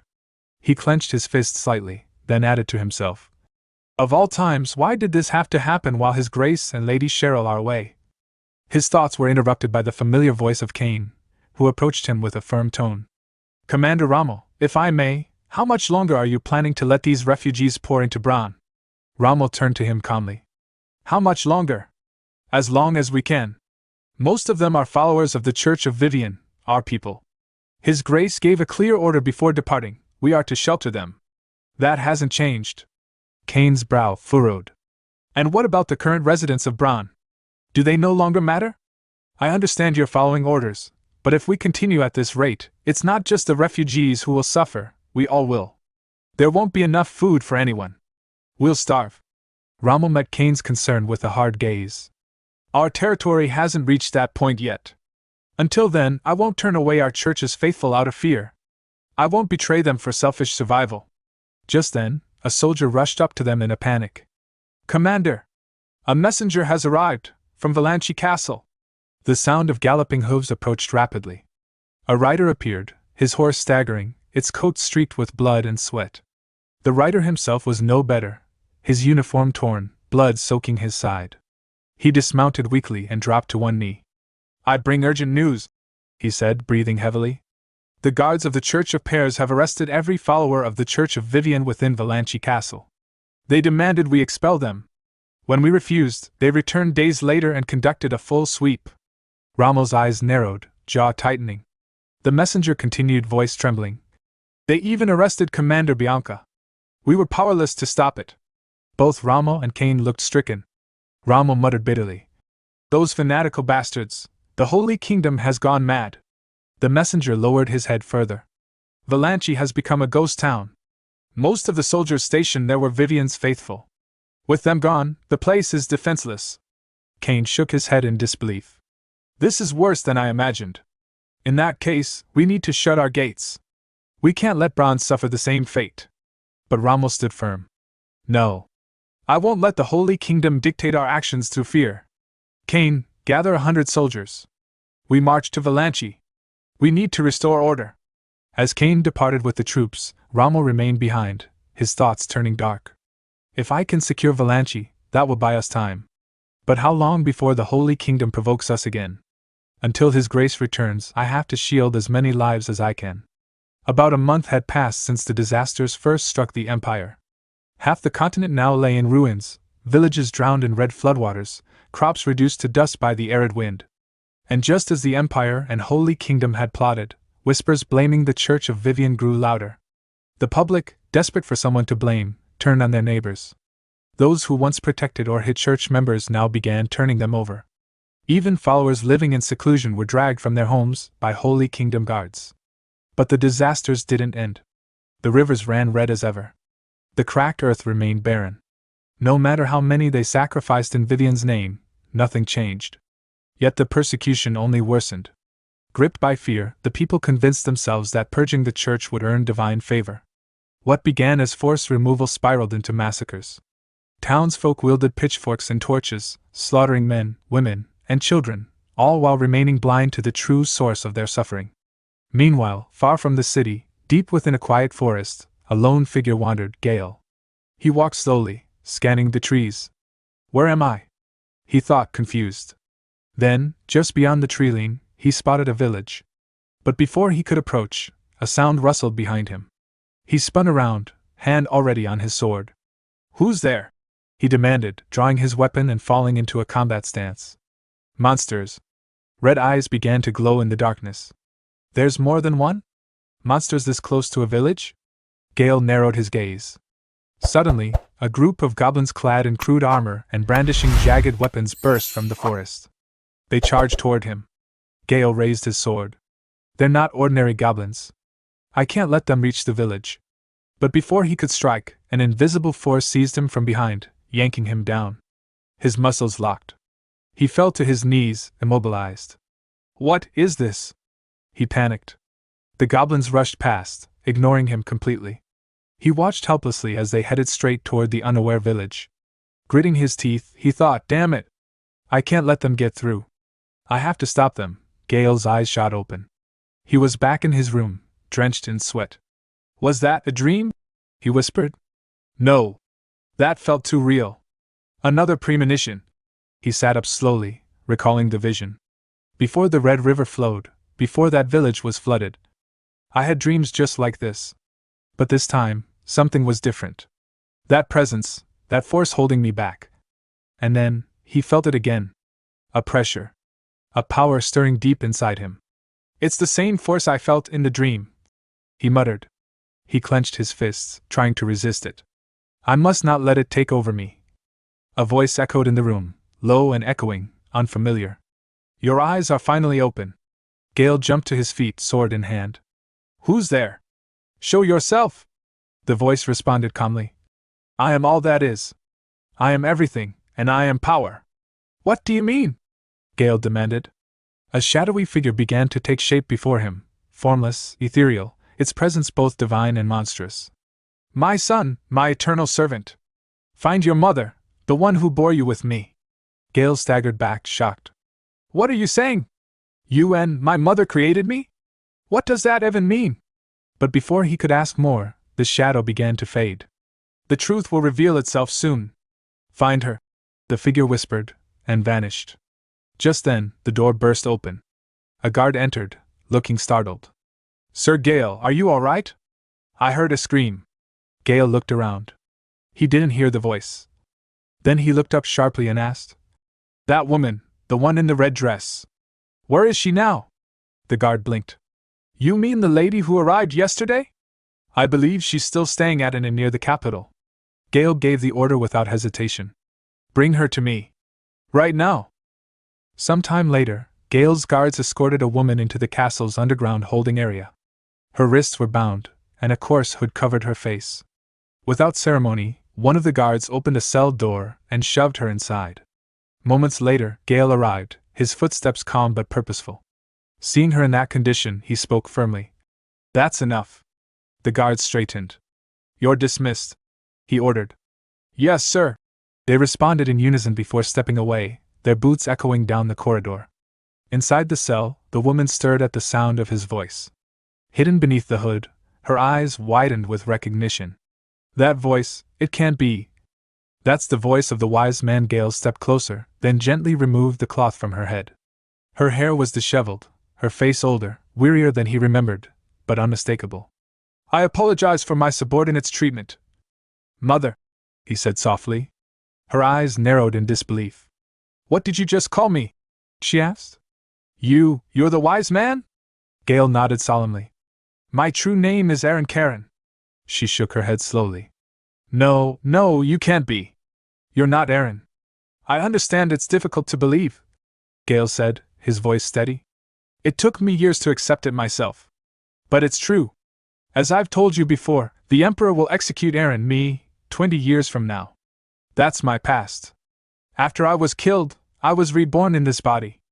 I've spent years using my knowledge of the future to build my title as the wise man. He looked her in the eye. You still don't believe me? The night before you left Cheryl and me, you came to my room. You stroked my hair and said, even in hell, I'll do everything to protect you. At that, her expression faltered. Her lips parted, trembling. How do you know that?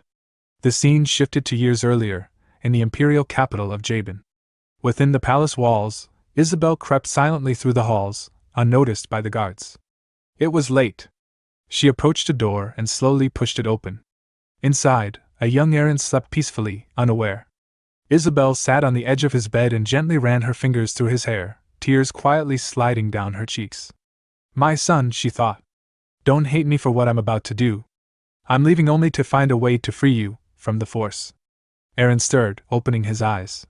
Why are you crying? He asked drowsily. Is it about father?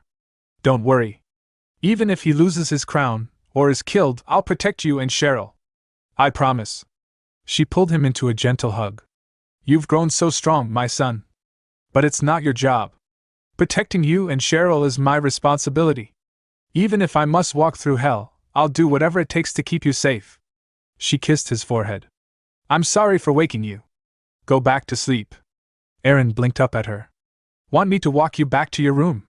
She smiled. I'll be fine. The Imperial Palace still belongs to me. And with that, she slipped out, closing the door behind her. In the present, Gayle continued. After you left my room that night, I was told you took your own life. But then I saw you again, here, in this hidden passage. You were alive all along. He stepped back, pain flashing in his eyes. After you disappeared, Father was dethroned. Cheryl and I were exiled to Brahn territory. You said you'd protect us. Why did you stay hidden? Why did you let us suffer alone? Isabel lowered her head. Everything I did was for you. I was trying to save you in my own way. I can't explain everything now, but when the time is right, you'll understand. Gayle pressed further. Is that why you stole the relic from the Temple of Enon? Was that for us too? Her eyes widened at the question. So, you know about that?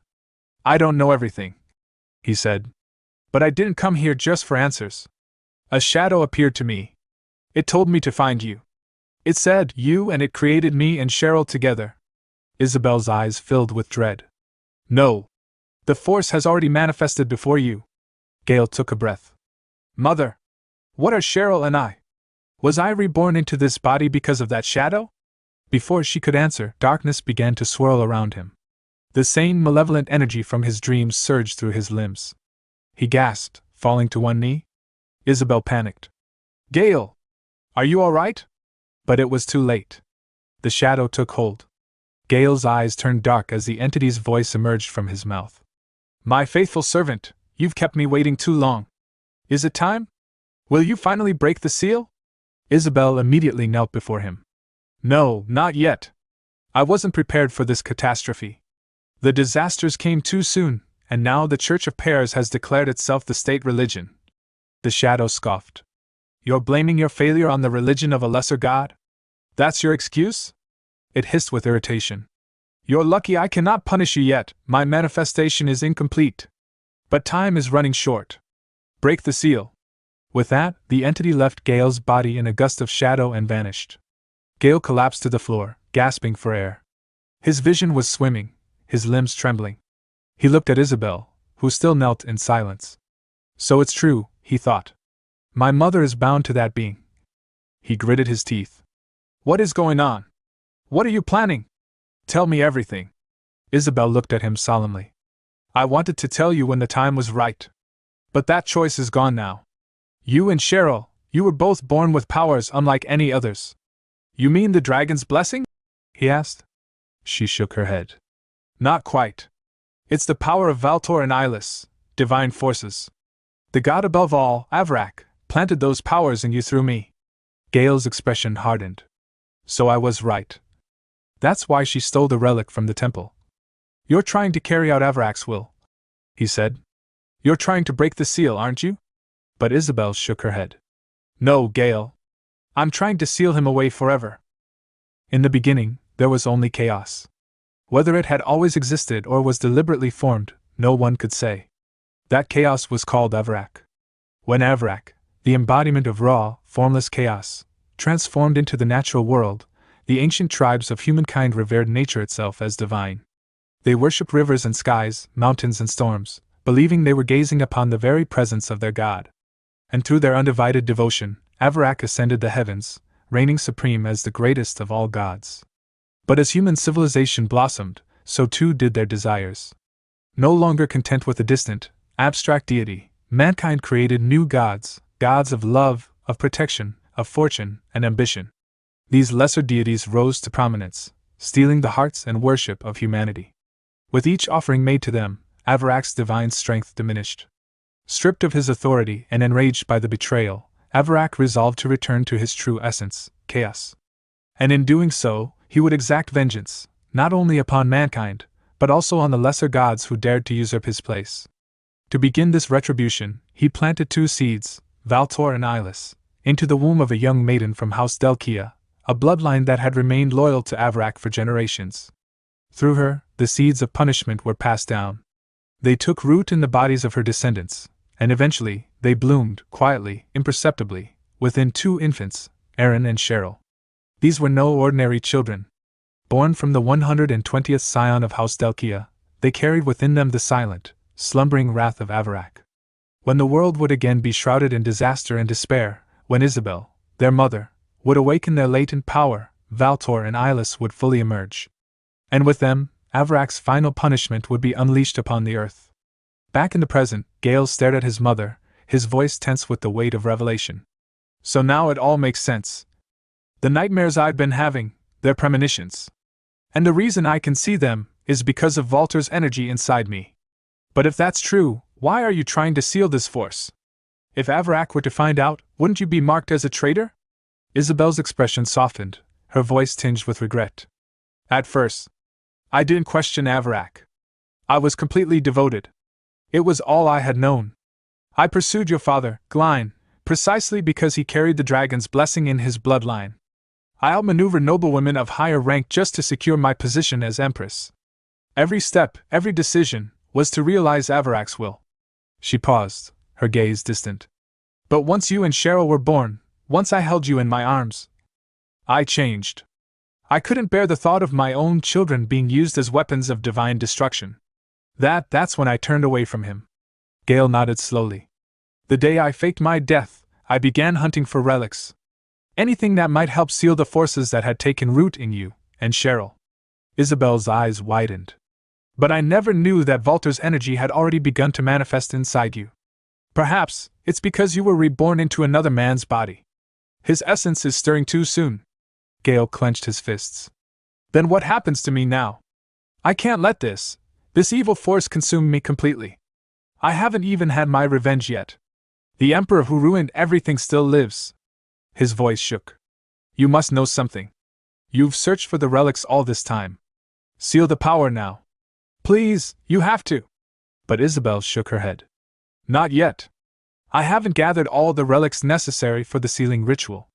But there's one possible solution. Reclaim your original body. My body? Gayle echoed. She nodded. The dragon's blessing in your true body is strong.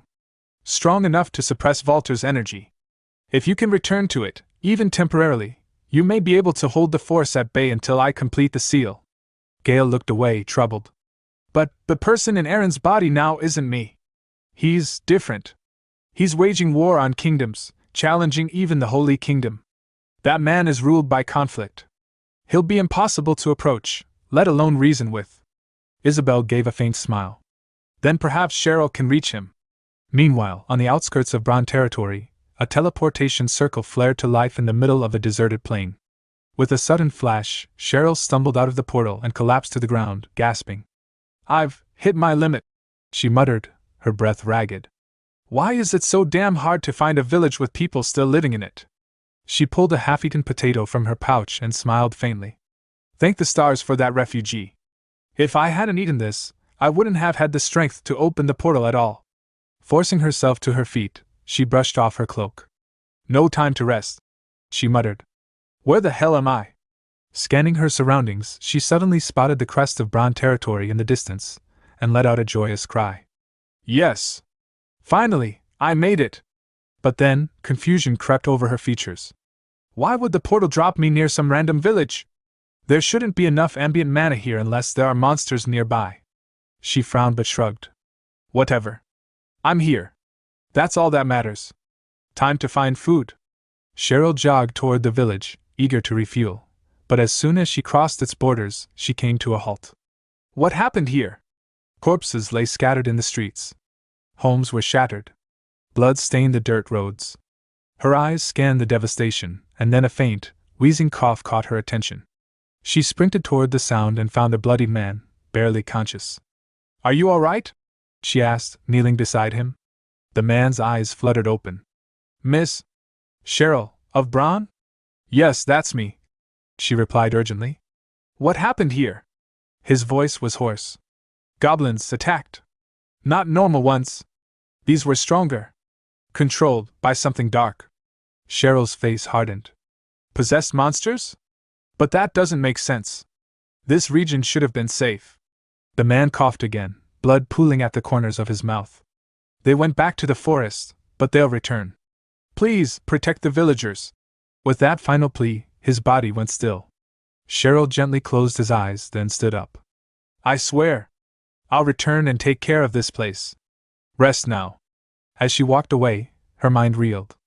Another attack, another sign of what's coming. These disasters, they're only spreading. And if they reach the heart of the Empire... She clenched her fists, eyes burning with resolve.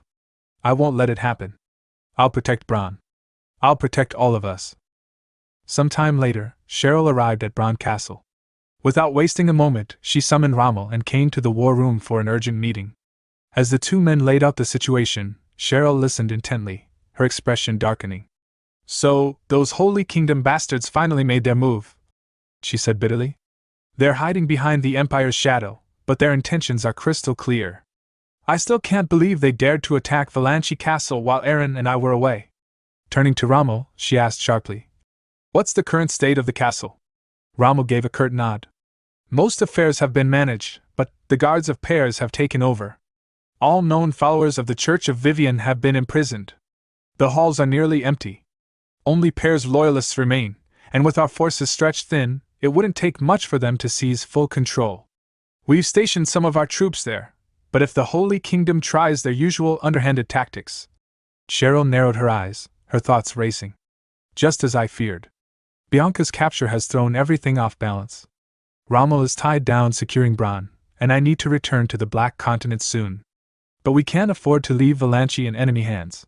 We must rescue Bianca, immediately." She turned to Cain. "Old man, what's the situation with the treasury? Do we have the funds to ransom Bianca?" Cain scoffed. "Do you think money sprouts from the ground? Ever since the disaster started, sales of holy water have dropped by half. Dungeon profits are at a record low. If not for emergency tax collection, we'd be on the brink of famine." "Come on," Cheryl said, crossing her arms. "We made a fortune off the holy water trade. It couldn't all have dried up overnight."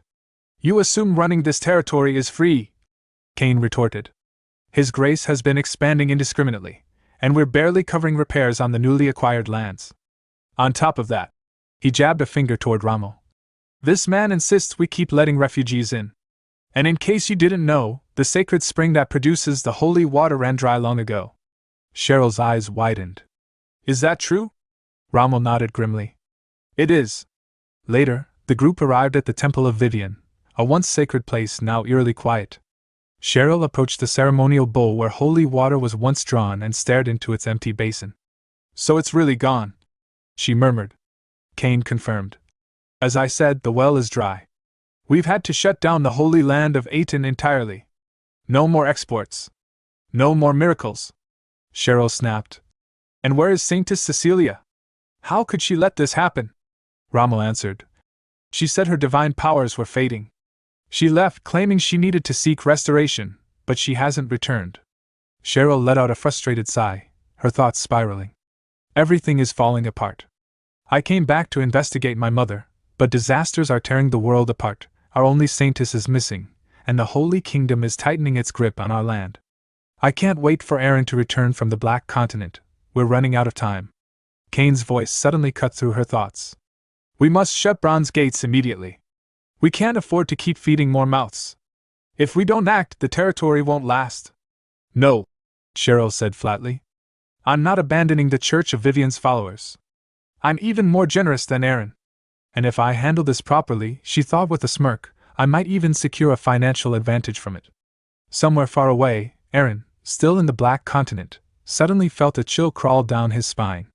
Rommel's eyes lit up with hope at Cheryl's words, while Cain looked utterly exasperated. Cheryl straightened her shoulders and announced, "Starting today, we rebuild. First priority, find and bring back every hidden follower of Vivian still alive." The castle gates creaked open. Rommel stepped forward, issuing rapid orders to the soldiers. "Form search parties of 3. Spread out to nearby villages, forests, and mountain ridges. The lives of the Church of Vivian's faithful depend on us." The soldiers saluted and immediately dispersed into the land. Cain groaned audibly. "We're increasing the population? In the middle of a crisis? We need to reduce the number of mouths to feed, not increase them." Cheryl turned to him, her gaze firm. "You think Brahn is the only place suffering? These disasters are destroying the entire empire. And if we start turning people away, the Holy Kingdom will use it to say we've failed as a territory. We have to show our people that Brahn still stands strong. But if we keep this up," Cain warned, "the territory will go bankrupt." Cheryl flared. "And if we close the gates, people will die, killed by monsters. Once that starts, no one will want to live here, and we'll really be trapped." Rommel and Cain both turned to her in shock. "What do you mean?" Cheryl smiled slyly. "Oh, did I forget to mention? We're being attacked tonight. Monsters. They're on their way." Rommel's eyes widened. And you're only telling us now? We'll be fine, Cheryl said confidently. I've got a plan. Rommel turned immediately. Then I'll ready the soldiers. No, Cheryl interrupted. I'm going to lure them myself. That's insane, Rommel exclaimed. You may be powerful, but you shouldn't face them alone. Rommel, please, she said with a wry grin. Have you forgotten who I am? I have 2 goals. 1, not a single resident of Brahn gets hurt. And 2, I'm going to make the Holy Kingdom witness these monsters with their own eyes. Once they do, rescuing Bianca will be a lot easier.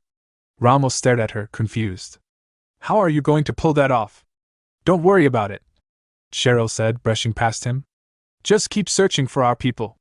I'm going to catch a quick nap. I'll need my energy. Both men exchanged uneasy glances as she vanished down the corridor. That night, just beyond the borders of Brahn, the village previously attacked by goblins was once again overrun. The goblin warlord let out a guttural roar. Kill them all! Storm the castle! Slaughter everyone! The horde surged forward, but just as they neared the outskirts, a massive wall of fire erupted before them, blocking their path. Cheryl hovered in the sky above them, her hands crackling with magic. Just as I thought, she mused, staring down at the monsters. These aren't ordinary goblins. Something is controlling them. She shouted down. If you want blood, come and face me! With another spell, a second firewall flared to life, sealing the path to Brahn. The goblin leader snarled. We're blocked. Kill the girl instead. Tear her apart. Cheryl smirked. If it were up to me, I'd reduce you all to ash right now. But that wouldn't prove anything to the Holy Kingdom. She raised her arms and summoned a massive firebird, which circled above the monsters and let out a cry of flame. Then, with a flick of her wrist, Cheryl launched a binding spell, snaring several goblins in chains of fire, and dragging them with her as she turned to flee toward the horizon. Come on, follow me, she muttered with a wicked grin. It's going to be a long trip to the Holy Kingdom. Some time later, near the border of the pair's Holy Kingdom, a group of holy knights stood watch, carefully surveying the surroundings. One of them, noticing something unusual in the distance, pointed and called out to the knight beside him. Hey, what do you think that is? His companion quickly turned his gaze in the same direction. His eyes widened in alarm as he spotted a horde of goblins charging toward them. Shocked, he shouted, Aren't those monsters? The first knight, still staring at the oncoming threat, asked in disbelief. What are monsters doing here? Without hesitation, another holy knight barked a command.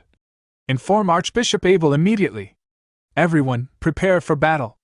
But before they could fully organize their defenses, the goblins, moving with terrifying speed and agility, scaled the fortress walls and launched a sudden assault. The knights, caught off guard, barely managed to evade the first wave of attacks by leaping backward. Just as the goblins raised their weapons to strike again, a blazing fire spell descended from above, engulfing the monsters in flames and hurling them off the castle walls.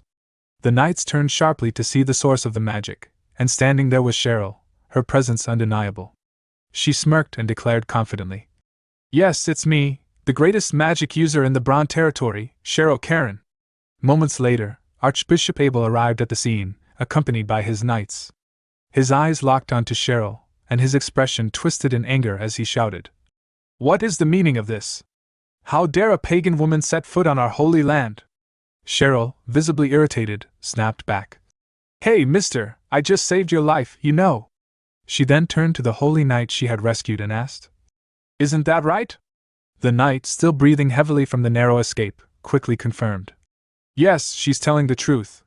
Cheryl crossed her arms and addressed Archbishop Abel again, her tone sharp. Direct your anger where it belongs. Don't waste your energy on the wrong person. She then pointed toward the advancing goblin horde and added, We should focus on how to deal with those monsters. I'm here to help you. Archbishop Abel, flustered and still glaring at her, turned away and thought bitterly, A girl like you thinks she can help us? Determined, he raised his staff and began to pray. Oh, great pears, grant us your mace. But nothing happened. Confused, he lifted his staff again and shouted more desperately. Give us your mace. Yet again, no power responded to his call. Cheryl, watching him struggle, couldn't resist teasing. Give us your mace. Enraged, Archbishop Abel turned on her and roared. How dare you make fun of this? But before he could finish his scolding, he suddenly realized Cheryl had vanished from where she stood. Meanwhile, Cheryl soared through the sky atop her summoned fiery bird, flying straight toward the goblins. She thought to herself, it's strange. Why are both Pears and Vivian silent when the Empire is in such chaos? I don't know, and frankly, I don't care. I must focus on what I came here to do. She began chanting. Flame shower! And unleashed a barrage of fire upon the goblins, their dying screams echoing as they were consumed by flames. Some time later, within the Pope's office, Archbishop Abel formally reported the incident. Pope Ignace, surprised by the report, asked, What do you mean? Aaron's sister helped us? Archbishop Abel explained. It's exactly as I've said. She was patrolling outside the Brahn territory when she noticed suspicious monster movements. She followed them here and realized they were about to attack us. She didn't hesitate. She put aside her personal grudges and intervened to protect innocent lives. Thanks to her, we avoided severe losses. He continued, his voice serious. But I fear this won't be the last attack. While dying, several goblins kept muttering the same words. Our master will return to the castle. I believe these monster assaults are part of the disasters that continue to plague the Empire. Worse, Pears did not respond to my calls. Pope Ignace was visibly shaken. What did you say? Before they could continue, their attention shifted to the door as someone shouted impatiently from outside. Come on, how long are you going to make me wait? Let me go! Let go of me! Suddenly, with a loud crash, the doors burst open as Cheryl forced her way in, glaring at the holy knights who had tried to restrain her. How dare you lay your hands on me? She snapped. Seriously, Pope, I helped you despite our grudge, and this is how you treat me? You should offer me proper compensation. Pope Ignace, regaining his composure, said, I apologize for not expressing my gratitude sooner. Archbishop Abel told me of your bravery. Cheryl waved off the formality. Spare me the empty words, Mr. Pope. I'm a very practical person. If you receive something, you should offer something in return, don't you agree? Pope Ignace asked calmly. Then, what is it you want? Without hesitation, Cheryl replied. Release Captain Bianca, who was captured by the Pears Paladins, and free the holy knights of Vivian. At this, Archbishop Abel erupted. Watch your tongue! Their imprisonment was decreed by the will of the god Pears. Are you asking the Pope to defy divine will?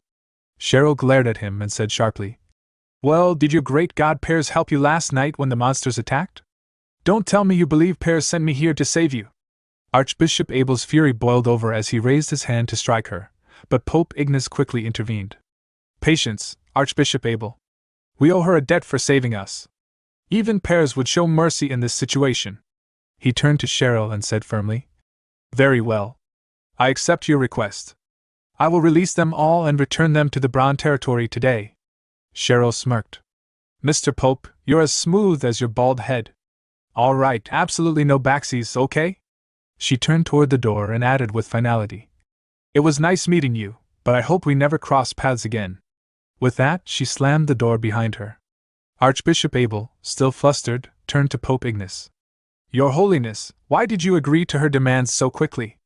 Pope Ignace answered calmly. As you said, these monster attacks are clearly part of the disasters plaguing the Empire. Our castle must be ready to defend against further assaults. Besides, those we're releasing are merely Vivian's holy knights. The Brahn territory will soon become a living hell with the number of monsters gathering there. Archbishop Abel's eyes widened in realization. You mean? Pope Ignace nodded. Yes.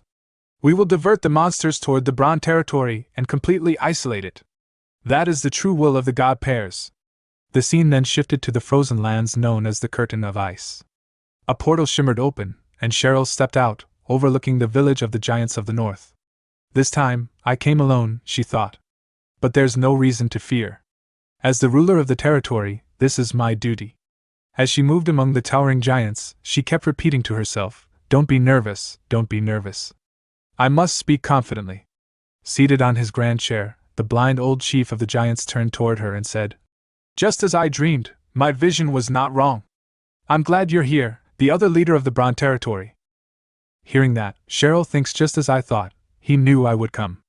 If so, this talk will go smoothly. And Cheryl said, Monsters will soon invade the Brahn territory. I need troops, the chief replied. Of course, the provision of manpower is of no matter. We have an alliance with the Brahn territory. However, I think you already know this matter won't go away just by putting out urgent fires. How you overcome this disaster will determine the future of your territory, Cheryl said. I know that. That's why I came here to see you, the chief said. It certainly seems your resolve has grown since past times. I hope you don't repeat the mistake you made in the battle you had with my cousin, Haroldson. Cheryl thinks, why is this bastard bringing up an old story? The chief said. Take 100 giants with you. 1 giant will do the job of 10 human knights. With this, Cheryl returned to Brahn accompanied by 100 giants. Meanwhile, the paladins of Vivian were released from imprisonment by the Holy Kingdom. Quickly, they rejoined the ranks of soldiers who had been guarding the Brahn territory for quite some time under the command of Rommel. Altogether, they formed a military force of hundreds. Cheryl had one goal in this battle. It was to isolate the monsters passing through the Black Forest, and to make sure they did not set foot in the Brahn territory. She took her forces to the border and said to them, We will soon face monsters coming to invade the Brahn territory. Although this invasion is one of the many disasters that threaten the entire empire, we can't just suffer it helplessly. We will protect our citizens and all the powerless people. Rommel's cavalry will be in front and push the enemy back along the forest road. The giants will move through the trees and support them. Paladins and infantry, you will surround the forest and eliminate the remaining monsters. Isolate the monsters in a wide open space. Our ultimate goal is to annihilate them once and for all. Everyone, let us protect the Brahn territory, our home. Sometime later, monster voices were heard through the forest, as the monsters muttered, Our master will kill the humans. As the goblins came out of the bushes, a fireball attack hit them with a booming explosion. It was launched by Cheryl, who was flying above on her fiery bird summon. She shouted, Where do you think you're going? And she ordered her forces to charge at them. Rommel's cavalry charged towards them and began killing them with the support of the northern giants. Seeing that they were at a disadvantage, the goblins began running away. Seeing that, Bianca ordered, Paladins and infantry, don't let a single one escape from this forest. They immediately moved and surrounded the goblins, slaughtering them. Seeing that, Cheryl thought, This is easier than I thought. Shall I do my part now? She began preparing her fire attack to launch at the monsters, but to her surprise, a huge spider with one eye appeared behind her and bound Cheryl with its spider web. Bianca noticed it, while Cheryl, seeing the spider monster, muttered, What's this? Meanwhile, Bianca threw her sword at the spider, striking its face and shouting, Get away from her! The spider turned its attention toward Bianca and leaped down at her, launching several attacks with its legs that Bianca blocked with her shield. Cheryl, who was hanging in the spider web, watching the fight, thought, What kind of monster is that? Why is it so strong? I can't stay here like this. I have to help Bianca. She burned the web with her fire spell, landed on the ground behind the spider, and immediately launched her fire spray attack, burning the spider and causing it great pain. Seeing an opening, Bianca pierced her sword into the spider's head, killing it. Bianca asked, Miss Cheryl, are you all right? Cheryl said, More importantly, what is this strange-looking bastard? Bianca replied, It looks like a combination of 2 monsters. I've never seen it before either. Could this also be due to the disaster? Cheryl thought, I thought only goblins lived in this forest, but if it's filled with monsters like this one. But her thoughts were interrupted by Rommel, who approached them while riding a horse and shouted, Miss Cheryl, it is impossible to maintain the camp due to the appearance of a monster we've never seen before. You need to give us another order, like retreat or something. Cheryl thought, when did the tide turn like this? We can't leave like this. The territory will be in danger. I have to find a solution. I must find a solution. She grabbed her head in frustration. Then she recalled a moment in the past when she had thrown her practiced wooden sword away and said to Rommel, I'm a magician. I don't need to learn swordsmanship. Rommel chuckled and said, Still, it's a good idea to learn for your safety. Cheryl replied, My safety? Who can attack me when my specialty is long-distance attacks? If I shoot fireballs from a distance, I'll never get attacked. Rommel said, I think you're mistaken because you're inexperienced. Just like swordsmanship has its limitations, magic also has its limitations. Since magic uses elements in the surrounding environment to create changes, casting a spell takes time, no matter how great an archmage one is. That's why many magicians team up with swordsmen, to build appropriate defenses for themselves. Therefore, it is important for a magician to understand swordsmanship. If you diligently study swordsmanship, you'll become a stronger magician who can protect herself. In the present, Cheryl got an idea from that memory and thought, that's it, a way to protect myself and my territory. Rather than isolating the monsters in this forest, I should let them isolate me. Cheryl thought to herself, this is the way, I can protect everyone like this.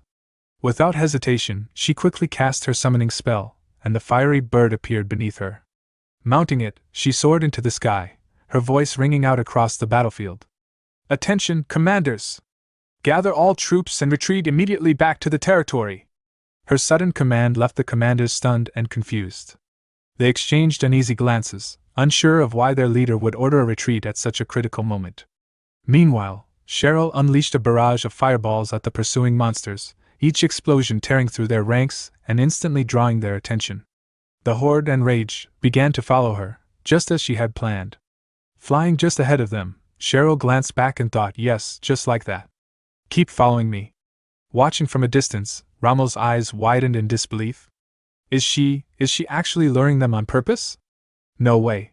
Realizing what Cheryl was doing, Rommel quickly gathered himself and shouted to his men.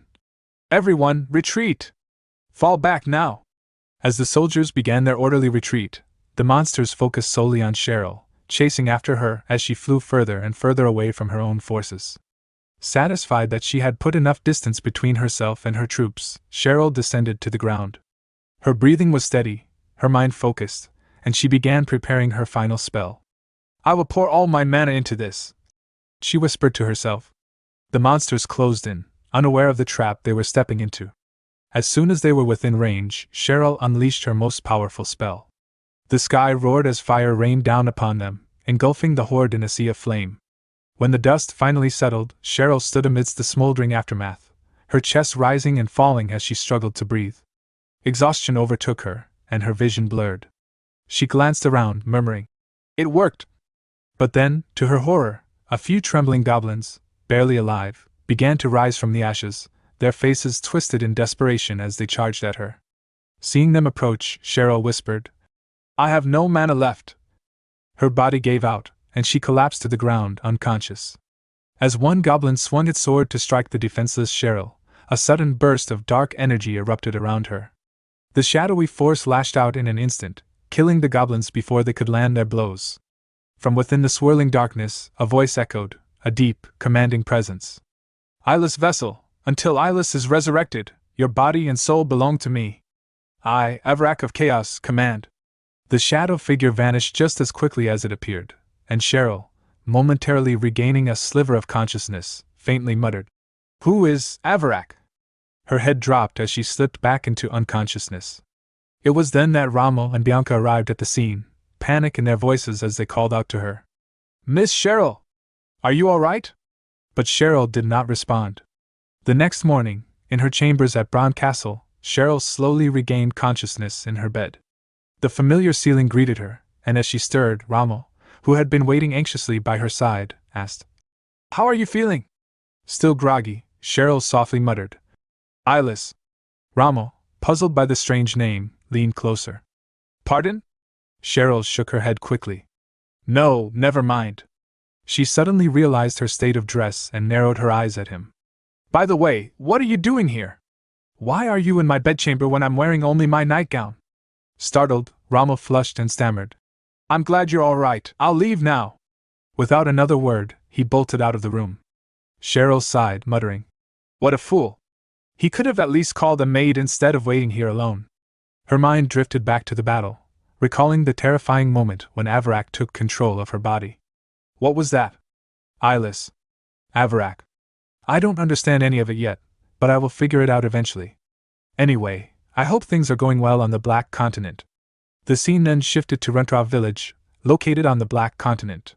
The villagers were moving in eerie unison, like puppets pulled by invisible strings, their eyes vacant, their movements slow and lifeless.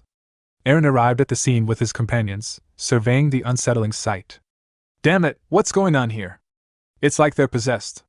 Jacqueline scanned the area carefully, then pointed towards something in the distance. "Look over there!" Aaron turned his gaze in the direction she indicated and spotted Crumilla, her body pulsing with ominous energy. The entranced villagers were steadily approaching her, as if drawn by some dark force. A sinister smile crept across Crumilla's face as she saw Aaron. "You've arrived just in time, foolish human," I'll make sure you suffer properly this time. She began casting a spell. Eren immediately dashed forward, shouting, Don't be ridiculous. But Krumila sneered. You fool! And chanted, Earth, swallow the blood of the sacrifice, rise like a giant. The ground trembled violently, cracks ripping through the earth beneath the villagers' feet. In an instant they were swallowed by the fissure. Eren's eyes widened in horror. Do you think I'll let you get away with this? He roared, leaping toward her. But Krumila calmly said, You're too late. Eren hesitated for a split second, confused by her words. What does she mean? Suddenly, a massive stone hand burst from the fissure where the villagers had fallen. The hand seized Eren by the leg and slammed him mercilessly against a nearby wall, the brutal impact forcing the breath from his lungs and causing him to cough up blood. Eren quickly forced himself to his feet, his breathing ragged but his spirit unbroken. Overhead, Krumila, now levitating effortlessly in the air, sneered down at him. Is that all you've got? She taunted, her voice dripping with contempt.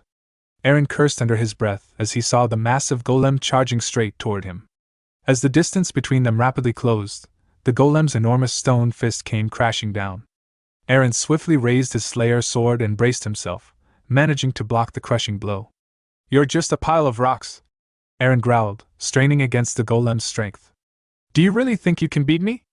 The golem swung its other fist, but Eren quickly deflected the strike, knocking it off balance.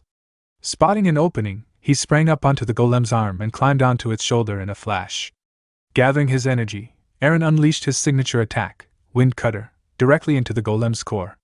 The slicing wind struck true, engulfing the golem in a swirl of dust and debris. But as the dust settled, Eren's eyes widened in shock. The golem stood there completely unharmed, not even a scratch on its rocky frame. How? Eren's mind raced. The Slayer sword's absorbed energy didn't do anything? But why? What's wrong? Before he could recover, the golem's fist slammed into him at full force, sending him hurtling backward. He crashed violently against the ground and collapsed, gasping for air. Hovering above, Krumila laughed darkly, her voice filled with cruel amusement. Didn't you understand what the golem's sacrifice truly brought forth? The Slayer's sword, it would never harm the people of this continent, the very ones you've sworn to protect. And now you'll die here, hero. Her expression twisted. Die, you fucking hero. The golem loomed over Eren, both massive arms raised high, ready to crush him. The shadow of death closed in. But just as the golem's fist came crashing down, a thunderous roar echoed through the battlefield. Kainuz, in his majestic dragon form, burst onto the scene. He barreled into the golem, knocking it off balance and pinning it to the ground. Kainuz sank his teeth into the golem's stone skin, viciously tearing through the rock as he attacked with unrelenting fury. Krumila's eyes flared with rage. How dare he interfere again? She shrieked. Without hesitation, she transformed into her own dragon form, her wings spreading wide as she shot through the sky toward Kainuz. Seeing her charge, Eren pushed himself up, determination blazing in his eyes. No! Your opponent is me! He roared, channeling a tremendous surge of energy into his Slayer sword. With a powerful leap, he met Krumila in midair, and swung his blade with all his strength. The charged attack struck her head-on, sending her hurtling backward. Krumila quickly righted herself and snarled. Do you really wish to die so badly? Eren tightened his grip on his sword, his gaze unwavering. No, Krumila. It's you who will die here today. How insolent! Krumila roared, beating her wings and launching herself toward him at breakneck speed. Eren didn't retreat.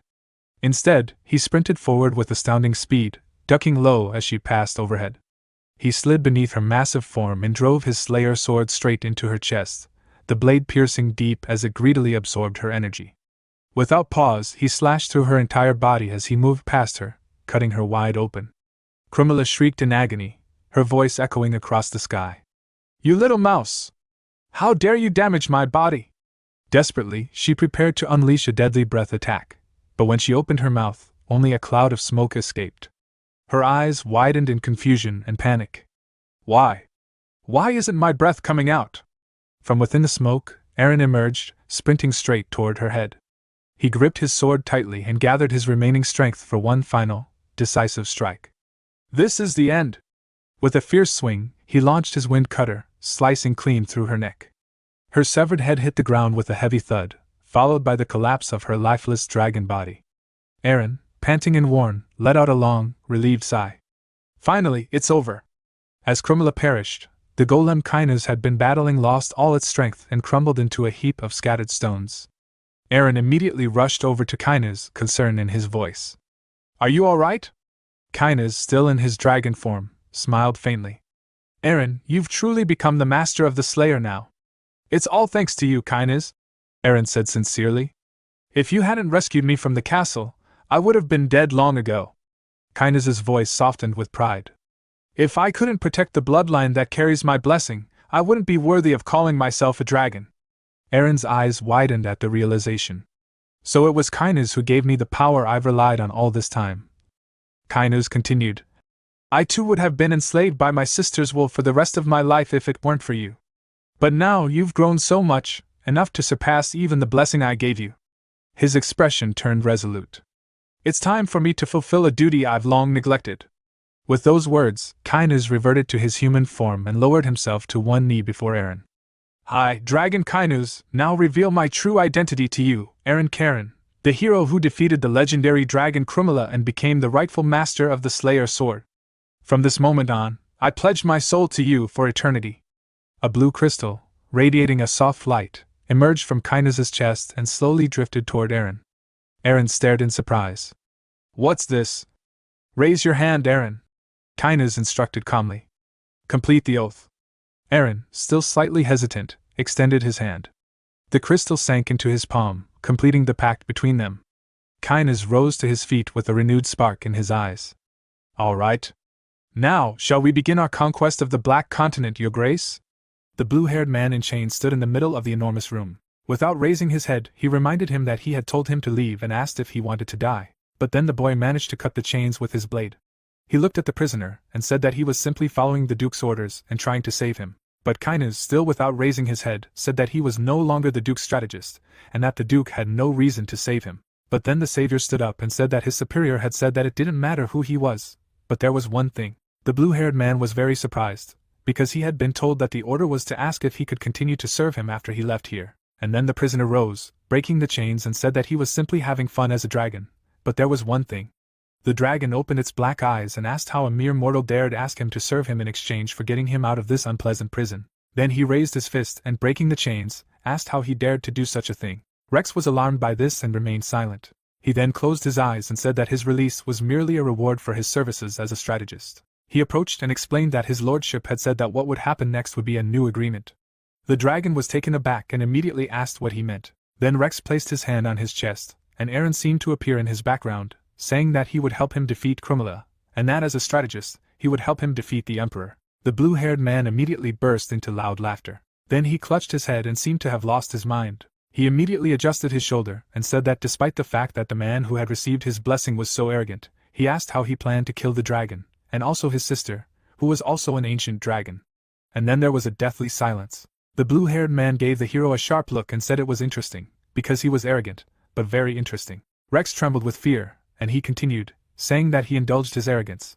But there was one thing. The Ancient One immediately grinned broadly and said that he must kill his sister. The sun shone brightly over the castle.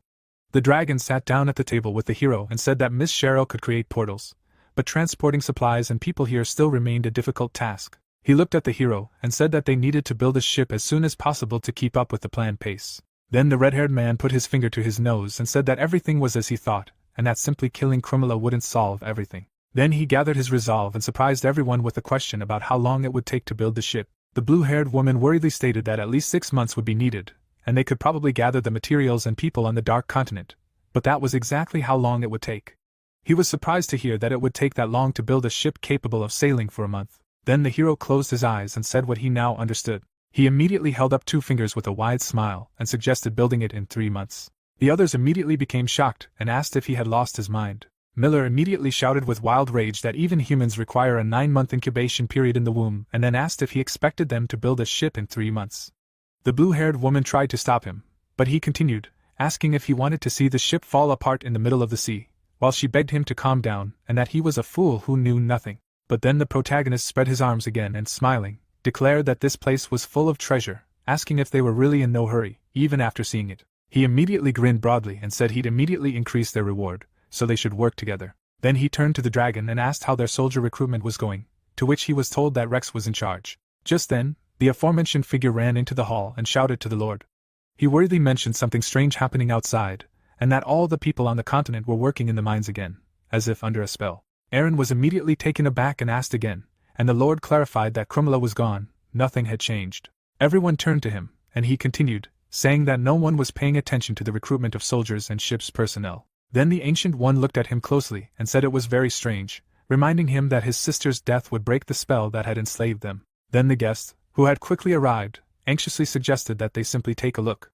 At this moment, the city streets were completely empty. The redhead anxiously scanned the surroundings and declared that it was true, there was no one there. Then Kynes pointed to the side and asked everyone to look. The Duke immediately noticed a huge crowd. He froze in place, wondering if they really intended to continue this.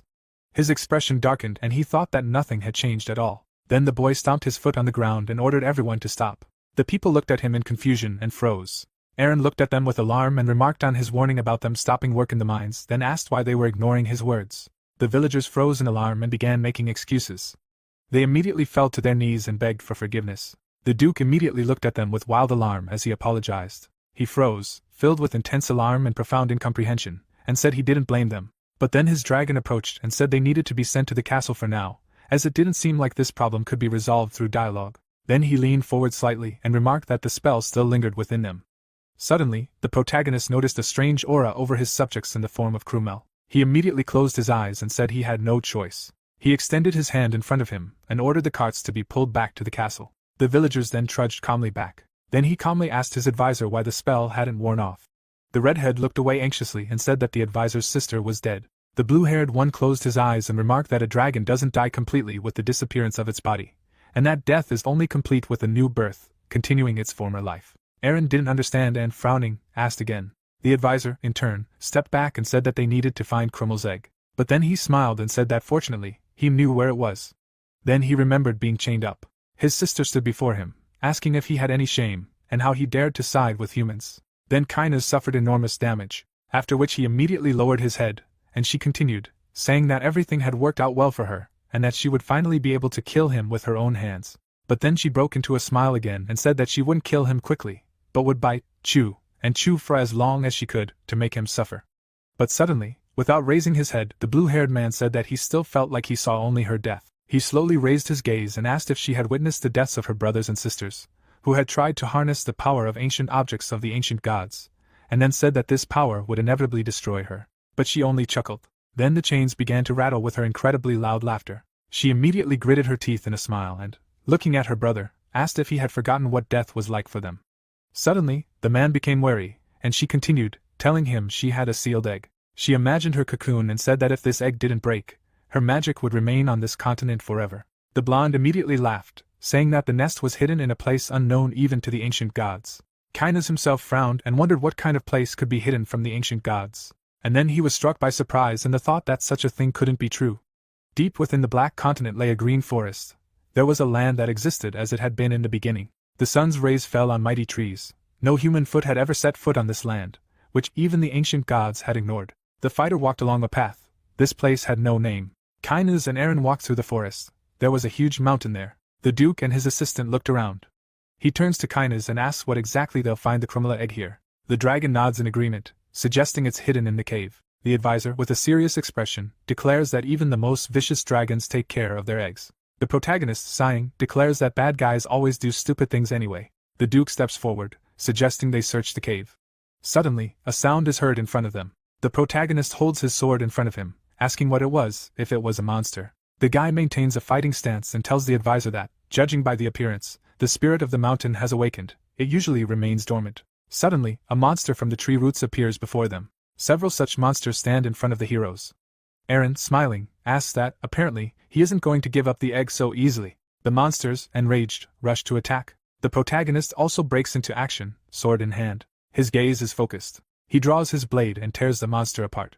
Suddenly, another mutant appears behind him, but the dragon bites his head off. Kynes helps his ruler fight the monsters. Tree roots move quickly near them. The protagonist stands with the dragon, who claims they are just puppets of the spirit, as the real spirit is much larger. An earthquake erupts around the boys. The protagonist, standing with his sword, hears a command to climb onto the dragon's back. He jumps onto its back. The giant dragon soars into the sky. A huge wooden hand reaches out to reach them, but the dragon deftly dodges. The Duke, sitting on his assistant, calls the enemy a bastard. He sees a huge monster below, assuming it is the mountain spirit. Krumila, her eyes sparkling, casts a spell, and Kinus realizes he is also under her spell, protecting the egg. The giant begins to run after the dragon, shattering everything beneath him. He reaches his large hand toward them, but the assistant dodges. Eren sits on the dragon, and hears that they should stay away and return when it falls asleep, otherwise they will never descend from this mountain. The protagonist looks at the enemy and asks Kinus if he knows. The dragon flies across the sky and asks again. Suddenly, the Duke leaps down with a sword. He furiously swings his blade and shouts that destroying mountains is his specialty. He pierces the monster's head, claiming that its mana will become the Duke's. The blade's tip emits a bright light. The Duke watches intently as he pierces the mutant's head. Frowning, he sighs. Shockwaves echo around him, and he uses his fourth form sword attack. The giant's head begins to glow after the protagonist activates a vortex. A powerful stream of energy destroys the monster's body. The giant falls to the ground, causing a massive explosion. He lies lifeless on the ground. The protagonist falls next to him and realizes that such power will take some getting used to. He sees a tunnel entrance ahead. He stares ahead in shock, realizing they've found it. A bright light is visible in the distance, and he realizes it's Krumila's nest. The tunnel walls are visible, and it's said that a new ruler will be born here, one who will scorch the earth with flame. Kinus calmly stares ahead and declares that he will freeze blood with his roar. In front of them is an egg surrounded by a red seal. The Duke's assistant begins to cast a spell, speaking an incomprehensible language. The protagonist silently watches this process. A small dragon appears inside the egg, beginning to stir. Suddenly it begins to crack, emitting a bright light. The dragon bursts out with a scream. The Duke's assistant looks at it, and declares that the hatching ceremony is complete. The protagonist silently hears that now he must get rid of it. The boy takes hold of the hilt of his sword. He points the tip at the cute little dragon. It spews a small flame from its mouth. The protagonist turns to the surprised advisor. He looks at the creature and asks if there's a way to remove Krumila's magic without killing it. Kinus, standing behind him, asks what he means by without killing. Eren calmly asks if there's a way to get rid of the magic without killing it. The advisor frowns, pondering, and states that even if that were the case, not all magic would be erased. The little dragon plays around, saying that doing so would simply change the one it's bound to, so only those who can withstand the dragon's soul can connect with it. The Duke puts away his sword, saying, "If there is such a way." Kinus, taken aback, hears from the ruler that in that case, he won't kill it. The advisor furiously declares that this is Krumila's child. They don't know what wickedness lurks in her child's soul. The Duke looks at the creature, clarifying that it's very strong. With a serious expression, the boy says he can't part with such a powerful creature. The little pet looks at him intently, and the protagonist asks to fuse his soul with the dragon. Eren calmly asserts that he will raise it with his own hands. The towering Dalmatian castle stands amid forests and mountains. People are standing on the balcony. He stamps his foot and declares that it won't work. The gray-haired warrior says they can't wait any longer. He spreads his hands and says that he said he'd return in 2 days, but then they lost contact, meaning something definitely happened. Jacqueline smiles and asks Miller when he started worrying about the Duke. The young man stands nearby and suggests they wait a little longer, as his lordship will return.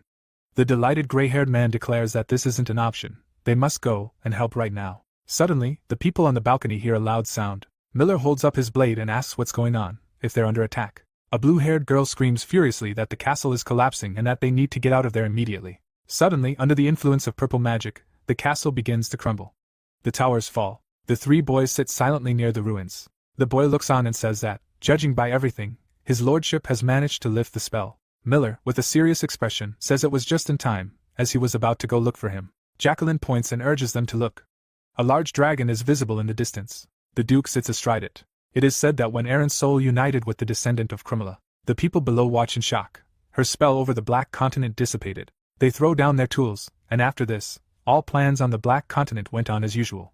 The Duke stands before the people. The inhabitants of the continent have become soldiers of Eren, the one who gave them freedom. The builders are constructing a building. It is said that they also became sailors and shipwrights, building ships for the return journey. The protagonist watches this. All he has to do is return to his territory with his large army, capable of keeping the Emperor in check, and with him will arrive treasures of gold, silver, and black gold. A dragon flies across the night sky. MC stands with his assistant and calls to the beast. It calmly furrows the night sky, instantly turns around. It begins to glow with bright energy. The protagonist, smiling, asks when it will suddenly appear. Suddenly, a white dragon appears right behind them. Eren, smiling, pets his pet. He strokes its head, declaring that it did a good job. The protagonist looks at it, and declares that he still can't come to terms with the fact that it is a dragon with magical abilities. Kainuz, smiling, stands nearby and declares that in any case, he is lucky, because dragons with such innate abilities are rare. The beast looks at the daisy, saying that it follows his instructions, so everything is perfect. The protagonist sees the glow, and declares that it is not a problem as long as it follows his instructions. Suddenly, a small flying pet jumps onto a daisy while its owner comments that it's no different from a child now.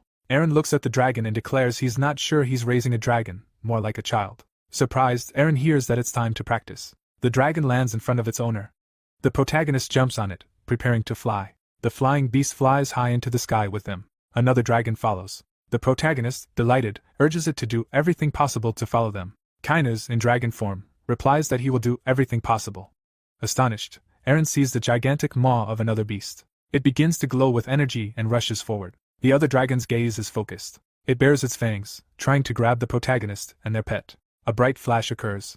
Kainuz looks at them and says that he thought so, that Eren is progressing at an incredible rate. Nothing less was expected from the descendant of Krumla. The joyful white dragon carries its owner, who shouts that he shouldn't show his weaknesses. It flies past its opponent in an instant. The opponent rushes after it, trying to grab the frisky little pet. Eren looks ahead in surprise. The protagonist, sitting on it, asks what it's doing and why it's not running away. Suddenly, the white pet plunges downward, and MC screams in horror. It flies toward the ground, glowing with a bright blue light. The white dragon lands on the ground. The protagonist looks back, asking what happened. Kainuz, in his monster form, sits down next to him and asks His Highness what happened. A glow is visible nearby. Suddenly, Cheryl emerges from the portal and notices her brother. She asks in shock what kind of dragons they are. A dense forest stretches beneath the evening sky. A little girl looks on innocently, and it is said that this child is the strategist's niece. The Duke's sister, shocked, asks if Kainuz is the same dragon that saved them at sea. She, amazed, explains that the reason he used the breath weapon in the orc fortress was because he actually had to defeat the giants. The red-haired girl, standing across from the excited boys, clarifies that he stayed with the Duke to defeat the dragon of the Black Continent. She lowers her head and sighs, and the boy apologizes, saying she was too far away to tell him. The heroine, desperate, begins to speak. Suddenly, with great joy, she exclaims that this is simply amazing. The girl jumps for joy, declaring that they have soldiers from the Black Continent and 2 dragons. Smiling, she says that, given this, capturing the Holy Kingdom will be a piece of cake. Eren and his assistant, shocked, ask if something really happened. The lady with the staff raises her hand and says there's no need to force her to begin, since they blame the Vivian Church for the disasters that have befallen the continent. Cheryl, with a serious expression, declares that in any case, if he doesn't return to the duchy right now, the ominous faces of the Emperor and the Holy Pope appear, and she says it's unclear what they might do. The ships are moored near the palm trees, and the bright moon is visible. A blue-haired girl, shocked, asks the Duke if they really must return immediately. Jacqueline points to the ship and shouts that they need at least 2 more weeks to complete it, and he suggests they return. A young man approaches them and declares she's right.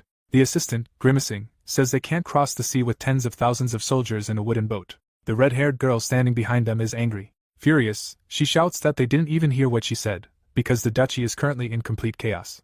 Miller walks nearby and hears that they don't have time to stay here and cut down trees to build the ship. An old man approaches her, asking if she's finished, and she exclaims that she hasn't even started. Eren angrily orders them to stop. They stare at him silently. The protagonist, in a calm voice, assures them that he understands they need more time. Standing opposite, he declares that if they lose the duchy, the reason they came here will disappear. He calmly explains that his sister is right. They need to return as soon as possible. An aide stands nearby and argues that if that's the case, not everyone here should return with them. Kainuz stands nearby, and they ask him what he means. The strategist, with a serious expression, exclaims that the Duke, who has the right to inherit the throne, is a thorn in the Emperor's side, and therefore he wants to keep him in check as he tries to expand his territory. A huge hand looms over the castle, declaring that if the Emperor hears that he has amassed a large army, he will not stop at merely keeping him in check. Kainuz, frowning, says that if that happens, they will find themselves drawn into a major battle before they have time to prepare. The protagonist, with a serious expression, clarifies that in other words, they should be the ones holding the reins of the war. The aide nods in agreement. He turns to the boys and realizes the strategist is right. Returning with a huge army would be like revealing his hand to the Emperor too early. Unperturbed, he says, "Okay." The protagonist, with an air of importance, declares that for now, only he, Cheryl, Kainuz, and Eren will be returning to the duchy. The boys silently hear that the others need to be fully prepared and wait for him to contact them from the duchy. A man stands opposite the Emperor. The action takes place in the capital. Zerone, with a stern expression, says that he recently heard some unpleasant rumors about the Holy Kingdom. The Holy Pope bows, hearing that he considered it only right to confirm them directly with the person concerned. The Emperor, sitting on the throne, declares that rumors are circulating that they freed the holy knights of the Vivian Church. The ruler, his eyes red, asks if he returned them to Brahn territory. The priest excitedly assures him that he followed the instructions of the god Paresis. He desperately exclaims that the man said that monsters would invade Brahn territory, and that if they were sent back, they would immediately perish. The Emperor smiles, wondering why he hadn't heard any news of the duchy's collapse. The Holy Pope remains silent, shocked. Zerone, lowering his head, declares that, judging by everything, the god Pares was a mistake. His terrifying appearance suggests he could simply have been a foolish man plotting something. The frightened servant insists that his only intention was to destroy Brahn territory. The Emperor, enraged, asks what the Holy Pope's role is in his opinion. Sitting on his throne, he says he believes the Pope embodies divine power. If so, he should act accordingly and not act like a cunning schemer. The bald priest bows and apologizes. Zerone, waving his hand, demands that he ask the god for forgiveness, and that he give him a chance to correct his mistakes. The Emperor, looking angry, offers him an indulgence, which will cause a schism in Brann's territory. An army of goblins scales the wall of Brahn Castle. Rommel loudly orders everyone to defend themselves with all their might. The commander stands with the archers, shouting at them to prevent the monsters from climbing over the wall. Furious, he demands an attack. Arrows fly at the screaming mutants. He orders them to continue firing. Goblins fall from the wall. A ferocious mutant climbs up, shouting that they need to kill the humans. He reaches the top and sees the frightened guards. Rommel deftly slashes with his sword. One of them attacks him from behind. The warlord expertly cuts him down with his blade. He sees goblins in front of him and realizes there are too many of them. At this rate, the castle wall will collapse. Rommel looks down and asks Bianca what's down there, if she could send a few more men to him. The blonde below screams that she can't, because the monsters will soon pass through the gates. The warrior covers herself with her shield and orders everyone to prepare for defense. She stands with the army, calling on the goddess Vivian, asking her to grant them the strength for victory. A silhouette is visible from above. Bianca and Rommel notice it in shock. The dragon flies toward them, and the commander recognizes it as the one from before. Fire is visible in its mouth. Rommel, enraged, orders his soldiers to retreat from the wall. A pillar of fire descends upon the monsters, who scream in pain. Flames are visible around the castle. The disconcerted man wonders why this is happening. He sees a giant dragon approach the wall. The commander is shocked to see the Duke riding the flying beast. Aaron, smiling, asks why it took him a while to recognize him. He joyfully exclaims that he has returned. The man on the dragon moves on, offering to finish this. The flying monster heads toward the goblins. Moving straight down, the hero uses his third form greatsword attack. He slashes the blade sharply, generating a wave, and uses piercing wind. Bright flashes erupt all around, and the mutants scatter. A large castle stands amidst forests and mountains. The Duke sits with his aides and asks if the Holy Kingdom truly grants immunity. Rommel, sitting nearby, explains that this is indeed the case. They are distributing a piece of paper that releases members of the Vivian Church from their previous religious service, thus avoiding arrest by Pares's guards. Raising his hand, he declares that church members no longer need to hide.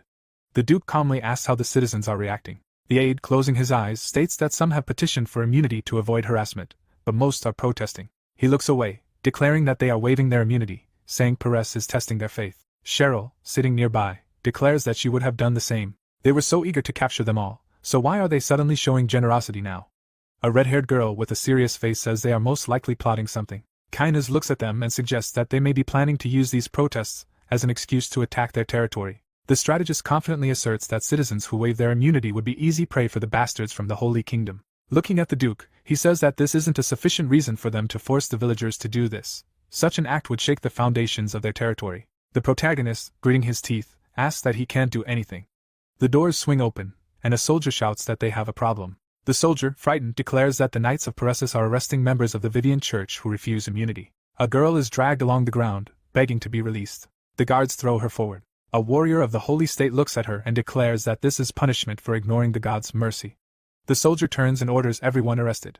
A group of warriors leads the prisoners. Aaron stands behind them, shouting, asking what they are doing. The warrior turns around. Calmly, he says he has orders to arrest all criminals who haven't been pardoned. Gritting his teeth, the protagonist declares that they are on Brann's territory and should first ask him before taking any of his subjects. The rival, standing nearby, insists that God also commands us not to trust lords who serve pagan religions. Rommel draws his sword in anger, shouting how dare he insult his lordship. Aaron stops him, declaring that they cannot give them a reason to attack because of this. Kainuz, looking stern, says the Duke is right. They are provoking him because they want to be attacked. The protagonist, with a serious expression, asks where they are taking them. The armored warrior replies that they are taking them to Osna Castle, where they will all be executed tomorrow morning. Vivian's bound followers fearfully beg for rescue. The protagonist, enraged, sees and hears this. Cheryl, standing nearby, angrily asks if he will simply allow their citizens to be taken. Shouldn't he try to stop them? The rival, turning, declares that if they have nothing better to say, they will leave immediately. He raises his hand and orders them to move. The warriors with the hostages leave the castle. The red-haired girl, desperate, asks if they really intend to allow them to be taken. The strategist calmly says that even stopping them now won't solve the problem. Frowning, he assures them that the right thing to do is let them go, but they must think about how to save them later. The protagonist looks ahead and addresses Cheryl. Turning slightly, he asks what she said about once going to a castle with monsters, and she asks why he does that. The Duke, looking at the sky, says that using this strategy this time, he will save everyone.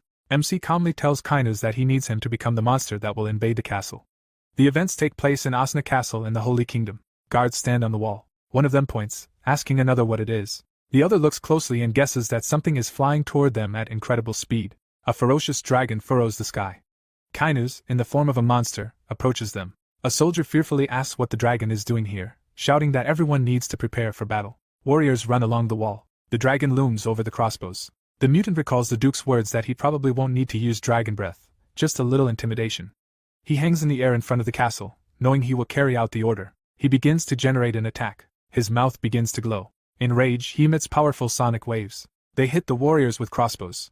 The dragon turns around. Soldiers with spears guard the dungeon. They look around in surprise. One of them asks what that sound is and if it's a monster. Another laughs, declaring that it can't be a monster, because even when the capital was attacked, they were safe. Suddenly, the soldier sees a dragon nearby. It opens its mouth, revealing a fireball. It incinerates one of the warriors, the other flees in fear. A warrior of the Holy Kingdom burns alive. The people behind bars tremble in fear, but are told everything is fine and there's no need to be afraid. They watch in shock. The cage opens. The Duke, wearing a cloak, enters and asks them to get out of here. People run outside. It's said he infiltrated the castle that night under the guise of a monster attack. The Duke leads them outside the castle. Aaron and Kinuz lead the people through the forest. The disappearance of the prisoners was staged to make it look like they all escaped in the chaos during the attack. The group of residents moves on. The Holy Kingdom couldn't find any evidence to the contrary. A bright white castle stands in the middle of the Holy Kingdom. A man furiously slams the table, shouting at the cunning bastard. The Holy Pope angrily asks how he dared insult their god again. The priest, furious, asks if he's sure they haven't found any evidence that Aaron saved the prisoners. The Archbishop, with a serious expression, says nothing has been found, only evidence of a sudden dragon attack. His hands are shaking, thinking that he simply can't sit idly by and do nothing. He stands by the table and says that even if they couldn't find any evidence, a warning is absolutely necessary. The Holy Pope's eyes are wild, insisting he will have to ask His Majesty's permission to perform the purification ceremony. The Archbishop is shocked. The Holy Pope, looking crazed, declares he will not allow a single member of the Vivian Church to remain alive on this earth. Emperor Zerone, sternly, asks again about the purification ritual. Seated on a golden throne, he clarifies what exactly he intends to do. The Holy Pope, smiling, explains that there is only one way to permanently cleanse the Church of the Vivian believers who have strayed. He joyfully speaks of death. The Emperor looks at him silently. The priest spreads his hands, declaring that he will not purify everyone, but would rather execute only a few to set an example, then the rest will naturally follow. The Emperor slaps him hard. The bald man, shocked, asks what he's doing. He strikes again, this time with his fist. He beats the priest, shouting that he is the Emperor of this state, and who is he to say he wants to destroy the people? Zerone swings his fist, demanding his place. He hits him square in the face with all his might, blood spraying everywhere. He throws the Holy Pope aside. An ominous silhouette looms over the beaten man. Zerone, enraged, orders him to never forget that he is the leader of this country. Horrified, he agrees. The Emperor turns and orders him to get lost if he's understood everything. The Holy Pope, frightened, agrees. Zerone stands with his back to him, and hears something. Suddenly, Gran enters the hall. The Emperor, without turning around, asks if he heard, and he says yes. His aide watches him, and can't believe he's laughing. The ruler in the red cloak asks him what he thinks about this.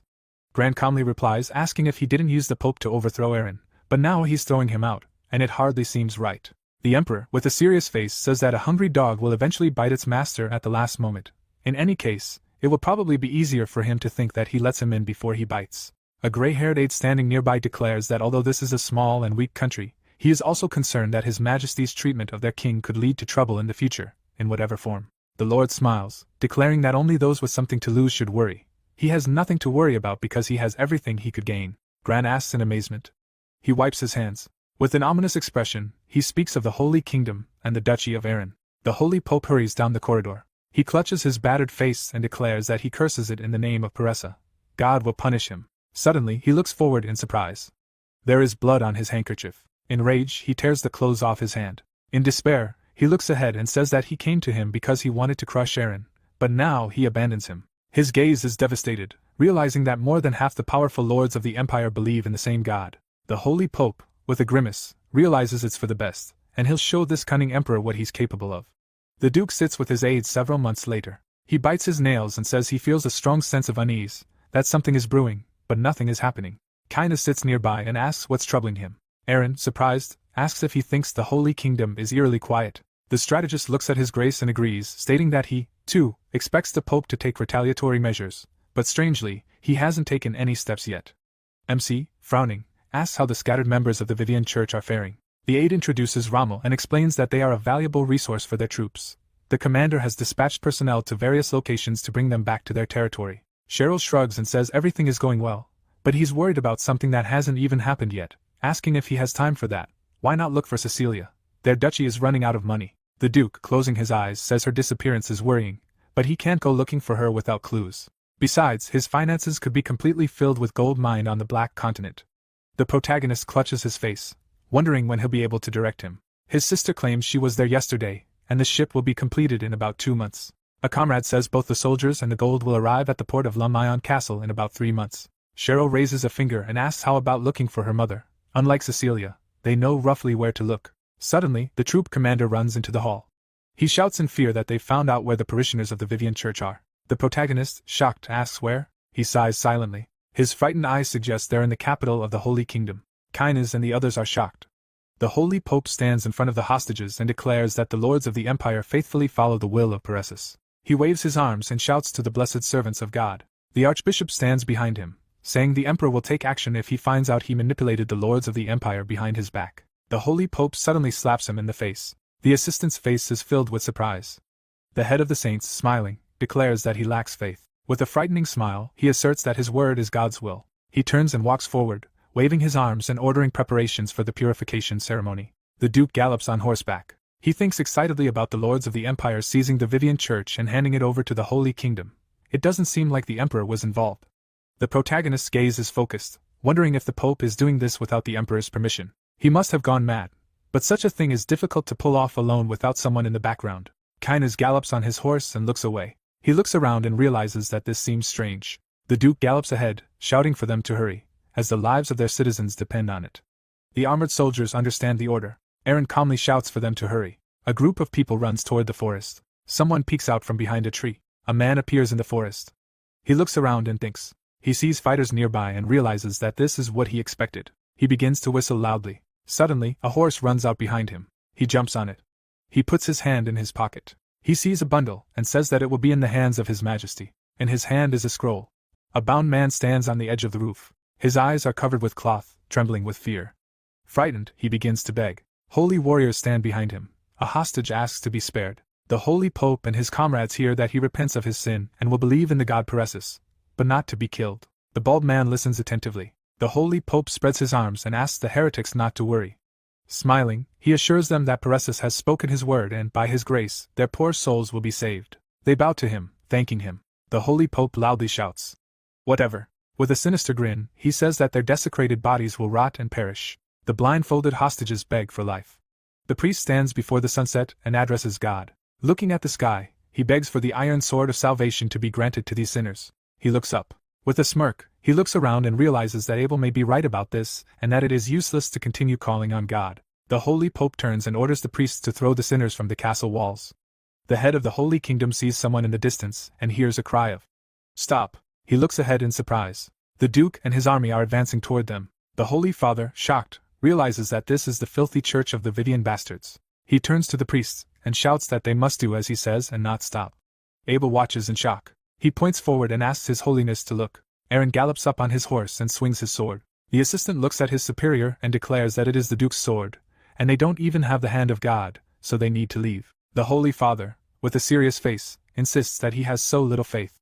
Standing atop the castle, he claims that these are divine domains, asking if the boy really isn't afraid of the curse. The Duke, enraged, shouts at the Holy Father that if he wants to be buried within these walls, he should let the people of Brand return home right now. The Holy Father looks at him and realizes that the bastard wants to get him, suddenly shouting that if MC doesn't leave, all the inhabitants of the territory will die. The protagonist swings his energy sword, and the priest realizes that he wants his people to die. Suddenly, the scoundrel remembers the emperor and realizes that there is one thing Eren fears.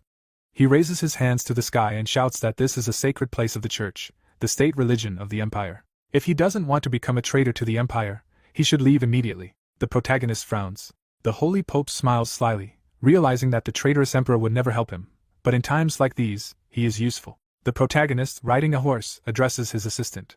With his back turned, he declares that when he strikes with a piercing wind, the castle wall will collapse. He asks if the strategist can save the people as they fall. Kynes, with a stern expression, replies that due to the distance, he cannot save them all alone, but with Her Highness's help, it is possible. The protagonist remains silent. He furiously swings his energy sword, declaring that in that case, he will begin. A man gallops behind them and asks them to stop. The holy pope and the duke watch in shock. The man on horseback shouts that the duke has received an order from His Majesty the Emperor. MC, grimacing, sees the scroll. He takes it from the messenger. He unfolds it, and reads that the emperor considers him a nephew and prince of the empire. The lord sits at the table and writes that the Holy Kingdom is a strong ally of the empire, and the sacred foundation of the state religion. He orders that no feudal lord of the empire raise a sword against the Holy Kingdom.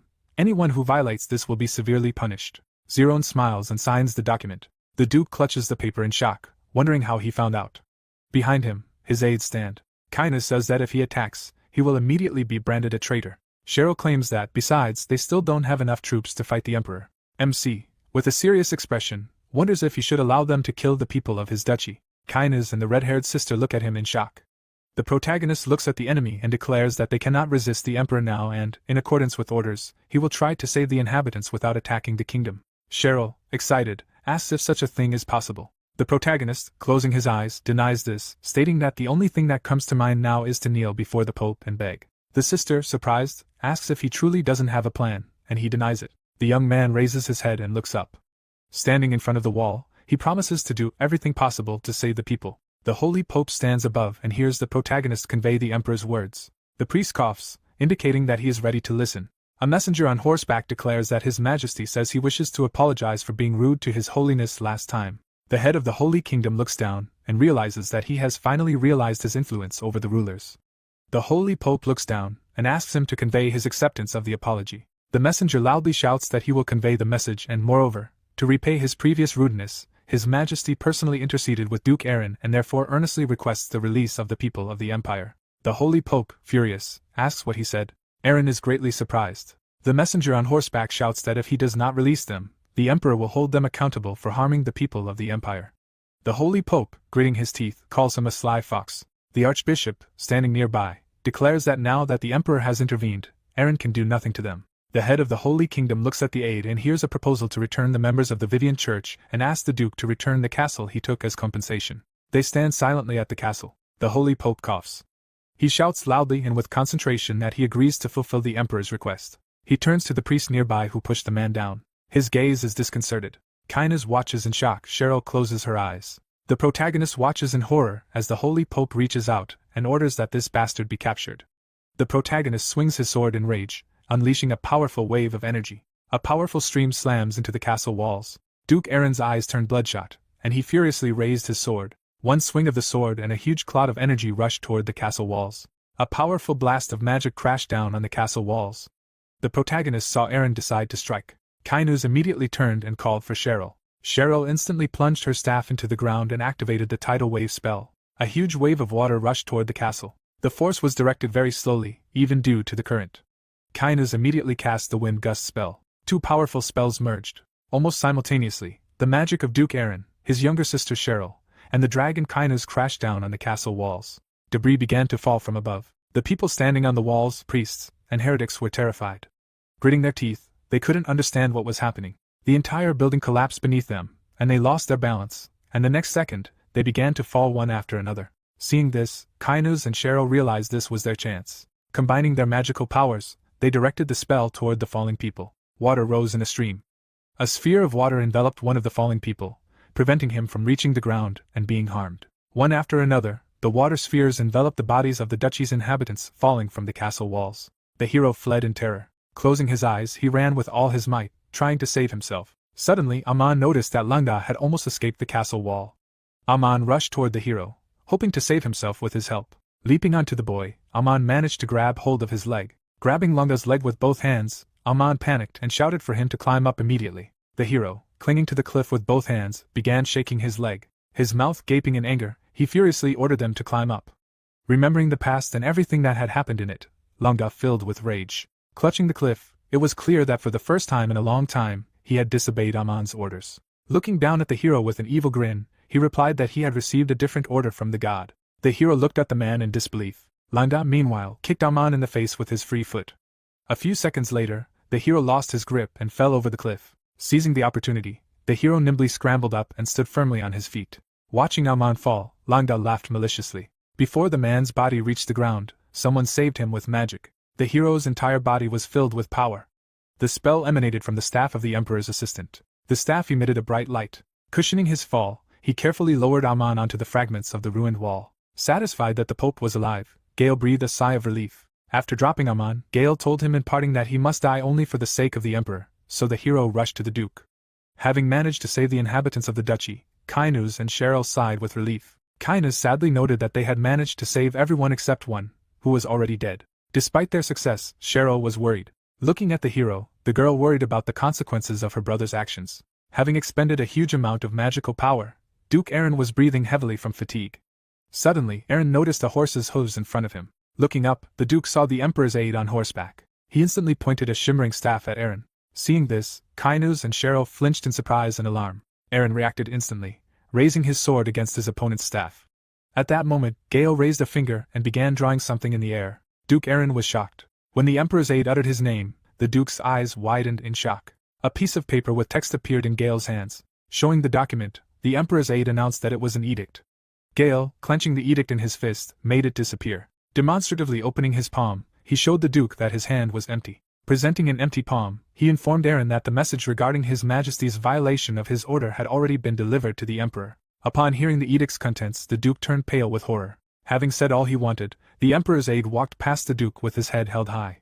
Galloping toward his master, Gayle merely mentioned his hopes of avoiding war between them, though unlikely. Turning, Gayle offered no farewell, merely hinting meaningfully at a quick meeting. Disappearing in magical light, the hero remarked that perhaps their next encounter would take place on the battlefield. Watching him go, Kainuz and Cheryl noted that he was a high-level mage. Cherry, looking at the two, explained that Gayle was the head of the Emperor's personal magic team and usually served as a messenger.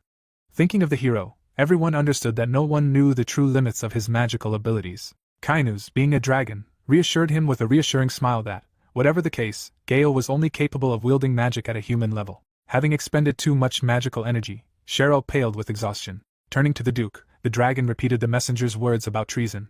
Looking at Aaron, who stood before the ruined castle walls, Kainuz said that the war with the Emperor would begin much sooner than expected. The Emperor was busy with important affairs of state in his office. Hearing an unexpected sound, Zerone tore his gaze from the documents in front of him. A small magical bird appeared on the table as if from nowhere. At the sight of it, the Emperor abruptly jumped up, clutching a piece of paper in his hand. In his hands was Gale's report. After reading its contents, the Emperor grinned contentedly, for his people had accomplished their task so well. Having achieved the desired result, he rested his hands on the table with satisfaction. The Emperor furiously ordered all the dukes to be summoned. Zerone strode quickly to the door of the study, declaring Duke Aaron a traitor and declaring that the time had come to determine his punishment. The nobles animatedly debated Duke Aaron's fate, filling the hall with loud voices and arguments. The meeting was attended by both feudal lords of the Emperor's faction and representatives of the neutral faction, each eager to defend their position. The Emperor, arms folded, sat imperturbably on his throne and watched as his subjects attempted to decide Duke Aaron's fate. The Emperor cast stern glances at the nobles, who, after lengthy arguments and heated debates, finally reached a unanimous decision. The Emperor smiled contentedly upon hearing the nobles' verdict.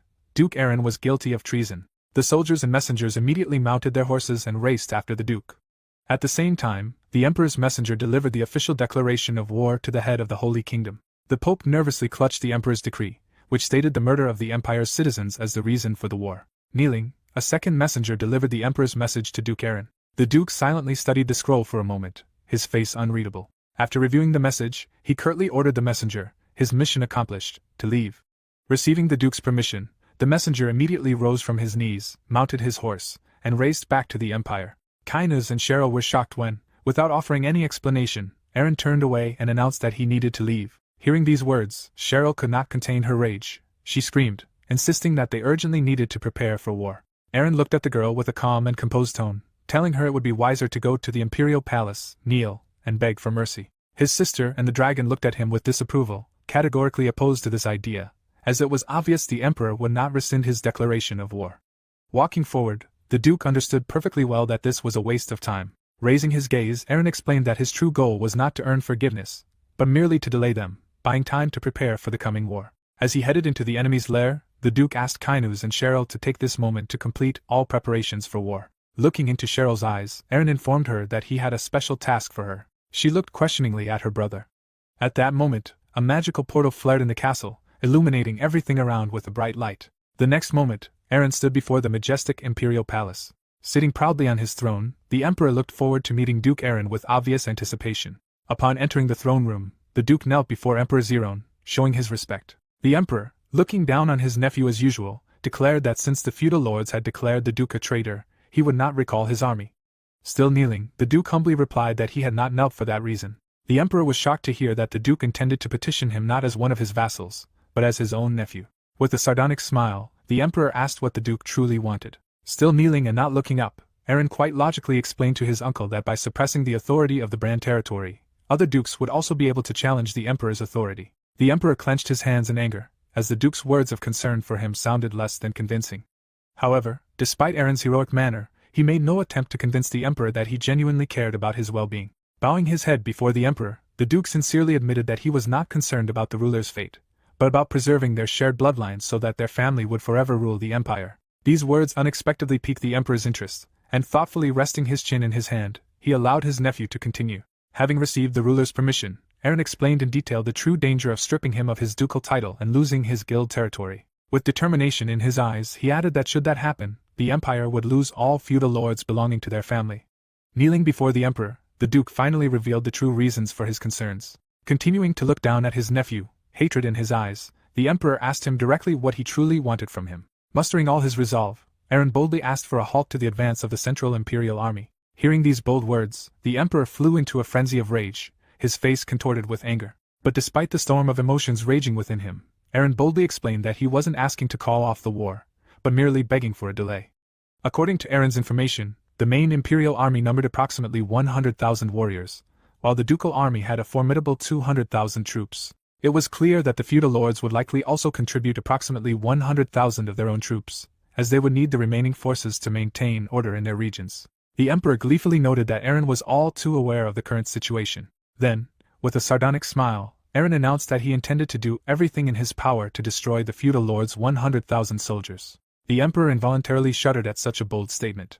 Still kneeling, the duke humbly expressed his willingness to accept any punishment from the emperor. By opening his mouth, the hero was merely offering the emperor a way to punish him, while significantly weakening the position of other feudal lords in the empire. A heavy silence fell over the hall, broken only by the emperor's heavy breathing as he considered his nephew's bold proposal. Aaron flinched in surprise when the emperor coldly inquired what would happen to the duke himself. Bowing his head again, the young man replied that he was prepared to humbly surrender when the main army entered his duchy.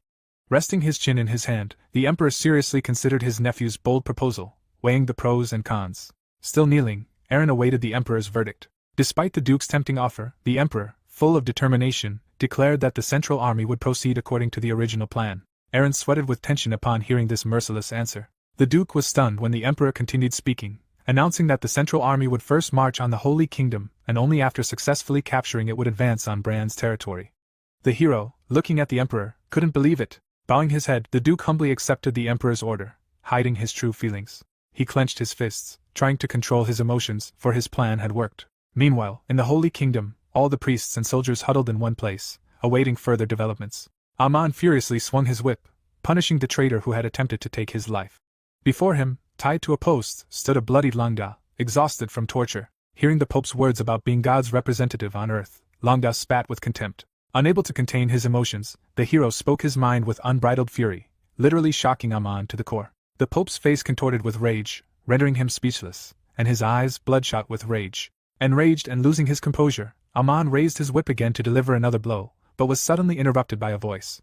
Blindly furious at being interrupted, the hero lashed out with vicious insults at the priest who dared to interfere with his execution. However, turning sharply, Amon froze in astonishment, seeing Cheryl standing impassively before him, her presence unsettling him. The Pope, already on the verge of a breakdown, trembled with barely contained anger at the girl's harsh words. Her words washed over Amon like ice water, momentarily rendering him speechless before lashing out with insults. Unable to tolerate such harsh words, Cheryl responded in kind, not hiding her contempt. Cheryl's uncontrollable anger caused her magical energy to spiral out of control, and a massive wave of flame engulfed her body, throwing all the nearby priests several meters back. Quickly regaining her composure and remembering her mission, Cheryl regained her composure, though her eyes still betrayed a clear anger. The hero was completely at a loss. Amon flinched in surprise at Cheryl's proposal for a temporary alliance. For a moment, his mouth dropped open in shock, and surprise flashed in his eyes. Cheryl, not hiding her irritation, began to explain in more detail the nature of the deal they were proposing.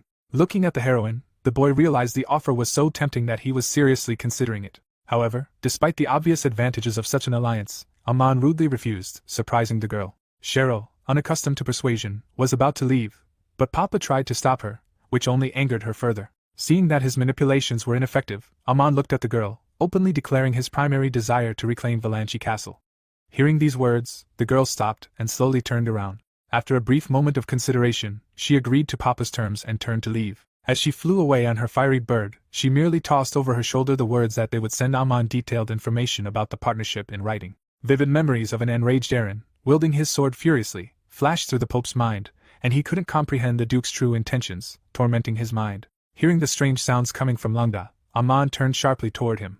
Looking straight into the Pope's eyes, Lungda relayed the words of the god pairs, his voice unexpectedly commanding. Hearing the words that the god would punish him, the Pope shuddered in shock. Lungda, without stopping, continued to curse Amon, his voice growing increasingly furious. Enraged, Amon swung his whip again, ready to unleash his wrath on the captive. But before he could deliver a single blow, he was interrupted again by one of the priests, who appeared out of nowhere. The hero was speechless upon hearing the incredible news that the relic of Pears had been stolen. The thief, having saddled his horse, dashed away, leaving clouds of dust in his wake. The priests, wasting no time, leaped onto their horses and gave chase. They pursued the thief with all their might. The girl in the red robe raced ahead, trying with all her might to outrun her pursuers. The chase gained momentum, every meter becoming more tense and dangerous. The relic, a priceless artifact, rested securely in the thief's sack. The priests, consumed with fury and determination, relentlessly pursued the thief, refusing to retreat even a step. While fleeing, they could not allow the relic to fall into the wrong hands. In desperation, one of the priests drew a heavy iron mace from his robe, his hand trembling with the effort. With incredible speed, the mace shot after the fugitive, cutting through the air with a piercing whistle. The girl, noticing the weapon flying toward her, sharply pulled her horse's reins, forcing it into a gallop. The mace continued to fly quickly to the side. A few seconds later, the weapon found its target, striking the sack containing the relic. With a deafening crack, the relic fell to the floor. One of the priests instantly snatched the artifact from the floor. Having secured the relic, the priest turned to his comrades and declared that their goal had been achieved and they could return to the temple. A sudden, piercing scream caused everyone to turn around. Before they could blink, powerful wooden shackles wrapped around their bodies, restricting their movement. A woman in a red robe, her face contorted with rage, appeared out of nowhere. With a furious cry, she unleashed her magical power upon them, her eyes blazing with anger. A dark bolt of magical energy erupted from her hands, aimed straight at the priests, ready to destroy them. The priest holding the relic froze in horror. At this critical moment, the relic began to emit a blinding white golden light. A huge glowing hand appeared out of nowhere, acting as a protective shield, shielding the priest from the deadly attack. The priest breathed a deep sigh of relief, realizing that the artifact, imbued with divine power, had saved him from certain death. Coming to his senses, the priest gave orders to his comrades, calling on them in the name of God to repel the woman who dared to encroach on the sacred artifact. The girl continued to furiously attack the priests, absolutely certain that Pears was merely a lower-ranking god, unworthy of her attention. With mounting fury, she unleashed an even more powerful wave of magical energy toward her opponents, her eyes blazing with hatred. The hand of God, which had until then reliably protected its faithful followers, began to crack under the onslaught of dark magic. The priests were stunned to see this woman's destructive magic literally tear through Pears' divine protection. The next second, the sacred hand shattered into a multitude of glowing shards, like fragile glass. The priests froze in their places in horror, unable to move from fear. Having destroyed their last defense, the woman smiled maliciously, savoring the moment of her triumph. A colossal wave of dark magic swept all the priests from its path as if they were mere leaves in the wind. Seeing the fallen and helpless priests, the girl began to laugh loudly, her laughter echoing throughout the surrounding area. Standing before the ruined landscape, her arms spread wide, she continued to roar with laughter, reveling in her superiority. The relic fell to the ground with a deafening crash. Having disposed of her enemies, the girl walked toward the relic lying on the ground with anticipation and triumph, savoring her victory. Suddenly, Her eyes widened in surprise, and she stopped abruptly. Someone had already managed to get their hands on the sacred artifact. Holding the holy relic in her hands, Vivian turned to the astonished woman, her figure radiating calm and confidence. With an unperturbed expression, Vivian asked Isabel if she was the one who collected the relics of the gods. Isabel froze, stunned by the sudden turn of events. Isabel instantly recognized the holy maiden in the girl standing before her. Absolutely certain she was facing Vivian's reincarnation, Isabel drew her dagger with lightning speed and lunged. But Vivian dodged the deadly blow with astonishing ease. The next second, gathering concentrated holy energy in her palm, she struck back. Her blow shook the very earth. The force of it sent Isabel flying several meters away. Isabel, lying on the ground, couldn't believe that a simple holy maiden possessed such incredible power that it seemed impossible. With a slight smile, the holy maiden explained to her that Vivian, although a goddess of love, was capable of transforming that love into devastating fury when the situation demanded it. After these words, Vivian, filled with righteous anger, approached Isabel, preparing to deliver divine judgment upon her. Isabel, lying at Vivian's feet, was in utter despair, realizing that her situation was hopeless. Suddenly, Vivian found herself surrounded by a group of unknown people, seemingly out of nowhere. These people stood up to defend the fallen Isabel, demonstrating unexpected courage. Isabel's followers loudly commanded Vivian to stop and not dare harm the sage's mother. Finding herself alone before a huge group of determined people, Vivian paused for a moment, weighing her options. Taking a fighting stance, she firmly resolved to accept the challenge and fight to the end. Meanwhile, the Duke's loyal vassals eagerly awaited their lord's return. Unable to bear the oppressive atmosphere of anticipation, Cheryl irritatedly resented having to personally meet with Aman and offer him a deal. Rommel, looking at the heroine, also couldn't hide his concern over the fact that Duke Aaron had still not returned from his dangerous mission. Kainas, remarkably calm in the situation, tried to reassure everyone else, reminding them that Aaron wasn't alone. One of the heroines was with him, capable of ensuring his safety. One of the Duke's most senior vassals, a gray-haired advisor, was extremely concerned about the current political situation of their duchy, which was teetering on the brink of war. His open-mouthed expression revealed that his greatest concern was the financial aspect, as they could not cope with the enormous military expenses. His nervous exclamations, full of anxiety and despair, were suddenly interrupted by Aaron's familiar voice, coming from the entrance to the hall. Entering the conference room, the Duke appeared accompanied by a little girl, who trustingly held his hand. The old man was stunned to hear that the Duke was already working on a financial solution. Approaching the boys, the Duke announced that he had found something more valuable than gold and, turning toward the door, made an inviting gesture. Following his words, a mysterious woman entered the room, accompanied by Kurak, whose figure seemed shrouded in an aura of mystery. The old man, not hiding his surprise, hastened to ask who this stranger was and how she could help them cover the colossal military expenses. Before he could finish his sentence, the modest and frail-looking woman underwent a striking transformation, transforming into a powerful warrior, radiating palpable strength. When she grabbed the old man with just one hand, he involuntarily trembled with fear, realizing his helplessness before this power. Completely oblivious to the events, the Duke calmly walked to the table where his loyal vassals sat, as if this were a matter of course. Majestically taking his place at the head of the table, Aaron solemnly declared the meeting open.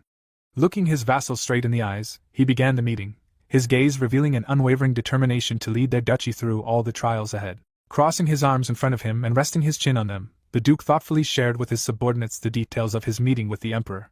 Aaron, looking at the boys, explained in detail that, according to the plan presented to the Emperor, after destroying the feudal lord's army of 100,000 warriors, they would have to surrender. This was the key point of his strategy. All the vassals were shocked, their faces expressing undisguised surprise upon hearing these words. No one present expected such a shocking outcome. No one had foreseen such a turn of events. However, the Duke calmly stated that this was precisely the deal he had made with the Emperor, confirming the seriousness of his intentions.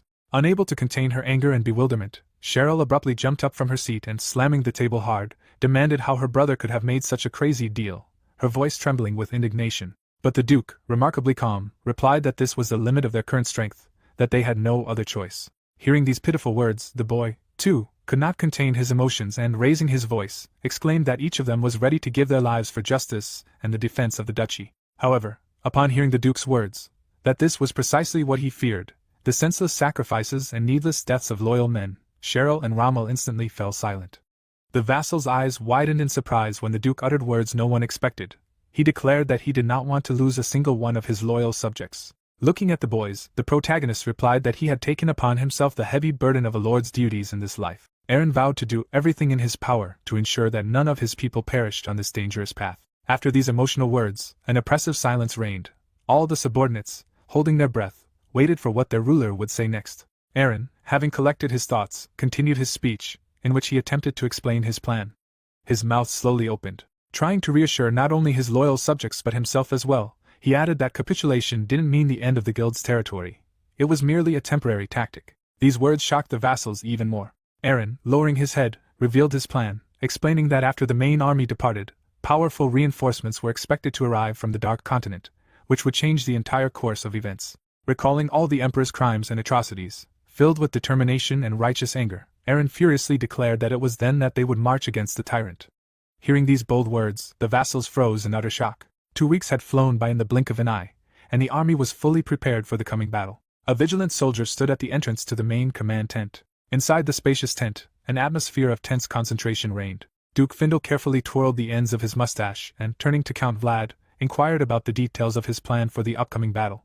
Count Vlad, after a brief moment of thought, confidently replied that he was completely certain of their victory. Hearing the Count's confident answer, Duke Findle couldn't suppress the malicious smile that immediately appeared on his face. Noticing this smirk, Count Vlad instantly tensed, indicating that he was not to be mocked. Having spoken these words, he confidently swung his massive axe, which glinted ominously in the lamplight, and looked Duke Findle straight in the eye, not averting his gaze. The Duke, continuing to twirl his mustache automatically, immediately stopped laughing and calmly declared that the Count was free to do with Duke Eren as he wished. Dissatisfied with such an evasive answer, the Count abruptly rose from his chair. His imposing figure loomed over the Duke, his gaze menacing, and he demanded to know the true reason for his recent laughter. Findle, maintaining his impassive expression, replied that it was merely a habit, nothing more. As the Count pondered the Duke's question about his future plans after defeating Duke Eren, their tense conversation was suddenly interrupted. Feet approached the tent. At that moment, Duchess Barren entered swiftly. Her appearance instantly diffused the tense atmosphere. Joining their conversation, she cast a searching glance at both men and approached, maintaining her composure, as she expressed a sincere desire to know the fate of their soldiers after victory in the upcoming battle. This direct question caused the Count to tense up and think deeply. Heaving a heavy sigh, he shook his head furiously. With a wry grin on his face, he finally realized the Dukes were alluding to the Emperor. A heavy silence hung in the air, except for Duke Findle's barely perceptible nod of agreement. Suddenly, a malicious smile crossed the Duke's face again. With anticipation and obvious pleasure, he noted that before they could reach the Emperor, they would have to dispose of Duke Eren. News of the outbreak of civil war, spread through newspaper leaflets, spread throughout the Empire with astonishing speed. This news sowed fear and anxiety among the Empire's ordinary citizens, triggering a wave of panic. The little boy continued diligently to do his job, distributing leaflets with alarming news. The inhabitants of the Empire feared a repeat of the terrible epidemic above all. However, not everyone was gripped by fear. Some saw an opportunity in the situation. The man in the white cloak, having learned of the outbreak of war, briefly spoke with the unknown individual. A few seconds later, he quickly ran off somewhere. The hero continued to watch the boy, clenching his fists until his knuckles turned white. He was tense to the limit, awaiting the moment when he would be able to collect all the relics of the gods. The intensity of his emotions made him clench his fists ever tighter, as if trying to contain the power welling up within him. Looking ahead, it was clear that his resolve to reclaim his true body was unwavering. Vivian continued her uneven battle with the crowd of people defending Isabel. One by one, she neutralized her opponents, demonstrating incredible skill. Even in this uneven battle, Vivian tried not to cause serious harm to her enemies, only temporarily incapacitating them. In mere moments, she managed to knock 3 of her attackers to the ground. Despite the furious onslaught of multiple opponents, there wasn't a single scratch on her body, as if divine protection protected her. Surveying the battlefield, Vivian noted that only 10 opponents remained. Her feet moved forward. Gathering her strength, she boldly launched into another attack, her movements precise and deadly. One of her opponents lunged at her with a dagger, his eyes blazing with hatred. But the girl dodged the deadly blow with astonishing ease. Moreover, she instantly counterattacked, her movements lightning fast. With a single, precise kick, Vivian sent her opponent flying. The remaining group, seeing they couldn't cope individually, decided to pounce on her as a group. However, Vivian continued to easily dodge their blows, her body moving as if in slow motion. Each time, she not only dodged but also managed to strike back, demonstrating the superiority of her skill. Vivian boldly charged into battle, her eyes blazing with determination and divine power. Her opponents were unable to avoid her blows, and each of their attacks was anticipated and neutralized. Some people's eyes widened at the sight, unable to believe it. The girl struck with precision and mercilessness, her blows precise and unstoppable. Each strike sent her opponents flying several meters away, splattering blood everywhere. The ground shook with the force of her attacks. Another crushing blow, and another enemy was sent flying across the battlefield like a rag doll. This time, the enemy fell right at Isabel's feet, who, taking advantage of the moment of confusion, had already risen from the ground. Without wasting a second, Isabel activated her spell, catching Vivian off guard at the most inopportune moment. Her ominous magical aura enveloped the entire battlefield, creating an extremely dangerous situation for the Holy Maiden. Noticing this, Vivian instantly rushed to Isabel, trying to stop her before it was too late. However, Isabel's remaining minions immediately blocked her path, forming a human shield. With a furious cry, Vivian began to furiously throw them out of the way, trying to reach her opponent as quickly as possible. With increasing haste, she threw her opponents back with even greater fury, her movements becoming ever more rapid. But before Vivian could reach Isabel, she completed her chaotic grasp spell, one of her most powerful spells. Black magical bonds, torn from Isabel's hands, rushed towards the Holy Maiden with the speed of lightning. Before Vivian could react, the deadly magic caught up with her, freezing her in place. Black cords instantly enveloped her body, restricting her movement. Her opponents, seizing the opportunity, pounced on the immobilized Vivian, brandishing their daggers. Isabel, triumphant, supported their attack with her magic, enhancing the effects of the binding spells and preparing to deliver the finishing blow. Helpless and immobilized, Vivian paled in fear, her heart pounding wildly in her chest. Clenching her eyes, the Holy Maiden mentally called out to the goddess Vivian for help, hoping for her protection. At that moment, a magical purple light shimmered in the sky, illuminating everything around with a mystical glow. The majestic image of the goddess Vivian appeared behind the Holy Maiden, her presence filling the air with divine energy. But even so, the opponents rushed at her en masse, ready to deliver the fatal blow.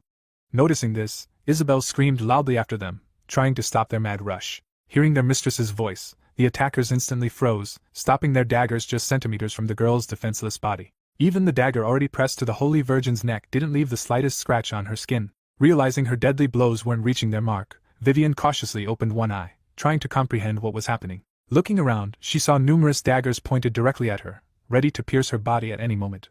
Approaching, Isabel ordered her followers to step aside. They immediately meekly parted, clearing the way for their mistress to reach the immobilized Holy Virgin. Isabel slowly approached Vivian, carefully removing all the daggers from her body. Coming close, Isabel grabbed the Holy Virgin's chin with two slender fingers, forcing her to look directly into her eyes. Terrified, Vivian couldn't tear her gaze from her opponent's face, holding her breath in anticipation of the verdict. Suddenly, looking her straight in the eye, Isabel uttered words that took the Holy Virgin's breath away. She called her a relic of the goddess Vivian, completely baffling her. One of Isabel's followers skillfully steered the carriage. Inside, locked from prying eyes, sat the two women. The air inside was filled with tension and unspoken questions. Gathering all her courage, Vivian finally decided to ask Isabel the question that had been tormenting her soul. Why was she collecting relics of the gods? Isabel paused for a moment, lost in thought. A mysterious smirk appeared on her face. In her answer, Isabel expressed disdain for the power of the lesser gods, completely stunning the Holy Virgin. Her words were so unexpected and contradictory that Vivian completely lost track of what was happening. At that moment, Isabel uttered only one name, a name that took the Holy Virgin's breath away. Looking away in surprise, it was clear Avarak's name was echoing in her mind, causing goosebumps to rise up her spine. As if sensing her captive's confusion, Isabel repeated the name again, this time clearly and distinctly, leaving no doubt. Then she leaned closer to Vivian, her hands gently resting on the Holy Maiden's. Gently taking her hands, Isabel suddenly changed her tone, and now her voice sounded like a sincere plea for help in confronting Avarak. Looking at the heroine, her plea was almost pleading, filled with desperate hope that Vivian would agree to assist in this dangerous mission. Vivian was completely bewildered by the situation. Meanwhile, the feudal army had already reached the borders of the guild's territory. At the head of the advancing troops stood the formidable Count Vlad, a warrior whose name inspired fear in his enemies. Count Vlad was born and raised on the battlefield. War was his middle name, and from childhood he studied the art of war. For him, force was the only law of this world, the sole measure of justice and power. Long ago, Count Vlad played a key role in the rise of the current emperor, helping him overthrow the previous ruler and seize the throne. Now, he was deeply dissatisfied with the rule of Zerone, who preferred to rule through intrigue and cunning rather than brute force. Unlike the emperor, the count always kept his dagger at the ready to use it at a moment's notice. At the border of the duchy, they were met by the army of the Duchy of Brav, ready to defend their lands. The count's personal assistant immediately reported the appearance of enemy forces to his commander. The count, maintaining absolute calm, ordered his soldiers to prepare for battle. Hearing his commander's order, the assistant immediately passed it on, spreading the news among the warriors. The soldiers, obeying the order, immediately rushed forward, their eyes burning with the lust for battle. In contrast, the duchy soldiers simply stood their ground, maintaining complete calm, awaiting the first blow. The count's soldiers charged with a battle cry, their swords ready for deadly blows. But as soon as they reached the enemy's position, they seemed to vanish into thin air, leaving no trace, no sign of their recent presence. The warriors immediately began running forward. Panicked and confused, the soldiers immediately reported the enemy's mysterious disappearance to their captain, their voices trembling with bewilderment. Someone, who had been watching them from above the entire time, grinned maliciously, enjoying their confusion. Suddenly, one of the soldiers was pierced by a sword that appeared out of nowhere. The captain's assistant was so shocked by what he saw that he was momentarily speechless. Ghostly skeletal hands emerged from an invisible field, pulling the wounded soldier's body toward them with eerie force, as if by a magnet. The invisible field, like a giant vacuum cleaner, sucked in the struggling soldier, his legs twitching convulsively in the air. Desperate cries for help erupted from mouths throughout the area, echoing across the battlefield.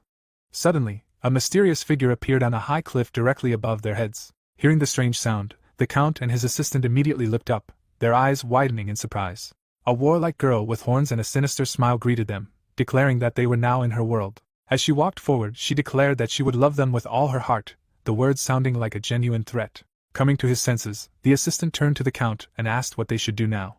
Count Vlad, despite the situation, remained confused, his face expressing bewilderment. Shouts and screams echoed everywhere, creating an atmosphere of chaos and panic. Silence reigned. Receiving no answer, the assistant called his master again, this time louder. To the assistant's surprise, the Count, arms crossed over his chest, calmly ordered him to wait a little longer. Suddenly, 3 shadow soldiers pounced on the mysterious warrior, catching her off guard. They simultaneously stabbed her in the back with daggers, their movements precise and deadly. The girl, without time to react, began to bleed. But a moment later, her body began to dissolve into thin air, like mist. The next second, she appeared from a magical portal directly behind the 3 shadow soldiers. She glared at her attackers with anger and irritation, her eyes blazing with fury. However, she did not immediately retaliate, leaving them to anxiously await their fate. After which, she vanished again into the magical portal, leaving only an echo behind. The magical veil she had cast gradually faded with her. Seeing this, the assistant immediately reported what had happened to the Count. A carriage suddenly appeared behind the soldiers. Tugging at his mustache with a smirk, Duke Findle peered out of the carriage and remarked that it was he who had taken care of the warrior. The territory's ruler was known for his cruelty and vicious nature, and he taught his children the same. Cruelty and malice ran deep in his family's bloodline, making their name feared by many. They experimented on humans, tortured and tormented their subjects, leading the previous emperor to banish them from politics. However, unlike the previous emperor, Zerone decided to exploit their talents. Holding a syringe in his hand, the emperor saw their true faces and completely severed all ties with them. Even after ascending the throne, he didn't change his mind, understanding the danger of their presence. Now Duke Findle, remembering his past, was determined to take revenge on the emperor. Taking advantage of the situation, Findle intended to remove the emperor from the throne. Despite Findle's handling of the situation, the Count didn't thank him, only reproaching him for being late. Afterward, the Count ordered his soldiers to continue on, his voice firm and decisive. A huge army, led by the Count, rushed toward Brahn territory. 3 days ago, Aaron sat at the table next to Kainuz. Closing his eyes, he remarked that the locals had become quite noisy lately.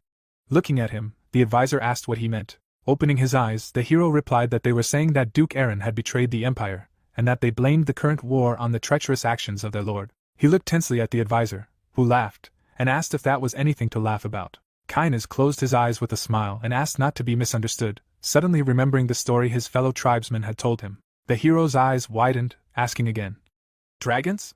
The man smiled, saying they'd said human society was ungrateful for what it had and constantly yearned for what it didn't. At the table in the room, the hero explained that those who had been saved from disaster by their lord's grace now branded him a traitor and a disaster. The Duke stared at him silently. Pointing a finger, he said he was human too. Kainuz replied that he meant that most humans behaved that way, but that didn't mean he did the same.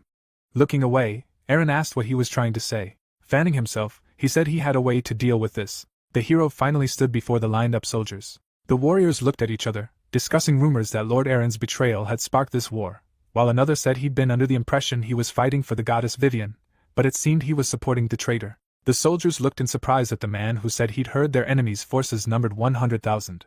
One swore by the goddess that they were finished, that they had no chance, while the second begged them not to waste their lives and to flee if such a situation arose. The Duke was displeased to hear this and cursed silently. He glanced sideways at Kainuz, who stood nearby. A purple flash appeared before the warriors. From it emerged the figure of a demoness. She walked past the soldiers, who were confused about what it was, what a demon was doing there. Then the girl approached the hero. The boy looked at her silently. She sank to one knee. Bowing her head, she reported to her lord that the enemy had breached the canyon and that they were now advancing toward the Knight Commander's location. Looking at the girl crouched beside their lord, the soldiers were astonished. Aaron, too, looked surprised. He glanced at Kainuz, who merely nodded. The man waved his hand and summoned all the knights of Brahn territory. The demoness sat with her eyes closed, and he shouted for them to witness how their lord, with his very presence, made even demons kneel. His mouth wide open, he continued. Whirlwinds rose around Kynes, who said that he was also an ancient creature. The knights clutched their spears in shock. A huge black dragon appeared on the platform. Eren finally stood beside it, and the soldiers heard that the great dragon Kynes stood beside their lord. Towering before the army, the dragon commanded them to tell him if they were ready to support their lord, the lord of demons and ally of dragons. The creature's eyes glowed yellow, and he continued, or they would die here. The warriors silently clutched their weapons. Then one of them began to speak. Standing in formation, a soldier shouted that they would fight alongside their lord. All the soldiers raised their hands in jubilation. The dragon turned its head to the boy. The hero with the sword on his back thought this was too much. A smile appeared on his lips, and he said that he even liked it this way. Clutching his greaves, Eren cried out for the brave warriors in Brann's territory to rise and fight alongside their lord, the dragons at their side. He galloped forward quickly. The sun's rays illuminated the hills. People pierced each other with spears. The knight advanced, attacking his opponents with his sword. Zerone raised his arms with the sword above his head, and brought it down on the head of his opponent. In a circular motion, he slashed through two more. His appearance was furious. The man pierced 3 enemy soldiers with his sword at once. A horseman watched this from a distance. His expression was grim. He held the handle in his hand. Drawing his axe, he rushed forward. Zerone slashed through the enemy's spear. He pointed the blade at the frightened soldier. He closed his eyes and begged the Lord to save him. Then he opened one eye. The grim knight pointed his weapon at him. Zerone wondered when the rest of the reinforcements would arrive. Suddenly, the weapon was approaching him.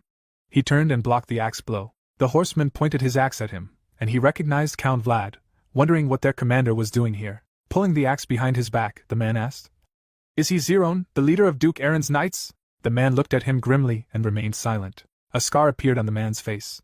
He swung his axe sharply. Zerone fell to his knees. With a grim and warlike expression, Vlad repeated, "Is he Zerone, the leader of Duke Eren's knights?" The man held back the attack with effort, and replied that it was he. The horseman promised him the title of Baron if he became his knight. He pressed the blade of his axe against his sword, asking if he accepted. The man opened his mouth and screamed.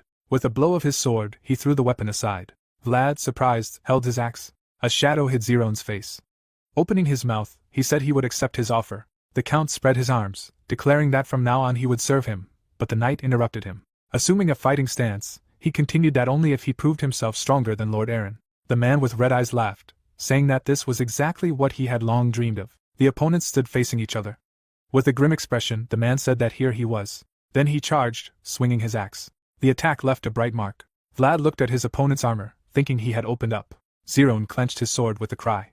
The man's eyes widened. He switched the hilt, and swung the axe from side to side. The blow left a bright flash. Vlad's eyes widened questioningly. Zerone jumped back. He held the blade in front of him. The count grinned and said he was fast, he liked it. The man gripped the sword with both hands. His hands trembled slightly, making him think he was ignorant. The man with the axe smiled. Then he rushed forward. The knight would have blocked the axe's blow in time. Pressing the weapon into the sword, Vlad asked, "Doesn't he know?" A bright flash flashed past his face, and he continued, "The sword is weak." Charging his opponent, Vlad shouted, "The axe is where the real power lies." Zerone fell backwards. His opponent approached him. Looking with red eyes, the man asked if he was ready to cast aside his weak sword and serve him. Zerone frowned and replied that he had not yet lost. The man in the red cloak said that he was the one who did not recognize strength.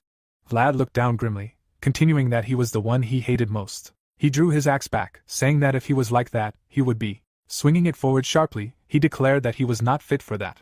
The axe approached the man's head, but he continued to serve him. Zerone remembered Dane's worried face. A blue beam of piercing wind approached the enemy. It flew right in front of the surprised man's face. A horse galloped. Vlad turned. Eren leaped up, approaching him. He attacked with his sword from above. His red cloak billowed. The man opened his mouth and ordered his troops to retreat. Zerone, kneeling on one knee, recognized his master. With a cry, pressing his sword, Eren ordered all troops to retreat. Vlad saw this and thought he was ordering his entire army to retreat just to save one knight. While heroic, it was short-sighted. The heroes held their swords, and the man turned to Eren. Smiling, he said that it seemed this knight was very dear to them. The noble lord had fearlessly entered the battle to save the knight. Zerone looked at him with alarm. Frowning furiously, Eren asked what nonsense he was talking about. The knight was surprised. Opening his mouth, the man called out to Kynes. The dragon breathed a stream of fire. The flames engulfed the soldiers. Vlad looked up tensely, realizing the dragon was there. Kynes was dousing the army with flames, and he wondered what the dragon was doing here. The soldiers fled, screaming. The flames caught up with them, and they begged to be saved. Dark figures appeared ahead, and they thought they were saved. A soldier ran forward, screaming, asking for help. Then his eyes widened in surprise. Enemy warriors stood before them. Vlad looked away, wondering what a dragon was doing here. A claw brushed against his armor. Another dragon appeared from behind. He thought there were two of them. Closing his eyes, he turned to Aaron. The dragon raised its paw in surprise. The tense man remained silent. The broken part of his axe fell to the ground. Aaron, holding his sword to his neck, offered to talk with a smile. A dark figure landed near the carriage. The man in the black cloak said that the castle was almost defenseless, with only a few guards. The man in the dark carriage asked again. The man in the hooded cloak replied that a large fire had broken out where Count Vlad had fought. Findle twirled his mustache, wondering if that was what was causing all the commotion. Looking down, he ordered them to ignore it and just focus on what needed to be done. "Is the poison ready?" A servant standing by the carriage confirmed, hearing the order to advance. The mustachioed man laughed. He pictured the poisoned men and said that using nerve poison, he could capture the castle without shedding a drop of blood. Suddenly, a jet of flame tore through his carriage. The shocked man shook his head from side to side. Then he raised his head and ordered them to show themselves. Cheryl was sitting on a phoenix with a staff. The soldiers saw the girl hovering in the air. Findle stared at the flames in shock. Sitting in the burning carriage, he asked, "What happened?" Tensively imagining the army, he thought that Aaron had at most 10,000 soldiers. Out of 100,000 suppression forces, there were a total of 50,000 soldiers here. As he pictured the warriors, he imagined that while Aaron's soldiers were engaged in a fierce battle with Vlad's 40,000 men, he was supposed to occupy the empty castle with the remaining soldiers. He imagined the warriors scaling the wall and thought it was a simple yet effective plan. Looking at the troops appearing ahead, he wondered where these soldiers had come from and what had happened to all his men. Figures surrounded by a purple glow appeared nearby. The man's mouth fell open in shock, claiming it was an illusion. Flames flared around the carriage. There was a flash of explosion. Looking down, Cheryl reminded him that she had told him to get out. His foot touched the ground. Approaching the wreckage, the girl said, "It can't be. He wasn't crushed by the carriage, was he?" Looking at the staff, she thought it was strange. She'd only meant to blow up the carriage's wheels, but the explosion was so powerful she'd nearly killed him. The girl smiled contentedly, thinking she tried hard, so she must have gotten stronger. A hand emerged from the rubble. Findle, who had emerged, screamed at his soldiers, asking where they were. The girl struck him on the forehead with the staff. The man fell. She said he'd scared her. Dark figures leaped from the wall, while the main force of Aaron's army dealt with Vlad. The gates opened, capturing the defenseless castle. Warriors entered the castle courtyard. This was exactly what Findle had planned, and it worked perfectly. The warriors stopped before the bright castle. The people lined up in a row, something he hadn't expected. A blue glow surrounded the warriors, indicating that all the residents and soldiers had already left the castle, which had become an enemy stronghold. The girl held a staff in her hand and thought that, given the incomprehensible imbalance of power, Findle's line of thought was entirely justified. She imagined the satisfied men in the dragon, thinking that, as a human, he was limited to executing only plans created by human intellect. About 3 weeks ago, Aaron stood on the wall. Looking ahead intently, he reflected that the Russian army numbered around 100,000, while they had around 10,000, and the warriors lined up before the man. Even if there were reinforcements from the Black Continent, these troops would have to be used to fight the Emperor's army. Looking to the side, the hero thought that no matter how good he was, stopping 100,000 soldiers with just a man was impossible. He imagined the bodies lying on the ground and wondered that even if he won, the damage would be significant. Was there a more effective way? The red-cloaked hero exhaled. He looked away, hearing someone say that he seemed to have his hands full. Kainas approached him. Stopping next to him, the man asked if he'd ever heard of taboos. Aaron looked at him and replied that he'd never heard of them. Closing his eyes, the dragon began to explain that long ago, when humans worshipped dragons less, the gods, envious of them, issued a warning to their kind. Standing on the wall nearby, Kainas continued that they had told him to avoid excessive interference in human affairs. If they crossed them, they would be punished. It was a warning. The red-haired man looked at him silently. Placing a hand on the advisor's shoulder, Aaron told him not to worry. He would make sure he wasn't punished. Small sparks appeared next to the man. Looking at the bright sky, he continued that if he told him that the power of the gods who threatened punishment had weakened, Kainas turned and said that even if he destroyed his enemies in this war, there were no gods who could punish him. What would he say? Looking at him in surprise, the boy asked, "Have the gods disappeared?" Kainas shook his head, saying that he didn't fully sense their presence, but only vaguely. He pictured a black creature and frowned, saying that, on the contrary, he sensed the growing power of Avrak, the ancient deity who created their race. A blue orb appeared in the man's palm, and he said that, in other words, his power was also growing stronger. Aaron looked at it, and began to question whether this was true, to which he responded that it was. Holding a blue flame in his palm, the dragon said he would be able to use this power very effectively in the upcoming battle. The bearded man said there was one more thing. Aaron interrupted him, grabbing him by the shoulders and shouting that he understood. With an admiring look, He said that there was a way to emerge victorious from this conflict without sacrificing any of its inhabitants or soldiers. He headed toward the tower entrance. Kynas's mouth fell open and he said he didn't know why. He looked a little surprised, saying that Miss Cheryl's power was also growing. The man was tied to a chair. Findle's eyes were closed, he asked. Where are all his soldiers? The man bowed his head. Then he raised it, crying out in fear. He shook his head, wondering where he was. His hands were bound as per the article, and Findle thought that he was probably still alive. He was sitting in the middle of the room in prison. He couldn't tell because he couldn't see anything. The man clenched his teeth. The man in the room asked, Is he alive? Vlad sat tied up nearby, and Findle recognized the Count. Trying to move a chair, the brunette asked what happened, and heard a dragon appear. He had been captured by Aaron. He wanted to talk to him. Could he guess where they were? Vlad turned his head slightly, hearing that he couldn't hear anything, so he thought they were inside the prison. Had he just said a dragon had appeared and replied that it was too cozy in here for a prison cell? The men tensed when they heard the noise. Vlad turned and asked, Is that Duke Aaron? The boy, his mouth slightly open, confirmed. The bound man sitting in the chair said he thought he wanted to talk, but what was he doing? Turning to Findle, the hero said they could begin their conversation once everyone was present. He heard a question. Were there any other participants besides them? Looking in his direction, the boy replied that he would find out soon. A golden chandelier hung from the ceiling. The man snapped his fingers and said that now that everyone was here, they would begin. Someone tore the bandages from the men's faces. Vlad looked ahead, frowning. The captives' faces distorted with shock. Barren sat before them, confidently. The heroes were sitting at a long table. A cry was heard that she had agreed to block the supply route, but what was she doing here? The grim man clenched his fist. Looking at the woman sitting next to the boy, he asked, Had she betrayed them? The Duchess smiled and asked again. Vlad powerfully slammed his fist on the table. The knight grabbed his sword. Aaron stopped him with his hand. Vlad's brow veins stood out with rage. He commanded Barren to speak, her life depending on her answer. The woman exhaled. She closed her eyes and asked, What is the purpose of their mission? The man's eyes widened, and he replied, To defeat the traitor Aaron. The blonde shook her head and replied, No, they had discussed this at the strategy meeting 2 weeks ago. The men looked at her intently. Findle said they had agreed to defeat Duke Aaron and use their remaining troops. Barren sat with her arms crossed. Her eyes widened, and she heard the sound of a flash of light. A bright beam illuminated a woman in a gown, Duchess Barren. She stood not far from the Emperor, born the eldest daughter of Christina, sister of the current Emperor Zerone. The crown above her head was crossed out, as she was a relative on her mother's side and a woman, so she had no birthright to the throne. A boy stood next to her. Her son, Tess, had the right of succession. Beside the Emperor stood the figure of the prince. Even if Zerone's son Philip died without an heir, the boy wore a crown. Tess would be next in line after Aaron.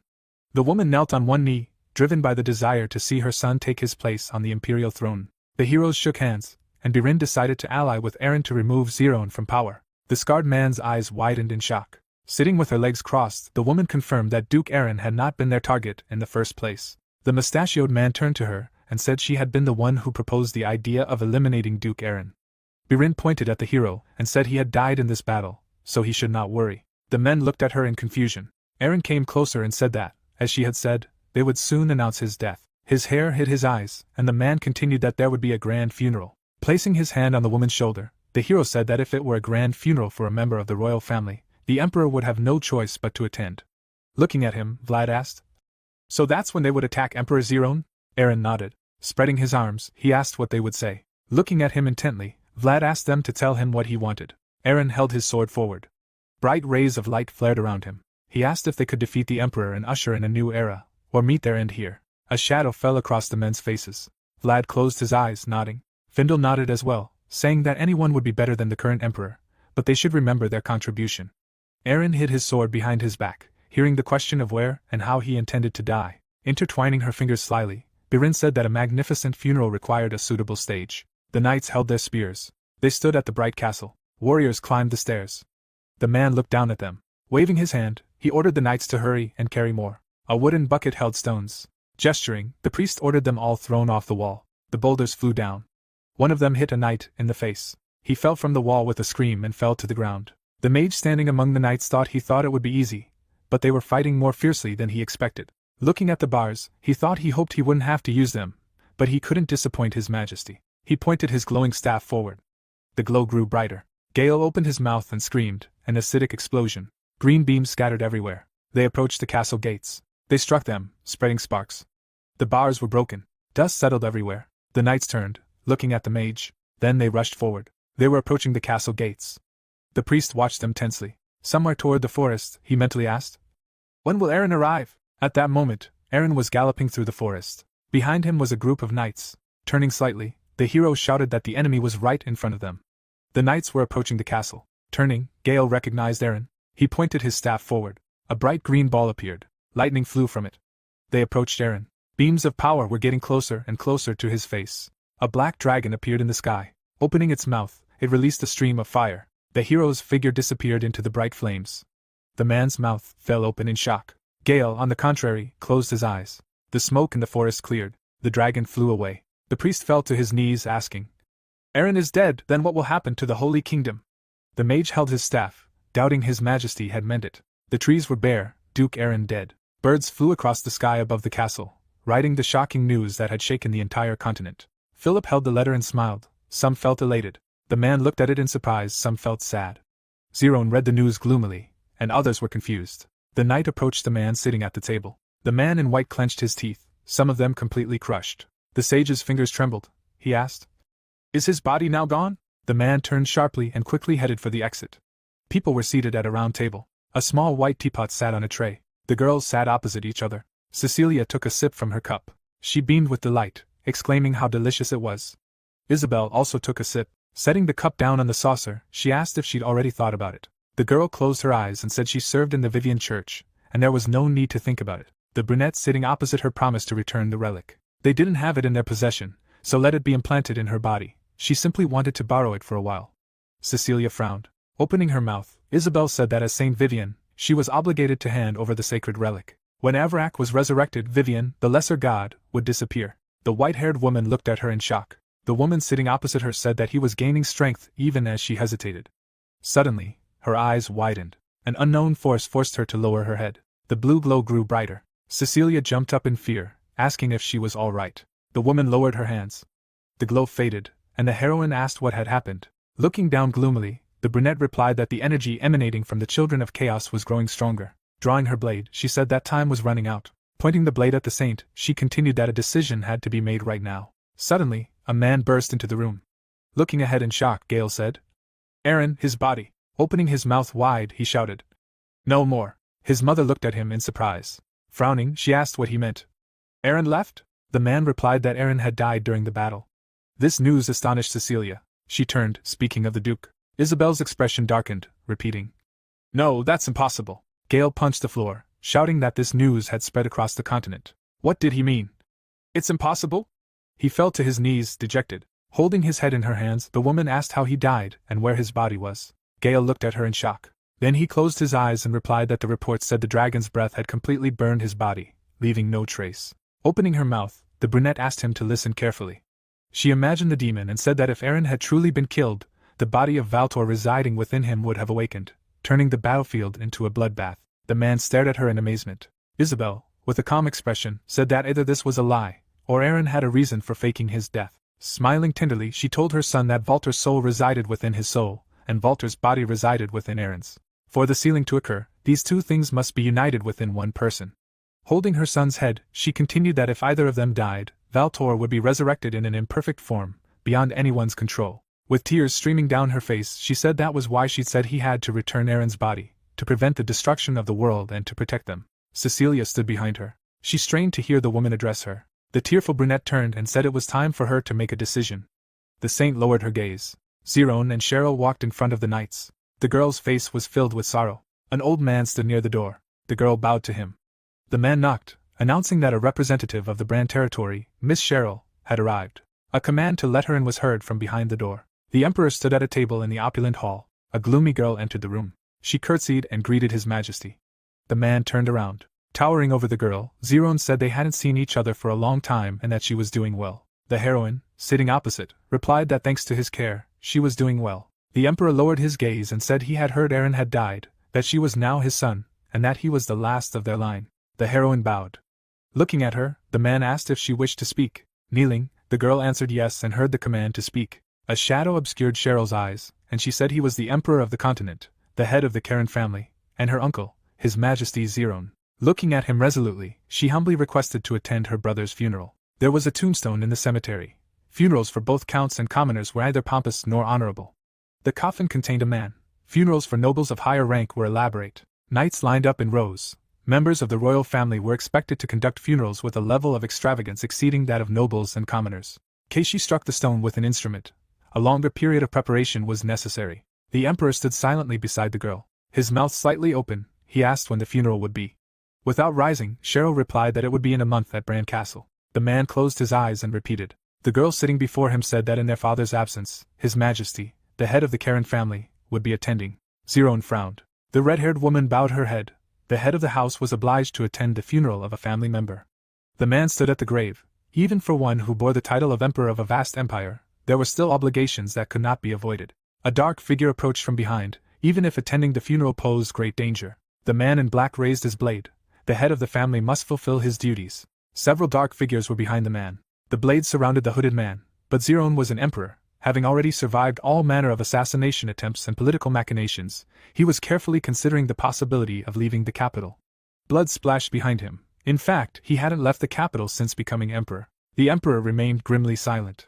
Opening his mouth, he said he would fulfill his duty. The girl bowed and thanked him. She began to rise and heard him continue. Looking down, the emperor told her to understand that he couldn't tell her the time or date of his arrival. Opening his mouth, Cheryl replied that she understood. Zerone turned and said that they would see each other at the funeral. The girl also turned away. The heroes' backs were to each other. And then the man turned around. Cheryl bowed her head. She sat in the same position later. Closing her eyes, the girl said that this is what he said. Aaron sat at the table next to him. Glancing at him, Kaina said that they didn't know. He was being very cautious. Sitting next to Zerone, he said that therefore, the likelihood of an assassination attempt seemed extremely low. The heroes looked in amazement at the man who said he never imagined this would be a walk in the park. He introduced the prince with a sword and said that when the emperor died, according to the laws of succession, power would pass to Philip. Looking ahead, Aaron explained that, like what happened with the former emperor, they should force him to abdicate voluntarily. By doing so, they could eliminate threats to Brann's territory. The dragon turned his head and asked what he meant. The man in the red cloak replied that they would do what he had done with the former emperor, using the feudal lords to weaken the imperial power. The man at the head of the table asked Kainuz when the troops from the Black Continent would arrive. Waving his hand, he replied that they should arrive in about 2 weeks. There was a month left before the funeral, so there wasn't enough time. The hero looked at the man, who said that, in his opinion, simply using their troops to attack the emperor would have no effect on the feudal lords. Aaron closed his eyes, saying he was right. The soldiers were from the Black Continent. It was simply a means to spur the feudal lords into action. A question came over his face. So he means to say he has something more decisive to convince the feudal lords? Aaron smiled, beginning to answer. All the feudal lords. Then he clenched his fist decisively and continued. Independence from the empire will be granted. The heroes were shocked to hear this. Cheryl jumped up, slamming her hands on the table. The hero raised his hand, saying that, as they already understood, they had their hands full managing the Brand territory. The sister lowered her head silently. Smiling slightly, the boy continued. Doesn't their income allow us to live comfortably on our own? He returned to the boy and said that Duchess Barren, who wants the imperial throne, won't shy away from battle. Wasn't that the reason she joined them in the first place? Turning to him, the boy asked him not to worry. He'd thought about it. Sitting on a red chair, Aaron said that now that their team members had reached a consensus, should they proceed with their next plan? Looking at him, the leader of the knights asked, What is this? The hero smiled and replied that it was Duke Aaron's funeral. The next day, horsemen rode out of the gates. People clutched scrolls, Aaron's death certificate. The heroes read the letter. It had been sent to all the lords of the continent with the title of Duke. The man's hands trembled. He sat at the table. The bearded man told the emperor that he had failed to keep his promise. Suddenly, a blade was pressed to his neck. The man, frightened, asked who it was. The man standing behind him said he had come with a message from a sage, who said that death is the consequence of broken promises. The man, turning his head slightly, asked again. The attacker swung his blade sharply. The knight entered the sage's room. He placed something on the table, the one who had not been invited. It was Rhinon's face. The man in white remained alone in the room. Then he turned, rising from the table. The sage approached the mirror. Isabel entered the room. Looking forward, she said that the saint from the Vivian Church had agreed to hand over the holy relic. Receiving no answer, the woman standing in the room turned to her son again. She came closer and asked if he was listening. The sage turned his head, saying it was good news. Isabel covered her mouth with her hands in shock. Under the hood was the face of a bearded man, transformed into himself. The Pseudo-Rhinon looked a little crazy, he said. Maybe now they'll return his body? Isabel turned to her son, who stood with his back to her. We're just a few steps away from hitting 15,000 subscribers. It's been an amazing journey so far, and if you've been enjoying the videos but haven't subscribed yet, now's the perfect time to join the crew. Every sub helps more than you think.